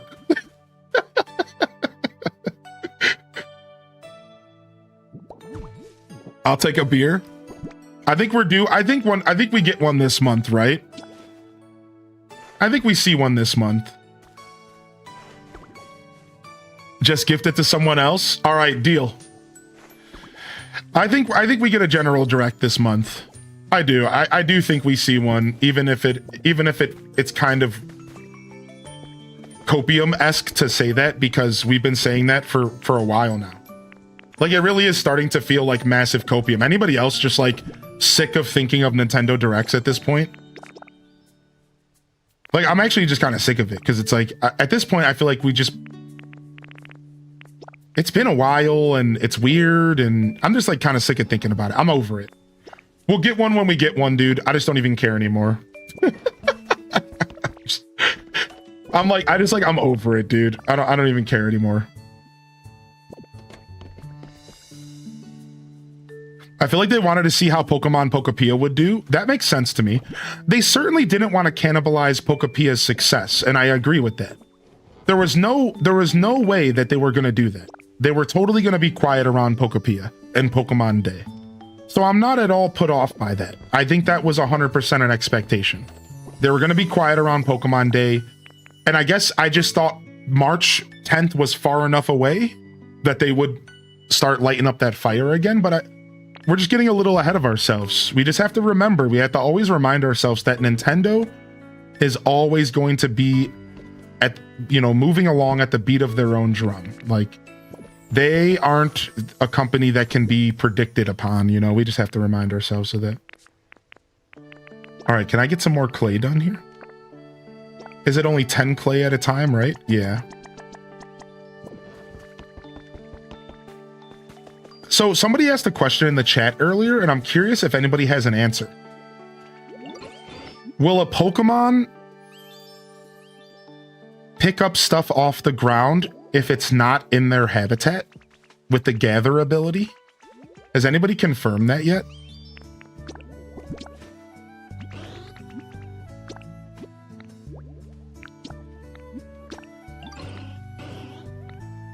Or I think it has to be in their habitat, if I had to guess. Mine doesn't gather anything, it seems. Yeah, see, I think it has to be near their habitat. And you have to have a community box nearby for them to put it into. Or whatever kind of box. So there's a couple rules, I think. I just don't exactly know how it works. Oh, I forgot to bring some power poles over here. Oops.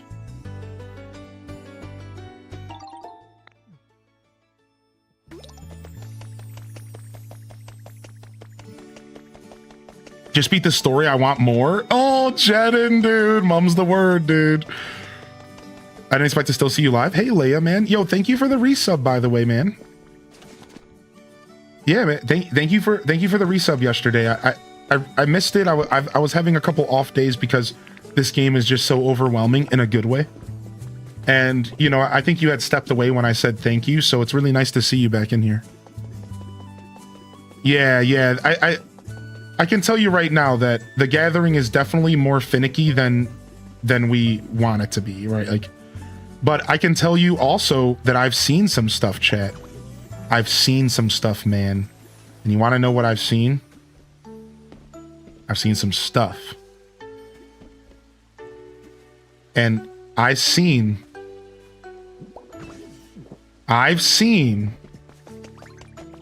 some farms. I saw a farm. I saw a TikTok of sprinklers and how they work. You guys want to go take a look? You guys want to go do that real quick? I can show you. Dude, I don't think people realize like how insane sprinklers are. So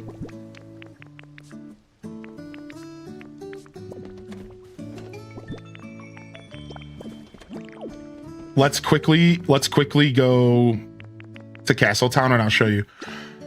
So this is what I've seen. I saw a TikTok that quickly ran through and I couldn't help but watch it. And I just saw this last night. Every single farming method that this individual has discovered so far. And they showed how to farm, how to create an iron smelting farm. Because I think there's a Pokemon that drops iron ore out of their booty, just like it's a litter Pokemon. And then you put that next to a community box, and then you put that next to a smelter, and the fire Pokemon will go and grab it out of the box and put it in the machine and smelt it. And like this whole process. I'm not going to remember everything word for word, but just hear me out. Just think about the possibilities for now. I've also seen a leaf farm. I saw an actual farm where all you do is you cut the crops, and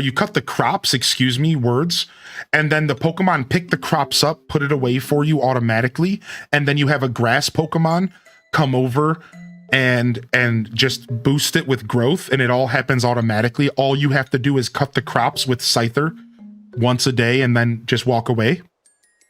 There's an iron farm, there's a clay farm for bricks. There's a crop farm, there's a leaf farm, there's a vines farm, a fluff farm. Basically, any item that can be dropped by litter can be farmed in this game with automation. We're talking automation right now. And I saw a TikTok that went through it in like 30 seconds, and I was like, oh my God. Like I had no idea that we were gonna be able to do this stuff, and apparently we are.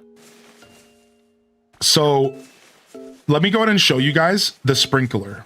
So the sprinkler, I believe, is a 5x5, and we're about to test right now. So I believe you put the sprinkler in the middle here. And you can have 5 spaces on either side. And of course, you guys can correct me if I'm wrong. So we have 5 on this side. We have 5 on that side. And then you can go 5 this way. All right. And then you can go 5 this way. And then everything in between can be watered as well. So I'm not going to take the time to show you that. But everything in between can be watered like this as well. So it pretty much looks like this. I will show you real quick. I'm pretty sure this is the shape of the farm. Right? On all sides. I think like this is the shape of the farm right here. Yeah, it's like a dinkum sprinklers, correct. Right? It's like dinkum sprinklers. It's like something along these lines. All right, and again, I don't remember. We're gonna test it out real quick right now.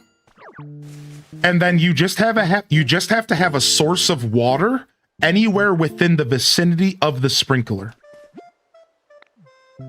You just have to have a source of water anywhere within the vicinity of the sprinkler, all right? So what you can do is you can just literally sacrifice a block right here.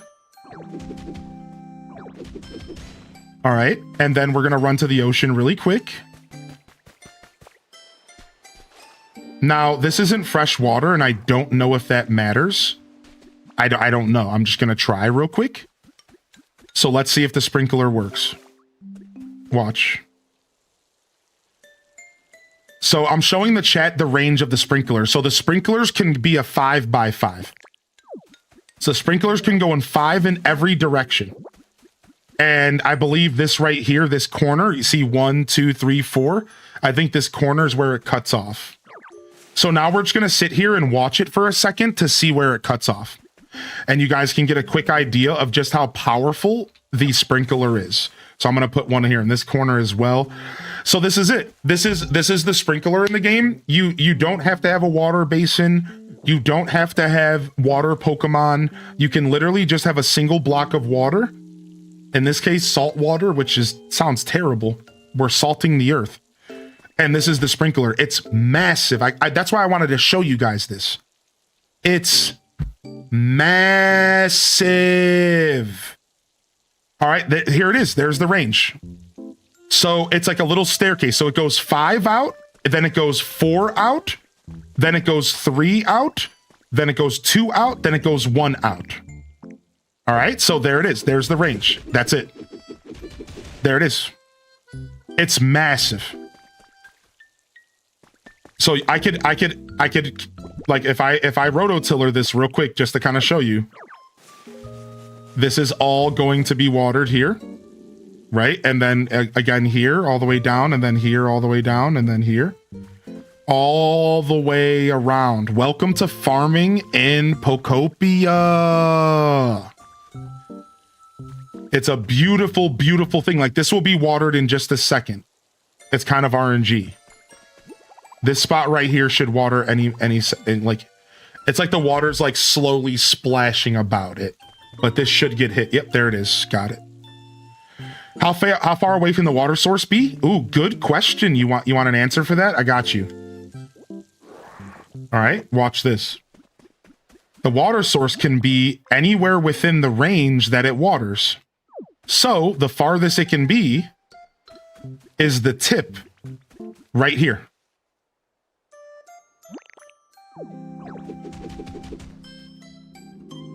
The tip right here. I have to put it back down and eat real quick. Sorry.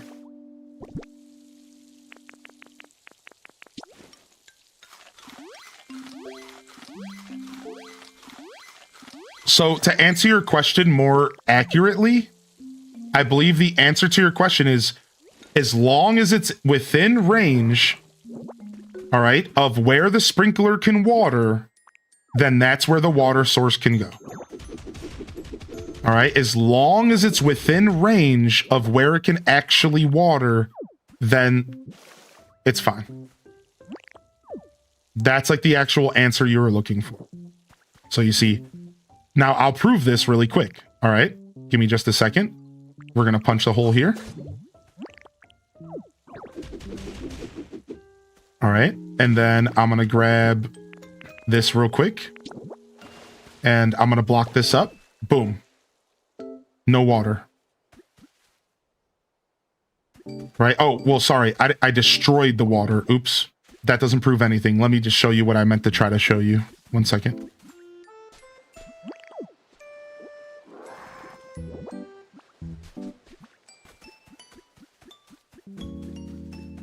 Right? So if I go back here, no water. So even just one space out of its range, no water. I can show you over here again as well. Even one space out of its range, no water. That's why I think you just put it right next to the sprinkler. Now, if you want to have multiple farms overlapping, then what you would do is you would want to put it in the corner, right? And then you want to have your other farm link up to that corner, and you could just have a water source, connect multiple farms together, probably 2 farms at a time, ideally, if you want to have like maximum space. Can you put the water block below? I'm not sure. I don't know about that. That's a good question.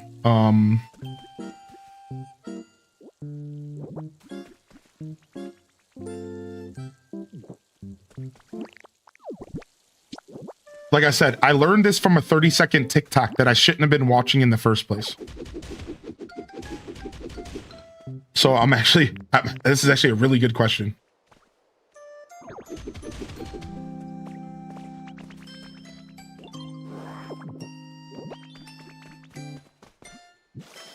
No. No. No. Right, now let me go ahead and burst this open.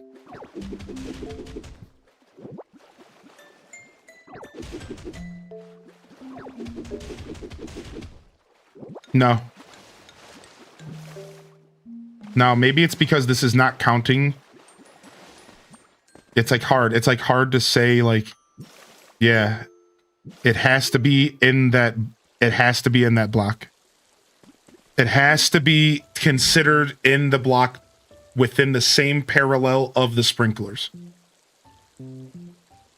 Try placing the sprinkler on top of a bridge tile over the water. A bridge tile? I'm not doing that, but I'll do soil.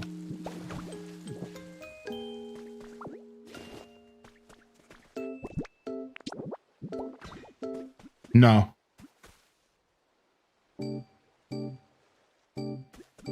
Now, maybe it has to be dirt here. Well, now you deleted the water? No, the water's right there. Oh, I see why you wanted a bridge tile now. Because bridges go over the water. I don't think I have the materials to do that, though. Hold on. You'll have to test that on your own. I don't have all that stuff here. I didn't come here for all that. I just wanted to show the chat how dope the sprinklers are. Yeah, you have to go science that on your own, y'all. Good luck. I'm out. Yeah, I was just showing y'all how dope the sprinklers were. You can figure all that out yourself. Yo, what up, Dank Root? Isn't that how they work in the ridge biome? No, the ridge biome sprinkler was close enough to water that it would have sprayed no matter what. Yeah, no. I don't think so. Here, we can test it here though. We can test it here because we have the bridge over Magikarp's stuff here.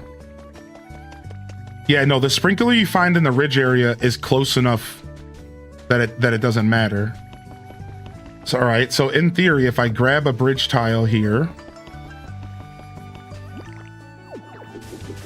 All right. And then I grab some water.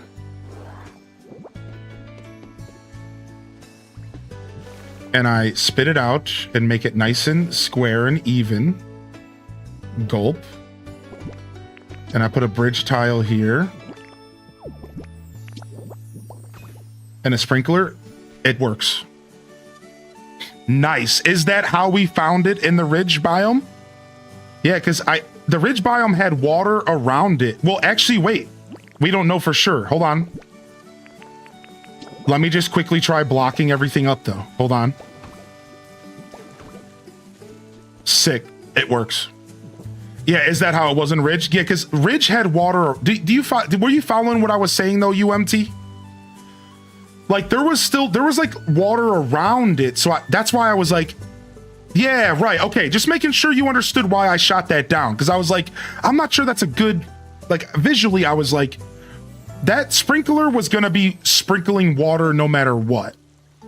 Yeah, this is nice.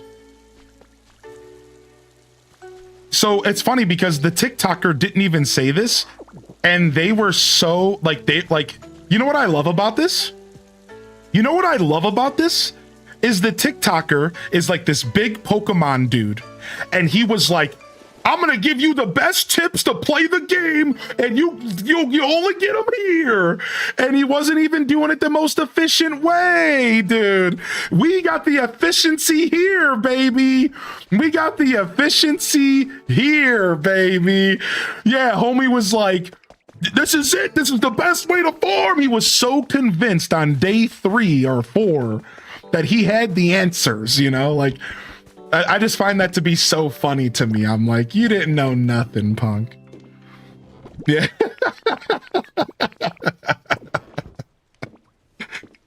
Trademark it.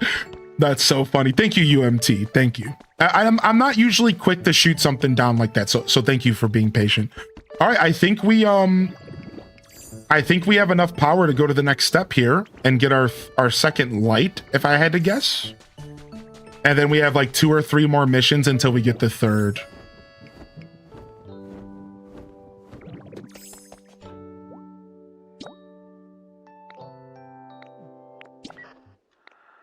Incredible! You completed part 5 of the team initiation challenge. You must be pretty skilled if you managed to charge us with electricity. No one's come this far before. I'm sure you're eager for that reward. Here you go. The Soul-like badge. Pretty sweet, right? With that badge, you're supposedly more likely to find your favorite ice cream flavor. We got the second light. Oh, the second light turned on. You're one step closer to becoming a member of our team. I've got to start getting ready for your welcome party. There's only one bit left to do for the team initiation challenge. Once you finish, you'll be a full-fledged team member. Without further ado, team initiation challenge part 6. 4 industrial beds, 4 resort lights, and 4 office desk. You son of a B word. We might not even have those recipes. Oh, here we go, dude. We're gonna find out in a second. I want to see if this place has changed now that there's electricity, though.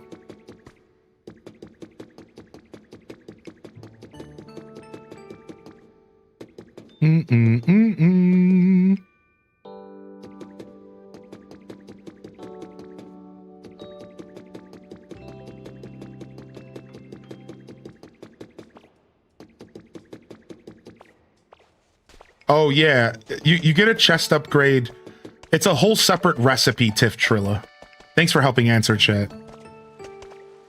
You can get in there? Yeah, dude, I'm sorry to spoil that for you, Rock Socks, but there's a secret effing entrance to the side of that. I found that ish on day 1 being the little explorer that I am. And yeah, it's cool. There's some loot down there. Go get it, man. Yo, thanks for the loot, Squirtle, you cutie. Oh, I wanted to take pictures. Does anybody remember? It was an industrial bed, an office desk, and what else?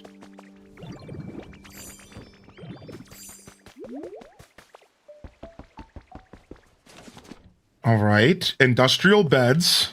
Easy. Resort lamp. That's the one I'm worried about because I could just copy them in the copy machine though, because I have one. So the fun fact is that's the one I'm worried about. Okay, Poke Metal, dude. 8 Poke Metal. That's a lot. I have more cooking. We might be able to finish this right away because I have the resort light, but oh, I have the recipe. Oh, easy, dude. Easy. Dude.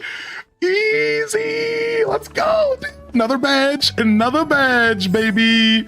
Hold on. This is a job for Graveler because I'm too excited to go casually flying. I need to speed my booty there. Yeah. Oh, wow. You can jump as Graveler and shift into Dragonite. How beautiful is that?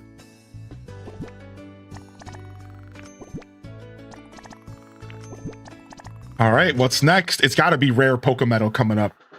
I always wanted to be surrounded by such high quality furniture. I mean, no, to let Pokemon live in a place like that, of course. Anyways, here's your incredible reward. Go ahead and take it. The Marshy badge. Great badge, isn't it? With that, you'll always be able to fry eggs just the way you like them. But never mind all that. It's time for part 7 of the Team Initiation Challenge. 1 washing machine, 1 refrigerator, 1 Game Boy. This is funny. This is funny. I explored enough for this to not be bad at all. The Game Boy, you don't get the Game Boy until you get level 5 environmental at the skyscraper.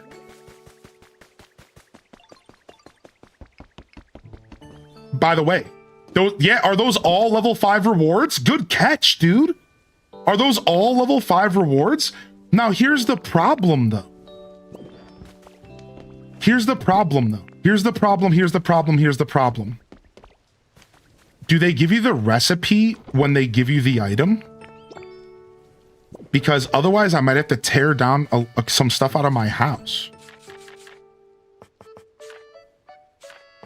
Okay, they do give you the recipe. Sick. Because I was going to say, I'm like, dude, I'm using my fridge in my home. You're not getting my fridge from me. And I'm using my washing machine is not a recipe. Ooh. Why don't I have the washing machine recipe? You can buy all the recipes? That's okay. I'm just gonna steal the washing machine from the house. That's okay. I don't think Blastoise is using it. If you haven't noticed, he's nude. Boy's dangling. I don't think he's gonna miss the washing machine. I think we're good. Homie ain't washing no jock straps anytime soon. And good idea, chat. You guys are legends. Wow, you guys are, thank you so much, chat. So chat is telling me to take a picture so that I can make another one after this. It won't let me. They know we're trying to cheese. They won't let me. They want this to be rare. Maybe it's because I don't have the recipe yet. I think you can buy the recipe, is what chat's saying though.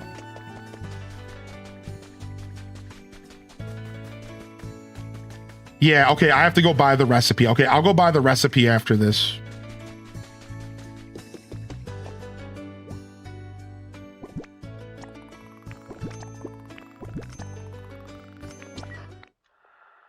Way to go! You made it all the way through part 7 of the Team Initiation Challenge. These things are definitely necessities no matter where you are. I've got a link cable for the Game Boy system, so let's battle when you join the team. Cute. Anyways, here's your reward for that mission. You got the Volcano-y badge. That badge will let you, I'm starting to run out of ideas. Oh, when you got that badge, you can eat spicier food or something. Anyways, what's really important is the next mission because it's the last one. Part 8 of the Team Initiation Challenge. Your last task is to take a photo. You just need to take one photo and bring it here, but not just any photo. Imagine you had to leave all your friends and move somewhere really far. Take the kind of photo you'd want to bring with you when you go. Maybe it's your favorite scenery or your closest friends. You can be in the photo yourself if you want. Anyways, just bring one photo. Oh, we all know what photo I'm bringing. Sexy motherfucking Machoke strikes again. Let's go. Sexy Machoke, man. He's been with us the whole game.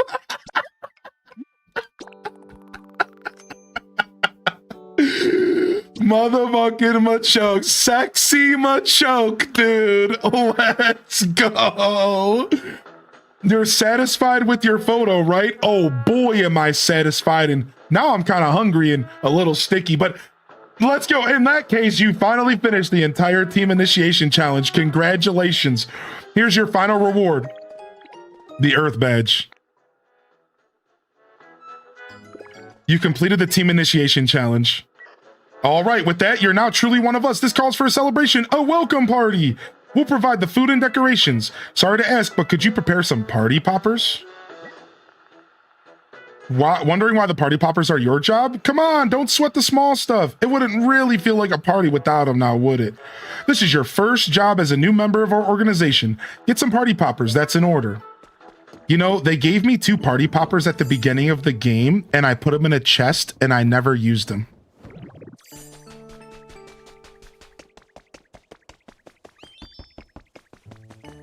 You are now a grunt.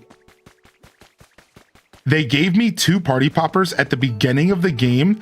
I put them in a chest and I never effing used them. No way, dude. At the very beginning of the game, they were like, here, dude. And I was like, I'm just going to put him. I don't even care about popping parties. I just put them in a chest and I was like, whatever, man. We'll party later. I'm so proud of past Hylian, dude.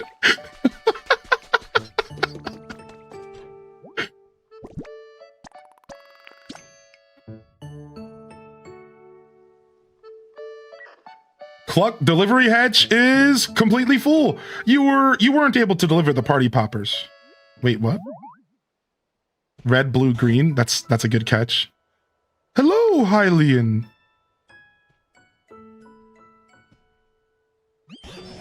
I just couldn't get this building off my mind, so I came to investigate it a bit more. So, how goes it? Did you learn anything about the building? No. The party poppers won't fit. Oh, Hylian. Party poppers are no good if you just shut them away. Let me show you how to use them. He gives you these for completing the first Poke Center. You get, this is actually really special. I think that what's happening, we just went full circle, everybody. You get these party poppers for finishing the first Poke Center, and as a way to celebrate it. First, you grab this string tight. Come on, you can do it. Yeah, just like that. All right, now let's pull on the strings. Ready, set. I hate that these power poles are in front of me, ruining my cutscene. Oh my gosh. Wait a second. Emergency, we may be under attack. What's happening? Did I do something wrong? There, hush now. Crackle, initiating emergency evacuation protocol. 3, 2,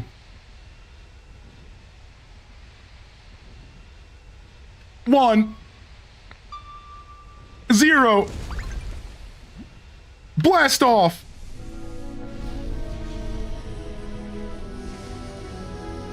You know, this makes the most sense because the Team Rocket Grunt talked about how their boss had a plan to leave together because society was trying to split them apart because they were baddies. Oh my gosh, we're blasting off again? Dude, what? We're blasting off again, dude? What a funny thing. I didn't even think about that.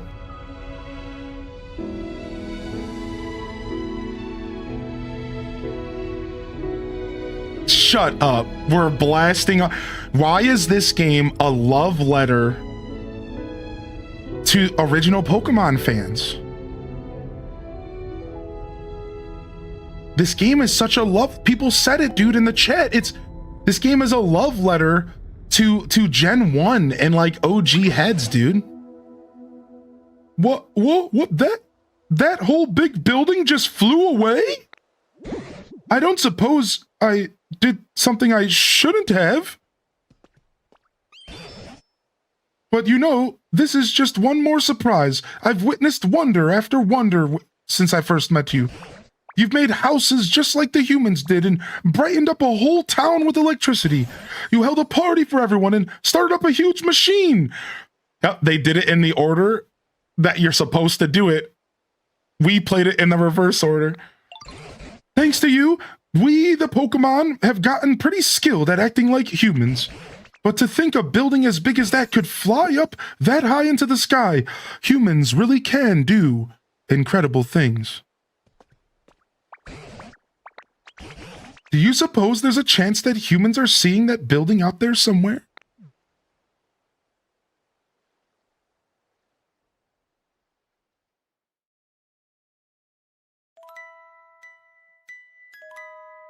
Wait, that's... Son of a B word.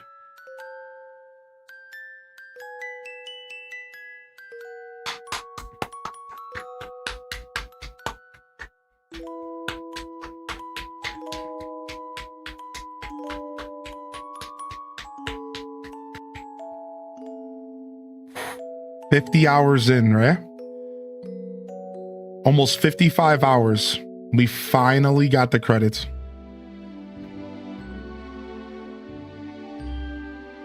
About 50 to 55 hours. Imagine sexy Machoke out there in space.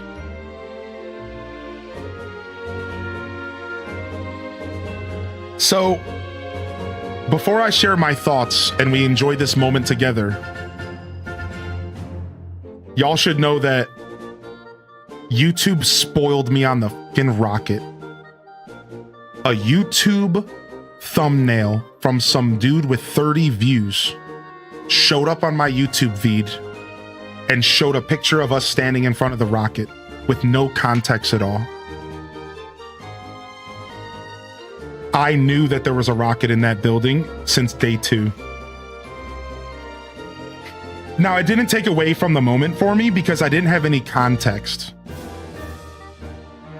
I had zero context, so it's still very special. But if you're wondering why that moment didn't hit as hard for me, maybe, if you've watched a lot of my content, it's because I knew there was a rocket under there. Unfortunate. I figured out it was a rocket from the notes. Well, and so did I, correct. They talked about building a machine. They talked about building a vehicle. They talked about figuring out how to break away themselves. So there was a bunch of context clues that it was a rocket. And by the time I saw the spoiler, which was day 2 or 3, I was like, oh, that makes sense. Okay. It does suck, but it doesn't take away from the moment, man. It's okay. Because spoilers don't take away from the feeling and the road to get there. I didn't know how we were going to get to that rocket. And I didn't know how it was all going to go down. And I didn't know it was going to be a silly homage to Team Rocket from the original anime. You know what I mean? Like, I didn't realize it was going to be this awesome, nostalgic, deep-cut joke about Team Rocket blasting off again. Right? Like, that's, like, really silly. And they did a really good job. They did a really good job, dude.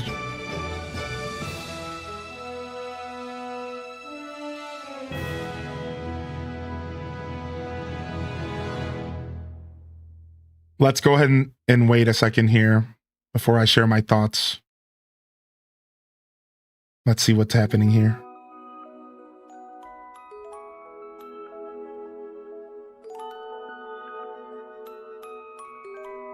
I can't, was there, oh.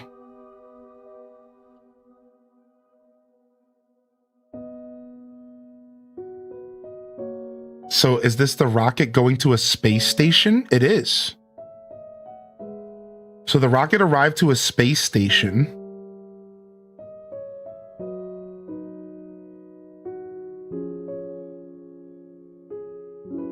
Oh my God. There it is. They got me. And they're going to open it up. and they're gonna find the sexy Machoke. And they're gonna be like, what the hell?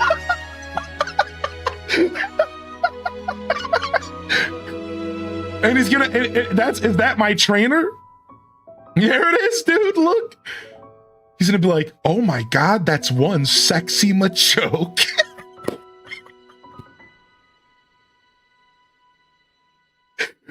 What the, is this a sign? Is this a sign?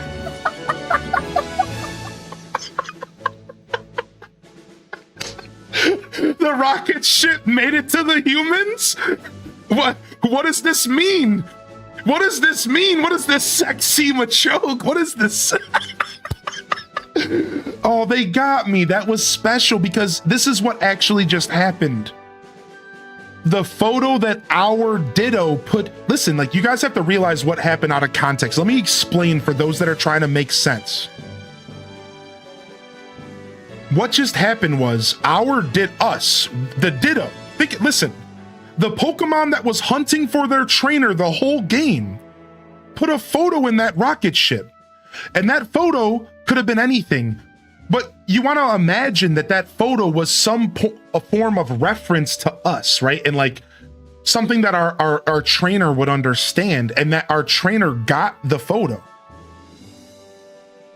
So like if even though the game let you put any picture, and they even weirdly said you don't even have to be in it, I think really the way that you're supposed to interpret what just happened was that our trainer just found a picture from us and is gonna be able to say, oh my God, like what is this? Like we can return home, we can go back to the planet Earth. It's like a sign of the humans to return, right? It's like in a weird way, like that was actually a lot deeper than the silly moment that I made with the Machoke, like the sexy Machoke, right? Right, any photo would be proof that the world has recovered, right? Wow, there he is, sexy Machoke. There he is, they showed him. Dude, I'm so mad that those power poles were in the screenshot of my party popper. You picked up a tablet. Assuming someone actually does complete my mission for me by getting food and furniture and all that stockpiled up, what should I do if they actually want to join our organization? I don't know if any super serious do-gooders would want to join Team R, but if they do ask to join, I guess we could let them. Might not be so bad. I bet everybody'd be real surprised if they found out Team R built a rocket to evacuate into outer space all by ourselves. We even have more than enough fuel to make it back to the planet easily after the environment's calmed down a bit. The boss's plan is absolutely perfect. The boss says that the scale of the plan to get all humans into outer space at once is just too large. He said that if anything goes seriously wrong, the others might not have enough fuel to get back. Maybe we could share some of our extra fuel with them if that happens. Then maybe people would think, oh, Team R is actually nice, and we'd get more people wanting to join. Either way, I bet we can make a bunch of money from it all when the time comes. So we also sent them fuel. Astonishing. Humans could do the most incredible things. They didn't just build a big building like that.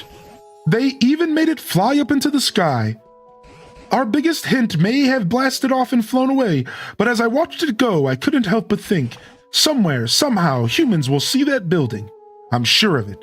And then they'll come back here. I truly believe that. So until that day arrives, let's work together with the other Pokemon here to make even nicer places to live. So those humans will be gobsmacked to see what they'll be coming home to. Let's keep it up, Hylian. Aww.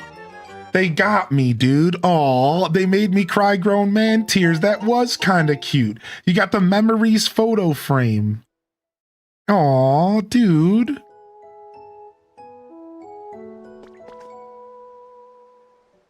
What? A Magnemite's down here? Dude. Dude, this is the one Pokemon ability that I knew about.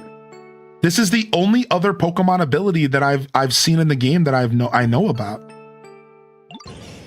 This is, I wasn't expecting this. Hold on a second.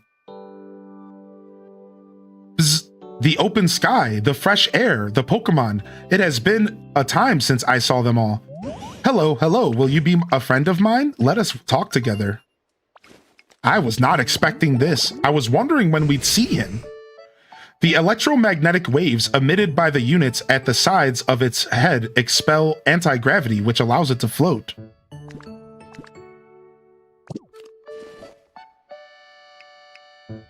Hello, hello. There was a big building above here. Why is it gone? It flew to the sky? Is it difficult to believe? Incredible. Those humans were making a thing of amazement. I now understand. Those humans. There were many humans. They looked sketchy. They did things around the building.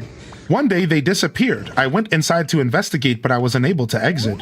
I could not exit and had no things to do, so I slept. How long did I sleep? I do not know. When I awoke, I was here. When the building flew, maybe I fell out.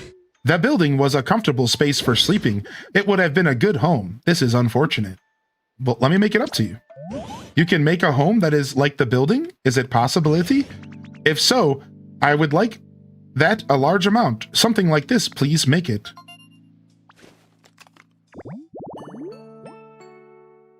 I need a street lamp.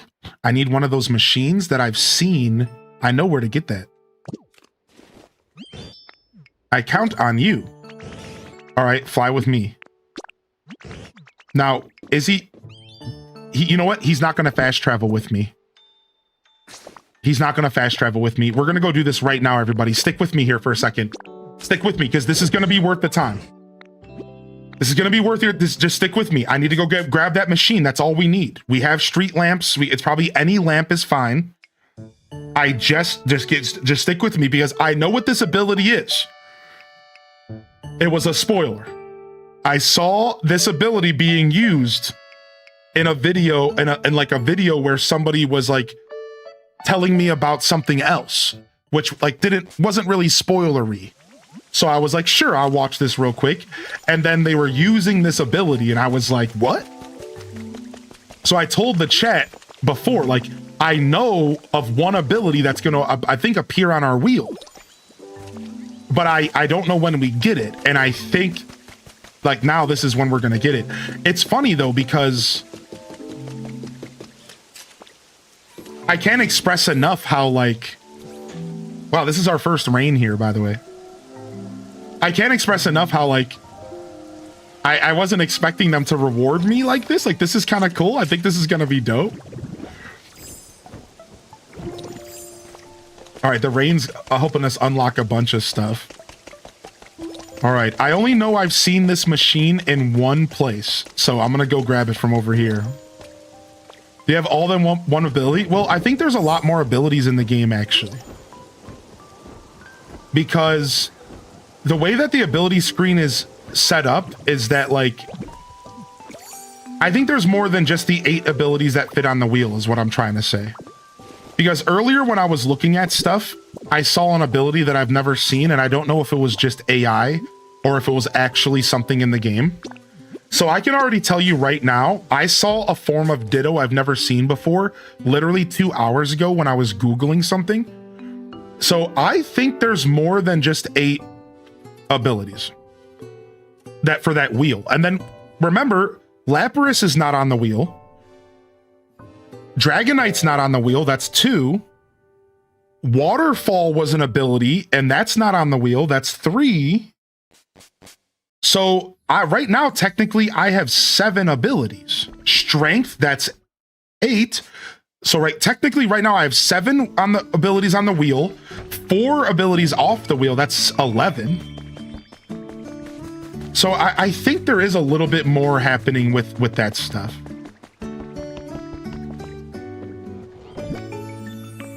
Yeah, I think we just entered post-game, everybody. So we can go check the gates and see if anything happened.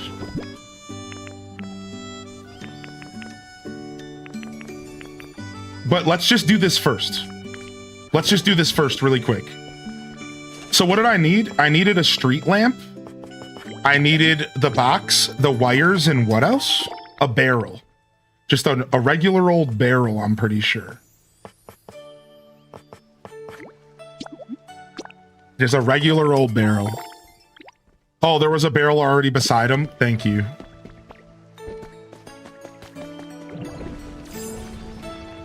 Yeah, let's do this first, and then we'll go check the gates real quick, and we'll see what's going on with that.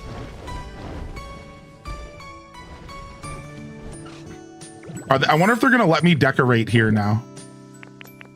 Ah, they will. Oh, but you know what? I need electricity in here.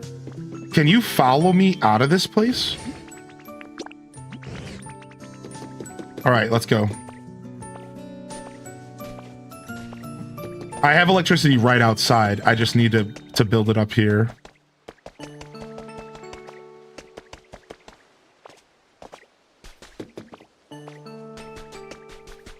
Okay.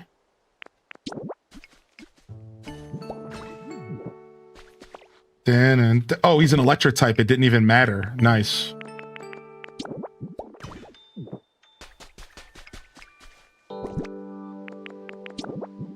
I'm so glad I remembered that this machine was here.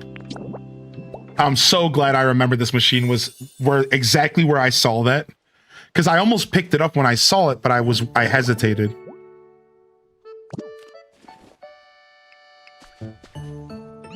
You did it. You made my home. I wish to repay you. What can I do? I must think. Oh, ditto. I have an idea. Do you have an interest in Magnet Rise?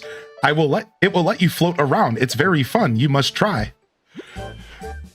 Here it is. So you remember when we unlocked Dragonite and we were like, oh, Dragonite is not a permanent fly. It's more of like a glide, but it's basically flying. They designed it really well. This is where I was like, mum's the word, because I was like, well, I think that's because there's an ability we're going to get that's kind of makes up for the lack of being able to go up. Wow, Ditto, your floating is skillful. You must continue to practice. You will master Magnet Rise.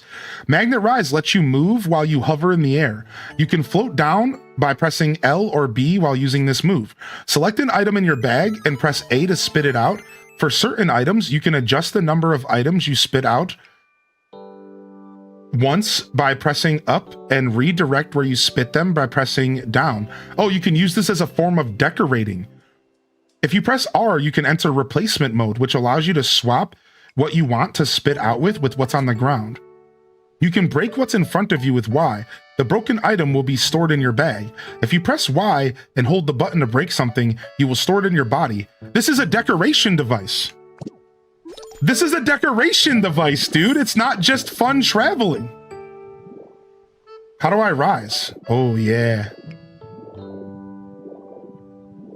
It's essentially creative mode, but what's in your pocket with what was in your pocket. Look.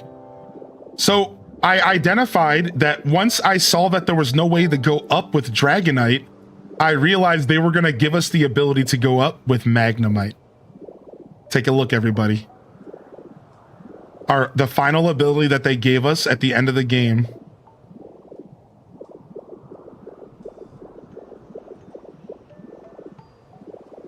And if I undo the transformation, I can just go instant into Dragonite. Undo the transformation, instant into Magnet Rise. Let's see how high we can go. Let's hit the skybox.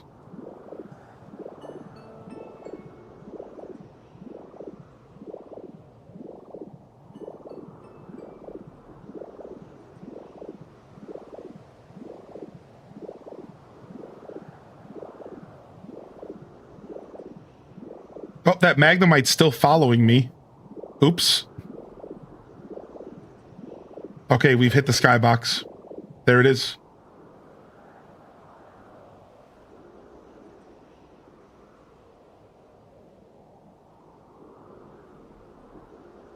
Where we're going, we don't need roads. Geronimo!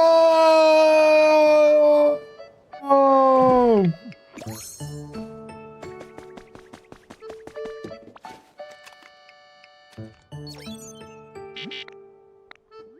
All right, so I think I realized that I messed this up the whole time. I think that the blockage it's talking about is literally just the junk in front of the door from the side of this side, and I'm just an idiot. think this whole time we could have cleared this door out, and it just this just connects to the skyscraper skylight, like as I said earlier. Yeah, I did clean the junk up, but I guess I didn't clean it all up. I did clean some of the junk up. I just didn't clean all of it up. All right, I did clean some. Yo, Magnemite's still vibing with me. Nice. Yo, Magnemite, let's go.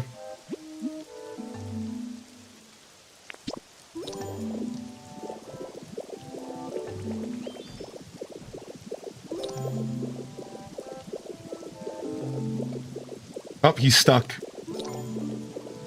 Uh-oh, we might have to go back for him. Because he doesn't live here.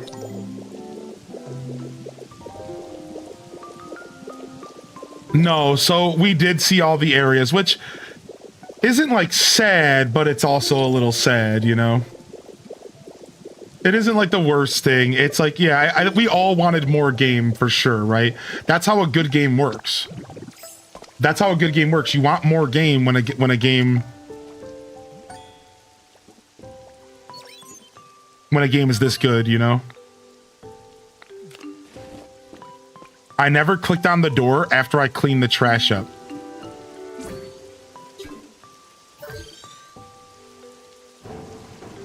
That's so funny because the first time I came here, I tried to click on the door and it said it was blocked. And the chat was like, they said in front of the door. And I was just like, I don't know what you mean. And I just walked away. Then I came back and I cleaned up the trash, but I never clicked on the door. So it's like I did it in a disjointed way.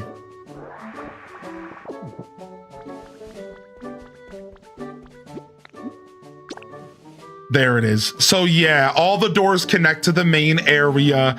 So the game at the end of the day has 4 main areas, and then you have Pallet Town. And Pallet Town is going to be my main base from here on out. And we're going to start setting up farms there and start setting up like more functional stuff. I'm not going to be decorating Pallet Town right away. Maybe ever. My goal, instead of decorating Pallet Town, is I'm going to turn it into a place that's all about function. Like it's going to be a functional place for me where I just like make setups to like automate the game. And then this area, I'm going to continue to rebuild and decorate. So now my goal is to go and clean all of this up.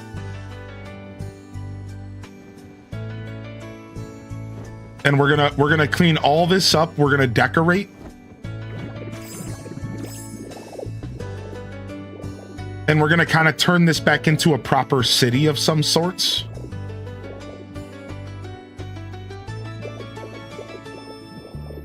And we have a lot of work to do. Like, look how crumb bum this all is, dude. This place is actually bigger than you think when you're looking at it from above. Like, look at all that property up here we have to fix. All of this below me, on the other side of this wall, down there in that valley, over on that side, over on this other side of this wall as well, there's a little bit of stuff there leading to Pallet Town. And then we could get creative and add stuff. Like we could add to some of the areas that don't have like pre-marked areas, you know what I mean? But you could start off by like rebuilding some of these houses, or you could just delete everything and just place new building kits, or you could place the dens and like the leaf house and stuff. So you totally have options on how you rebuild these cities.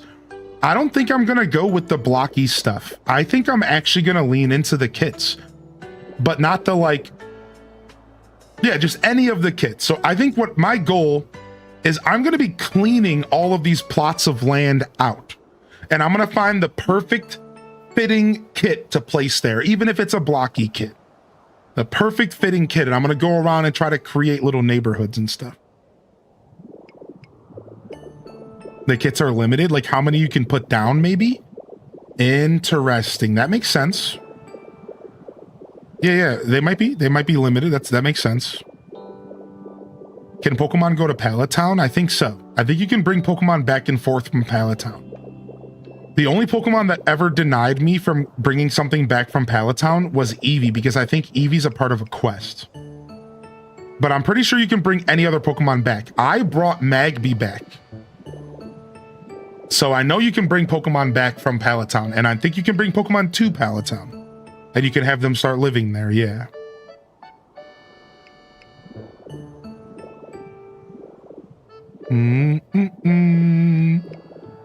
Yeah, Eevee can't leave till the quest is over, right? Wow, we did it. Look at that. How the heck? I didn't pick that up? What kind of explorer am I? Wow, we did it. Holy heck. Chat room, we beat the game.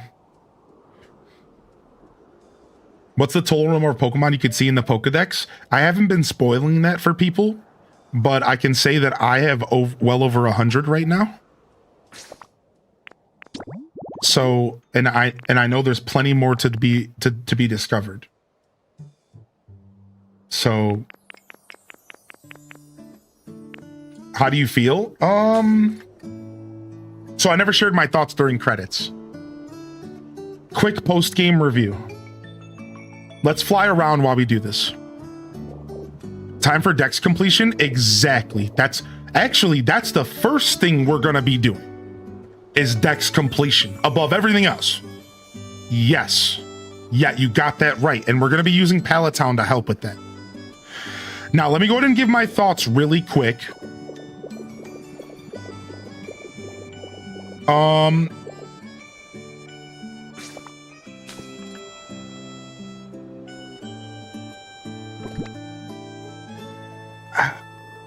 How do I answer this question? Ali Pokemon? I think from a choke, I just put down the sandbags, right? I think it wasn't something I had to think too hard about. I'm curious where you might be getting stuck. I would like to see the habitat again to be able to answer. I'm curious where you might be getting stuck with Machoke. The sandbags are there. I'm on a mission. I don't know where they are. Oh, yeah. There are sandbags in the room. There are sandbags within that whole building. And there's some already there right next to Machoke. I didn't realize this until I had already hunted more down. No, I did not see that, Quinn, dude. I'm so jealous. Get out of here, homie. Yeah, the sandbags, you can find them all within those caves and stuff. Yeah, behind the crafting table. They're kind of hard to see. I didn't see them at first either. All right. Let's fly around.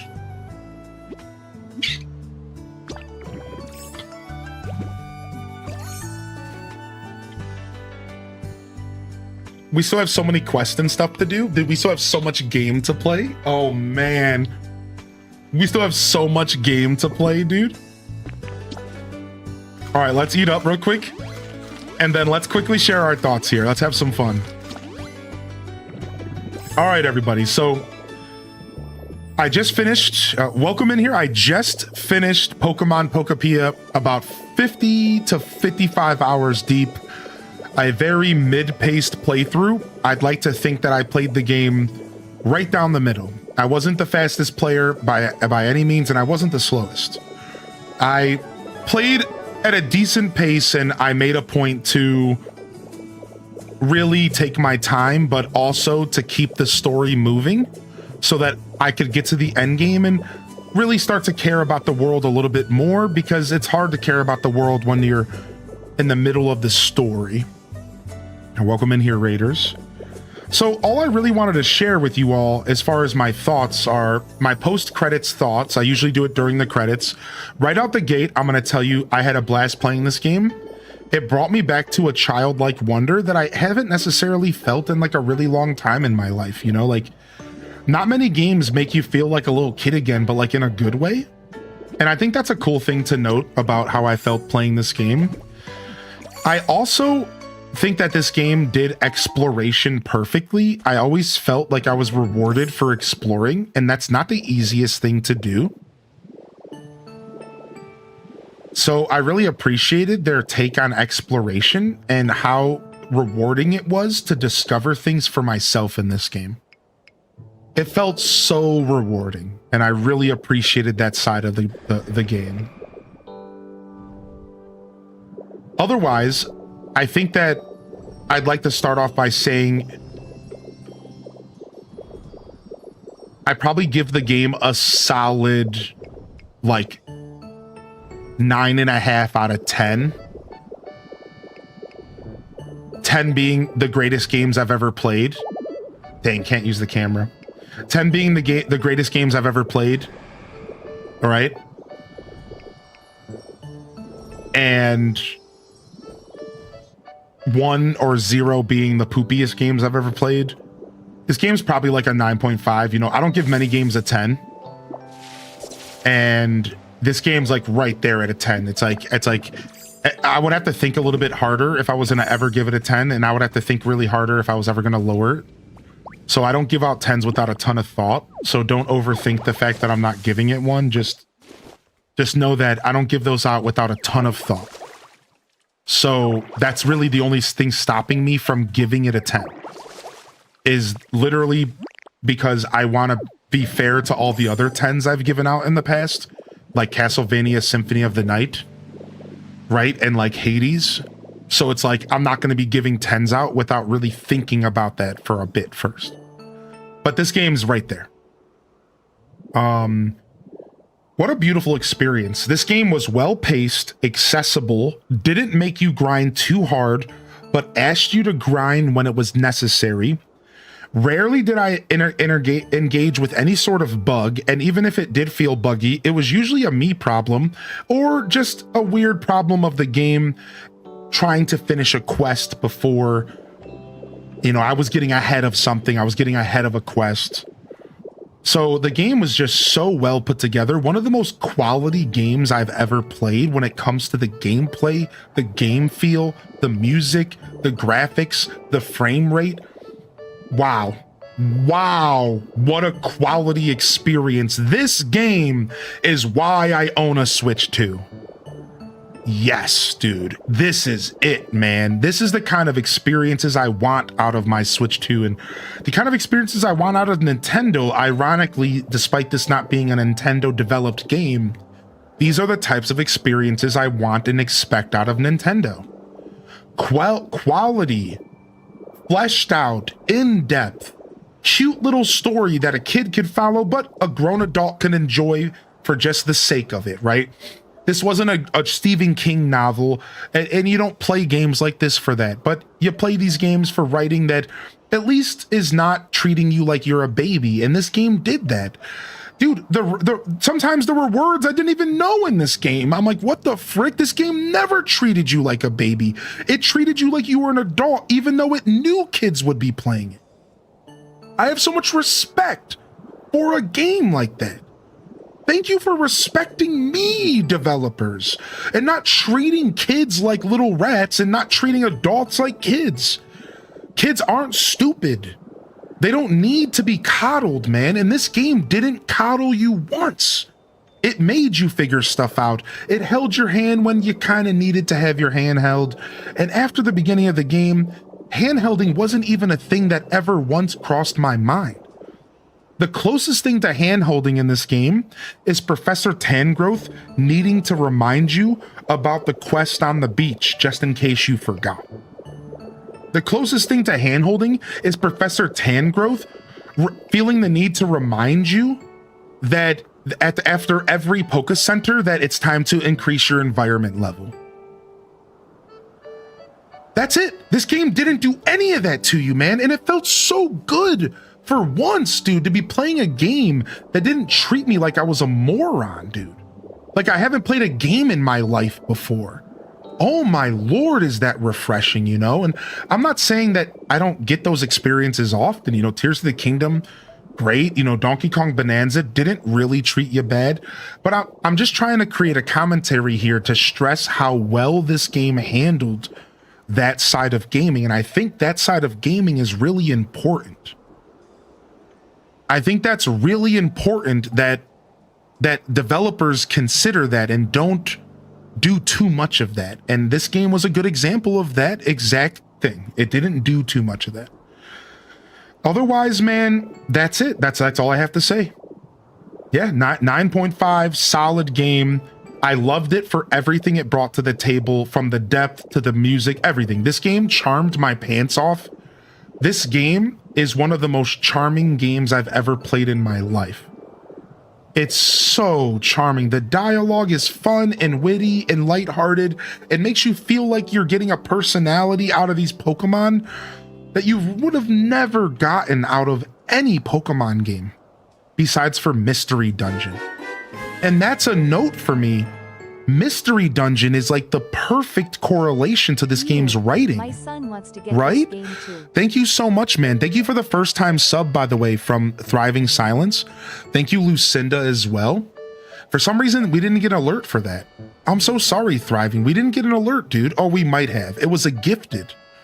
They wanted that Ditto badge. Thank you again, Jordan Afternoon. I know I might have missed some stuff because I was so focused in the last 2 hours to get this game finished. So yeah, dude, Mystery Dungeon was the only other game that ever made me feel connected to Pokemon this way. I'm serious. Like, besides for the anime, anybody else, dude, the anime, right? Like, where you feel like you get to know these little critters and like they have little personalities, and it's like, I don't know, it's just such a wholesome experience for me. Like, Mystery Dungeon was really good about that. The anime was really good about that sometimes. And this game, dude. Otherwise, maybe Heart Gold, Soul Silver. Right? Like, maybe, like, because you can walk around with them and stuff, you know. Anyways, yeah, dude, that's it. That's what I have to say, man. A little bit of scatterbrained. It wasn't my cleanest little post-game review, but I still shared the things I needed to share, which was the numbers and what I thought about the game. Thank you so much, Quake, for the 18, man. And that's it, man. Now, as far as where's our journey going from here, I saw that question and I want to answer. Thank you, Drink. Well, what's up, Shrimjola? From here, we're going to finish the Pokedex because we found a door that was locked that requires all the Pokemon. We're going to rebuild these towns. We're going to learn automation and build in Pallet Town. We're going to play this game like a life simulation game because that's what it is. Welcome to the Hylian Descent Show. That's what we're going to be doing. And this game will be right alongside Animal Crossing and Stardew Valley and those main games that I play. Right? Yeah, for sure. And I don't know how much staying power this game has. But yeah, like we're going to be playing this game regularly, I think. That's my plan. That's my vision. I really want to lean into the life sim side of this game. I really want to sit down and like really like get into the gritty of like the environment levels and like really doing life sim stuff, getting like comfortable doing dailies and talking to my Pokemon daily and picking a couple favorites to interact with regularly like I do in Animal Crossing. Again, I have a lot of plans, and I don't really plan on putting this game down anytime soon. I am going to start letting myself play it in my free time a little bit and letting myself kind of enjoy that side of the game and like a little bit of picking at it when I'm off stream. And I want to do night streams, so you're going to be seeing some of that so we can catch night Pokemon. So yeah, we have, you can change your name. Yeah, I'm Hylian. So, and as the Pokemon get to know you, they'll call you Hylian. It's pretty nice. The door that I mentioned is in the Sparkling Skylands. I can tell you, but just go explore there and you'll find it. You gotta explore kind of deep, but you'll get there. Yeah, that's it. Yeah, beautiful game, dude. I'm so happy this game came out. I'm so happy I got to experience this alongside all of you. I'm gonna be real. Can we get a round of clappas and love in the chat here? Sweet D with the gifted. Because playing this alongside all of you was one of the best experiences I've had on Twitch to date. 7 years of streaming this April, and this is right up there with the best experiences I've ever had on Twitch. Tears of the Kingdom. I'm getting emotional. New Horizons, the New Leaf days, my countless Stardew playthroughs, my Mushroom Farm being my favorite. You know, my first perfection. You know, I've had some moments on this stream with y'all that stuck with me as some of my most standout moments as a gamer. Playing Thousand Year Door original on stream, and we did the remake as well. Frick, even just regular Paper Mario, right? Subnautica, one of my favorite moments of our journey on Twitch. Like Animal Crossing GameCube, all the way through, even Deluxe Edition. Now, yo, thank you, Cozy. this is epic.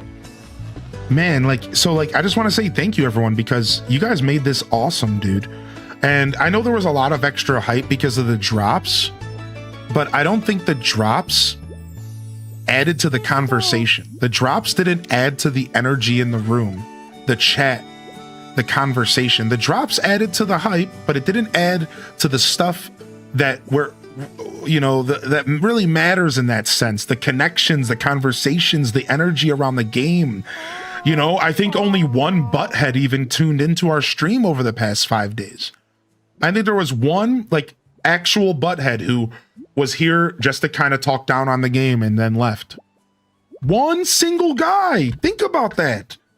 There's been thousands of people in this stream since Thursday. Literally thousands. And I swear we had a single guy that was like, yo, this sucks. Like, what? Like, it really is it is a Pocopo love fest, and that's what Perpetrators said. It's like, people are really liking this game, dude. Dude, like, yo, thank you so much for the hype train, dude. Thank you, Pessimosaurus, for the gifted, and Casino Roy for the biddies, dude. Like, holy heck, man. Like, it seriously was such a treat to play this game alongside you. So, yeah, so thank you, man. Thank you. I just wanted to say that as well. Thanks, chat. It was pretty cool, dude. Yeah. Oh, it's a community hype train. I can't see him with my new chat. Like, exactly. Oh, I can. It says community train right here. So the community train, everybody gets emotes. So we're working together to give emotes to everybody who's tuned in. So no, whatever level we make it to, everybody in the chat, no matter if you participated or not, is going to get access to the emote that unlocks. I think that's how these trains work. I think it's actually really cool. Really cool. And I wish that they did more of this stuff. You unlocked 10 emotes for chat. Keep leveling up to give even more emotes away. So maybe not everybody, maybe it's just some people. I really don't know exactly. Here, I'm going to click learn more. It might only be 10 people are going to get emotes so far. It might not be as cool as I thought it was. That sucks. Let me see. I pulled up the help page, but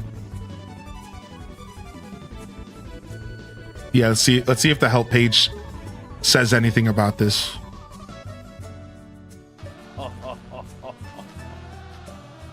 Now, this is epic. Thank you, man. Appreciate you, dude. Thank you for the 5 gifted subs, Burger Smalls. Thank you, Fu Mixalot and Raven. Thank you very much. I'm scrolling down this massive page. Community train. All right.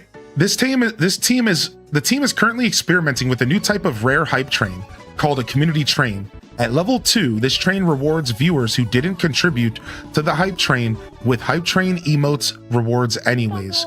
The higher level the community train achieved, the more non-participating viewers receive the emotes. Interesting. So it's not everybody. I wish it was.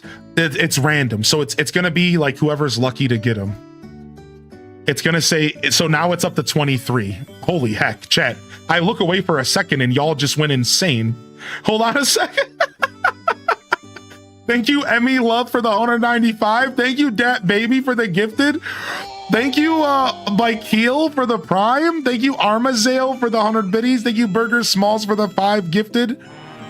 Thank you, Fu Mix-a-Lot. Thank you, Ravendale and Feisty, and Emmy Love and Spicy Sinbun and Armazale, Pessimosaurus and Casino Roy, Sweet D and Cozy. Thank you, Armazel, for the 2 gifted. Thank you for the freaking Biddy's Enchanted Ascari. Thank you, Metal Will. I saw your comment, by the way, Will, and it was very kind of you, by the way. Thank you, Will. Thank you, Will, for letting me know, man. Thank you, Will. Thank you for the follows. Thank you, Raina B, for the biddies. Thank you, Layla Violet, for the gifted sub. Enchanted Ascari for the 200. Thank you, Rock Socks, for the 100. Thank you. Sorry, this ain't the Sims. Sorry, this ain't the Sims. Sorry, this ain't the Sims. Thank you for the 369. Continue one for a long time. May the Pokopia joy continue for a long time. Oh. Oh my God. We are popping off, dude. Holy heck. Damn, she fine. Yo, thank you, Duel Master and Rock Socks. Thank you, Ash370. Oh my. What can we do to make Combi happier?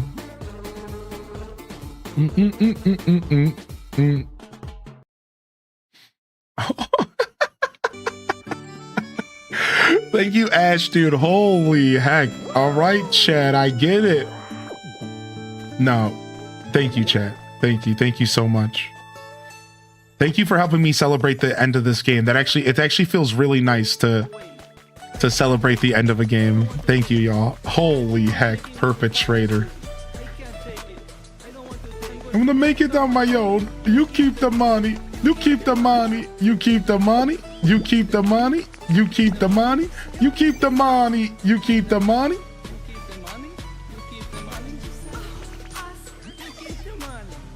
I downloaded Twitch to watch this game, and you're the first streamer I experienced. Aw, dude. NVIDIA, man. What a kind thing, dude. What the heck? NVIDIA killing it. What a... Dude, that's so cool, man. Well, welcome to Twitch, man. I've been here for years. Welcome to Twitch, dude. Welcome to Twitch. It's a wonderful place to be. We do all sorts of different kinds of games here, but we keep things on the cozier side, on the Nintendo side. And, you know, I always say, if you're not here for the game, you're here for the community. And maybe this big bozo on the screen, you know? I gotta get back to playing Animal Crossing New Leaf on my Nintendo 3DS. That's it. That's all the time we have. That's all. That's all we...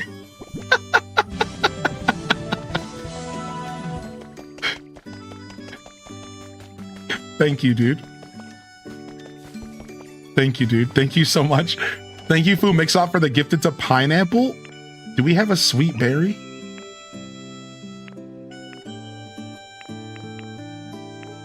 What's a sweet food, chat? Just the honey? Do we feed them the honey?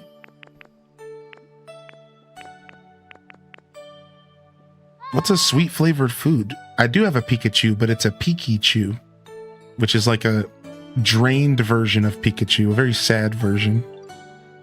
Yo, thank you, Gamer Lady. Dude, the Switch 2 will be waiting for you.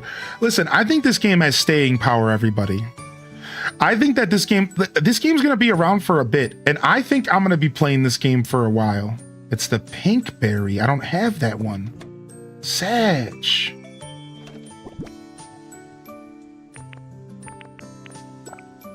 Yeah, so, you know, I think this game has staying power. I think people are going to be talking about this game for a while. I could be wrong, but I have a prediction that this game is going to be rocked for some time to come. Like, it is going to be a game that people are playing and that is beloved for years and years. I feel pretty confident in that. I think this game is going to be like that game alongside with like the ACs and stuff like that. Pikachu is me. I'm Pikachu. Thank you, Tara. Yeah, I think so. I think this game is going to... I think this game's going to be on that level. Wait, did I never put that... Oh, I never put that down. Okay, cool. Yeah, between DLC... So, Dazabound mentioned something awesome earlier. He said... He pointed out all the different cities. So, Fuchsia, Vermilion, Saffron... Pallet Town, right? like, and there's one more. So there's technically like 4 or 5 cities they could choose from there. Like 4 cities left. Like, what's the next zone they're gonna add? Maybe they'll add some kind of cool zone. Yeah, Pewter, you believe? I believe so as well. What's next, right? What could they add? They could add Celadon. They could add Lavender Town, and we could get Ghost Pokemon. No, we didn't finish the Unknown Cave. I do have some stuff to add to it, though. Let's go. Let's go add some stuff. No, I'm not even close to finishing it. Yeah, I do have a couple to add. Thank you, everybody. Yeah, salutes to the hype train. 36 emotes are going to everybody in the chat. Let us know if you get one. And thank you for seeing off this game with such a beautiful hype moment. Holy heck, man. I can't wait to see what they do with this game. I think this game has a lot of staying power, everybody. I think this game has a lot of staying power. I really do. Now that I've played it, I think it has the staying power. I think this game has all the makings of a game that could be supported and played for some time to come. In fact, I think it would be tragic if this game doesn't see a DLC within the next 6 months. Now, it could be longer than that because some companies will actually take their time and make something special and not rush it out or anything. But I do think that if we don't see a DLC within 6 months, like I think this game has the push that they should just pump it up. You know, and then the same thing with events, you know, and we already have our first event starting tomorrow, and they can keep those events to hold us off. You know what I mean? Like that, the events sound great, dude. They could do anything with those events. They could do literally anything with those events, you know, like Pokemon. They could make the dream. They could add custom dream islands. They could, you know what I mean? Like they could do, here's a week where the dream islands are all gonna have this rare Pokemon on it. Go get it. You know what I mean? Like they have so much potential for like event content if they want to keep it, turn it into a little pseudo live service game. Right? So I'm thinking like 6 months to a year for the first big DLC. Maybe some patches and events until then. Or are they going to do smaller DLCs and make them happen faster? Because they could just do a bite-sized DLC, maybe like that just has one area, a handful of more Pokemon, a little quest, or we could wait for a DLC that's like large and like it's a game changer, you know? No time traveling.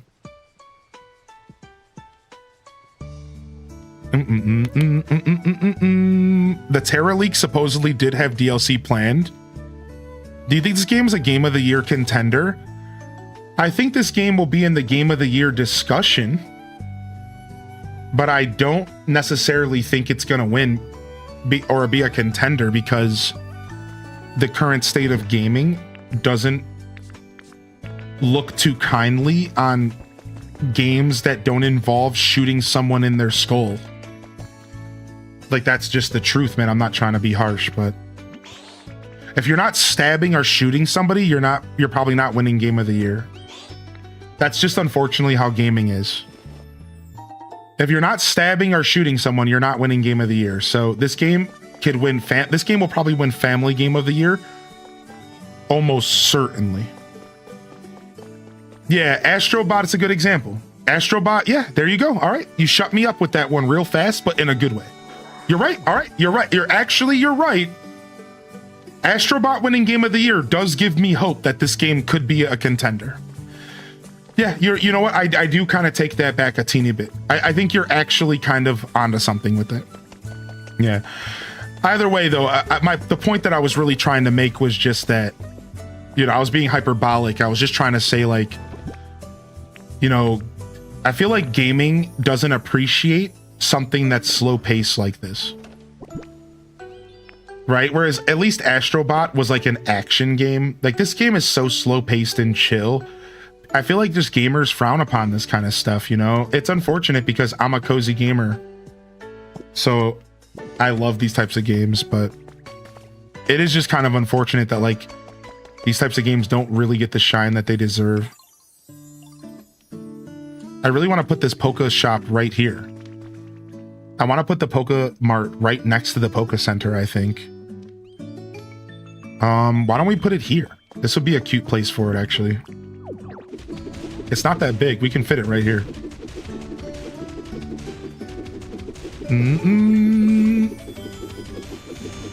Yeah, I agree with you.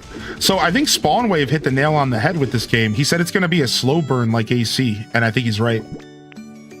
This game's going to be a slow burn like AC. It's not going to outsell stuff right now. This game, by the end of the Switch 2's life, might be one of the biggest, most selling games on the whole console. I'm going to call it. I think that this game is going to like lock in, and it's going to do AC numbers by the end of the Switch 2's life. That was a take from Spawn Wave I agreed with. No, I haven't messed around with the Joy-Con features, but I've heard really good things about them. Yeah, because you can like activate stuff from a distance. I don't have my Joy-Con stuff with me, or I would try them out. We'll test out the Joy-Con stuff tomorrow, though. Oh, and there's a balloon in the chat. How about that? Yeah, we'll check out the Joy-Con stuff tomorrow if you guys are down. Here we go, look. Do you think I should put a... What do you guys think I should do here? You think I should do... It has to be... There has to be a space from the front of it. Is this gonna... I don't know if I like that. So there's gonna have to be a space in front. I could put like some stone to make like a pathway. Okay. And then I'm thinking I'm gonna leave a space along the side of the brick road there for some like bushes or something. Yeah, I could just pick the border up, but is it gonna look good flush with the border? What do you guys think? Do you think it'll look good flush with the border? Because I'll do that.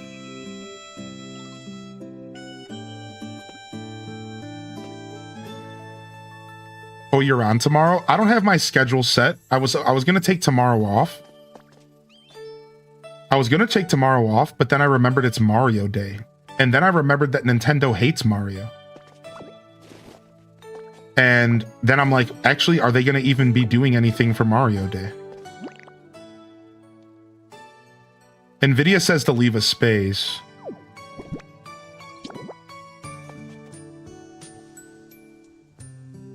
Look, it's... I wonder if the building's gonna be like going over the bricks and it might look ugly. Right? I'm a little worried. I feel like the building's gonna be like climbing over the bricks if I do this, because I have some experience with the game. Right? Like, let me show you guys. Sorry, Hitmonchan. Like, let me show you. When I set up this house right here, it showed the perfect space, but look at my house. Look what's happening in the back of the house. Oh, you can visualize. Thank you, Random Reject. But when I set this house up, it said that it was perfectly fitting in this space. And I was like, oh, great. And then my freaking house is sitting in the wall. Like, I don't really like that. It's not a big deal, but you get what I'm saying? Like, that's why I'm like, I feel like you do have to be careful putting stuff flush up against the walls and stuff. You're going to find out quickly that the buildings are a little bit bigger. Dude, Random Reject is a legend. Oh, it has its own little stone pathing. Okay, we're leaving a space, and Video is right. Yeah, so was Matt. Okay. We're going to leave a space. We're going to do it just like this. Oh, I should have visualized it again. Frick. Oh, I can pick it back up. Wow, I love this game. That's so nice.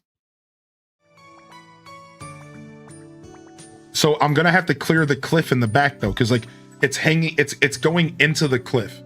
So I'm gonna want to clear the cliff behind it. Because it's like going into the cliff, right? But we'll do that. That's fine. We can do that later. Fix the floor too. Oh, you mean my pathings that I put here? Yeah, we'll fix them. I guess we could like turn this all into grass real quick. Is that what we're thinking maybe?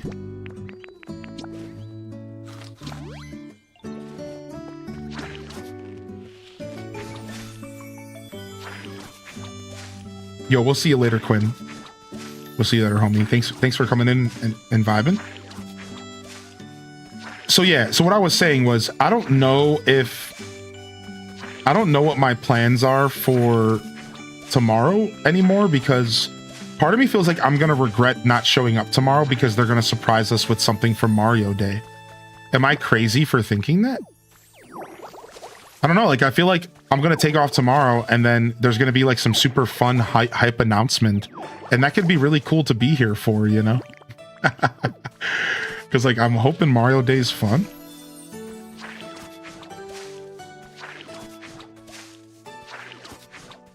I really should decide, huh? Let's say we're taking tomorrow off. I need a day of rest. I've put in basic almost 55. I've put basically 60 hours in the 5 days. So I honestly could use a break. What is that average? 60 hours in 5 days. That's like 10 hours and like 11 hours every day, roughly. Some change. Yeah, I am kind of tired, I'll be honest.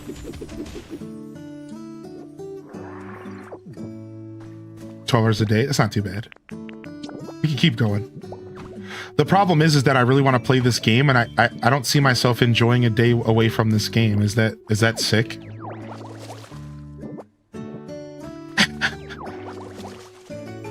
Is that sick? Is that sick of me?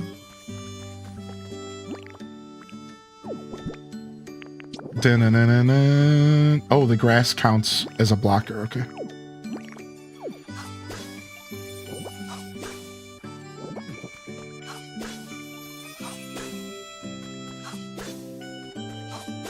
Sick and twisted. Yeah, like I just really want to play the game. So I'm like, I don't know if I want to take a day off. I'm just gonna be real. I could use some sunshine. I got some stuff I need to do around the house. I need to do some cleaning. I could use a load of laundry.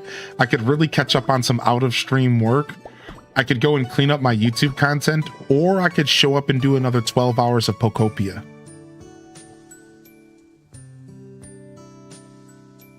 When you do your Pallet Town, will you be recruiting chat to help you gather? Yeah, sure. I think it might be cool to involve chat.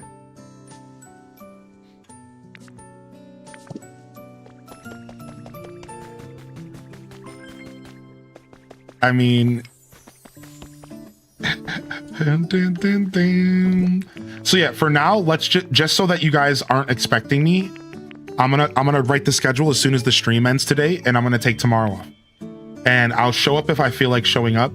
It could be for nighttime, it could be in the morning, it could be if a Mario announcement happens that's hype enough, you know, some kind of surprise direct or something, which is probably not gonna happen. So if that sounds good, that's what we're gonna do. Yeah, so I'm gonna take tomorrow off, and then I'll decide what I actually need when I wake up. And it's probably gonna be the day off, because... Oh, somebody's inside. I can't put the kid on there. Rip. That's fine. We'll do that later. All right, I needed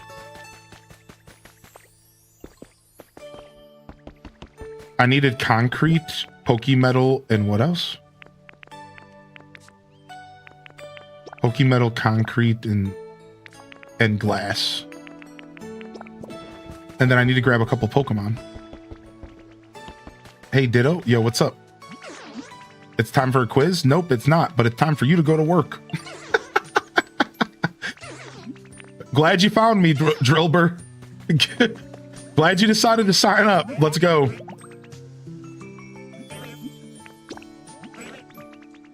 Yeah, that's what we're gonna do. So we'll show up tomorrow if we feel like it. We'll give ourselves a little breather.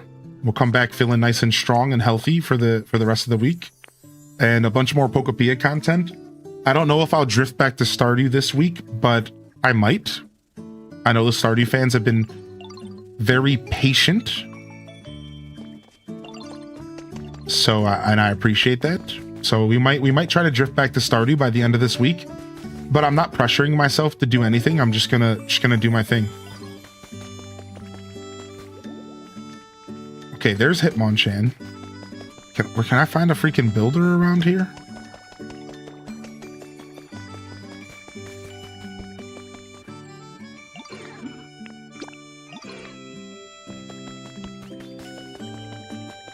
What Stardew? I only know Pokopia. Oh, I thought Pincer was only a slicer. I didn't think he was a builder. Okay, perfect. We love some Pincer. Yo, what up, cutie? Sorry to keep you waiting. Here's your bricks. Oh, no problem. I forgot that I gave you them. Well, that means is that you guys are going to have to make sure you hit that follow button. And make sure you hit that subscription over on YouTube, those of you that are left over there. Because the best way to keep up with my show, now that I'm not streaming every single day in a row here, will be to make sure you have those notifications on. So, just in case, you know, not sure when I'm going to go live. Don't be shy. But I'm pretty consistent, if you guys haven't noticed. So I'll be around. You know, I take a day or two off a week, maybe. I definitely need to take some extra time off at some point later this month, but that's later this month talk. All right, nice. The Pokemart will be built. I'm excited to see what that's about. I should have grabbed the Tink Master. It would have been only 15 minutes, but I'm not thinking that matters because it's been 10 and a half hours. I think I'm going to sit right here. I think we're going to jump over here. And I think we're going to go ahead and do a wrap, everybody. I would like to just play this game into the sunset tonight, but I think we're going to call it here. Thank you, everyone, for coming out. That was a lot of fun.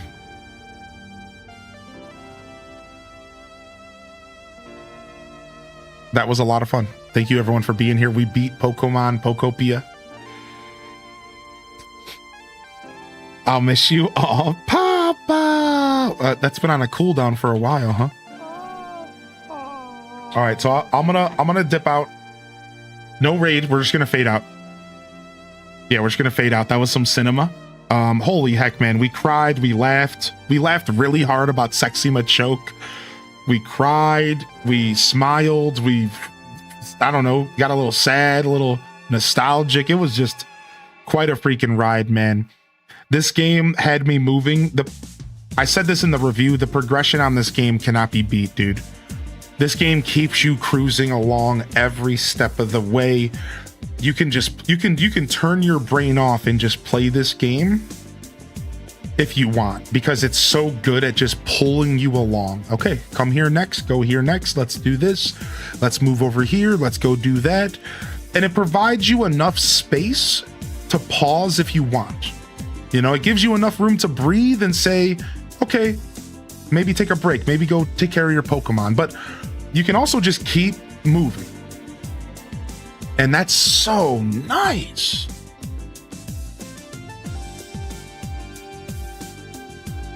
Yeah, what a game. What a game, man. I'm still, you know, somebody asked, what are your thoughts? You know, it's like, I think they were asking, like, how do I feel? And I gave my review, and I'm going to tell you guys how I feel. You know, I feel a little empty because when you finish a game, you always feel like weirdly hollow. Finish a movie, finish a book. But I'm also really excited to play more of the game. The credits didn't affect me the way that they do for some games. Seeing the credits didn't affect my urge to play this game at all, which I think is how this game is designed. So, yeah, man, I feel good. I feel good, dude, for sure. Thank you, everyone. This is Highland Descent signing off from another wonderful Hyro Gaming Group production. If I don't see y'all here tomorrow or Wednesday, would be the next official stream day. I'll see you when I see you, fam. Don't forget to game on. And of course, as always, peace. Wrap it up and on to the next episode. Peace.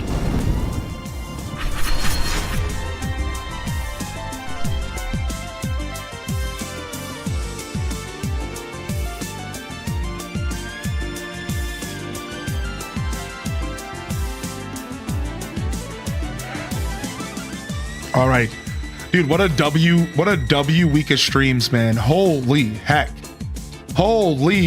dude. Big shout outs to all the support that's been coming in. Big shout outs to all the viewers, the lurkers, the chatters. Big shout out to all my deep cut supporters that are here no matter what, even if they hate Pokemon. Big shout outs to the lovely Midna for the giveaway today, and just so much more, man. Big shout outs. Thank you, everyone, for for tuning in. Thanks for vibing with us. Thanks for hanging out and just being an all-around lovely bunch of humans. YouTube chat, we figured it out. Today was the best YouTube chat I've ever ran. I didn't miss a beat on YouTube. I love y'all and appreciate y'all. I'm honored to be a part of Daily Routines, and I'm certainly honored to have you as a part of mine. It goes both ways. It's mutual, man. Thank you, everybody. I hope you have a wonderful rest of your Monday. We'll be back. We'll be back in faster than it'll feel. I can tell you that much. So I'll see you guys here soon. Much love, y'all. Man, I'm cheesing, dude. Peace, y'all. And hit them cat jams. You know the deal, babe. Peace. Peace.